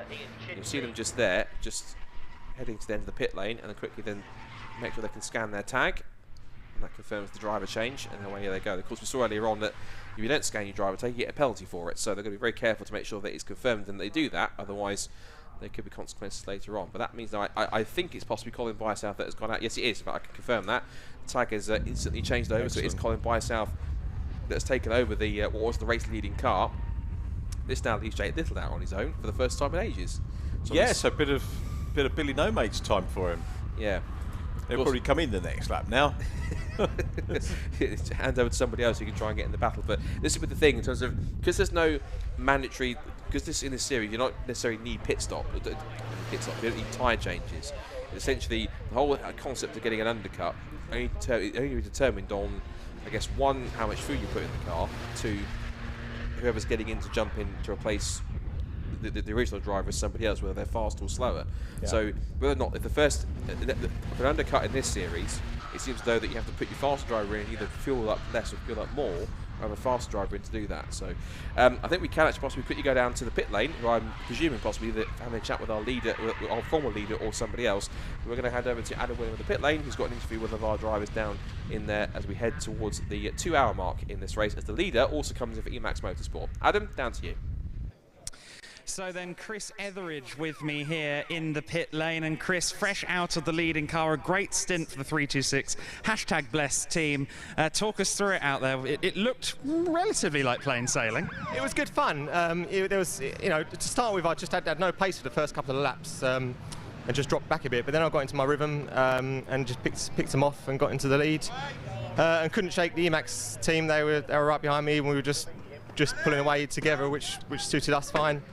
A couple of times he could have got me, but I think he was just wanted to just stay behind me and just work as a team, which was quite nice. So I can't complain. Yeah, we're leading in first place after almost 2 hours, so we'll just have to wait and see, obviously, what happens with the pit stops. And of course, the safety car, I understand less than ideal timing really for your strategy, because a lot of people had already pitted. Yeah, I mean, obviously it was literally, I think I would have come in literally 1 lap later than when the safety car came out. So hey ho, what can you do? It's just one of those things. But we're a team. We want to drive fairly and make sure everyone gets a fair shot in the car. So there's no point in me staying out and trying to make a gap again. Let's just have some fun and let the other guys have a go. There you go. Well, that's Chris Etheridge and the 326 Blessed car now back out there with Bysouth at the wheel. The 361 car there was the car that's just was the car we were talking about. So our race leading car, our front race leading car, almost stuffed it at the back of 362 just as we headed after the interview. So that would have been quite convenient, wouldn't it? That would have been good. Pitbull going out there, drive through. Yes, well spotted, Mr. RJ, well spotted. Let me see if I can find my timing screen, see if we can double check as to who that was. Let's see, how the penalty. Right, so we've got a couple of stop goes coming in then, so and some penalties. So we've got stop go penalties for 537 has a stop go penalty. New So levels. Lockenberman, he's still got to take that one. It was another stop go penalty on top of that. 444 also has a stop go penalty as well. So 444 is the Swerve racing car on that one. In Chigi. And then 465 also has a stop go penalty as well too. So 465 is Snell Speed Racing. So that's 3 cars got that. There's also a refueling infringement, both for those 2 other cars I just mentioned. So the last 2 cars I just mentioned, and that's for a refueling infringement. So I think, although because of that, the stop go penalties are for the refueling infringements. I think I'm going to guess. So yeah, they are quite strict on the penalties on the procedures here. So yes, you can have free open pit stops, but you have to basically make sure you play by the rules. Otherwise, you do get penalised for it, and you get more than just a slap on the wrist. Had fuel shortages up here, haven't we? I've been reading on social media most of the week. Yeah, I'm not sure they can get away with that excuse though. I think not. No. Not in a race situation they can't. I don't think. They say, yeah, there's a fuel shortage around here. It's like, no, you were told to bring fuel beforehand, so you can't get away with that one. We'll get a proper idea exactly where Emax Motorsport will shake out, because they came in just as we handed after that interview, just them coming in. So where they are in terms of the pit strategy, we'll see how they've shaken out. A couple of the teams, again, there's still 4 cars that haven't pitted yet, or showing us haven't pitted. That's Oakley Motorsport, who now lead the way. They was told as a team to watch because they were towards the front and then had some problems and they miscalculated the fuel. So one of our comments on YouTube. We're also waiting for Jelly Steak Racing to finish their pit stop. Of course, that's to hand over to Mr. Naughty Bear himself. I love the fact it makes you laugh every time I mention that name. That's fantastic. CSC Racing, CSC Racing car number 500. He's going to make his pit stop. And there's also Rusty Nail Racing, and that's Jarvis in there as well. So still 4 more cars left to pit, make their first pit stops. But interesting that Chris Etheridge was saying there that the safety car really didn't work for them in terms of their pit stop and many others, because they hadn't pitted yet. So I suspect if it hadn't gone out, probably would have seen them pit within the next, I'm guessing, maybe 1 or 2 laps before that safety car came out. But I probably think because they were sat at such a slow speed behind the safety car, they could save a bit of fuel, possibly leave it a couple of laps longer before they actually went in and made their stop. Going back to the nickname thing, there was a guy who was Time Attack, and Ian Titchmarsh was doing Time Attack one day, and the guy that was in it had I can't remember the exact name, it was something like Squidgy. Right. And hearing Ian call this guy Squidgy all through the meeting was very entertaining. Excellent. As you can probably imagine. Yeah, I can imagine. Yeah, that's excellent. Oops! That's the 354 car, and it spun just with the leader, clouts the barrier. Not sure that's going to have any suspension damage or not. That right rear, they have camber on the rear anyway to kind of help them to keep stable. So but you won't have done the rear suspension of the right rear corner any favours. 354, and I'll tell you what, the leader was incredibly lucky because he was just coming past him as he lost it. So whether he just simply lost it out of going too fast into the corner, or simply just got spooked by the leader coming straight through, either way, that would have given them quite a fright. That was the Sandown Motorsport car with Shabosky at the wheel. 354, who started in 55th position. Sebastian Shabosky sharing that car with Nivaldo Menezes. Either that, or I've heard it pronounced Mingis as well. Nivaldo Mingis, I think. And then we've got Scott Evans and Callum Stacey. So that car has made a pit stop, and it's now Sebastian Shabosky at the wheel. But I think that's the leader, beginning he was up the inside of that car, was very lucky to get away with that, otherwise it could have been game over. Yeah. Oops, there's another car running wide there. That is the... Oh! Right. By our S12 leader.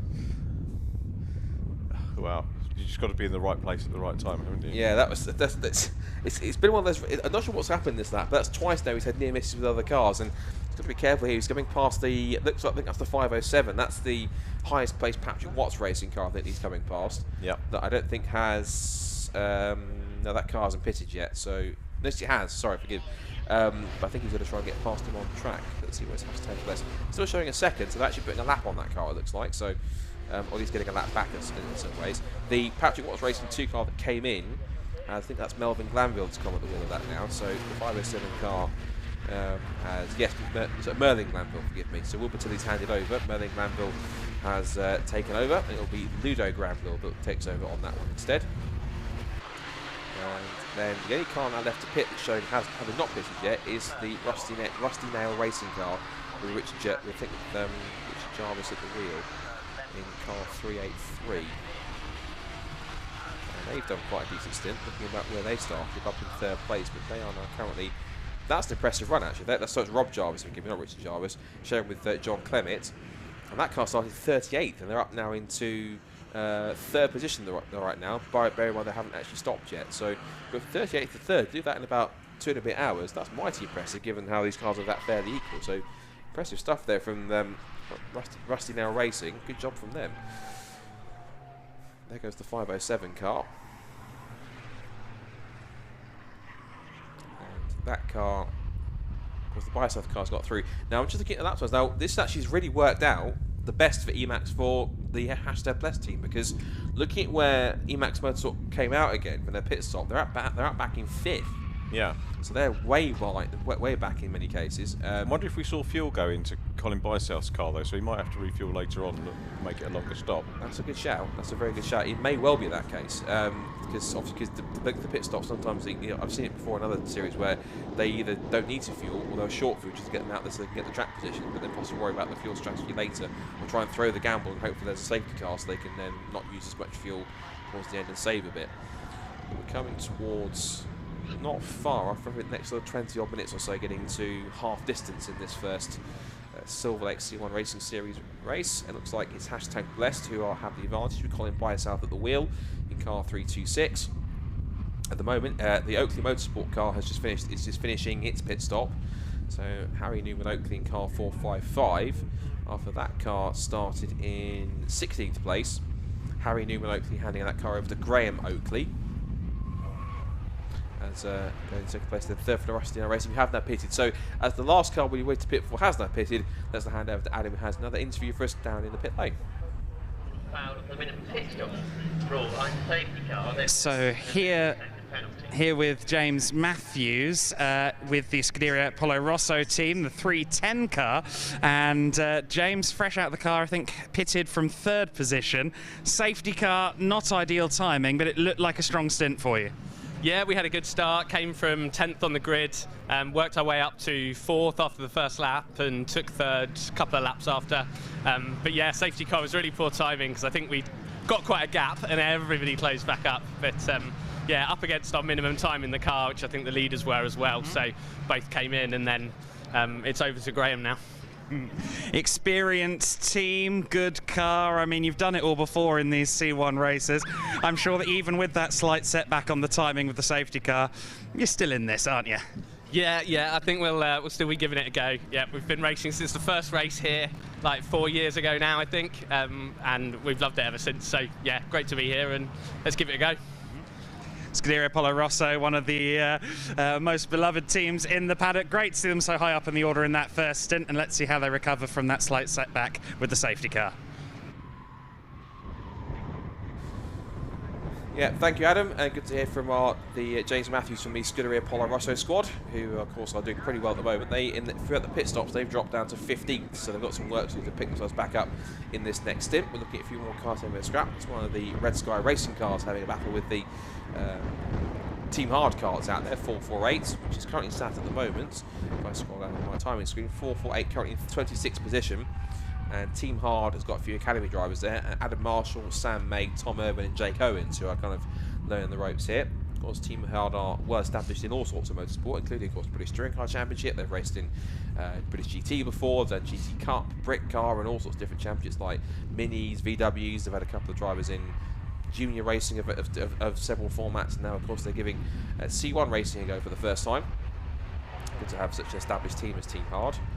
And I'm not sure if Tony Gilliam's here at all. I'm sure if he is or not. I'm sure he's keeping tabs on his cars, either by TSL or at least even by the live stream if he's listening. So, but even good stuff from his car so far. And it looks like it's a good way for some of these. If you've got some younger drivers that will have that car, it's a good way for them to get some extra track time, regardless of what car it is, to be out there for kind of an hour and a good. So there's not many champions out there that can give you that much track time in a car at this much little amount of money you have to spend. So it's a decent move, I think, from Team Hard to put their drivers in there, because it also it helps them to get some used to racing within traffic, and also to get at least a signature or two on their license. So lots of benefits to getting a young driver to series like this, when you get to kind of get them out there and enjoy battling amongst traffic. And some of the things they learn here in battling amongst equal cars like this, you never know if they're going into tin tops or GTs or single seaters where it's very evenly matched, or same chassis that you get into there.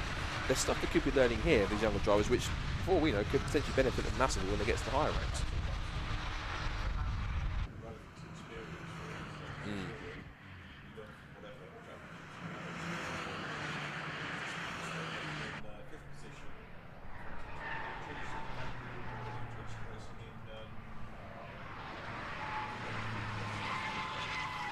Is that the brilliantly named Big Boys toys? Yeah. Yeah, well remembered. Yeah. I didn't know that from a video that's on YouTube, but yes, there was such a series as Big Boys toys, which was the Beatles. Fat Bob used to run it. Had the 53 car. I can't remember the guy's name, but ran the Herbie livery. Jake Sanson would have loved that. Yes, he would. Yes, yes, absolutely. Yeah, you're absolutely right. He would. Yes, our commentating colleague Jake Sanson is very much a Herbie fanatic. Who isn't a Herbie fan though? To be honest, we all love. To be fair, yes, right, absolutely. Comment from Merrick on the stream saying CMR Racing is smashing it. So, where they are, CMR Racing, they are. I can't remember myself where they are on the stream at the moment. So they're currently in 23rd position. So yeah, not too bad. They're in the top half of the field. CMR Racing. That Bob was Mark Lord, by the way. Sorry, just came back to me. Ah, right. Just popped in. Yeah. Good stuff. CMR Racing. They start. They're doing pretty well actually. They started back in 47th place, so Stephen and Daniel Cogswell sharing that car in car 314, but have risen up from 47th place through the pit stops now into 23rd. So they've taken about 24 cars during the 24 positions since they started the race. As it approaches now its the half distance mark. You can just see with the weather conditions now. It's been beautiful Easter weekend, sunshine all weekend with decent temperatures as well, a bit of a breeze in the air. But you just see now it's starting to get a little bit lower in the sky, and there's one or two longer shadows now, and it's starting to get towards the later part of the afternoon. We're coming up towards about about 25 to 4 in the afternoon. So, and the race is set to finish just before about 6:30. So, getting towards the end here. 350 on screen. That's Team JTR. That's the car that had the spin early on up at Richie's Corner, lost some time, and just behind it there is 527. And that's the car in 7th place now. That's the Red Sky Racing car that's doing quite well. 527 is doing a decent job out there at the moment.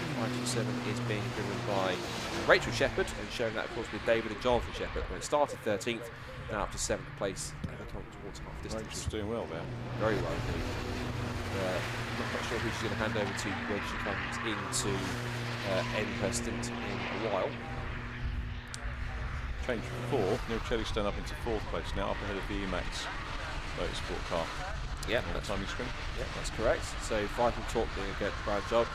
There was a car that went into the pit lane, but I didn't quite catch exactly who it was. For some reason, so I looked at it and it looked like it was the.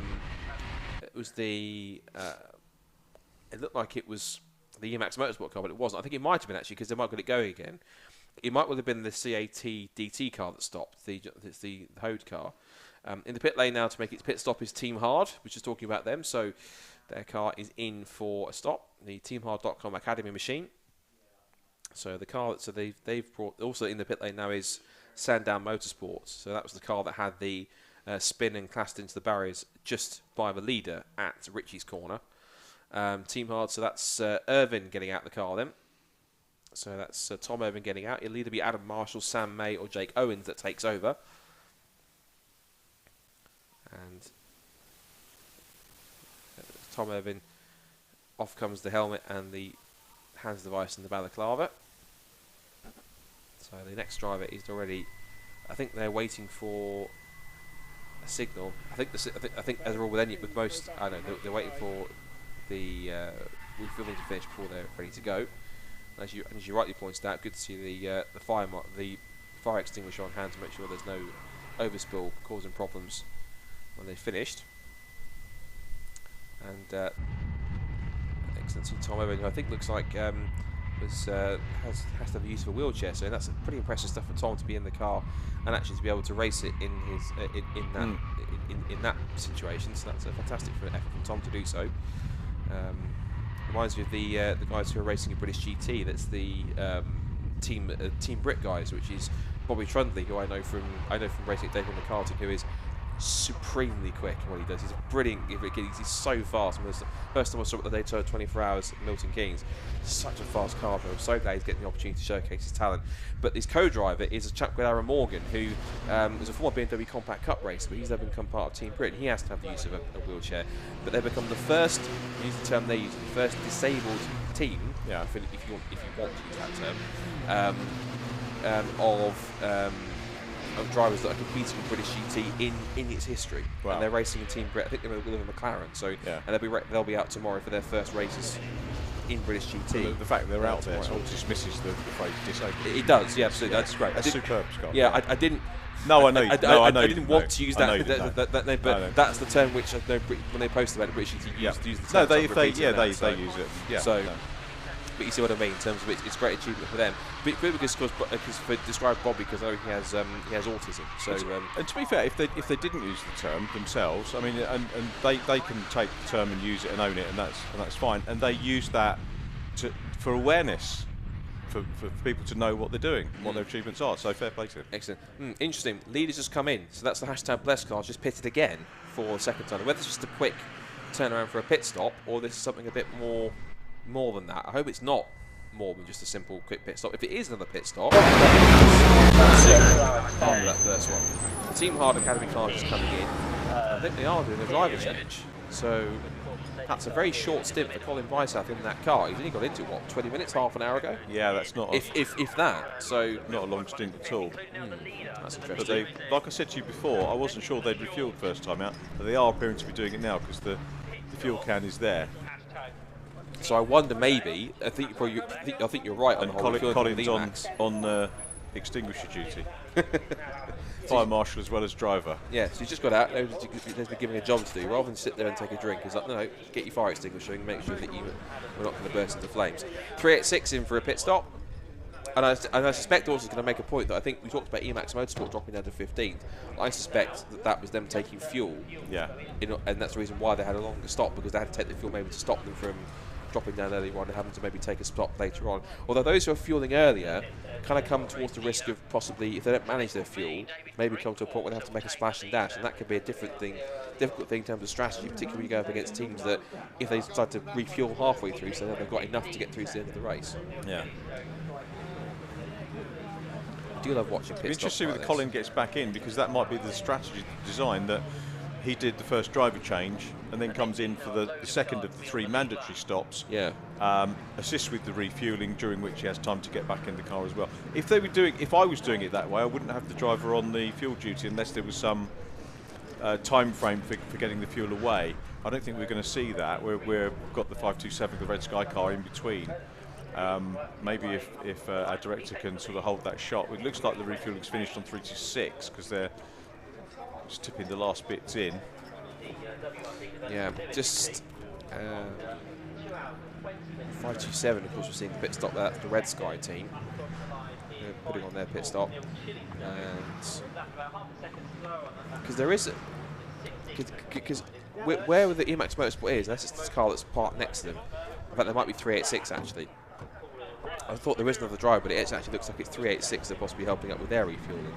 Whereas, yeah, I think the Joe, I think you're right actually, because it looks like Colin's helped with the refueling, and now they've brought some of their other team members over in a helmet to assist with that. So plenty of activity going on in the pit lane. We'll see what this does to the order as they come through, because of course hashtag Blessed would have handed over the lead, so they're now new leaders now. On top of that are, through all of that, WRC Developments Limited, so they're now leading the 328 car.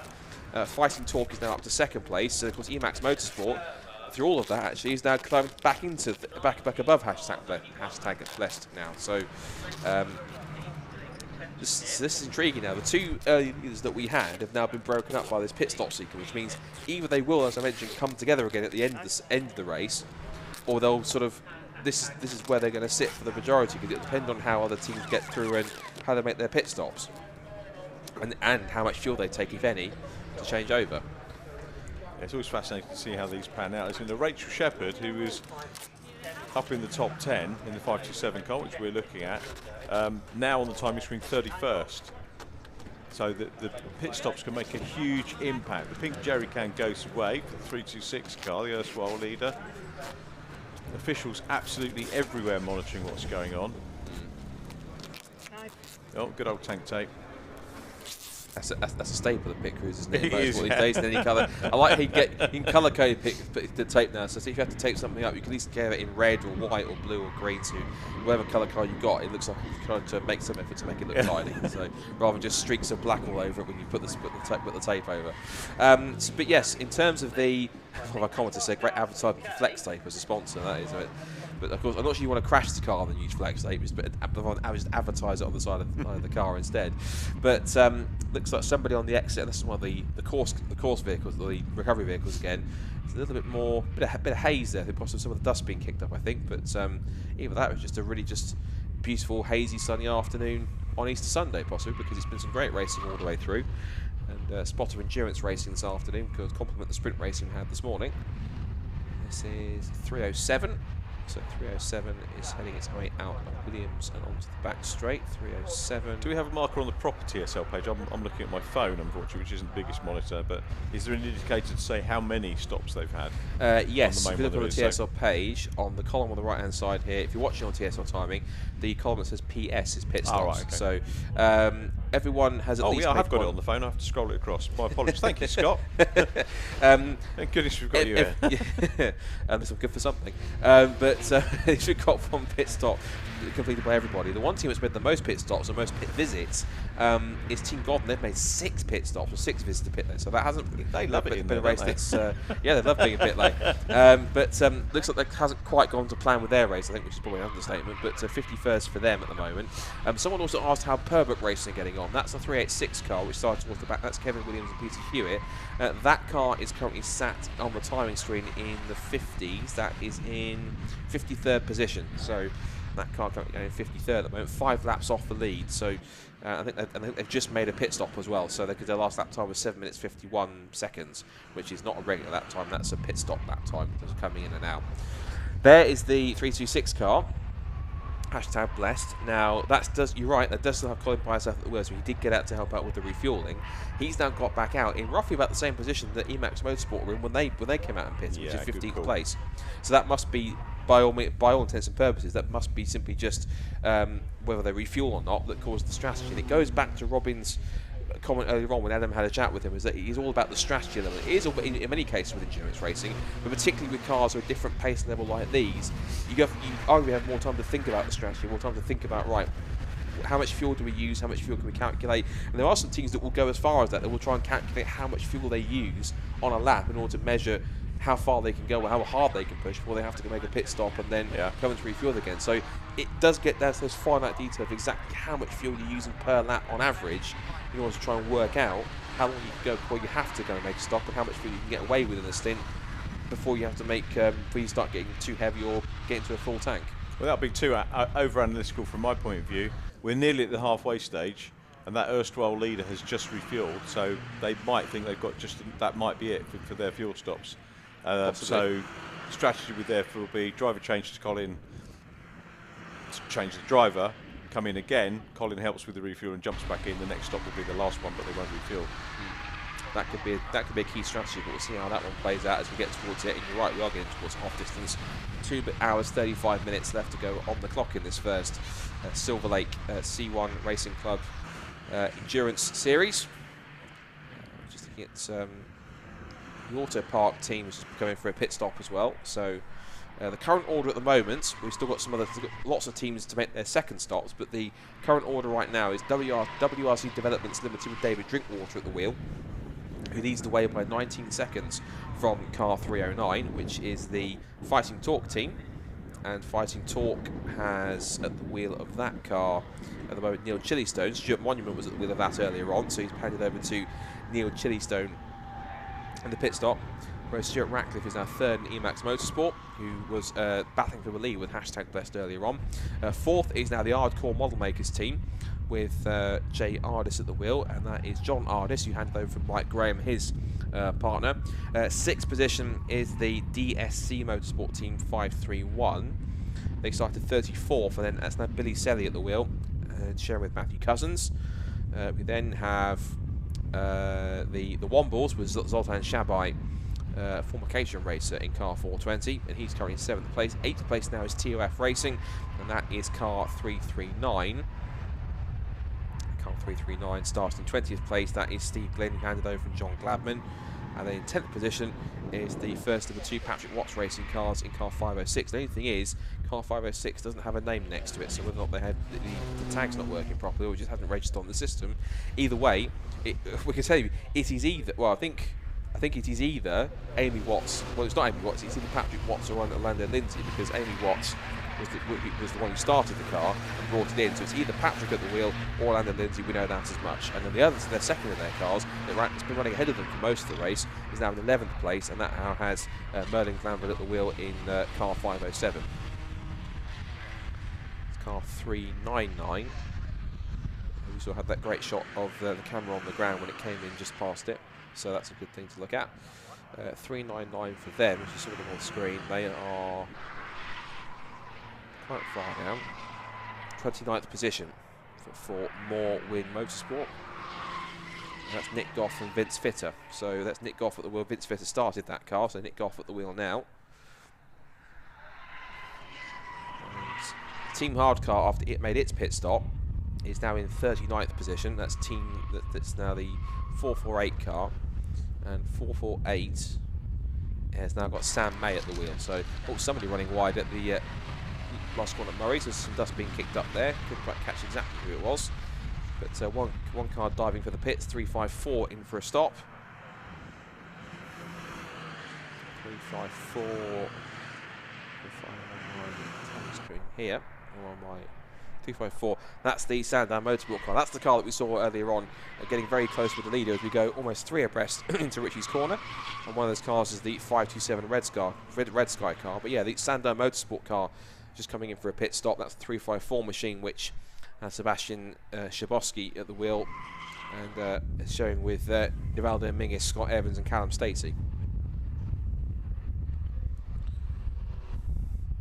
So excuse me, just under 2 minutes to go until we get the halfway mark in this first C1 race of the season, and it's been fairly entertaining on all fronts. There's been plenty of battles going up and down, and lots of cars battling in situ, and whether it's for the lead or for the mid-pack or towards the rear. Again, another series that's a perfect example of the fact there is always someone to race with. So, and I suspect that lead battle that we had earlier on might well come back at some point later on once the fuel strategies start to mix out. There's the TIT squad of 328 making their pit stop. I think James is getting in. No, Jake Holton. Yes. And 328 is another car in also in the background for set to think is its second stop. Currently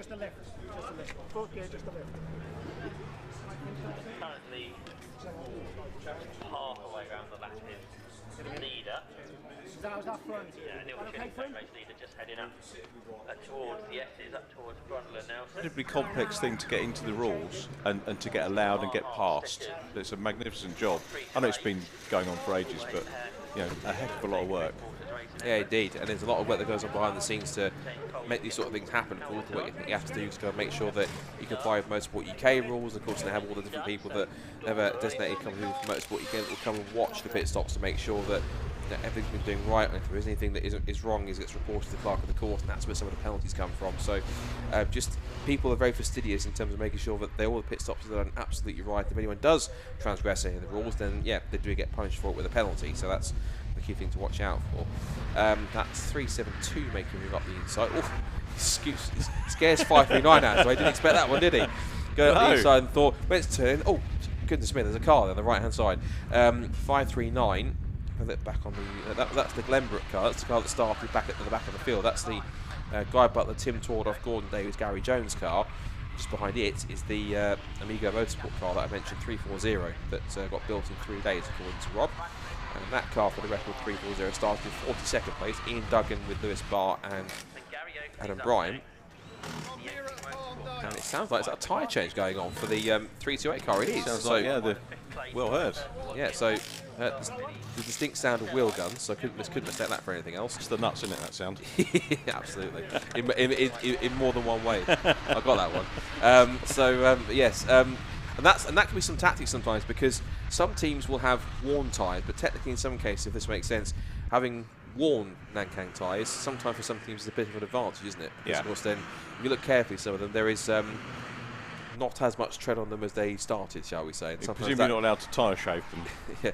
yeah. So presumably, by the looks of things, having a tyre that does not have as much tread as other sets do, presumably is seen as something of an Yeah, a benefit, shall we say, to some teams. Because it's a little more slick. Yes, you could say that. Quite.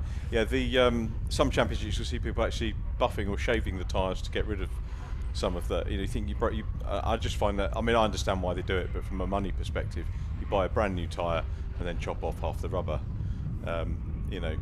Would you not use your old wets or something? But 4.5 minutes, so not there you go. Nick Padmore. 556. That car. Haven't seen that car all day, really, to be honest, in many cases. No, haven't. But 556. Whereabouts are they in the order? They are. I can't see them yet on the time screen. Concerns me. 556.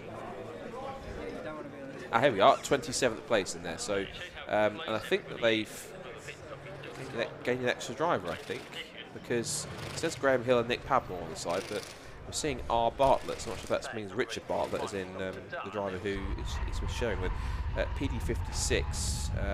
Yes, they have got 2 more drivers, just haven't got the names on the side. So, yeah, it's Graham Hill, Nick Padmore, Keith Padmore, and Richard Bartlett. I think that must be the same Richard Bartlett. I think there's also been doing Mazda MX-5s. So another one that's been just jumping to do C1s alongside their regular MX-5 duties, which is take my hat off to them. That's yeah. That's commitment on a race weekend, doing that much driving. Yeah. 465 on screen, and 465 is, if I have a scroll down, this is 465.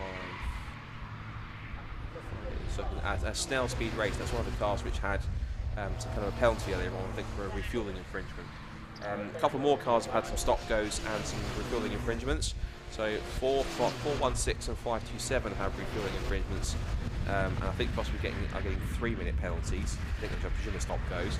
The 527 and 416. 416 is A1 Racing, which is Rob Hall and Luke Atkinson, and then the 527 car is a bit higher up. That's the Red Sky Racing team, and they've just been in for a pit stop. So yeah, talking of pit stop, sorry to cut across. I think we might be able to join Adam Weller down in pit lane again. Excellent. So with David Drinkwater down in the pits, fresh out of the WRC Developments 328 car, the race leader at the time of coming in, and it sounded like you were quite low on fuel, and also because of that going quite quickly. Yeah, I think so. It was flashing at me at the end, which I was a bit gutted about because I was up on that last lap by another half a second. So I was, yeah, but you can't risk it. Such a long lap here, so once it starts to flash, you've got to come in. So. Now, we know you're a hot shoe at the wheel of these cars. You're also very actively involved with this team as well. You're juggling. You're doing wearing a lot of hats here, aren't you? Yeah, we're friends and family, this team, so we enjoy this racing. It's a lot of fun. Got a lot of experienced racers from different categories and different stuff, but we do this because the cars are great fun to drive. It's a good atmosphere in the paddock. Yeah, they're really enjoyable. And is that you finished in the car, or do we expect to see you back in? No, I think that's me done in the car. We've got 4 drivers, so we just split it however and whenever we do it. I think mine was quite a short stint. Just is what it is. So. It was a short stint, hence I thought maybe he'd be back in later. But David, good running out there to get to the front, and let's see how your team does. He's back in. Oh. Okay, so puncture on the car, so pit stop ongoing. They did actually change the tyres, as you saw during this stop, but lots of drama here for the 328 WRC team. We weren't expecting the car in, obviously, quite so soon, and another tyre change incoming.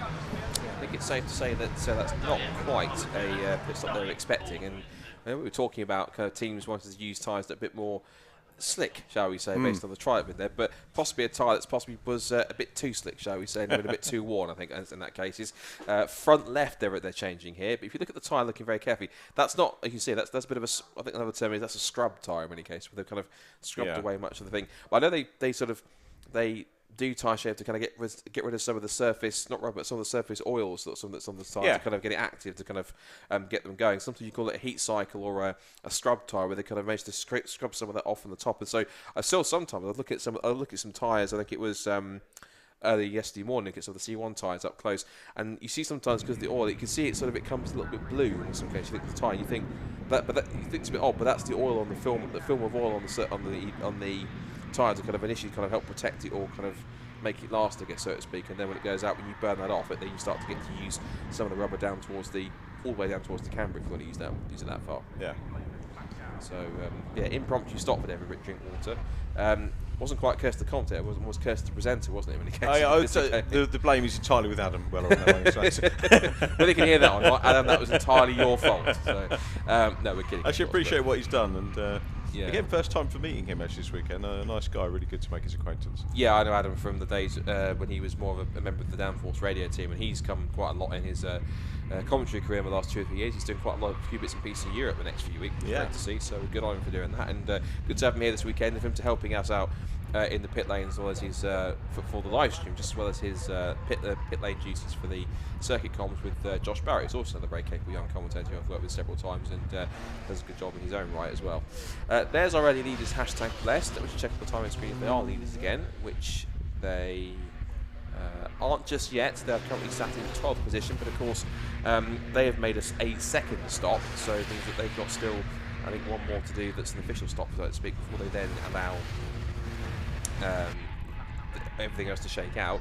And we have gone past half distance, so as we go on to that half distance point, we're going to quick rundown of where we are in terms of the leaders. So, at the moment is Stuart Ratcliffe in the lead challenging Emax Motorsport number 345 car, now in the lead at the moment by another close margin actually, which is the only 1.84 seconds. So just it was between Emax and #blessed, Emax and Hardcore are now in sort of swap positions, so it's their Emax one doing the leading rather than the chasing. But the gap again is now down to about 0.2 of a second. So that's something to look out for. The scrap going on here on track, it involves the Scuderia Polo Rosso car, which is sat at the moment in, I can see where it was, 330's in there too as well, 330, which is on the screen if I have a quick look. 330, I think it was down in the 50s, I think 330, yeah, 54 position. That's the DSC racing car of Martin Dolan, Gary Boone and Matthew Burrows. But that's just ahead of the Scuderia Polo Rosso car. Another tyre change going on here. This is for number 309. 309. It's the leader, isn't it? 309. Neil Chilliston. Yes, it's the Fight and Talk car. You're right. Yes, Fight and Talk was up there as one of the leading cars. I think in second or third. I think so. That car having a tyre change. As I say, in this series, it's not often you see a tyre change, but of course there's there. Oh, 531 has stopped. So 531. That's DSC Motorsport. That's the car that was in 4th position. So DSC Motorsport was running in 4th place. The car has come to a halt, and that looks like it's come to a halt. Exit of Brundle and Nelson towards the bomb hole, because I can see the grandstand from Murray's in the background. Yeah, so cool. That car's come to a stop. That looks like it simply seems to be mechanical. Driver's walked away. I guess the obvious question is that going to prompt another safety car? Because that obviously is, it's not in an unsafe position, but at the same time, it's not in totally a safe position either. It's kind of, if a car can go off, it can go off anywhere, can't it? So exactly. So I have a feeling that might well be safety car. There's a couple more boards going out, not for safety car, but for stop-go penalties. It looks like stop-go penalty for car 354. That's for pit lane speed. That's a 50-second stop-go penalty. And it looks like I think 326 and 527. I think we talked about this. Yeah, we did. The refueling for them, 326 and 527, and 3-minute penalties for refueling infringement. So the car that's stopped, of course, the 531 DSC Motorsport car that had Billy Selly at the wheel. He's now gotten out of the car and stopped. So I think possibly if they are going to throw a safety car, they will do so. I guess small argument for some would be, well, these cars aren't going really quick enough to have an accident. At the same time, you know, if it's in a dangerous position, anything can happen. So it's in many cases, I'm sure that the senior clerk of the course training won't want to take too many risks, if any, that might potentially put somebody in a bit of problem. You saw flash in the background there. It was the stationary car 531, and in that group you saw was the Emax Motorsport car, which is now into the lead. So Emax Motorsport in the lead here at Snetterton. That is the MH Racing car 487. 487 is currently at the moment MH Racing quite further down, quite far down, I think, or are they a bit further up? Here we are, 487, 15th place. And that's got 487 De Placio at the wheel, so he's now moved his way up into a strong position. He's up into, started 17th, and he's now into, if I get this right now, 14th. So at the moment he's up 3 spots from where he started. He's been up and down through the order as the race has gone on. I was talking about my rudimentary lap charts and all just making positions at the start. It was about 4 or 5 laps in. Emax probably second, Blessing managed to get the lead off them fairly early on. And if we look at the way things are running now with the run through that you've just done, all of the cars in the lead group all have 1 stop. The top 2 stopper at the moment is the hashtag Blessed Racing car with Colin Bicep. So tactically, things looking good for them at the moment. Seems to be, yeah. And there'll be one thing I guess they'll be hoping for a little bit, if at all, is to have possibly some kind of a safety car. Because what it will mean is that if anyone else does have to pit, of course they'll be delayed by either having to wait until the pit window, the safety car is in, so they can properly pit without a penalty, or pit if they feel they have to, but have to take that minimum pit stop time of 6 minutes. So either way, I think hashtag Bless could probably do, ideally for them, they want a safety car. Everyone else probably not so much, particularly Emax Motorsport, I think. Yeah. So, because they're the ones that would, ironically, they're the ones that would benefit the least. I think hashtag Bless would benefit the most, unless they feel they have to make another pit stop. Obviously, because they do at least at some point, but when that has to happen, because they've just refueled, I think we'll have to see how their fuel strategy shakes out. Talking of safety cars, if there was a league table for statistics, I can't say statistics, statistically, on safety cars per number of cars on circuit, I think this weekend has been absolutely incredible, hasn't it? It has. The number of cars we've had on track, and 1 safety car so far. I think at this rate, the fuel to get the Jaguar safety car home is going to be hardly touched, because of course I think it was because it has to go back to BRSCC HQ, so obviously it has to be driven back. So that'd be intriguing. See if there's that much needs to be refueled on the way back. But I didn't realise you guys were in Orpington now as well. Yeah, around sort of that Kings Hill area now. Is where the office is now. The registered office is Orpington. Oh, is it? Oh, that's there might be our auditors, possibly, I think, maybe. But yeah, but I've got a corporate client out there, so yeah, I'll be badgering for meet you up for lunch or something. Good stuff. Got a bit of almost side-by-side action here down the pit straight. 2 hours and 16 still to go. That's the 500 car. Having a battle with, can't quite see the number. There's someone in there. 458. That's one of the Silverlake racing cars. There it is, in the sort of almost tactical sort of fluorescent camouflage livery. I don't know if tactical and fluorescent goes. Tactical fluorescent and camouflage goes together quite well, because technically it's not really tactical if you easily spotted, if you're in that brighter colours. But yeah, also in there's quite a few cars going in the mix, and this is what I like about these cars in particular, is that you can pretty much lean on them quite a lot, and they do take quite a lot of abuse in terms of you can lean on them quite a lot, you can kind of push them quite hard, and it takes a lot, I think, to break one of these cars properly. They're pretty dependable, and yeah, you get the 24-hour race where you get some of them who get pushed to the limits and get a bit strained, but it's not often that you get. Usually, most cars that have issues tends to be more from accidents and incidents that they have, rather than pure mechanical stuff that goes wrong. And if it does go wrong, these cars are so, for the most part, fairly well maintained by the teams and drivers, that any issues, I mean, like we saw with the Billy Selly car that's pulled off, I think honestly, quite few and far between by the looks of it. Still haven't got a name on the Patrick Watts car. No, we haven't. No, we just saw the 507 car going past there, though, having a battle down the pit straight. Yeah. 507, that's still running in 8th position. So that's the Melvin Glanville car that's going through. And you've got the 340 Amiga Motorsport car just behind him also there as well. 372 and 416 also into the mix. That's almost side by side there a little bit, with a bit of wheel-to-wheel action between those two. 416, that's the A1 Motorsport car we just saw, and 417 was also in there, I think, is in there too. I think 417 is a bit higher up the order. That's the 417. That's CSC Racing with Scotting at the wheel, and that is currently in 9th place.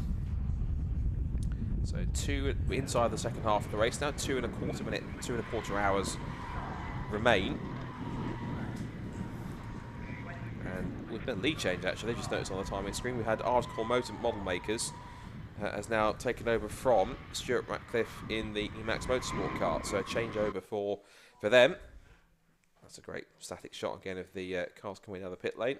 And I noticed one of the cars coming in was hashtag Blessed, That's the car that just went past the. So for a third stop. Yeah, the pit garage, and it's coming again. And whether or not it's stopped, or it's a bit further down the pit lane. Just have a quick see if we can just have a reach to see if it's. It must be a bit further down because I haven't seen it come down out of the pit lane yet. So I think you're right. There must be a third scheduled stop or a stop go.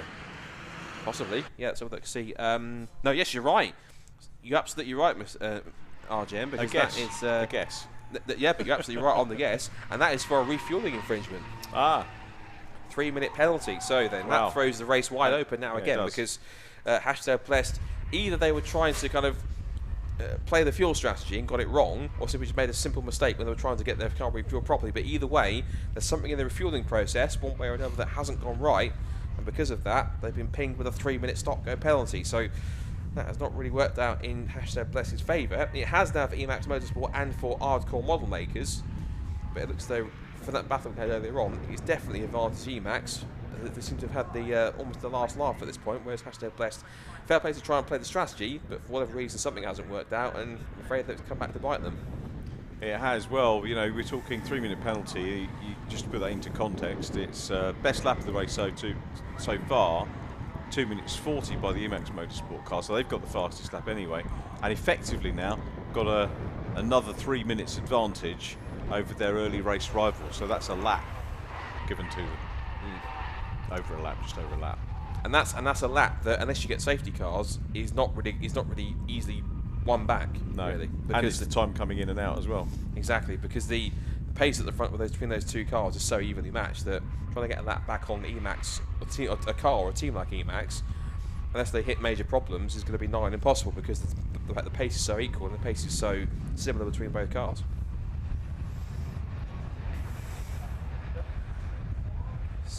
So coming up to 2 hours and 10 minutes left in this race now, as the sun continues to shine here at Snetterton. Just seeing the Silverlake car going through Brundle and Nelson now, and we've got that's one of the BDC tuning cars, I think, just in there as well.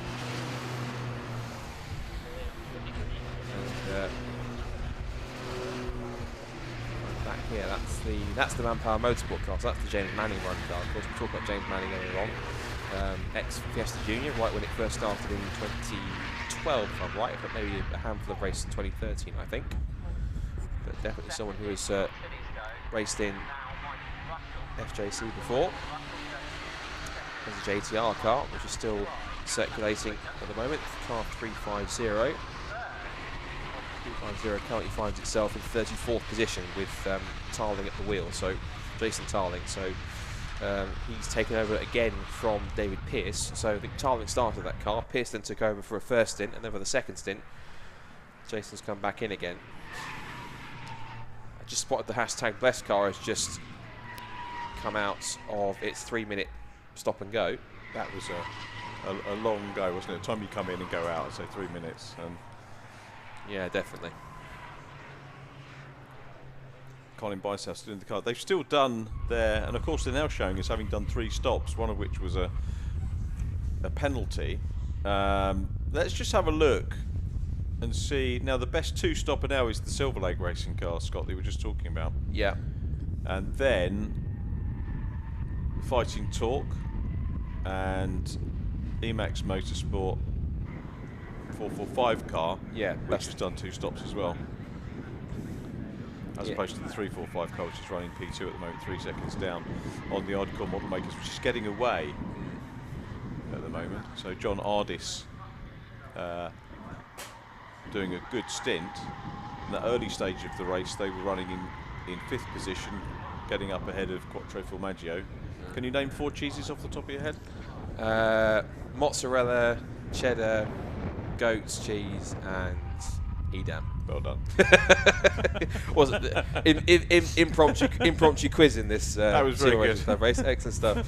I would give you the challenge you named before, but have not the 4 that I've just named. It's 4 different ones, but I won't put that against you. So I'm not going to put that pressure on you. Don't worry. But hardcore model makers, as you rightfully say, continue to lead, and they are pulling away. You're absolutely right. There's the Hashtag Blessed car on screen that's just gone out, just ahead of the MH Racing car that's currently running in 13th place now, just ahead of Team Trojan, car 508. and then down the end of the pit, back straight towards the end of the straight at Brundle Nelson. I think the Emax car is in there now, so to kind of rub it in even further, the Emax car is ahead of them on the track and also about a lap ahead or so. There they are again, so this is the closest together they've been again since before they made their first pit stops. So these two are getting quite close together once more, and Colin Bias, as you say, rightly so, has stayed in the car after that pit stop. That has put them down to that penalty for the refueling penalty, put them down to 23rd position. And the company showing, I think, it says 2 laps, but they haven't crossed the line yet. So, I think they have. Let me just check that.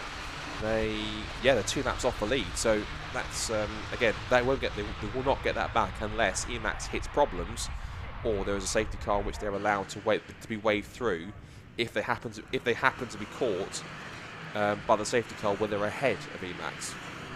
That's the only chance that they'll get, because obviously the safety car wants to pick up the lead as the first car in the queue, regardless of who's behind it. So the only way to kind of get any kind of laps back, I'm certain, will be by a safety car. But even then, I did figure initially that the Billy Selly car that stopped at Brundle Nelson would have caused a safety car. But then the other car that we saw was parked up, but then had to be towed back to the pit lane. That required a safety car to get the recovery vehicle out there to go and pick it up. So if there is going to be a safety car, it will probably be to recover that car, which is currently not seen as a dangerous position, but still plenty of time left for this all to change, I think. Yeah, I mean, think what we've had in the first 3 hours of this race, and we've got just over 2 left. So yeah, there's still plenty of opportunity for things to change around. That's the beauty of this sort of competition, isn't it? Certainly is. MH Racing, I think, putting a lap on 5:20. They still have 3:30 in there as well, so 5:20 and 3:30. 3:30 DSC Motorsport running in 42nd place. 5:20's RSL. That's Scott Fitzpatrick at the wheel in 55th. And they're still 50. Currently on track, 54 car circuit. Technically 56 cars still running, because the Track Toys racing cars in the pit lane. That's been in the pit lane for quite a while by the looks of it, because that's 48 laps off the lead. So that's obviously had some kind of an issue in pit lane for a while. And just another car that's just left the pit lane as well. So I think the only car that's at the moment stopped on track at the moment currently is out on track is that Billy Selly DSC Motorsport car 5311, which is just stopped round about here at the Brundle Nelson complex. And we've seen this before somewhere. This is Emax Motorsport and Hashtag Best together again. The only difference is they've now swapped around in their positions on track, and Emax is 2 laps ahead of Hashtag Blessed, rather than being a 10th of a second between the two of them and it being Hashtag Blessed leading Emax. So there's a difference, but they've come back together again some 3 hours later after the start. Yeah, almost like magnets, these two cars, aren't they? Let's see how it unfolds. We've got the 500 car immediately in front for them to try and deal with as well. Looks like Emax will deal with it. Now, Hashtag Blessed are going to try and put themselves, if they can, so if they're going to push them, they're going to do that, or they're going to try and possibly gain a lap back if they can, if they've got enough pace. But he kind of inadvertently for the moment helps push that car through. There's our race leader. There's the Ardcore Model Makers car with Ardis at the wheel. Emax Motorsport there in 2nd place still, as you say, watching them on screen. So they are coming up to on the same lap. They're at 9 seconds apart on that one. So looking at lap time wise, how's that looking? Well, the last lap for Emax Motorsport through the traffic, I think, granted, was 2 minutes 45.276, whereas it was 2:40.934, a personal best for Ardis in the 415 car. So that's the reason why that car has now pulled a gap, and whoops, there's another spin. That's 354, and that's just loses the back end through the left-hander. 354, if I can pick them up again, was 354. I don't know why I feel like this is a different car. That car had a spin earlier on. That's the Sandown Motorsport car that had that spinning and clashed into the barriers earlier on. So that's for the 2nd time that car's been in drama. So that was through Hamilton. I will admit, it shot through my brain for a second. I thought for a second that was the race leader because it was a very similar looking car, red and black, but thankfully it wasn't, and it was a very similar looking car, which there are several red cars out there. There through, Williams goes 415 and 495. 415, 495. If 495 is the car I think it is, I want to know if the driver which you're waiting for is in the car, because let's have a look. 495. Yes, J State Racing is 11th place. Naughty Bear is at the wheel. I never thought I'd say those words in sequence. Never thought I'd say that. But yes, Bear is at the wheel of the 495 car. So, and he's just behind of all cars, of course, the leader. So the leader, of course, Hardcore Model Makers 415. So there is your race leaders currently. It's got a good marker to try and follow at this point. Yeah, but unless you know the actual full name, you have no idea, which is probably the best bit. You have no idea that is actually his name. And what I love as well is, as was pointed out in the comments earlier on, that is his name. So that is his actual name. Someone would ask us to quickly go through the positions because they can't see it on screen. They kind of periodically bring them on and off the screen just to make sure. We're coming up to 3 hours to go, so we'll give you a quick rundown of the positions. We can do that. So 3 hours gone, almost 3 hours gone in this first C1 Racing Club race of the season. Currently leading is the car on screen right now, 415, which is Hardcore Model Makers. And they lead by about 7.9 seconds. They've turned the wick up again now through the traffic. And it's Emax Motorsport 345 that comes up in second place. Third place is Oakley Motorsport with Graham Oakley at the wheel of that car now, so they've risen up quite nicely. Fourth place now is the Wombles with Zoltan Shabai at the wheel of that car in 420. Then it's fifth place, which is Quattro Formaggio, which is, of course, part of the Quattro Formaggio car of Chris Parks. He's taken over from Alistair May. Sixth place is TOF Racing, and that has Glynn at the wheel of that car. That's Steve Glynn. Oh dear, that doesn't look very healthy. That's the 500 car, and that's had some damage on the left front. That's taken a whack from somebody. Who it's taken a whack from, not 100% obviously, because we didn't see it out on circuit, but bonnet pins being undone. I mean, you haven't got a hammer or anything else, just pull the bodywork out again. So, I didn't realise. Realise they did a wide arch kit that simple. In terms of bringing it out. As actually, just to quickly mention something, for those who play the Gran Turismo 7, the new Gran Turismo 7 racing game, there's actually quite a funny animation where on one of the body, let's remind you of that, where you, in the game, if you want to add a wide body kit to your car, you can, but the animation for when it says it's apply the body kit, is, I'm not kidding, about 4 or 5 mechanics literally pulling the arches, pulling out the arches of a car to make it look like they're making a wide body kit. So that just reminded me of that, where they're kind of thinking they're trying to make it a wide body C1, which is going to be quite interesting. That was going into the garage, I think. Yeah. Yeah, I'm afraid so. So it's not often we see a C1 head into the garage, but I'm afraid car 500 has suffered some damage that seems as though it's more than just quickly just trying to pull the arches back together. It looks like it's more than that, which is unfortunate, but it's required. Now 531, was that the car that stopped out on track? Yes, it was. It was. So that was Billy Selly. So it looks like that car's come back in. Yeah, that car's been towed back to pit lane. Obviously, it looks like without really doing a safety car, which is great work by the really slick. by the marshals and the recovery crews. And yeah, that car stopped. It looks like it's jumped in with a new driver's jumped in on that one, and it might well be 53rd and about 7 laps down. Yeah, we've got a new driver in that now. 531 is Cousins. To confirm that is Matthew Cousins. He's sharing that car with Billy Selly. He's now jumped in and they're back out again. So kudos not just to the team but also to the marshals and recovery crews who managed to have that happen. Didn't even notice it at all. It just happened and got on with their job, which is absolutely magnificent. So well done to all of them for doing that. There's the Quattro Formaggio car just going through. Now that's the Patrick Watts racing car, the one that we figured didn't have a driver name next to it. So that is either... What happened is he went to the end of the pit lane and they said, "What's your name?" And he said, "That's correct," and then drove off. So I just got that. Thank you, Scott. Good. That's very good. That's very, very good. It took me a second to twig that, and I thought, now I got it, so that's good. Right, they are stopping at the end now to make sure. They stopped for a couple of seconds to make sure they did actually get the tag working. Is it going to pop up with a name? No, it doesn't. So, okay. That's it says also a stop-go penalty for car 459 for no scan out at the end. 459. If I find that on my timing screen, 459 is 3 Spark Racing. So that car did not scan itself on the way out. I'm not quite. Yes, that's interesting. the fact that Patrick Watt's racing car is not actually giving us, well, the first Patrick Watt's racing car 506 is not giving us a name. That's quite interesting. Why it's not doing that. So, yeah, we can announce that. We can announce it's either Orlando Lindsay or Patrick Watts in the car, because we know that Amy Watts started the car, but that tag system for them doesn't seem to be working properly, even though they are trying to scan the tag and go out, because the car did stop at the end of the pit lane.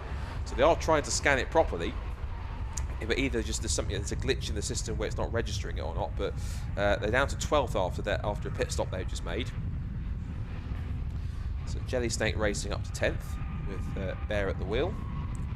And then MH Racing with Lorenzo Di Placido in 11th place now.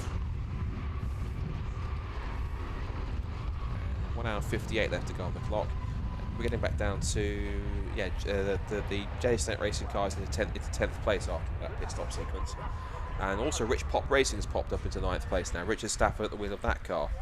So keep an eye on that one. I think I was running down the rest of the top 10 before that spin that we had for the car that also had the spin into the barriers, the Sandown Motorsport car, thank you.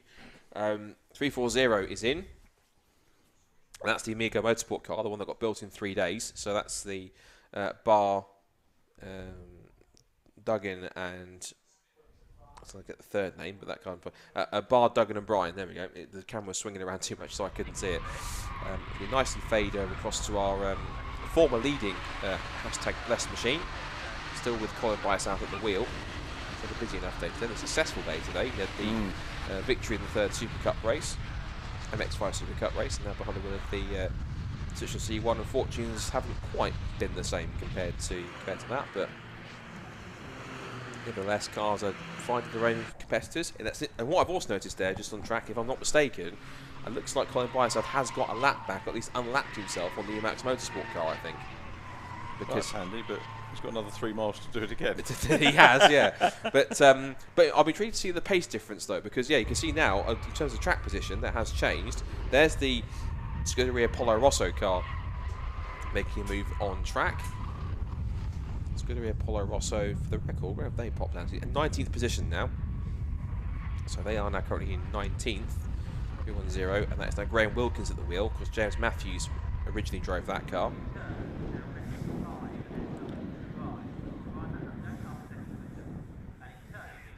Now they come down the short straight towards the hairpin again. The Team Hard car is in, the Team Hard Academy car. The Silverlake Racing car is in there as well. And also in there too is the Jelly Snake Racing car with our favourite driver on the grid, which is Mr. Bear. So you're just doing that to make me chuckle every time.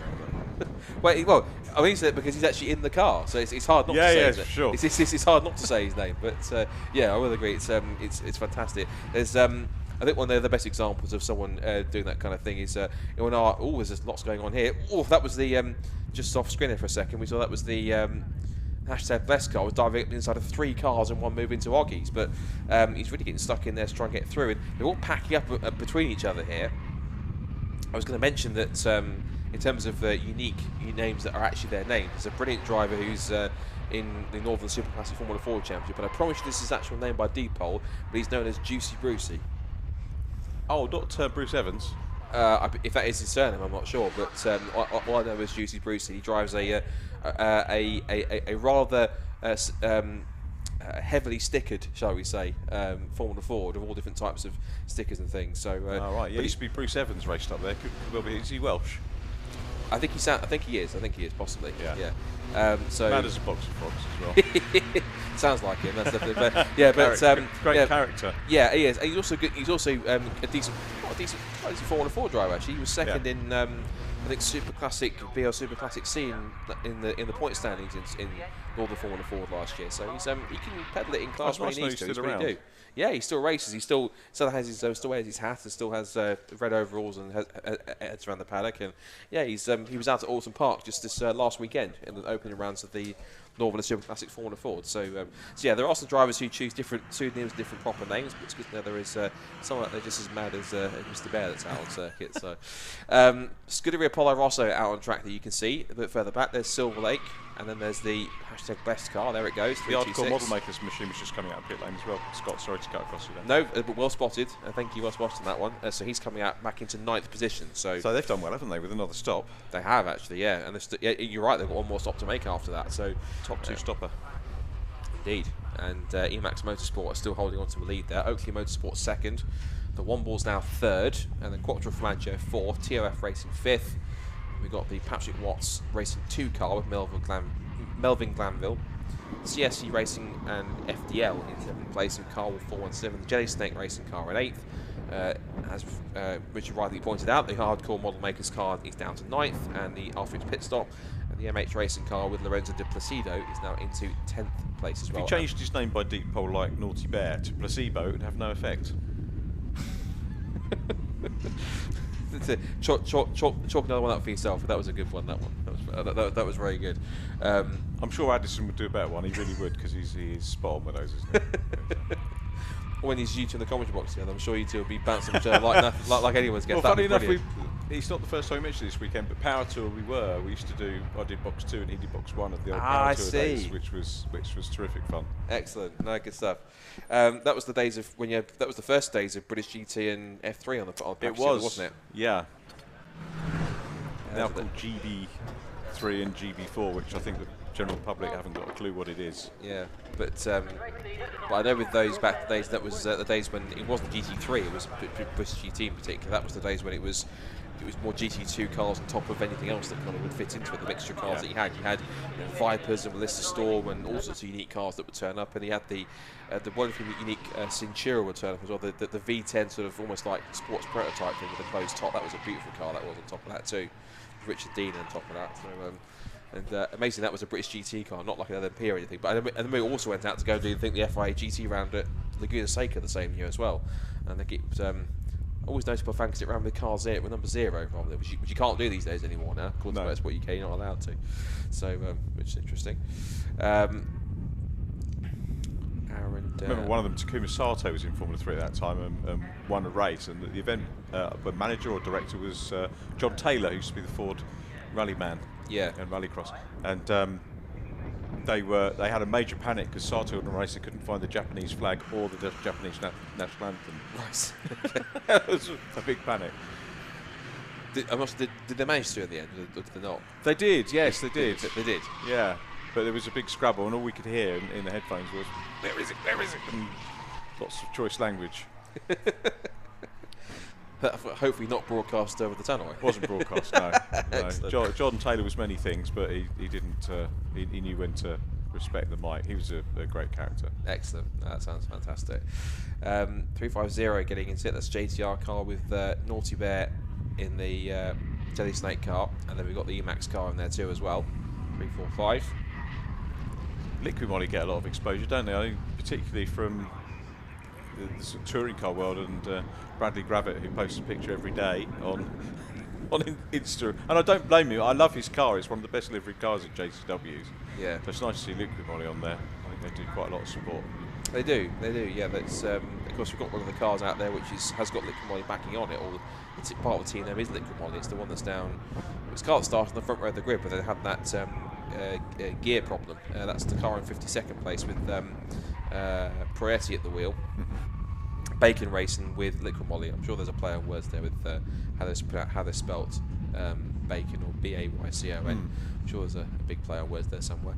Hour and 50 to go in this race now, and it's the one thing I like about it, and what I say is I wasn't expecting to be like this, but it hasn't been. And there's some people look at it and think it's 5 hours, it's endurance race, it's C1s. It hasn't been a dull race by any stretch of the imagination at all. No, the approach is you've got to take as a spectator. I learned this many years ago.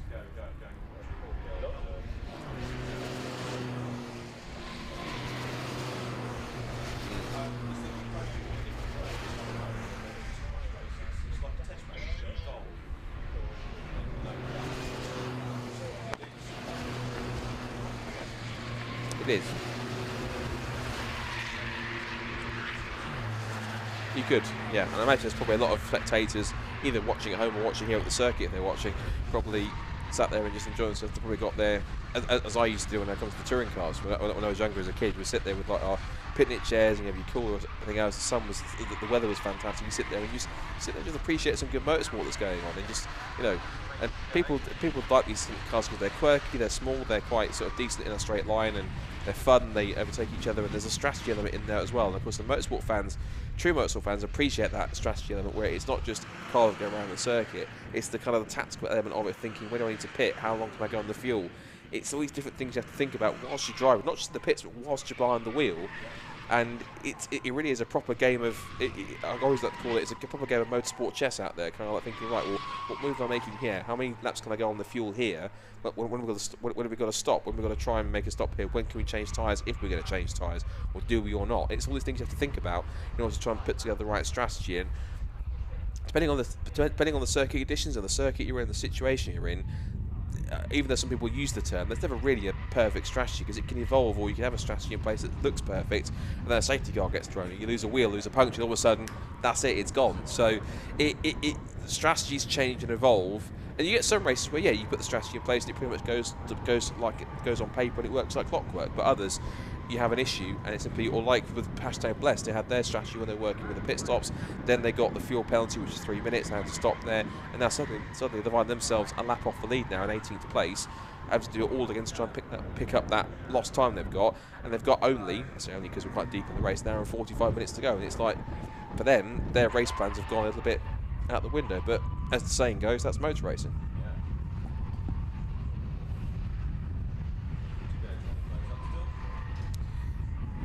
Indeed, yeah, 7th place at the moment. Good run from them so far. Jelly Snake Racing. I've just spotted as well. Emax Motorsport have just come into pit for their second scheduled stops. 345 is in. So, as is also another car in. That's one of the Arable Racing cars.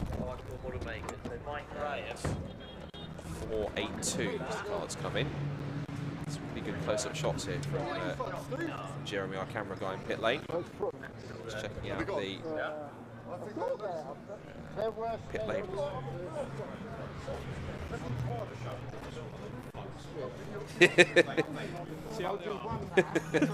Little Fluxy. He's been around the game a long time. He's done Tuscans and British GTs, and I think he's done pro sports and everything else on top of that. All sorts of stuff he's done, and some Group C stuff, I'm sure, as well. He's ever present, isn't he? That's just the bar.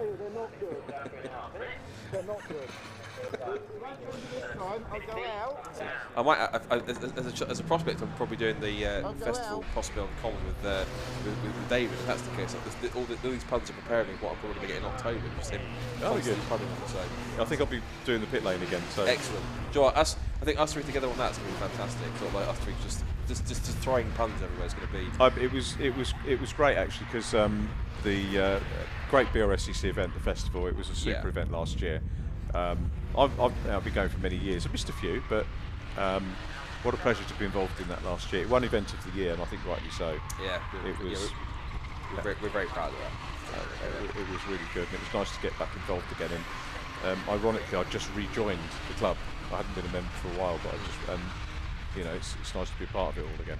Yeah, definitely. And it's again, I know obviously we're grateful to have you on this weekend, of course, on the stream. Of course, you're doing a few of this year as well. So I know particularly you were quite gutted to miss out because of COVID. That first one, Silverstone. So, but yeah, it's great that we've got. It's great that you have the enthusiasm for, as you always do for Club Motorsport, and to be on board. So yeah, fantastic stuff. I'm sure the race that you are doing, of course, is going to be just as entertaining as these ones for the rest of the season. So yeah, fantastic stuff. And likewise, happy to have you. That's great. So, really great. Good people. Yeah, it's excellent stuff.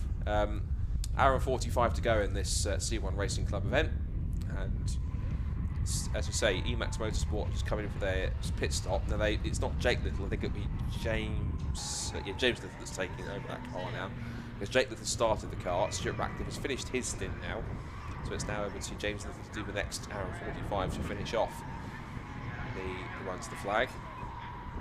This has now handed the lead over this time over to Oakley Motorsport. So I think this is Graham Oakley that's taken over now.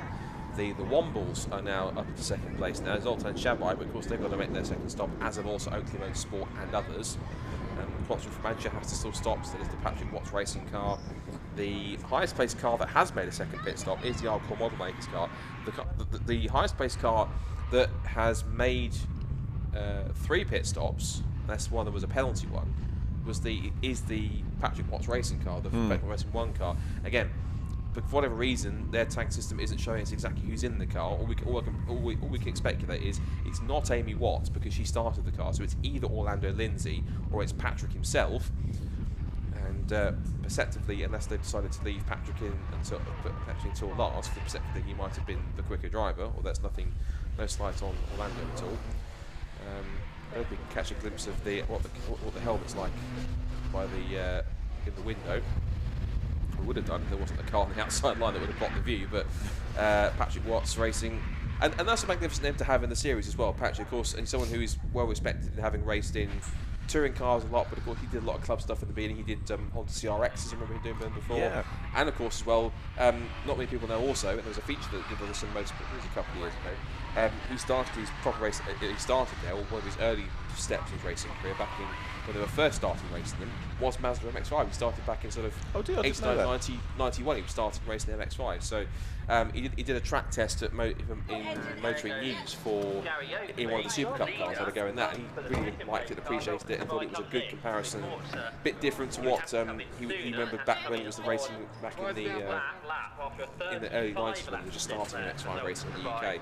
Back then, when the car was fairly brand new, that was he only had grids of about roughly 10 or 12 cars or so when they were first starting out. There's a good video somewhere I found somewhere of some old school original MX-5 racing from the UK at Mallory Park, and there's like 10 or 12 cars there, but the race is just as frantic as it is now. We've got 100 plus across 3 or 4 series, so that just proves how much of a good car it is, as of course is the C1.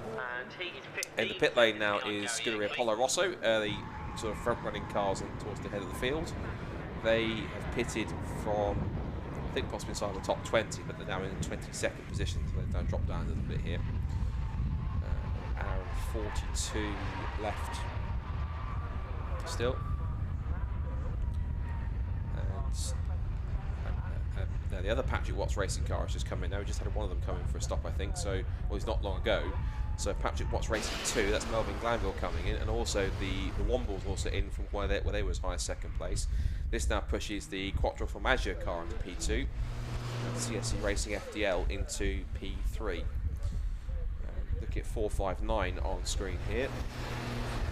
9. That's 3 Spark Racing. They had a penalty earlier on, I think, before not scanning themselves out properly, I think. So they're now in 32nd position. They're 4 laps off the lead. I think they're a lap behind the next car in front of them, which is another car that got penalised earlier on. And that's the Red Sky Racing car. Sat in 31st position. From being top of the stack a while back as well. So again, just shows how much everything can change around. Very true.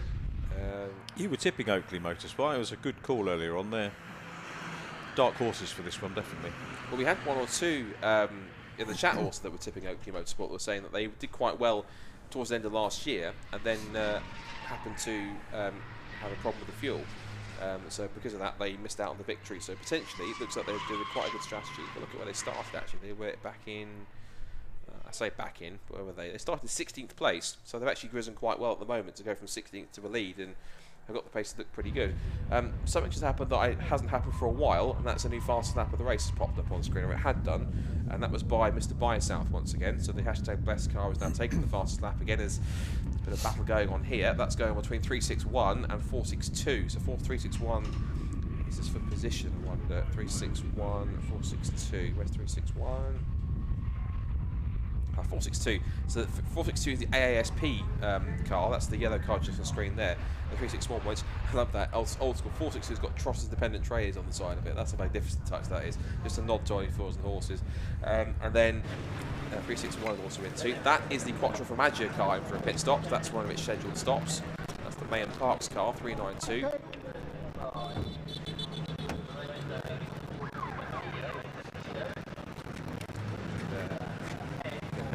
A lot of metal around, so apologies if there is any little bit of breakup on the camera there. So pit stop continues on in full flow.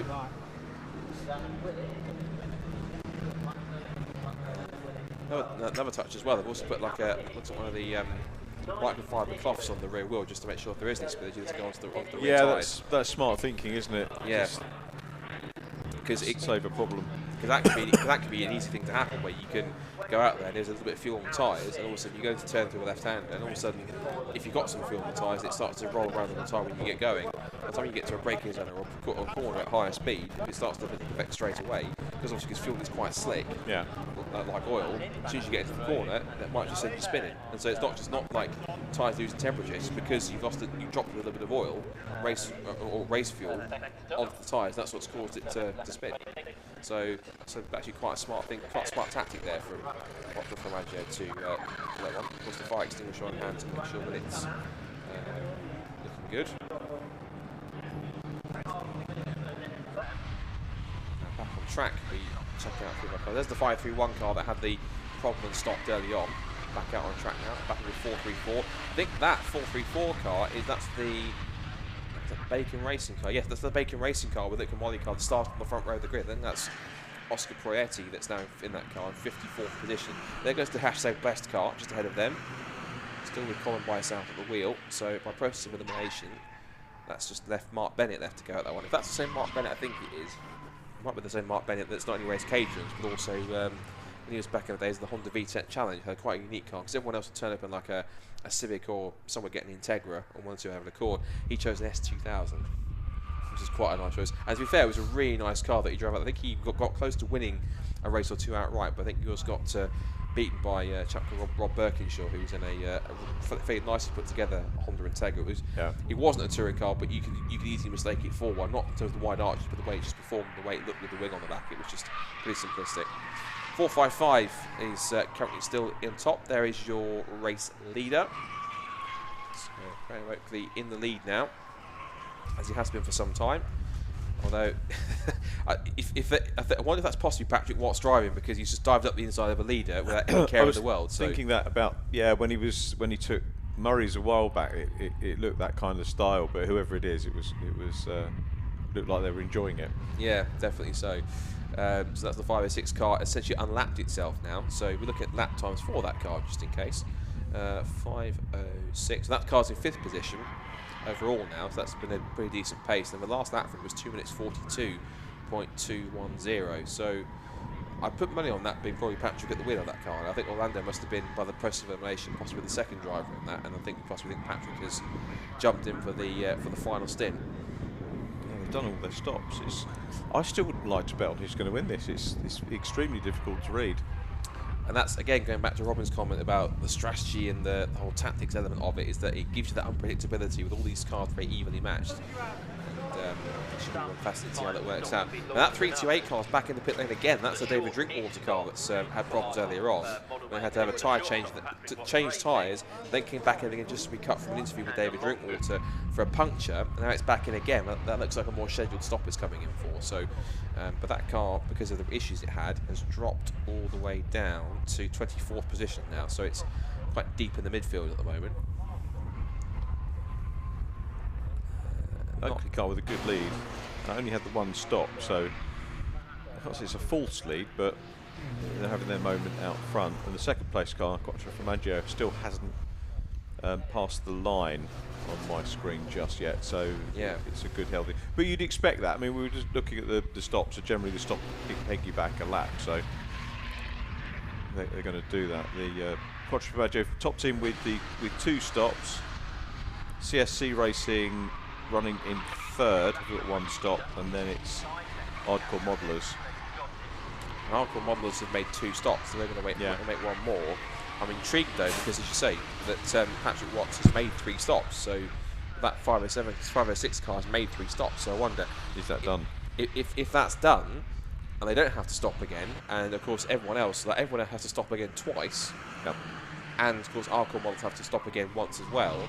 If that car's going to the end, then who knows, that car might be playing a blinder in terms of strategy. If they got their pit stops out of the way and got, oh, that was close. Just saw that Patrick was. Just as we talk about him, he went to go and turn into the corner, and it was that, I think it was Nick Padmore car that was, or the Nick's drive, I think it's Keith Padmore at the wheel. Went to go and turn in. I saw he went to turn and quickly immediately turned out again. So you saw the car quickly jink, sort of like the weight shift again to the left because he was trying to turn out of making contact, and that would have been the ultimate commentator's curse if he'd actually hit that and then Boss had some kind of problem. Yeah, looking at his lap time, he is I'm going to safely presume that it's Patrick, because he's the current. I would presumption he's the fastest out of the 3 drivers, being the most experienced, and of course being an ex-BTCC driver.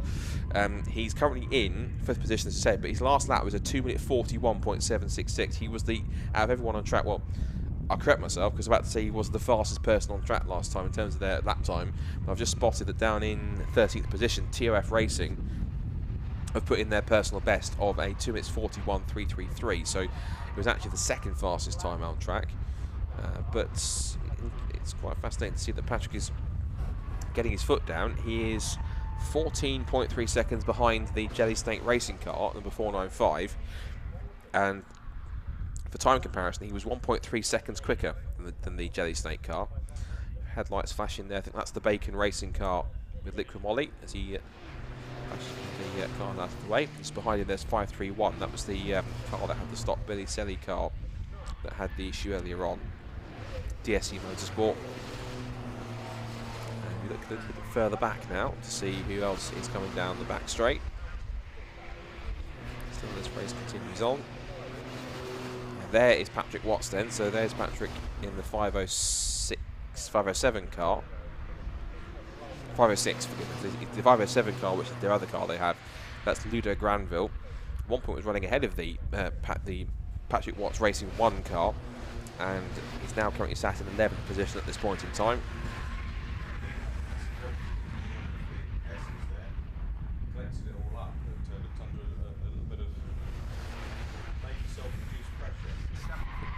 It's not been the most relaxed lap for Patrick, has it?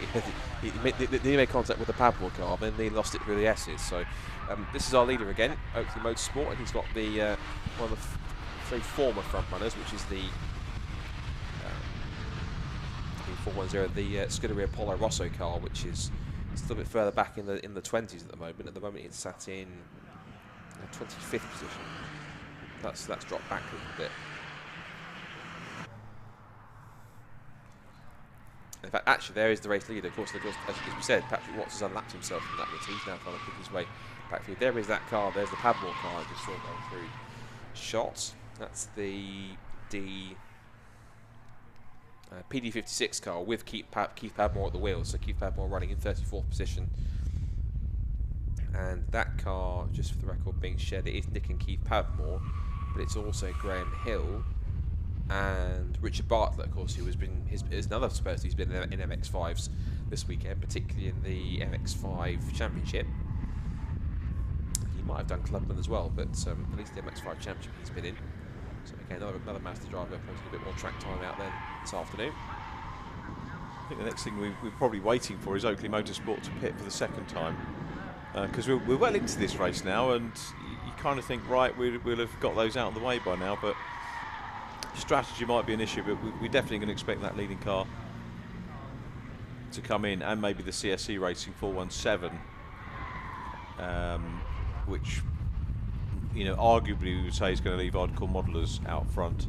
Jelly Snake have only done 1 stop, and then, as you said, Patrick Watts Racing have done 3, so if they're not going to do any more, they're going to be up there.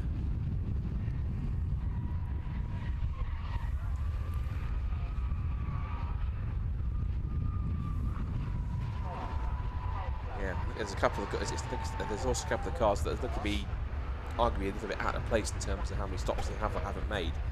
So Oakley Motorsport is up there. The CSC Racing FDL car has risen up there quietly in 2nd place. Really, that's the 417 car. I think it's just the white car that was going down the pit back straight just there, I think.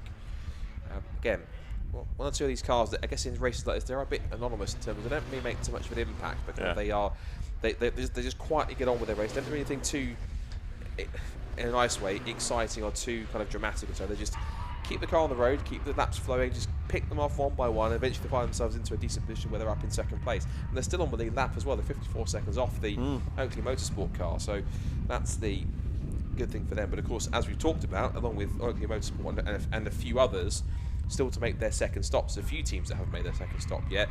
And I imagine that this reminds me of, we had the first ever Supersport Endurance Cup race here last year, end of July, and that was for same ethos as with what we have with Club Sport Trophy. Just it's a slightly bigger class system, and it has maximum power to weight ratio of about 310 brake horsepower, slightly more powerful cars like Lotuses and Porsches can come and do it. And how that works is that there is a pit window, but you have to make 2 or 3 pit stops, but you can choose in that window when you make those pit stops, similar to this. So it's kind of similar system, but there is a particular set window that you have to make those pit stops in. You actually got some. It's interesting because you had some teams that were spreading out evenly. Some would make 2 quick pit stops back to back and then make a later one towards the end of the race. Some would do it all in one go in the middle, towards the beginning and towards the end.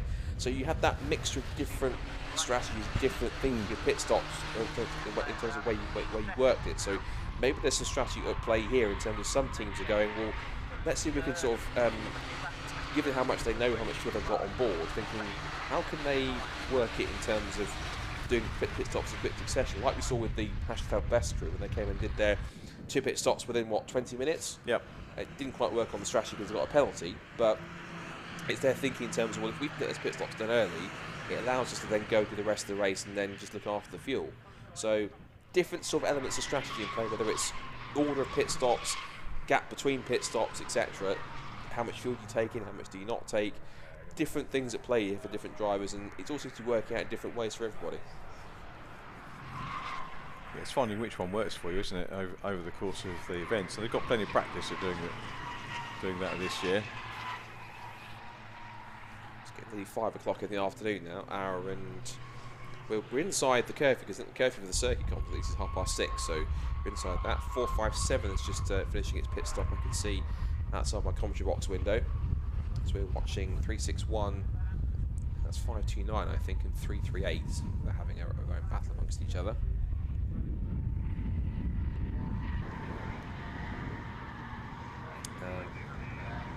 Just a comment from one of our in the chat here. So Graham, this is the Oakley Motorsport, saying that Graham started the race, then it was Harry Newman Oakley. Son took over, and now Graham's driving. They have 1 stop to make just yet, so that'll be Harry Newman Oakley getting back in by the looks of it. So thank you for that information, Ben, who's in the YouTube chat, just giving us a bit of information. And just hoping to a few more supporters in there supporting the 254 car. Here is #blessed again. We were just talking about them, of course. They're making another stop. Now, I suspect this will be to allow Mark Bennett to get into the car to finish the rest of the race for the next 86 minutes or so. So I have a feeling Colin Bysouth's driving is done. And there I think he's Mark Bennett. A couple more drivers limbering up behind as well. Never thought they'd be that sort of limbered up and sort of like... That's keen, isn't it? Full of energy to get into the get to the Citroen C1. Then again, it's good fun. When he gets out after an hour and a half. But then again, it's good fun racing, so I guess he is excited to get into that car and pumped to get going, because it's always been quite an energetic race across the board. And there's the second of the Patrick Watts cars.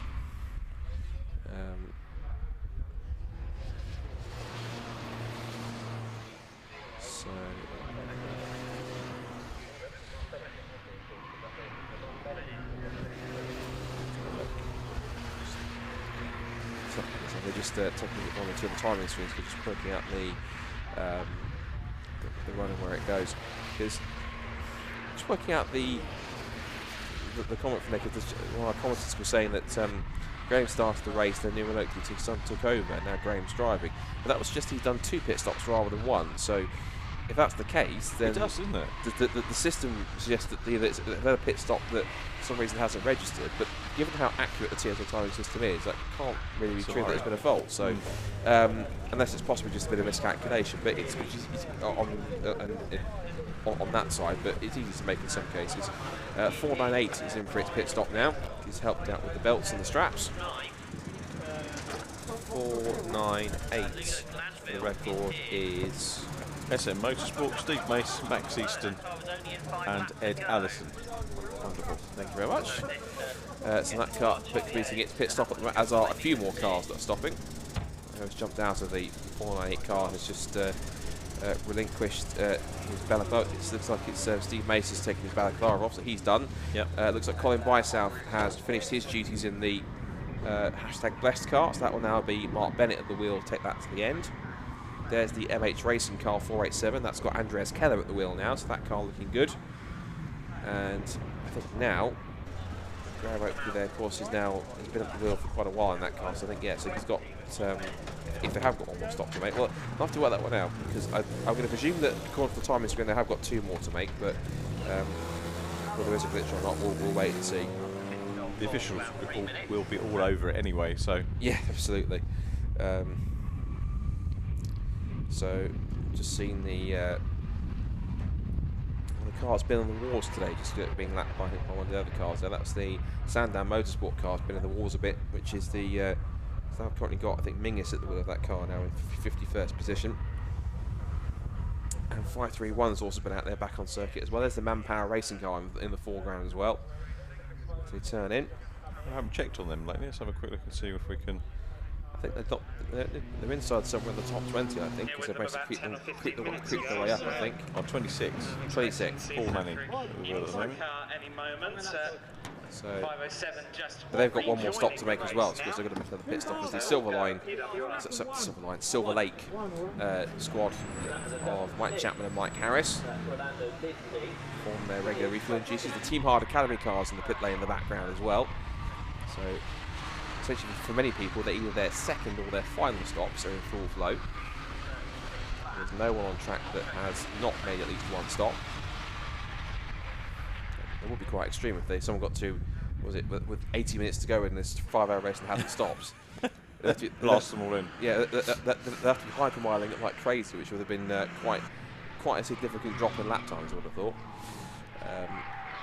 So now that Oakley Motorsport have made their pit stop, because they've actually just come into the pit lane to make their, what we perceive as possibly their second stop, it's now the CSC Racing FDL car of Scotting that's come into the pit lane, that's taken over the lead, excuse me. That's Dave Scotting and Steve Cunliffe, so Steve Cunliffe. So there's that one. There's the Wombles having a battle with MH Racing. That is Andreas Keller having a scrap with, I think, possibly 420, which is going to be Zoltan Chabai, I think it is, if he's turned the car. No, it's not Zoltan Chabai, it's Scott Lawrence. So because that's the third driver of that crew, because Tristan Judge has had his stint, so is Zoltan, so it's now Scott Lawrence's turn after their stop. There's the 309 machine. 309 is on my timing screen. Fighting Talk, that was the ones who took the leading a little bit earlier on, so yeah, you're absolutely right on that one. So yeah, they're not doing too bad. Currently sat at the moment in 6th position. They are technically a lap off the lead, so they can carry on that way. It must be the final stop for the Team Hard Academy car. So as they carry on with their regular pit stop. Just noticed they pinched the seat for one. Must have been one of their genetics, because I was just seeing on the inside the car, it's written the words Corbo and then Genetta on the side. So they've obviously nicked one of their seats one of their Genettas and gone, right, we'll just stick that in there. That's James Taylor's seat out of if it's a Genetta one, well, it won't be James Taylor's. He was supposed to be going in the SuperCup with them, but then changed and did GT Cup last weekend. Yeah. So it's probably either from the GT Cup car, or it's probably from something else. So no, GT Cup they run a Porsche, not a Genetta. Yeah. Mind you, they probably used the Genetta seat in that. They probably only got 2 seats. Possibly. Tony will be upset with me for that one. It's just seats on rotation. So. Well, it saves money. It's saving the planet if you're only using the same seat. Yeah, there you go. That's a valid argument. Friendly. So as long as they're in date, that's fine. Yeah. So 506. Ah, now that's interesting. Now the Patrick Watts car, that's just come in and out. That's the Patrick Watts racing car, right? And that has now ticked over. Right, that has now ticked over. He's come back in again. He was in 13th place, and now finally it says P Watts next to it, so the name has finally ticked up back on the screen. So I don't know if he was called in for that, or if he came in because there was something else that might have been an issue, but we can confirm it is Patrick Watts at the wheel then. So Patrick Watts has got some work to do now from 13th place. He's showing us 2 laps, maybe a lap and a bit behind the current leader. But this is all, I'm certain, got to still shake out a bit more in this next hour and 20 minutes. There's our positions on the left-hand side again. I know one or two of you were wondering where they got to, but we sort of alternate them in and out just to make sure we can give sometimes a bit of a cleaner picture sometimes of what's on the screen. So, but we've got our TSL timing screens in front of us here to run through where we are. There's 417. That's our race leaders. That's the CSC Racing FDL car that's currently on top of the standings. And that car continues to circulate at quite a decent rate. So we're coming up to 80 minutes to go. Then we'll give a quick run. I'll give a quick rundown again of where we are in terms of the positions. Of course, we've still got more cars that need to make either their second or third stops. So CSC Racing FDL, that's the car on screen right now, car number 417. That now leads the way. And that leads at the moment, although the model makers car's come across, by 1 minute and 23 seconds because the second place car of Hardcore Model Makers has just come across the line to complete its 78th lap in this first 5-hour endurance race for the C1 Silverlake C1 Racing Endurance Series. Try saying that 5 times. Hardcore Model Makers in second place. The Jelly Snake Racing car with the brilliantly named Naughty Bear in third place. He's done quite a good run through, and it's just set a personal best last time by 242.528. So they're finding pace in the slightly, I'm guessing, cooler conditions now as you go towards the end of the afternoon. Fourth place now for Emax Motorsport. That now has James Little at the wheel. Jake Little started it. Then it was I don't know who else that was taking over from that one. That was Stuart Ratcliffe, and then it's James Little at the wheel now to finish off the stint. Harry Newman Oakley is back into the car now, and in 5th position for Oakley Motorsport. And then it's Fighting Talk with Russell at the wheel, car number 309. That's followed then by the Wombles with Steve Lawrence at the wheel. Or was it Scott Lawrence? I think it is. Wombles. Scott Lawrence, yes. Scott Lawrence is now in that car, now in 7th position. Followed by TOF Racing with Gladman at the wheel. Alistair May in the Quattro Formaggio car in 9th place at 392. And then Rusty Nail Racing with Clement at the wheel is in 10th position at the moment. So now that Patrick's back behind the wheel again, he's managed to pick his way through some of the traffic. I'll be intrigued to see what he can do now. He's got some bit more clear air. New fastest lap of the race has been posted. It goes back to Emax Motorsport. That's now a 2 minute 40.304 for them now.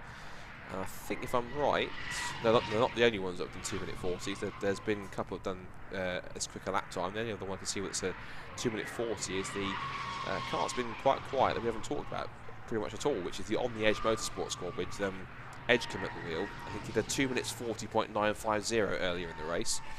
Any other ones that have done 2 minute 90s? Yeah, the Hardcore Motorsport Model Makers car has. I suspect the hashtag Blessed car has as well, if I find it. Yes, he has. 2 minutes 40.314, as has Scuderia Apollo Rosso, 2 minute 40.7. So some decent pace being set, and I suspect possibly Richard, it might have something to do with some of the colder conditions, because when you get cooler conditions in the air and on track, it can sometimes with warm tyres help to provide some quicker lap times.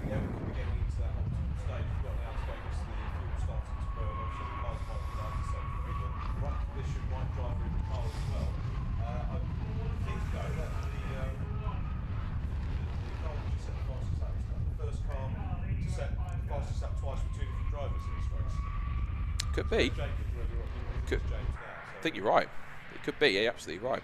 There's 415 Hardcore Model Makers, second place at the moment. 1 minute 23 off the lead. But as we talked about, these leading cars, well, Hardcore Model Makers doesn't. Well, he needs to make 1 more stop. According to this, CSE Racing needs to make 2 more stops. So it's been quite a while on that one. Hour and 15 to go now.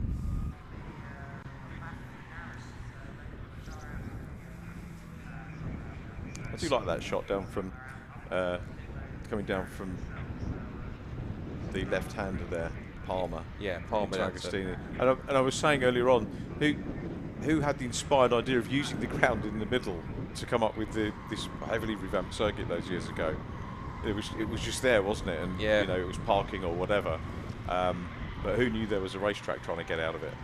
That's very true. I think they used to use it maybe back in the touring car days, and they just fill it all with just different stands and memorabilia stands, different displays and all that sort of stuff. But yeah, they've now changed it so that it has become something that offers a little bit more than just almost a rectangular circuit with a bit of a curved bit towards the end and a bit of a chicane. But it's now this different section, and some people prefer the old circuit. Some people like the new circuit, but it all depends on personal choice. I think that's the third time we've seen that car from a ground shot that's coming. It's the 399 car that's coming. So we obviously like that livery. I like how that car looks. That's the race leaders coming in. So 417 then in the pit lane at CSC Racing FDL.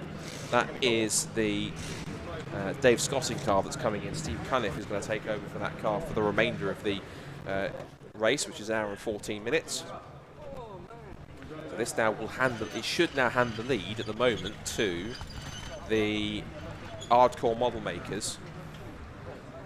And of course other cars that are at the top in the top 10 so far. There's 2 more cars that we're showing needs to make at least one more pit stop. Well, needs to make 2 more according to this. And that is the Rusty Nail Racing team in 9th position, and the Jelly Snake Racing car in 3rd place, which of course is Naughty there at the wheel. So pit stop aplenty. There's another car in the background just having a pit stop. I think that's the other, might be the other Emax car. I'm not 100%. Here goes hardcore model makers, and they will now go ahead and take the lead this time by they go across the pit straight. So they will now take over. And they are now, once again, race leaders here at Snetterton. There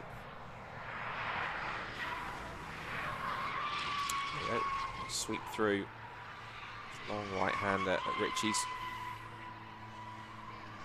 That looks like one of the corners pretty much over the years at Snetterton, where it's like, I think, the bomb hole and a couple of others that just have been left by time and by request not to be changed too much, because Ritchie's is that classic sort of high-speed, fast right-hander that you always take. And I remember as well, I was talking about it on the comms earlier, when they were redesigning the circuit, is that I remember they said about the bomb hole, saying you can motor model anything else that you want, but don't touch the S's. Also, do not, whatever you do, touch the bomb hole, because if you do that, there's going to be trouble. Yeah. So, and I'm glad they kept it, because it is a proper unique. It's a unique corner of British motorsport, where it's kind of it's quite a fast right-hander. It's got quite a big dip. You get a lot of compression right on the base of the apex as you then go through. It's quite a unique corner where you can either, if the car's nice and planted and you hit it just right, it's such a fantastic corner to nail.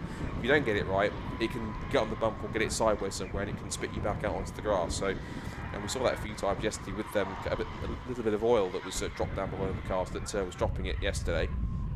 So that's one thing to keep an eye on if any other cars fall foul.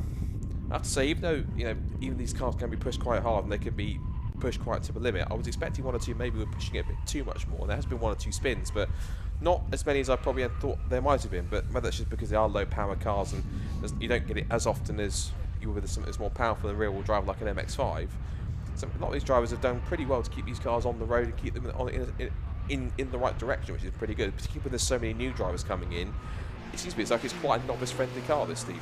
Yeah, I agree, and right through the weekend it's been attrition-free, isn't it? Driving standards have been excellent for the number of the cars, and I'm not bad-mouthing BTCC or anything else, but next weekend we're probably going to see safety car every race. Maybe they come up with alarming regularity, and people talk when you see yellow flags and safety cars in club racing, about driving standards, this, that, and the other, but very often. The example has to be given at the top level, and we shouldn't see as many as we do, I don't think. And I know that Paul and David and David Addison wrote a very lengthy article about it in Motorsport News over the winter. There should be a lot more responsibility. And the thing for me is it tends to go on I don't know, Saturday racing could be quite clean, and then Sunday it's almost as soon as you flick the live cameras on, the adrenaline goes and you get lots of people being silly. And it's the example as well to even particularly of all the drivers out there. Most importantly, it's examples of the junior drivers. Yeah. You have that British F4 drivers, of course, that are competing on those weekends. You have just juniors, and of course with us, for example, you have Fiesta juniors as well. And they will sit and watch British touring cars a lot, of course, and they will either watch it from the paddock or they'll watch at home. And of course, for them, touring car drivers are their heroes in some cases. So for them, they'll watch, and it's kind of one of those things, I guess, where for some of the drivers, their preaching is going to more do as I say, but not do as I do in some cases. So, there are one drivers that will get their elbows out too much, but of course at the same time they will say, drive. You've got to make sure that you drive clean and drive fairly. So, it's always one of the things where kind of there's always going to be an element of rough and tumble in some cases with stuff like touring cars, but in terms of keeping it clean and consistent, I think obviously I agree that obviously it should be an example for British motorsport on top of that. And British GT is also a good example as well, because of course that's GT cars. Yes, they're more expensive, but the racing in general for them is quite clean, it's quite fair. It's not sprint racing, yes, it's endurance racing, but the principle still stands. You can have 2 GT cars that are battling on track together, and whether it's and they can do it without any of the make contact, it's light contact. So that's that one. Right, I think viewers will be glad for us to stop waffling for a second. We're going to hand over for a second over to Adam in the pit lane, who's got another one of our interviews to see who they found in the pit lane and how they found their stim. So here with Dave Scotting down in the pits at the moment, fresh from the car that was just pitted out of the lead, and looked like you got a good stint in there, plugged in the next driver for the rest of the race. But how did you feel about it out there? Yeah, it was really good actually. We had a good long run. We managed to get in after the safety car. And then when we got back out, we got into a few of the back markers, but we had a few clear gaps that we could concentrate and get some good lap times in. So managed to find a bit of space, which was good. And so, obviously, I think you still have one mandatory stop left to do, if I'm not mistaken. Yeah, we've got one more stop. We'll probably do a driver change at that point as well. Ah, okay. So, yeah, we just have to wait and see what happens, I guess. And so, I mean, as it stands, looking at the timing screen, looking at where everything is lying, do you think you'll be up there in the top 5 come the end? Hopefully, you know, certainly top 10, top 5 would be nice. But you never know. We've still got a couple of hours of racing, so who knows, anything can happen. Absolutely, yeah, plenty of time left to go, and as we saw in the first couple of hours, a lot can happen in that kind of time. So congratulations on that stint, though, pitting from, I believe, the lead, and we'll see where you pan out eventually. Yeah, that's great. Thanks very much. Cheers.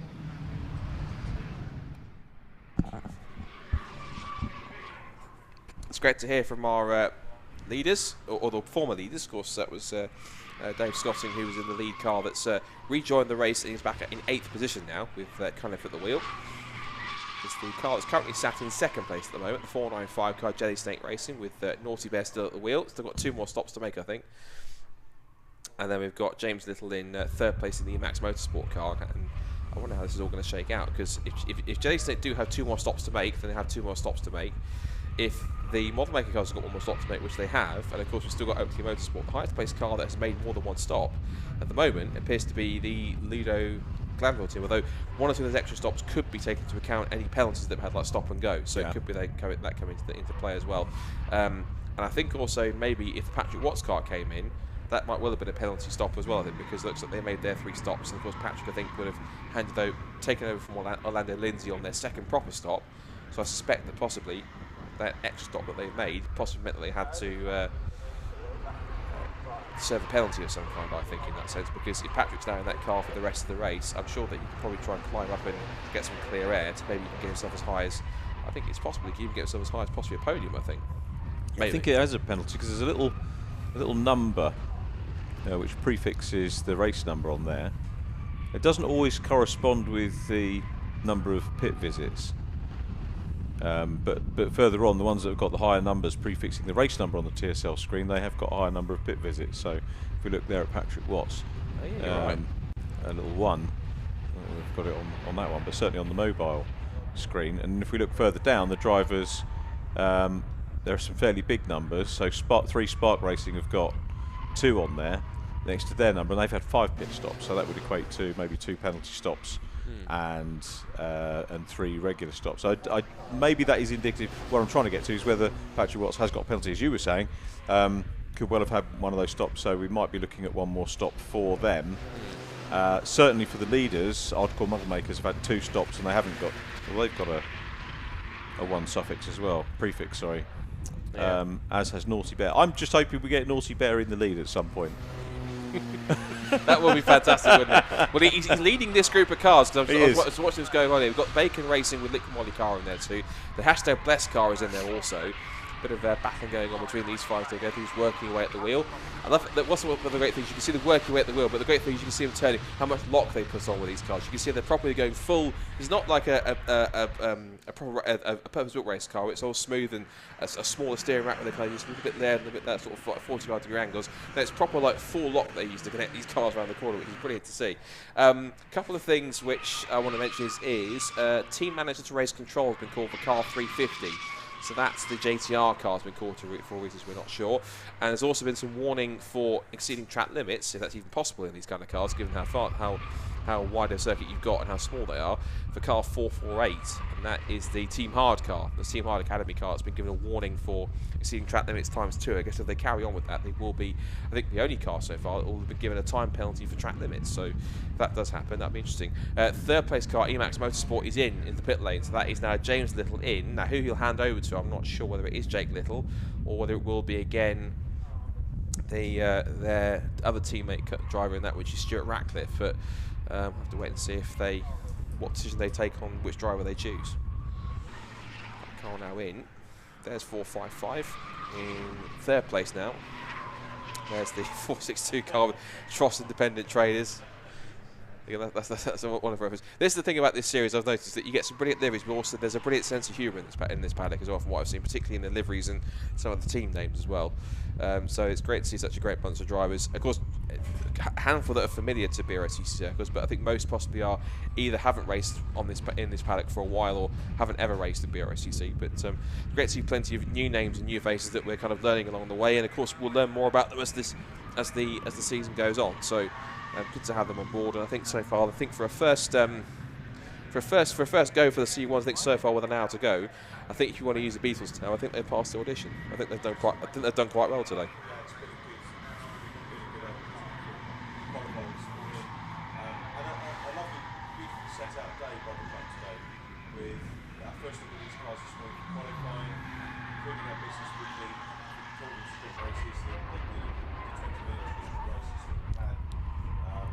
They all had a chance to get their races done and go home. You know, on a Toka weekend, you're not allowed to take your awning down before 4 o'clock. But common sense here. Drivers finish their racing. Some of them are staying and racing in the C1s, and they've been able to go home and maybe get ready to either go and do some more racing tomorrow or enjoy Easter Monday at home with their families. So.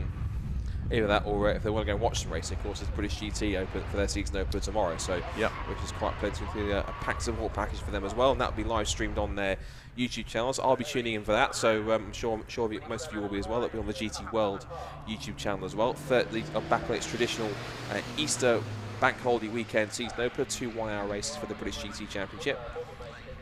And of course, they'll have some longer races, including the next race after that will be the centrepiece of the event, which is one of the couple of events that will be administrated by the BRSCC, which is one of the centrepieces of British GT, which is the Silverlake 500. So that'll be an exciting event on the full Grand Prix circuit. That'll be coming up next month in just a few weeks' time, after our season opener, after the season opener for British GT this weekend. Jamie Carroll on pole, by the way, was it? For GT?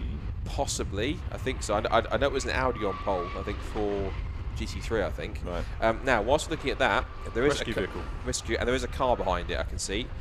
Who it is, we're not sure yet. They usually can tell which is spot the game I like to play, which is spot the car that's got a yellow marker next to its name, and the one which I can see that has got an exclamation mark next to its name is 527, and that's Red Sky Racing. So that's the Shepherds, who had a couple of penalties today, but looks like their car, I'm afraid, if it has expired, I'm afraid it expired quite unfortunately. Jelly Snake Racing have made their what looks like perceptively their second pit stop, if not, so they've got. That'll be handing back over to. That's going to hand over back to Jelly Snake Racing. Whereabouts are they? When do they start? James Canning. That'll also be handing back over to from Mr. Bear. Another dreadful pun upcoming. If you're ready for one. Go on. 24-hour race. The Shepherds will be watching their clock by night. Yeah. Oh, car in the barriers. Oh dear, that's 445. That's the other Emax Motorsport car. So it is an Emax car, but it's not their race leader car. It's 455. The 445, forgive me. 455 is in second place. Now that car, the big question always with this instance is, can we see the end of it? The big question is, did he jump or was he pushed? In terms of, did he do it himself or was he held? Because that's a pretty tricky one. It is possible for you to, lose the back end on a corner like the exit of Williams and then just tag and then possibly get loose. But sometimes it's with how small the cars are and how light they are, and because how closely packed they are together, sometimes it could be that you received a little bit of assistance, shall we say, from somebody else. Hopefully that's not the case, but unfortunately that's 445 in the barriers. And so with an hour to go exactly now. Should we ask the directors for a replay? I think if we had Not the listening. I think if they could give us one, they possibly could. But it seems as though there's double wave yellows down there, which means possibly, I don't know if that's going to be a. Do I say the dreaded words beginning with S&C, because it's an hour to go. It's in a slightly pretentious position on the inside line. Yeah. It's, you know, and particularly where you've got they come out of Williams here, and you can run wide, and then possibly, you know, come quite close. And there it is. It's quite a shallow area of grass on the inside near the barrier, so it's quite close there to the circuit. So if you're trying to make a move with somebody and trying to defend, that's going to be quite a dangerous position. So I'd be surprised if we didn't go safety car for this one in the next couple of minutes or so. I think you've called that spot on, Scott. It's actually quite a way past the main out of the corner, the furthest you are out, for it to be a wheel in the wrong place to go around. So there could well have been another car involved in that. It's definitely one of those two scenarios. Yeah, taking the time over the decision, it's obviously not causing a huge problem at the moment. But I guess it's not a decision if I can. It's for experience, of course, can tell you whether he's a very experienced senior clerk of the course. It's not a decision that he'll take lightly. It's a case of, well, in terms of, he'll look at all the factors and go, right, how realistic is it that we're going to have another incident because the car is there, and how much effort is it going to required to get that car moved? Whereas, of course, they're trying to recover the Red Sky car as well, which is also around the circuit somewhere, which has had some kind of a problem. So there's a couple of cars which are just falling foul just a little bit towards the end of this race. But I guess the big question's got to be, is that incident where the car 445 is just about here as they come onto the back straight, is it going to be enough to possibly warrant a safety car? In fact, it's disappeared. So it's either got going on its own steam again, or it got pushed away somewhere. Yeah. But either way, I was expecting to see the car pause them or somewhere. Oh, it's gone. So it turns out that's the decision made for us then, and for the clerk of the course, no safety car, that we can carry on for the next 58 minutes. So that's a saving grace for, I guess, anyone who is still to make a third pit stop. For those who haven't, that could have been a bit of an option for them to maybe sort of to get full advantage of that. And that could have been the likes of Emax Motorsport and Patrick Watts Racing with Patrick at the wheel to move up there, because of course they've made essentially all three of their stops in both cases. They're both Emax Motorsport 345 and the 506 Patrick Watts Racing car are the two cars which are the highest place that have made their three mandatory stops. So that's going to be intriguing to see what everyone else does, everyone else pits, how it's going to affect them. Last lap times for people in around the top 10. Patrick Watts did a 2:45.0 and again leader into traffic. Oh, another car in the barrier, and the leader into pit lane. So if that's good, and it's still going. Fair play. Yeah, fair play. That's the 498 car that's gone off the road. Now, that's the second car that's gone off in that area of the circuit in as many laps almost. Isn't it? About it does. Something down there. That does. 498. Alliston car. Yeah, that's the SM Motorsport car that's gone off the road. Alliston at the wheel, as you rightly said. So this is interesting because the Hardcore Motorsport team, they came in, they've actually come, as you say, as the leaders. So again, it's still okay. There's no safety car on that one, and if that car can drive away, then they're absolutely fine. They'll carry on as normal. But whether it's just unfortunate coincidence or simply two cars that have hit possibly something on the exit on the edge of the circuit, whether it's some tiny bit of fluid or some oil or something else, I wonder if that's possibly played a factor. So many factors can come into play at this stage of the race. It could be fatigue on parts on the car, it could be driver fatigue, because it's a long time for these drivers to be out there. And let's remember, people, you can turn around and say, yeah, the racing drivers should be used to it, but this is the longest element of racing that they're going to do. They won't. It's not something they can do every day of the week. So it could be fatigue. It could be something down on the track, as you rightly say. Lead car going back out. I fancy this one now as a potential winner. I think we can get into the zone where we start to talk about winners, and I think these guys are looking pretty good. This is the first team of the front runners to bang in that third stop. Yeah, and they've managed to get out pretty much ahead of other cars which did so a while ago, which is people like Emax Motorsport did a few laps ago, and also then the Patrick Watts team, which is up there and now in 9th position, and they've just put in a personal best though. So Patrick now starting to find his groove now. He's a little bit sort of caught up with the traffic a bit, I think. He was doing 243s, 244s, 245s. Now he's starting to pick that pace back up again in the clear air. 241 for him on a personal best. So that seems to have worked pretty well. Oakley Motorsport, meanwhile, have just taken over the lead at the moment from Hardcore model makers. We've just put a new fast lap of the racing with Harry Newman Oakley taking over. So that's Harry Newman Oakley to the front of the field. That's a statement, isn't it? It is, indeed. And Yeah, it's just our friend Ben in the comments said, just to confirm, I made the comment earlier in the chat that Newman Oakley's driving after they changed it wasn't clear. Now Graham is driving. So he's saying it's a joke, keep up lads, but only joking. So yeah, thank you for that, Ben. But good stuff from Oakley, so who currently have that lead position at the moment. And they then moved up. Of course, they will have to make one more stop. There's a 399 car that we saw seen in pit stops quite often. Of course, this does mean that we haven't seen Naughty Bear in the lead, so quite upset about that. There'll be, I think they've got one more stop to make, so there's still one more after that, so there's still time for that to shake out. It is now James Canning's at the wheel of that car now. I think Mr. Bear has finished his first stint, at least, if it is his first stint. If they're going to come back in for another one, I think we'll keep tabs on that. I think it's time for us to pay a visit to the pit lane and catch up with Adam Weller once again. So sorry, Mike Graham. Yeah. So Mark Graham with me here in the pits, having just gotten out of the lead car, the 415, and well, goodness me, that was a fairly fast pit stop, and I think some of us were expecting maybe some fuel, maybe some tyres, but neither thing happened. No, we should be all right for fuel. The tyres are touch and go, but it is what it is. We thought we'd risk it. Okay. I think I heard the phrase "risk it for a biscuit," and I mean you're in a prime position, or at least you handed the car over in a prime position. I suppose it's the thing to do as a racer, isn't it? Yes, they don't look too bad. Hopefully they'll last another hour. We'll soon find out. There you go. And I mean, would this be the team's first win if you manage to pull this off? Yeah, it'll be first podium. I think the highest we had was 5th at Pembrey last year. Okay. So we'll wait and see. Another hour to go. We'll just wait and see what happens. Excellent. Well, there's a lot on the line here then. The team seem confident-ish. Let's see how the final hour plays out for them. 53 minutes just under now. We've had cheese, we've had biscuits now as well, mate. Yeah, I haven't had dinner yet, so it's supposed to come afterwards. Making us hungry, isn't it? Yeah, absolutely, yeah. I could do with some cheese and biscuits now, I think. I think that's probably both good. I think because I'm that hungry. So, Harry Newman Oakley, I've noticed his pace actually. He's upped it a little bit. His fastest lap was a 2 minutes 40.2 he did a couple of laps ago. He's now pumping in the last couple of laps, doing solid 2 minute 40s now. So, he really is going for a proper run here. And I sense that is kind of that's the mode he's in. Is kind of I need to get some quick laps in to build a gap for my pit stop mode to try and build up that whilst everyone else is stuck in traffic. To be fair, compared to everyone else with the Alcon model makers, their last lap was a 2:47.350, so he took about 7 seconds out of them. Obviously, it's going to have to be a quick pit stop, but of course, he needs a bigger gap than 27 seconds to be able to get out. For him to get out after that pit stop before they get before they make that final stop when it comes up. There's the Jelly Snake Racing car looking up the inside of 330. That was close. Up the inside through the bomb hole. Not an easy pass to make there on 330.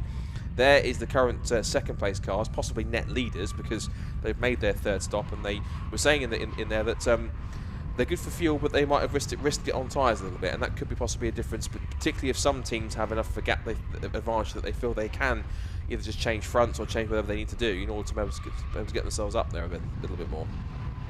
Yeah, I must admit, it's I suppose it depends on how much tyre buffing you've done in the first place as to how many you're going to need. But again, you've got to balance it out, and you've said this all the way through the race, Scott. You've got to think, if you're going to need new tyres, you've got to factor in, is the advantage you get from having treated the tyres in the first place going to pay back with the time you've got to spend changing all the wheels in the pits?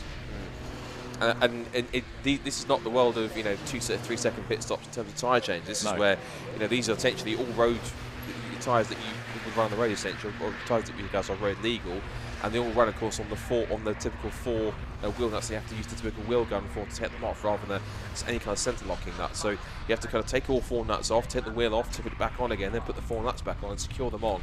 And that's not a short process. That's kind of, you can do it quickly as possible, but it's not a short 5 or 10 second job. It takes possibly about somewhere between 30 to 40 seconds to change a wheel somewhere, if not a little bit more.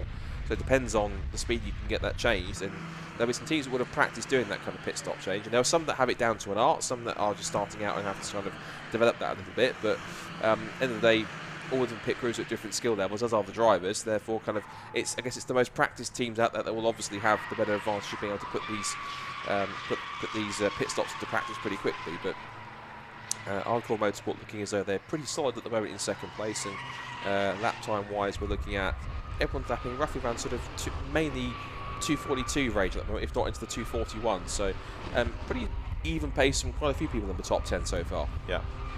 Hardcore, their outlap was the 247 as you mentioned, and now back on the pace with the 242, and 28 seconds down on Oakley Motorsport.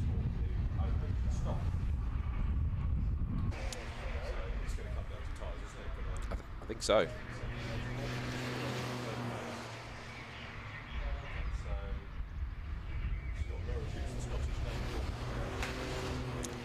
One possibility. Oh, crikey. The only ones I know of is the only one I think I know is Orinoco, I think, but I don't think it's. Truthfully, I'm lost on it. I'm not 100%. Tobermory. Tobermory. Oh yes, I remember that now. Yeah, it's what you say that it comes to life now. But 465 have just made a pit stop. 465, I remind myself as to where they are in the field and what they're up to. 465. It's Snell Speed Racing. They've had a couple of penalties today, down in 39th at the moment. They've lost a couple of places off that pit stop. They think they came in 36th and about 39th, so that was a quick stop for them. No other messages from race controllers yet as for any recent penalties that have been applied.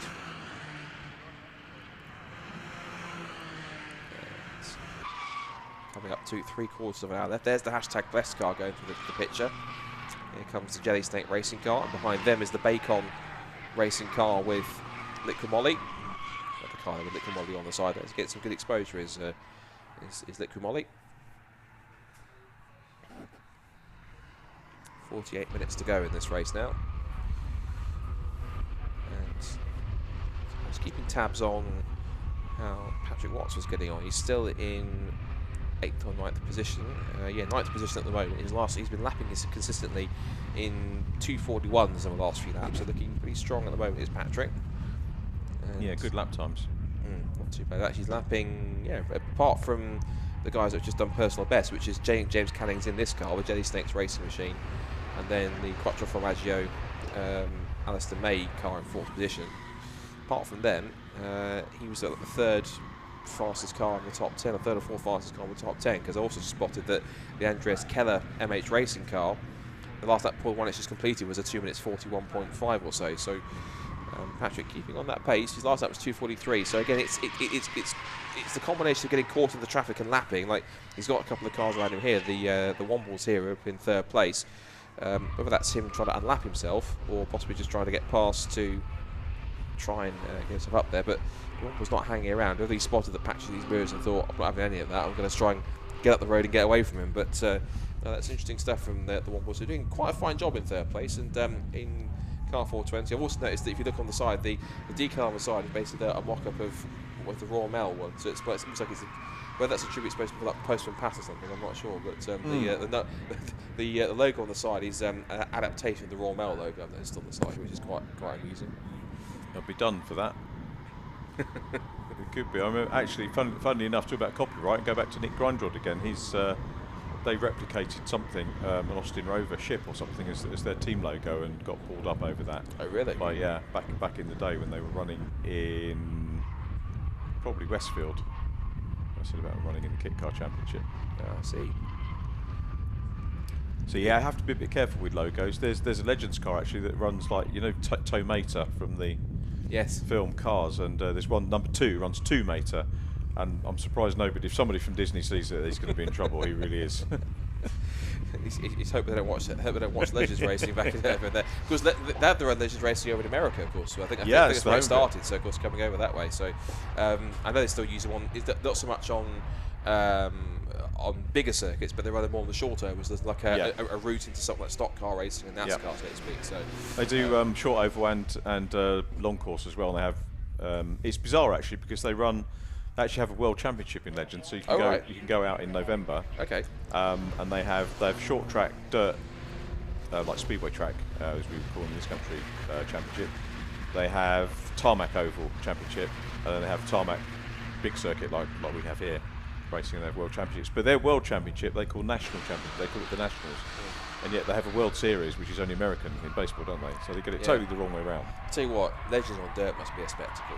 I guess they are. I've never seen them. I've never actually even been to America to watch the UK cars run to a slightly different spec now, so they don't go to the States anymore. Yeah. And it's a bit of a faff to ship your car out there to do it properly. But anyway, it's another story. Back with our C1s, having a good race here, and yeah, that Oakley Motorsport car still out there, fastest lap for Harry Newman Oakley, 2:40.284.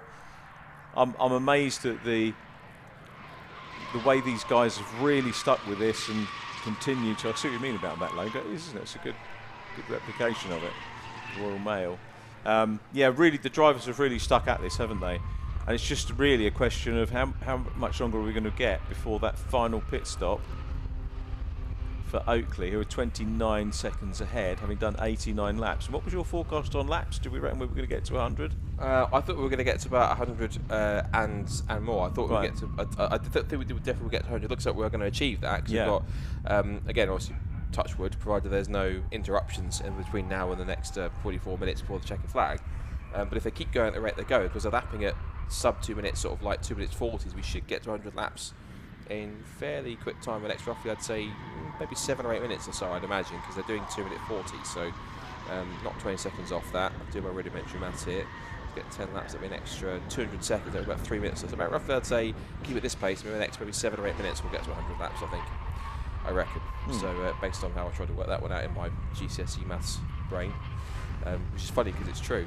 Anyway, so anyway, back to the leaders. 455. We're still watching the 415 car in second place. And the 420 car actually is not too far. So this is actually a battle for position.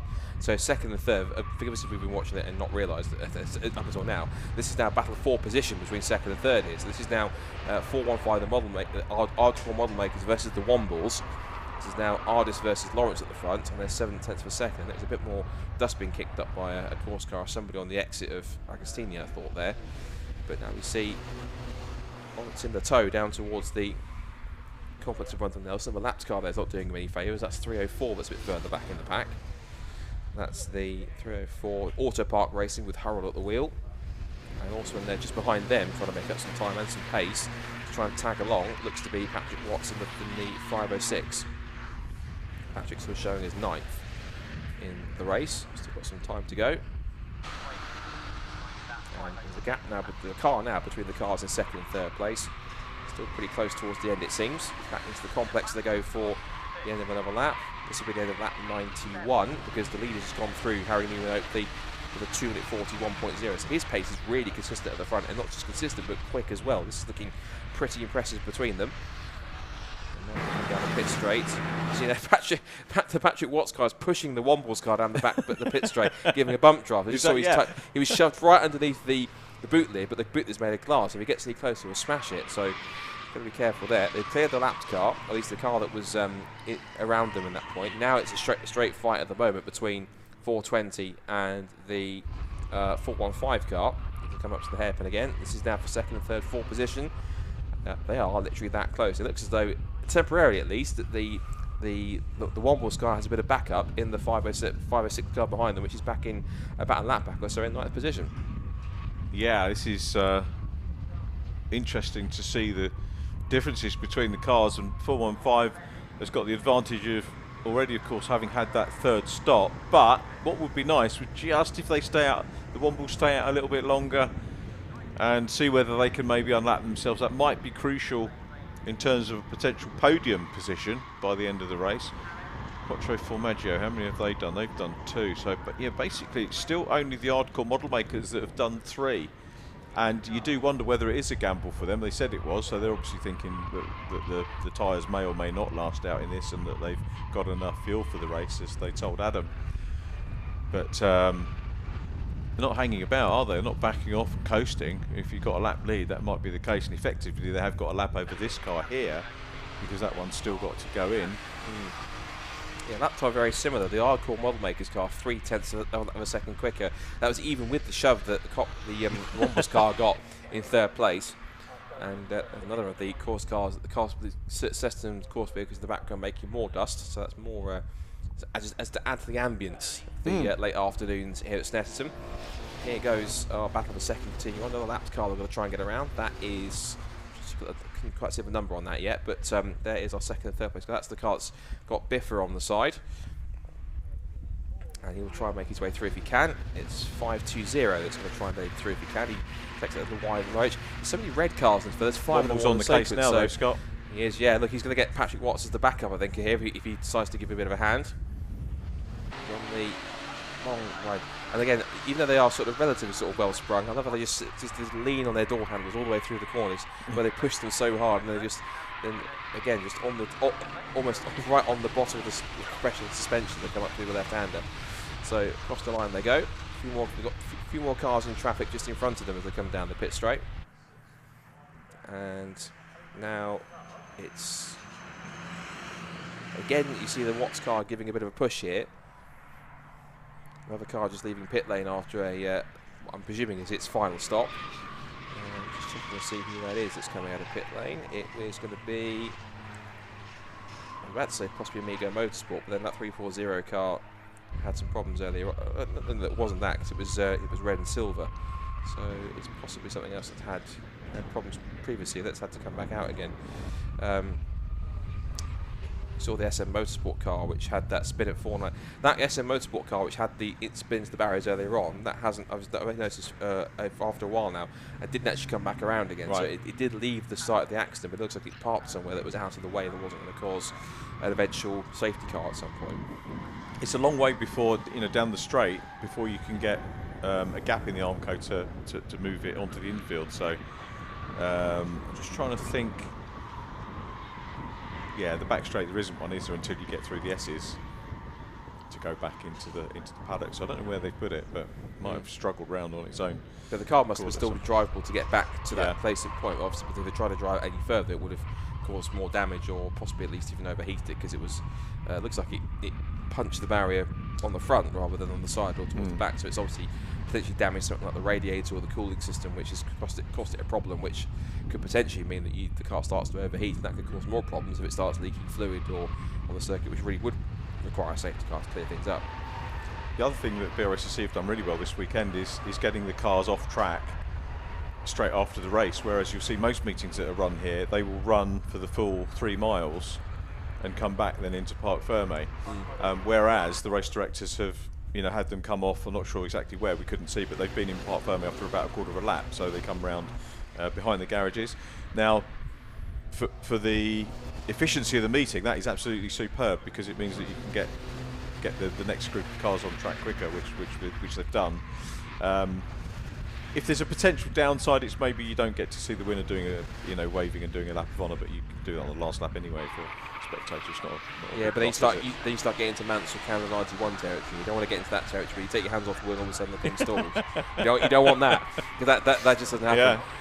Yeah. I think the worst case that I've seen, to go back into our continue our anorak state, which we don't apologise for at all, is we are focused as much as we can on the race. Also, we're just peppered with some banter, but I think the scenario still sticks out in my head. It was either 2003, 2004, former 3000 Bjorn Vernheim, when he went out the final corner at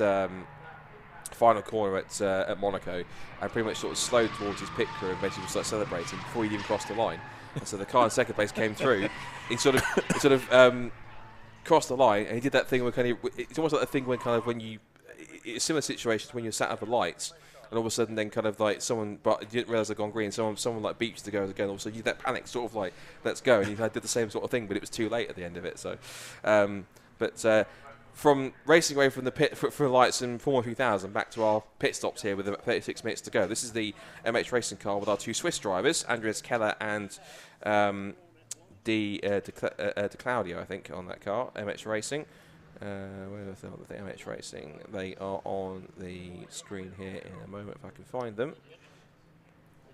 Where's MX Racing got to? Lorenzo Di Placido and Andreas Keller who are in that car. So, and the car that the driver, I think it was Keller at the wheel who brought it in. Yes, so it'll be Di Placido that will come in, that will go back out again for the final stint. So I think we're going to get possibly the next 5-10 minutes a bit of a flurry of pit stop activity. I think. Then the 468 car's also just come into pit lane as well, and that is the Manpower Racing car. That's now, I think, Peter Manning that's coming in. So 468. No, Paul Manning, sorry. So that will be possibly either Andrew Godfrey or James Manning that are coming in. There it is. There is the Manpower Racing machine. So pit stop is just taking place now.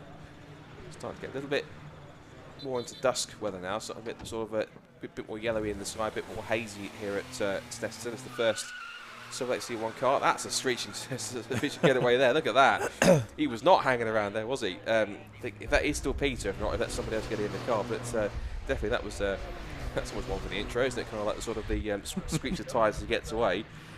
These three cars have continued to stay running tandem for quite a while. Of course, the Patrick Watts car 506 is a lap back in 9th place. He's not on the lead lap at the moment, or at least he's not on the same lap as the. He's a lap behind these guys that are back in the 2nd and 3rd. The Oakley Motorsport car is on the same lap as our core model makers and the Wombles in 3rd position. And of course, we've got Quattro Formaggio still in 4th place. CSC Racing FDL, which were leading earlier on, in 5th. 6th place for Emax Motorsport. They've made their 3rd stop. And we've got Jelly Snake Racing and TOF Racing, Patrick Watts Racing, which is the 506 car there at the back of this 3-car queue in 9th. And then On the Edge Motorsport with Edgecombe. And again, that's another team that's been, they've set some quick times, but again, haven't talked about them too much. They're sort of, like we talked about earlier on with them, just very steadily, very quietly moving up through the order, not doing anything too spectacular, just simply just getting about their business, doing the laps they need to, and just getting it to get the job done. And they're in P10. And they've done it's like a game plan, isn't it? And they've done all 3 of their stops in their last lap. Look, they're actually one of the fastest cars out there, 2:40.338. Yeah. And then, a nice possible way to put it, they've been kind of nowhere. Oh, that's the Wombles. That's the Wombles from out of what was 3rd place. Now, they were close with the 2nd place car of our core model makers, and also the Patrick Watts car was in there too. But there's damage to the front end of that car. Now, the only thing I can think of is that either he's lost the car somewhere and gone off, slams the door and runs away, but unfortunately that's the whole picture. That is that's off at Ritchie's. That's going to be very possibly. Yeah, it's not that far off. That's a safety car. It could well be a safety car. So drama towards the last half hour then. It's going to affect the driver changes because that will take a few minutes to sort out. It is. But the thing, I guess, unfortunately, we didn't see the incident fully happen to begin. We saw the aftermath. The car stopped off the road. So because of that, now I'm looking at the back end of the 415 car. Is there any damage towards that? Because that's either a mistake which the Wombles car has made, or there's been contact with another car somewhere. This is the car which is immediately in front of it, which is 415. I'm just looking carefully. Is there any damage on that car at all? It's okay, on the isn't back it? of the car. Oh, I'm getting word that he spun out all by himself. So he was pushing so hard to try and catch the hardcore model maker's car that he lost it into Ritchie's. Looks like hit the barrier on the inside and off the road he's gone. So it was a mistake. To the answer, did he jump or was he pushed? He jumped all by himself by the look of it. And out of 3rd place, so Quattro Formaggio up into 3rd position. They've still got to stop. The Del Boy car's in, the Trottermobile. Oakley Motorsport still the race leader, 2 stops. 2nd position, Hardcore Modelers, 3 stops. 3rd position now, Quattro Formaggio. CSC Racing will be next up, and they've had 2 stops as well. So, drivers got out of the car. I mean, I'm not sure if they're trying to get it just moving so that they can at least get it off the grass. The driver did look as though I didn't sort of see that he was kind of really kicking himself a bit, thinking, why did I make that mistake? But this is the guy it ultimately benefits. Helps, as you say, Richard, Quattro Formaggio up into 3rd place now, onto the podium. The 448 car just made pit stop, Team Hard Academy car. Ryan Edgecombe, we were talking about that car that's been slowly moving up on its own, quietly up through the field. And the Edgecombe on the edge car for Weekly just set the new fast lap of the race, 2:40.174. Oh, wow. So we're getting to that point where it is starting to get cooler in the later in the day. Temperatures coming down a little bit. The tyre temperatures means you can regulate them a little bit better with the tarmac and the air temperature in there. So it means lap times now, as it starts to get in the same way that you get in endurance races sometimes at night, you can do faster lap times. As it starts to get later in the day, the cooler the conditions become, and therefore typically the faster the lap times become, particularly as you also said rightfully, if you've got lower fuel levels as well. Yep. They're coming down towards the end before they're going to start refueling. So that's something interesting there. So they're covering the recovery of the Wombles car with waved yellows. No, I was wrong about the safety car, thank goodness. Well done, officials. Yeah, absolutely. I think what they're trying to do is trying to get through this by doing as much as possible live snatch and double wave yellows to try and cover it as much as possible to lead to little to no disruptions. The only safety car we had was purely to be able to recover a car that was behind the barriers and to go and get it back to the pit lane, so the team could then start to try and fix it and get it back out again. So that's one thing to keep an eye on. But we're about to tick over to half an hour left in this first Silverlake C1 Endurance Series race of the 2022 season. And so far it's still Harry Newman Oakley who continues on. And again, that lap speed's been very consistent. He's in the 2 minute 40s. His last lap was a 2 minute 40.520. And that's been incredibly consistent lap times all the way through. The one thing I should mention also is that the Edgecombe car, which is from P10, with the On The Edge Motorsport squad, in terms of when they came across the line last time, when he was setting that fast lap, he was only half a second away from Patrick Watts. So I suspect that there could be a position change there, unless he can't find a way around Patrick that easy. As they come now down towards watching a couple of cars here. A couple of cars that have been, one car's been in the water a little bit today. That's the 354 car that's been out and about, the Sandown Motorsport car. Here's the 455, that's the leader, so that's the final stop they have to make. This is important. So the final stop then for Oakley Motorsport. So Harry Newman Oakley brings the car in. Some brilliant pace from Harry. So certainly if he keeps that up for the rest of the season, one to watch out for. Having a look at the tyres on the car, just checking out whether they need to be changed for the last half an hour of the race. Jack's going in. They've decided to change the rubber. That's very interesting. So basically, because I've thrown the dice here, are they going? It's another safe option, but it's a risk, and you can not change tyres. But the benefit is that you save time, but you might have less tyre towards the end, so you won't be caught quite quickly. If you do change tyres, it's a longer pit stop. As now the 415 car goes through to retake the lead with the 361 car. That's the On The Edge car that's in the 10th position, that's wrapping quite quickly at the moment, looking about to unlap himself. I think if they're changing, at least just the fronts they're changing, if not all four. Are they changing all four? I think they are changing all four. He's got ahead of Patrick Watts now, by the way, Edgecombe. Yep, so he's down to P9 now. And, yep. And it looks like with the pit stop, they've changed either at least fronts, if not fronts only. I think we're checking the pressure, at least checking the rear tyres, bit of tighten on the wheel nuts just to make sure that they are secure before they get going again. And this will now be Graham Oakley at the wheel now, who will take over for the final stint. But Harry Newman Oakley doing a grand job to get himself in there. 13th place car has just pitted. That's 336. That's the Rich Pop Racing team. So that is now 336 is Richard Cook. He will hand over to either think Richard Evans or Richard Stafford. It might be Richard Evans actually, because I still think Richard Stafford was in that before Richard Cook was. So out on the circuit quickly just to confirm the tag. He just stops. And back out again he goes. And just so you can see it exiting the track, exiting the pit lane onto track now again is the 455 car. And I think also that's the Emax Motorsport car going past. Has he got past? Yes, he has, I think. So, yes, so that's now a change of position again. So that's now down to 5th place now. But, of course, and Emax Motorsport have stopped. So that's a position change for the people that have done 3 stops. Our model makers has, of course, pit stopped as well. But, of course, they are the ones which are having, they've already had their stop, but they're taking the risk on tyres. Whereas it looks like Oakley Motorsport aren't. Problem with the 500 car, then, I'm afraid. So that's the 500 car being directed straight into the pit box, unfortunately. So that looks like it'll need something to try and get going again if it can, to at least finish the race. I've seen that before with C1s. Sorry. I was just going to do an awful pun. Closing time for the Own Your Own pub car. It's been a long day for you, Scott. I do apologise, mate.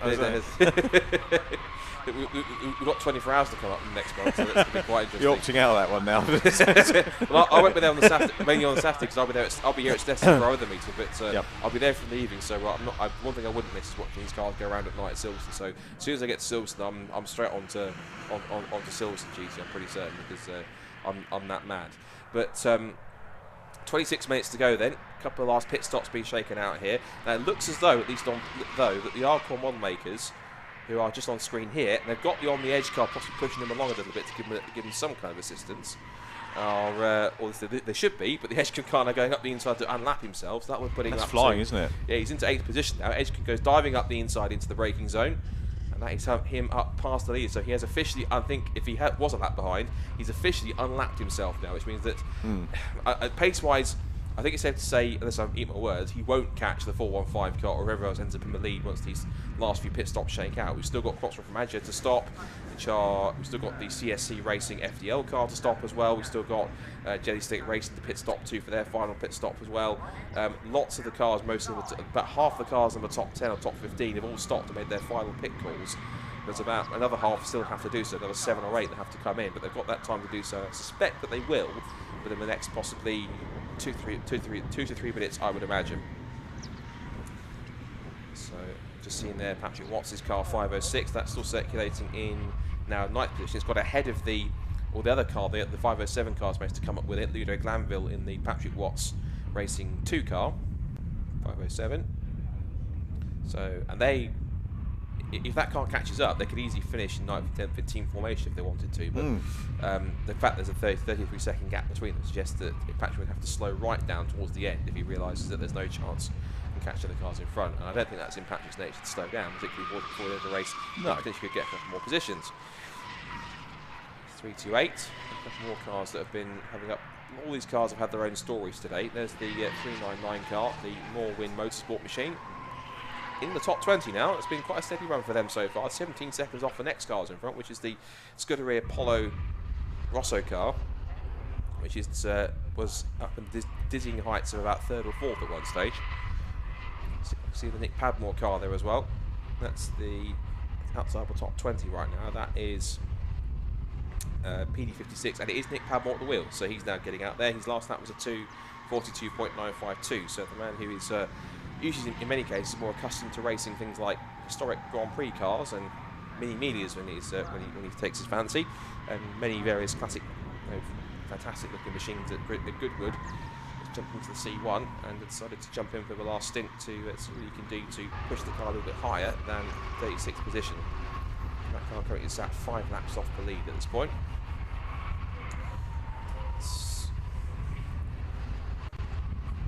Where has the time gone on this? It's actually gone really quickly. It has a little bit, yeah. It's been quite sort of substantial, and it seems like almost a few minutes ago that we had the rolling start of all the cars and everyone lined up on the grid ready to go. It's been that kind of race, but it's been enough to happen for it not to be seen as too eventful or too chaotic. It's been enough action in there to see plenty of stuff.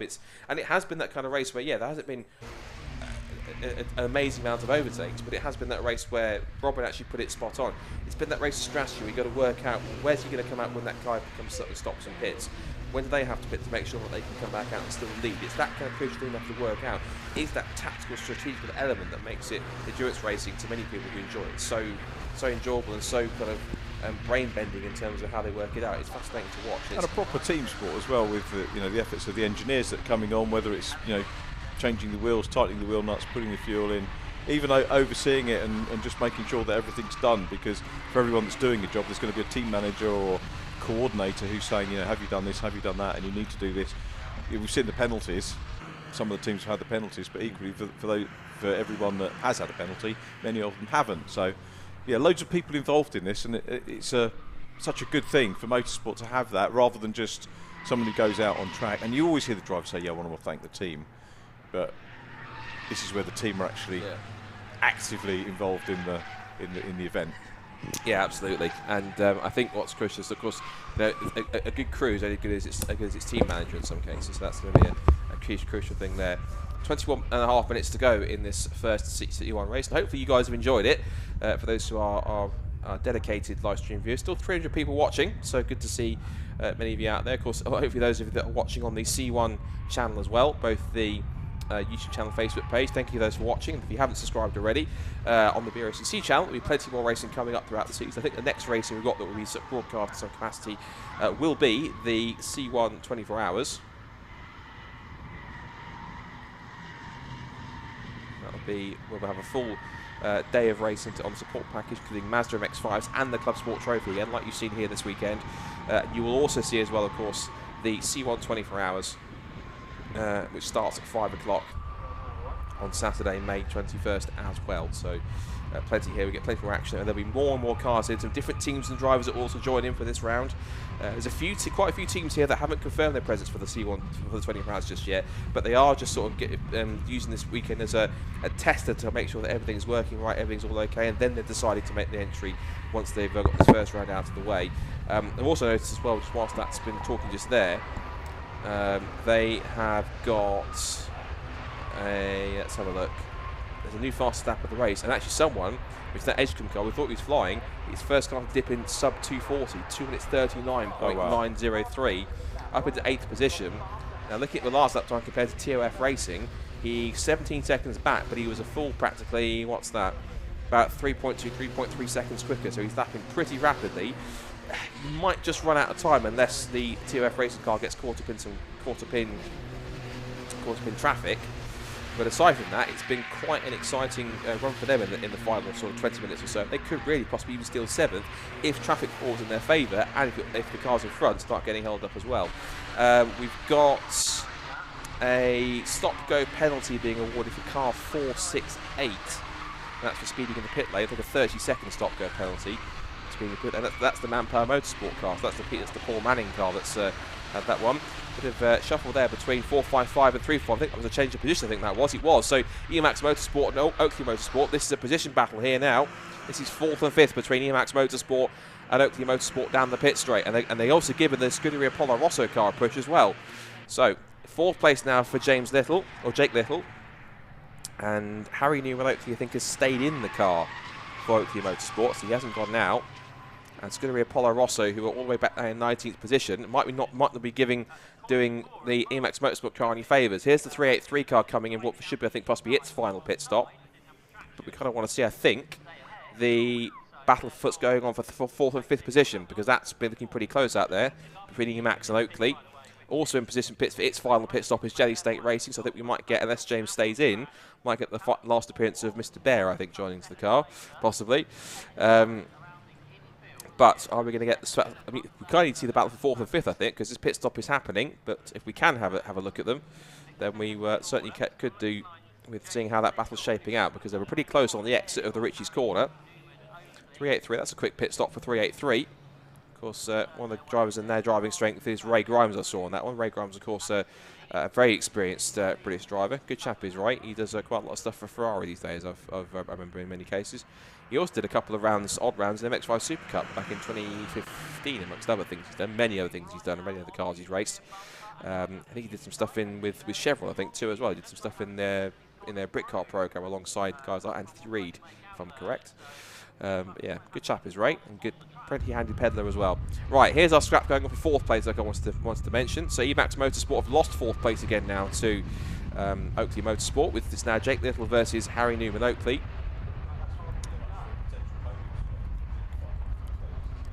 Yeah, you're right, actually. Yeah, because of course we've still got to accommodate both Quattro Formaggio. Oh, there's a car slowing there on the back straight as well. I'll try and catch the number on that in a second, but there's a car slowing on the back straight with problems with the hazard lights on. So issues for them towards the end of the race. But yeah, you're absolutely right, because CSE Racing, FDL, and also Quattro Formaggio still have to make their final pit stops. You're absolutely right, Richard. So this essentially is kind of battle for, technically, it's for 2nd and 3rd place in net if once those two cars pit. So this is now for the positions on the podium, but for which order they sit on the podium. They're 33 seconds behind the leaders, Hardcore Model Makers. I thought they'd have done it by now, because you've only got 16 minutes on the clock. You want to send somebody out for the last 20 minutes. Time somebody's got back into the race rhythm, you know, to finish it off. And I'm not sure 16 minutes is a particularly, you know, particularly long time. And they've got another 2 minutes to go around. So, you know, we're looking at the sprint races that we've seen today, or the normal races, 20 minutes. You'd think it would be a good stint at least.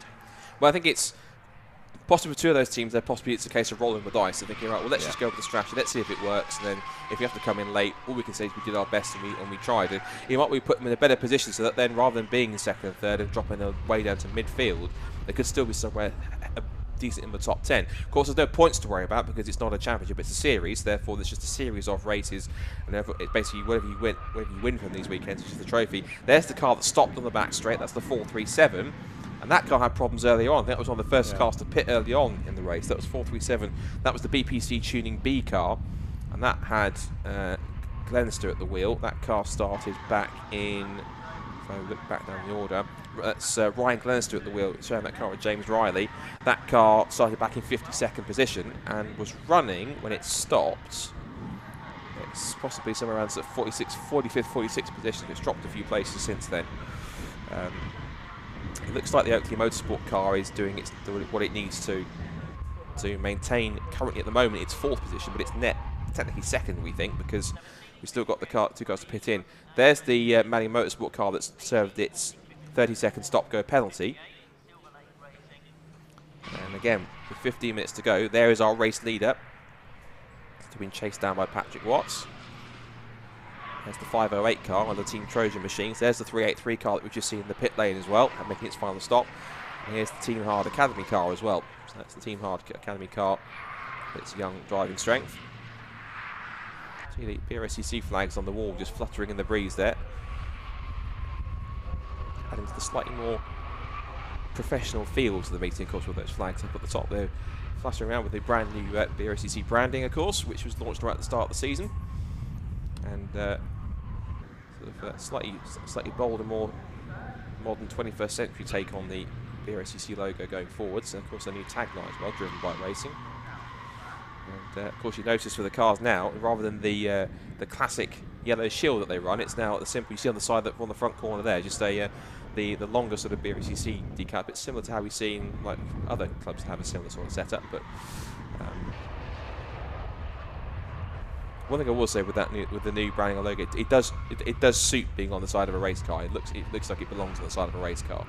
I will mention on that side. It's a nice. It retains a nod to the past for me. So you've got the heritage within it as well, but it looks current and modern. So yeah, I like that was purposeful with the yellow shield blade to do that. Right, here's the first of our 2 important pit stops. This is the 417 car that needs to make its final stop with 13 minutes to go.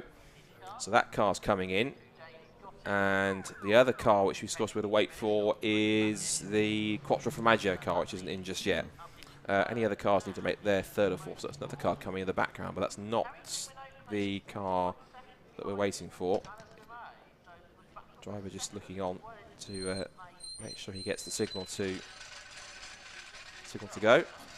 And I was just checking to see if they were looking at this late stage, changing tyres would just lose them time. So at this point, it's just a case of get the driver change done and getting back out there, which they have. So let's see how much time that does or doesn't lose them. To be fair to them, though, they're going to get back out. They might go back out as high as 5th, so it might not lose them too much time. This strategy might have worked. Cart's coming in as a 350 car. More possible issues for them. Maybe it's sat down on one side. Possibly it's a tyre change on the left front, possibly. I think. Yep. Because I can see because the looks like the front left is jacked up because the left rear looks a bit sort of like higher in terms of its suspension and it's leaning on its right hand side. That's possibly is a change there. So pit stop being completed here, and still no sign yet of Quattro Formaggio in the pit lane. I think that was the blue car just going right at the bottom of the shot just as we switched to it, so it might well be they're coming in this lap, if not in a lap's time or so. We've got the Silverlake car here, number 458, and then we've got 308 car in there too. We haven't talked about that too much. That's the 308 car, which is 308, which is FSS Motorsport. That's been quite a quiet car throughout there today, but currently running in 33rd position. And behind them is the second of the 2 Patrick Watts cars. That's now currently got, at the moment, sat in 10th position. That's Ludo Glanville, who runs that car at the moment. Just peeking over to see if Quattro Formaggio are in the run. If they'll tell me whether the timing screen if they are in, if they're not just yet. Cutting it fine, aren't they, Scott? Huh? They're cutting it fine. They are cutting it quite fine. Very, very close indeed. Only 11.5, just under 11.25 minutes to go now. Still are the Moller makers hold on to the lead. 33 seconds is the gap. And then we've got Oakley Motorsport, who now have a gap of 3.8 seconds now over Emax Motorsport. So they managed to get past Emax and now extend the gap even further. So that's it's working out well for them. There's the CMR car, which was, I think, one Multi-Cup drivers want to see how it was getting on. That CMR car for the record, for those who are fans of that car. The Cogswell's 23rd position in that car in 314. And the four, it showed the 4.5. This is the car. Oh, there's another car showing a stop down circuit somewhere. The 4.5, the Silverlake racing car 457 of T Cooper. I don't know if that's Tina Cooper, who also raced some Mini Se7ens. Let's see, 5457. No, Tony Cooper, sorry. Tony Cooper and Sam Striper. That car's also stopped on circuit somewhere as well. Because the other car we saw stopped, which was similar to that number, was 437. So 457 has stopped out on circuit somewhere late in the race. There's the Bacon Racing with Liquid Molly car in for its possibly last impromptu stop. So talk about time flying, 10 minutes to go. So it's now it's crunch time here for the front of the field. Or if the race has any more surprises to give us. Now we're under that mark. We're still waiting for the second place car to pit.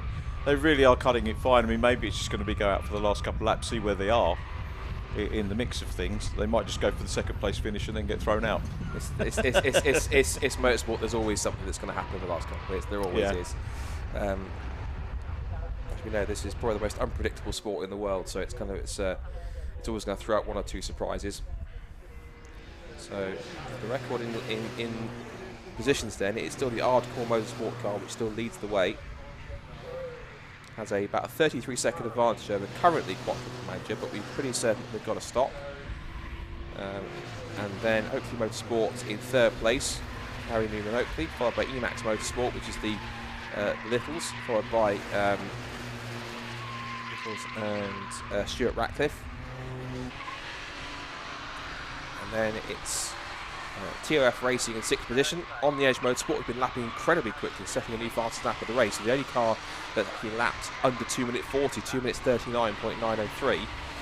They're in sixth position at the moment, so they have made their way up through the pit stops, up into P6 and these late stoppers that need to make their last minute changes.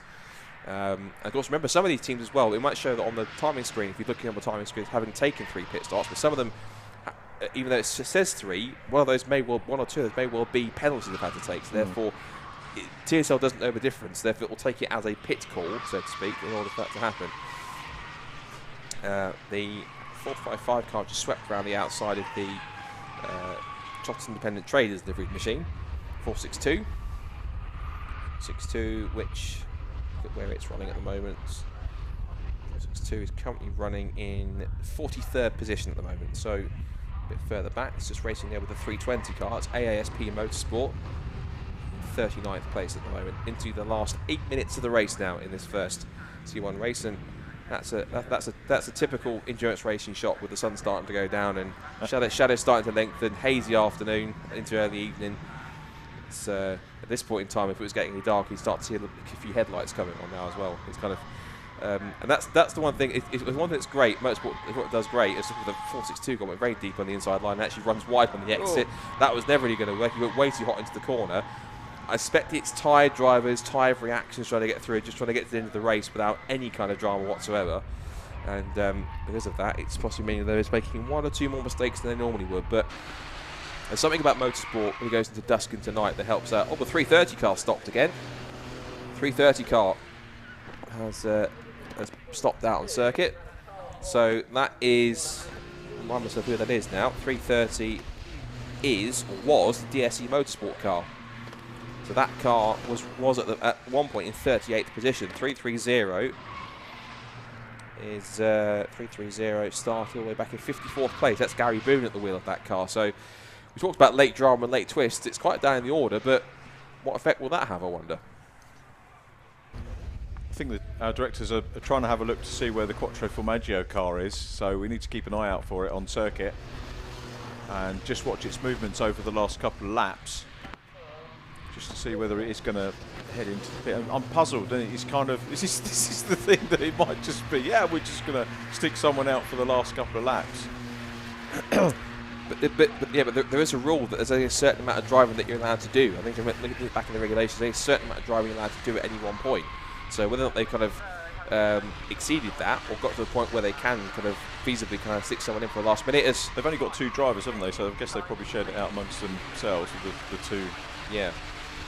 The 444 car there was sort of almost shaping itself up by weaving from side to side to get itself shaped up to swing it into the final corner. So that's a car going in. That's not the Quattro Formaggio car. It's a brighter blue than that. It was a black car going in. So that's, who was that? It would come up on the timing screen. Someone's pitting in. I think that's the DSC Motorsport car, the one that stopped earlier on, exiting Brundle Nelson. It's been going around all right in terms of pace now. It's been back in and out again. But there's the Quattro Formaggio car. There it is, 392.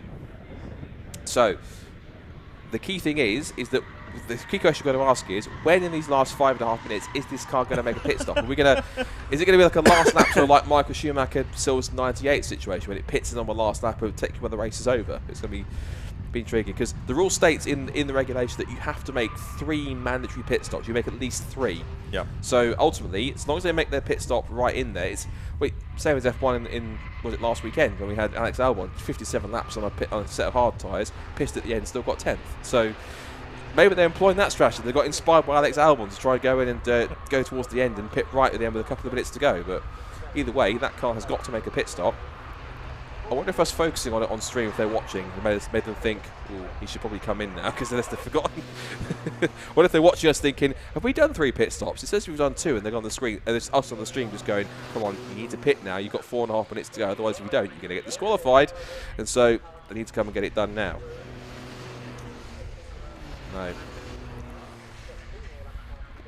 few more cars in there.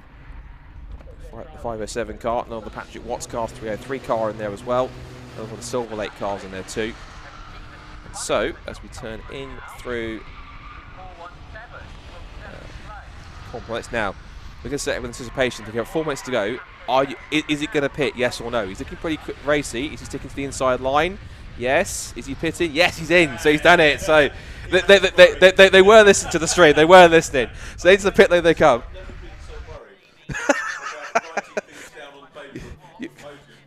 You've done British touring cars and all the sport fan. You've been worried about a Citroen C1 pitting in. But that's it. I've invested in it. The organisers have done their job. Yeah, absolutely. He's satisfied the rules, so that's not a problem. So in he comes then. So that's a change then. That'll be Alistair. That's Alistair May jumping out. Is it? Is it Parks? It is. Yeah, it was Alistair May. Alistair May. Yeah. So Alistair May is jumping in. And that car has Chris Parks jumping back in it for the final couple of minutes. So they're satisfying the rules. And that should be well within the drive time. This will now give Harry Newman Oakley back into second place now, which brought him into P2. And out they go again. That was a pretty slick pit stop, as you'd expect for something that's only just a quick driver change. So out to second place goes Harry Newman Oakley now once more. The third place, Emax Motorsport, have also gone through as well. So that means that's Quattro Formaggio off the podium. Yep. But still a solid effort to get themselves up into 4th place nonetheless. They exit out of there. They've done their shoe tag changeover. I'm going to be smart now. I'm going to be annoying and say that I'd actually written down the top 3 as they are now. I know we've got 2 minutes 42 to go. But that's why I was panicking that they hadn't come into the pits. But do you know what? This was really engaging. Yeah, it was. Yeah, it was pretty good. It's great. We've had some. We probably should have engaged with a little bit more, but thanks to everyone who's watching the chat. We've got 340 watching. I noticed. I think if it was here and there, I'm pretty certain it was. Commenting about some of the unsightly spam chat that we get sometimes in these live streams. I think if that is her, I think that's she had. I think we had Amy Watts in there in the chat as well. So that's good to see. If it is Amy in there, good to have Amy sort of briefly appearing in there just to. Tell said spam accounts to go away, shall we say. But yeah, good to see that she's watching. Of course, that's her dad, Patrick, just there behind our race leader. And I think now as they come across the pit straight, with the time left and how much the lap time takes, we're about to start the last lap of our first race of the C1 Racing Club Endurance Series. Last lap board is being prepared on the pit straight, so it will go at any second now, which it does. And last lap board goes out then for our race leader. So one more time around the 300 circuit for our leaders, Hardcore Model Makers. It's been quite a solid drive for them. They've got the Patrick Watts car for company. We don't want to go 3 abreast on the last lap, guys. Don't do this. Don't throw away a victory when you go 3 wide. 5 hours of this still. It's the Emax car. They are going 3 abreast. That's not what you want to see on the last lap. And with the Emax Motorsport car thinking, I'm having no part of this, I'm pulling out of it straight away. And he's also let Patrick Watts through, I think, possibly to try and unlap himself. But he's still racing with him, and they're going to go 3 abreast again towards Wilson. And then to the left-hander at Palmer. I told you there was drama in these races, but the leader racing someone who's not meant to be racing, going at it for the last for the last couple of rounds. We've been told apparently we need to look at Seb Jones apparently, but which driver car Seb Jones is whether he's driving or not. I'll try and find him on the timing screen very quickly whilst I'm keeping tabs on this. And Seb Jones, he still goes up the inside to make the move. Seb Jones, I think he's a bit further. I'm not sure he's in the car at the moment. It says Seb Jones. This is further the order. I can't see Seb Jones on the order, but again, so when he's about to win the race, he's more concerned about battling with Patrick Watts than he's actually trying to get his car in one piece and home. And Patrick Watts is still going to try and go up the inside here. Who knew we'd get a race between two cars that aren't racing for position on the final lap of this race? And it's going to be quite intriguing to see. Here's our 455 car. That's Harry Newman Oakley. Good drive from him in this point. Him and Graham have done a solid job in that car.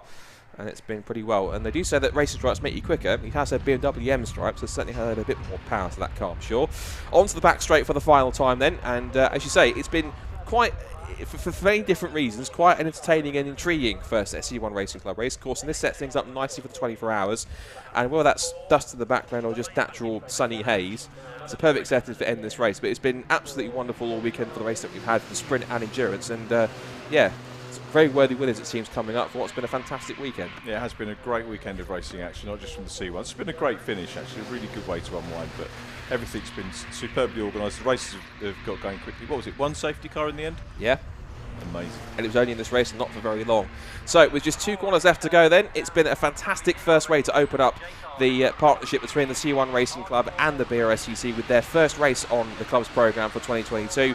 And here's your first winner of a first BRSCC hosted C1 race. Out of the final corner, Patrick Watts and the company is going to be the number 415 car of Arcon model makers John Ardis and Mike Graham, who will head to the checkered flag, and they will open their account for 2022 with victory in the C1 Racing Club. Checkered flag for Arcon Motorsport. They are winners of the first 5-hour race of the C1 Racing Club here at Snetterton. Congratulations to John and also to Mike as well. Fantastic drive for both of them. That's fully well deserved. They kept themselves out of trouble, just about, and they held on for a fantastic victory. Rich is going to walk off in a second once we get a moment to get him across to have a chat to our top 3 crews. But now we've got second place crew 455 making its way down towards the complex for the final time. And an excellent drive from the pair in car 455. Started back in 16th on the grid, but they picked up some really strong driving in their stints. They make their way up towards the right-hander at the bomb hole for the final time. They're chasing the 350 car. A few more cars have finished their races. So Patrick Watts has brought the 506 car, as you saw, crossing the line with our race winners for 6th position. The Jelly State Racing cars come home in 8th position behind the CSC Racing FDL car. And the other Patrick Watts car in 9th and fighting talk in 10th with Ollie Sandways at the wheel. Here comes our second place drivers in this race. It will be a victory for Oakley Motorsport for Graham and Harry Newman Oakley as they come across the line, and it will be P2 for Oakley Motorsport. Car 455, a very strong run with some very solid laps, and they take the runners-up spot here in the 5 hours at Snetterton. Great drive from both of them to make it on to the second step on the podium. And as for third place, there were early race winners, early race leaders with the hashtag best team. It's going to be Emax Motorsport who crossed the line to take third place. Emax Motorsport, the pole sitters, Jake Little, James Little, and Stuart Ratcliffe rounds out the top 3.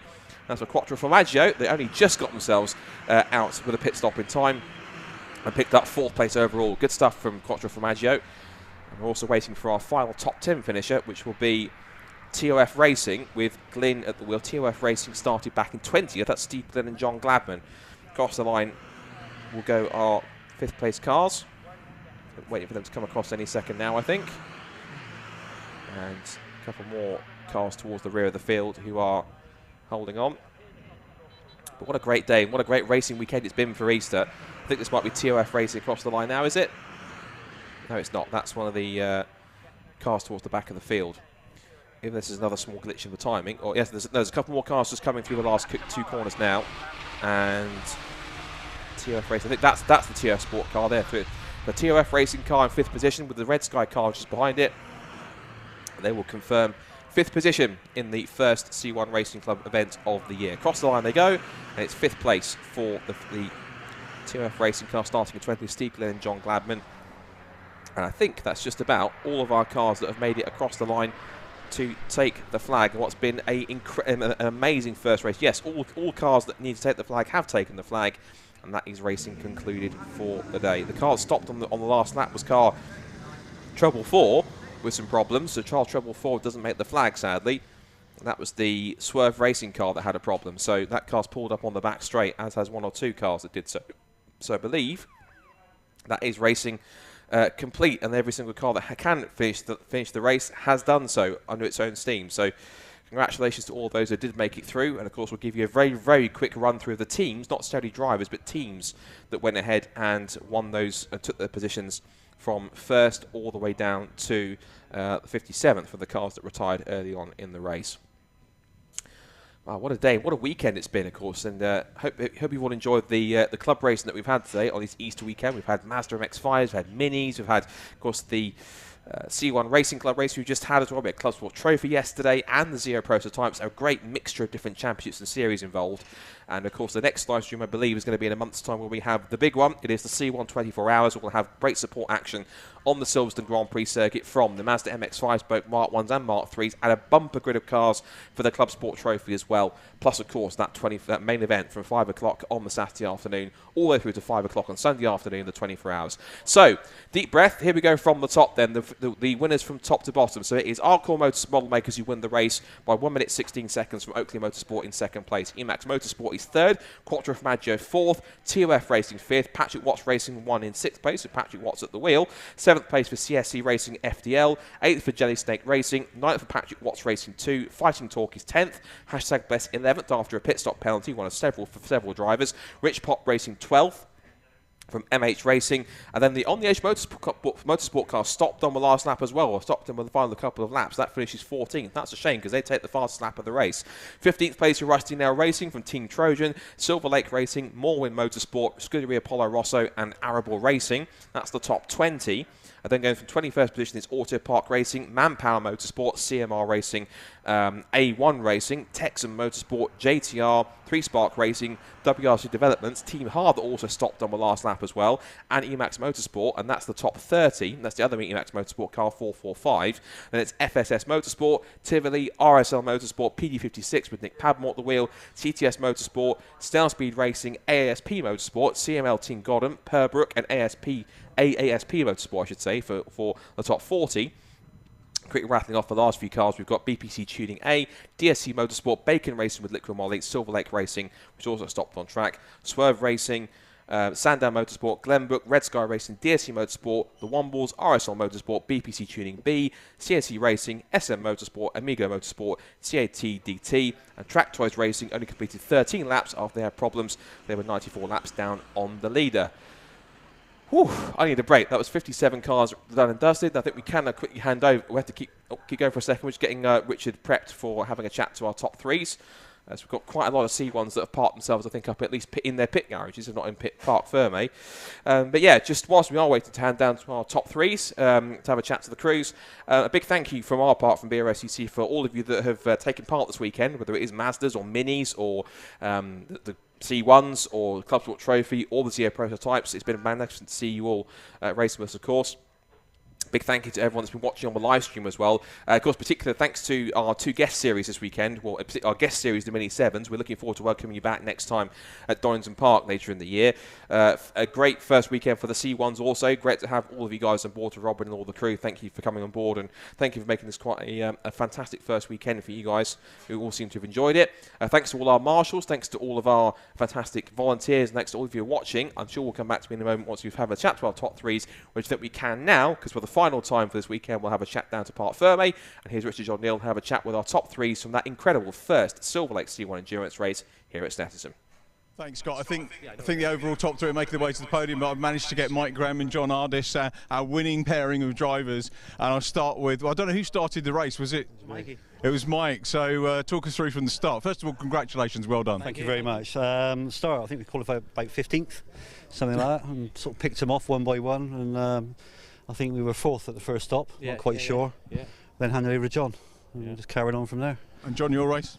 Yeah, it was pretty good. I didn't really realise it went that well, to be honest. So it was. I wasn't expecting this. Really, wasn't expecting this. But yeah, I even just kept up going P1, P2, P1, and I was like, okay. So he must be in P1, and then obviously just kept going and kept going. Mikey came in, did his second stint, got us back up there again.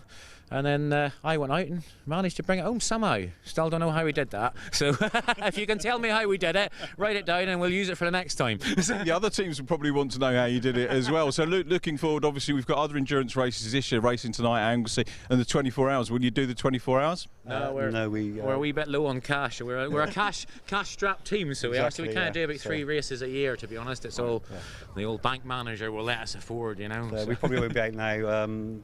Probably Donington will be the next race, so we'll probably end up missing Silverstone and Anglesey. Well, we've written a bit of history, so we'll certainly be talking about you in the 24 hours, so make sure you tune into the live stream for that. We certainly will. But Mike and John, thank you for talking to us. Thank you for entertaining us as well. Many congratulations, and hope you enjoy your podium.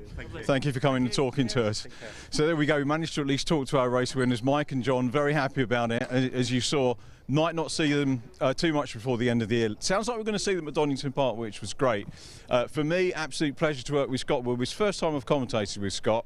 Loved working with him up in the commentary box today. Super experience. And what a great race. Extremely well thought out. A wonderfully organised weekend of racing that we've had here at Snetterton, courtesy of the British Racing and Sports Car Club. So from me, Richard John Hill, I'm going to hand you back for the final time today over to Scott Woodwis. Thank you very much, Richard, and likewise, it's been an absolute pleasure and delight commentating with yourself and presenting. You've done a superb job, professional all weekend long as usual.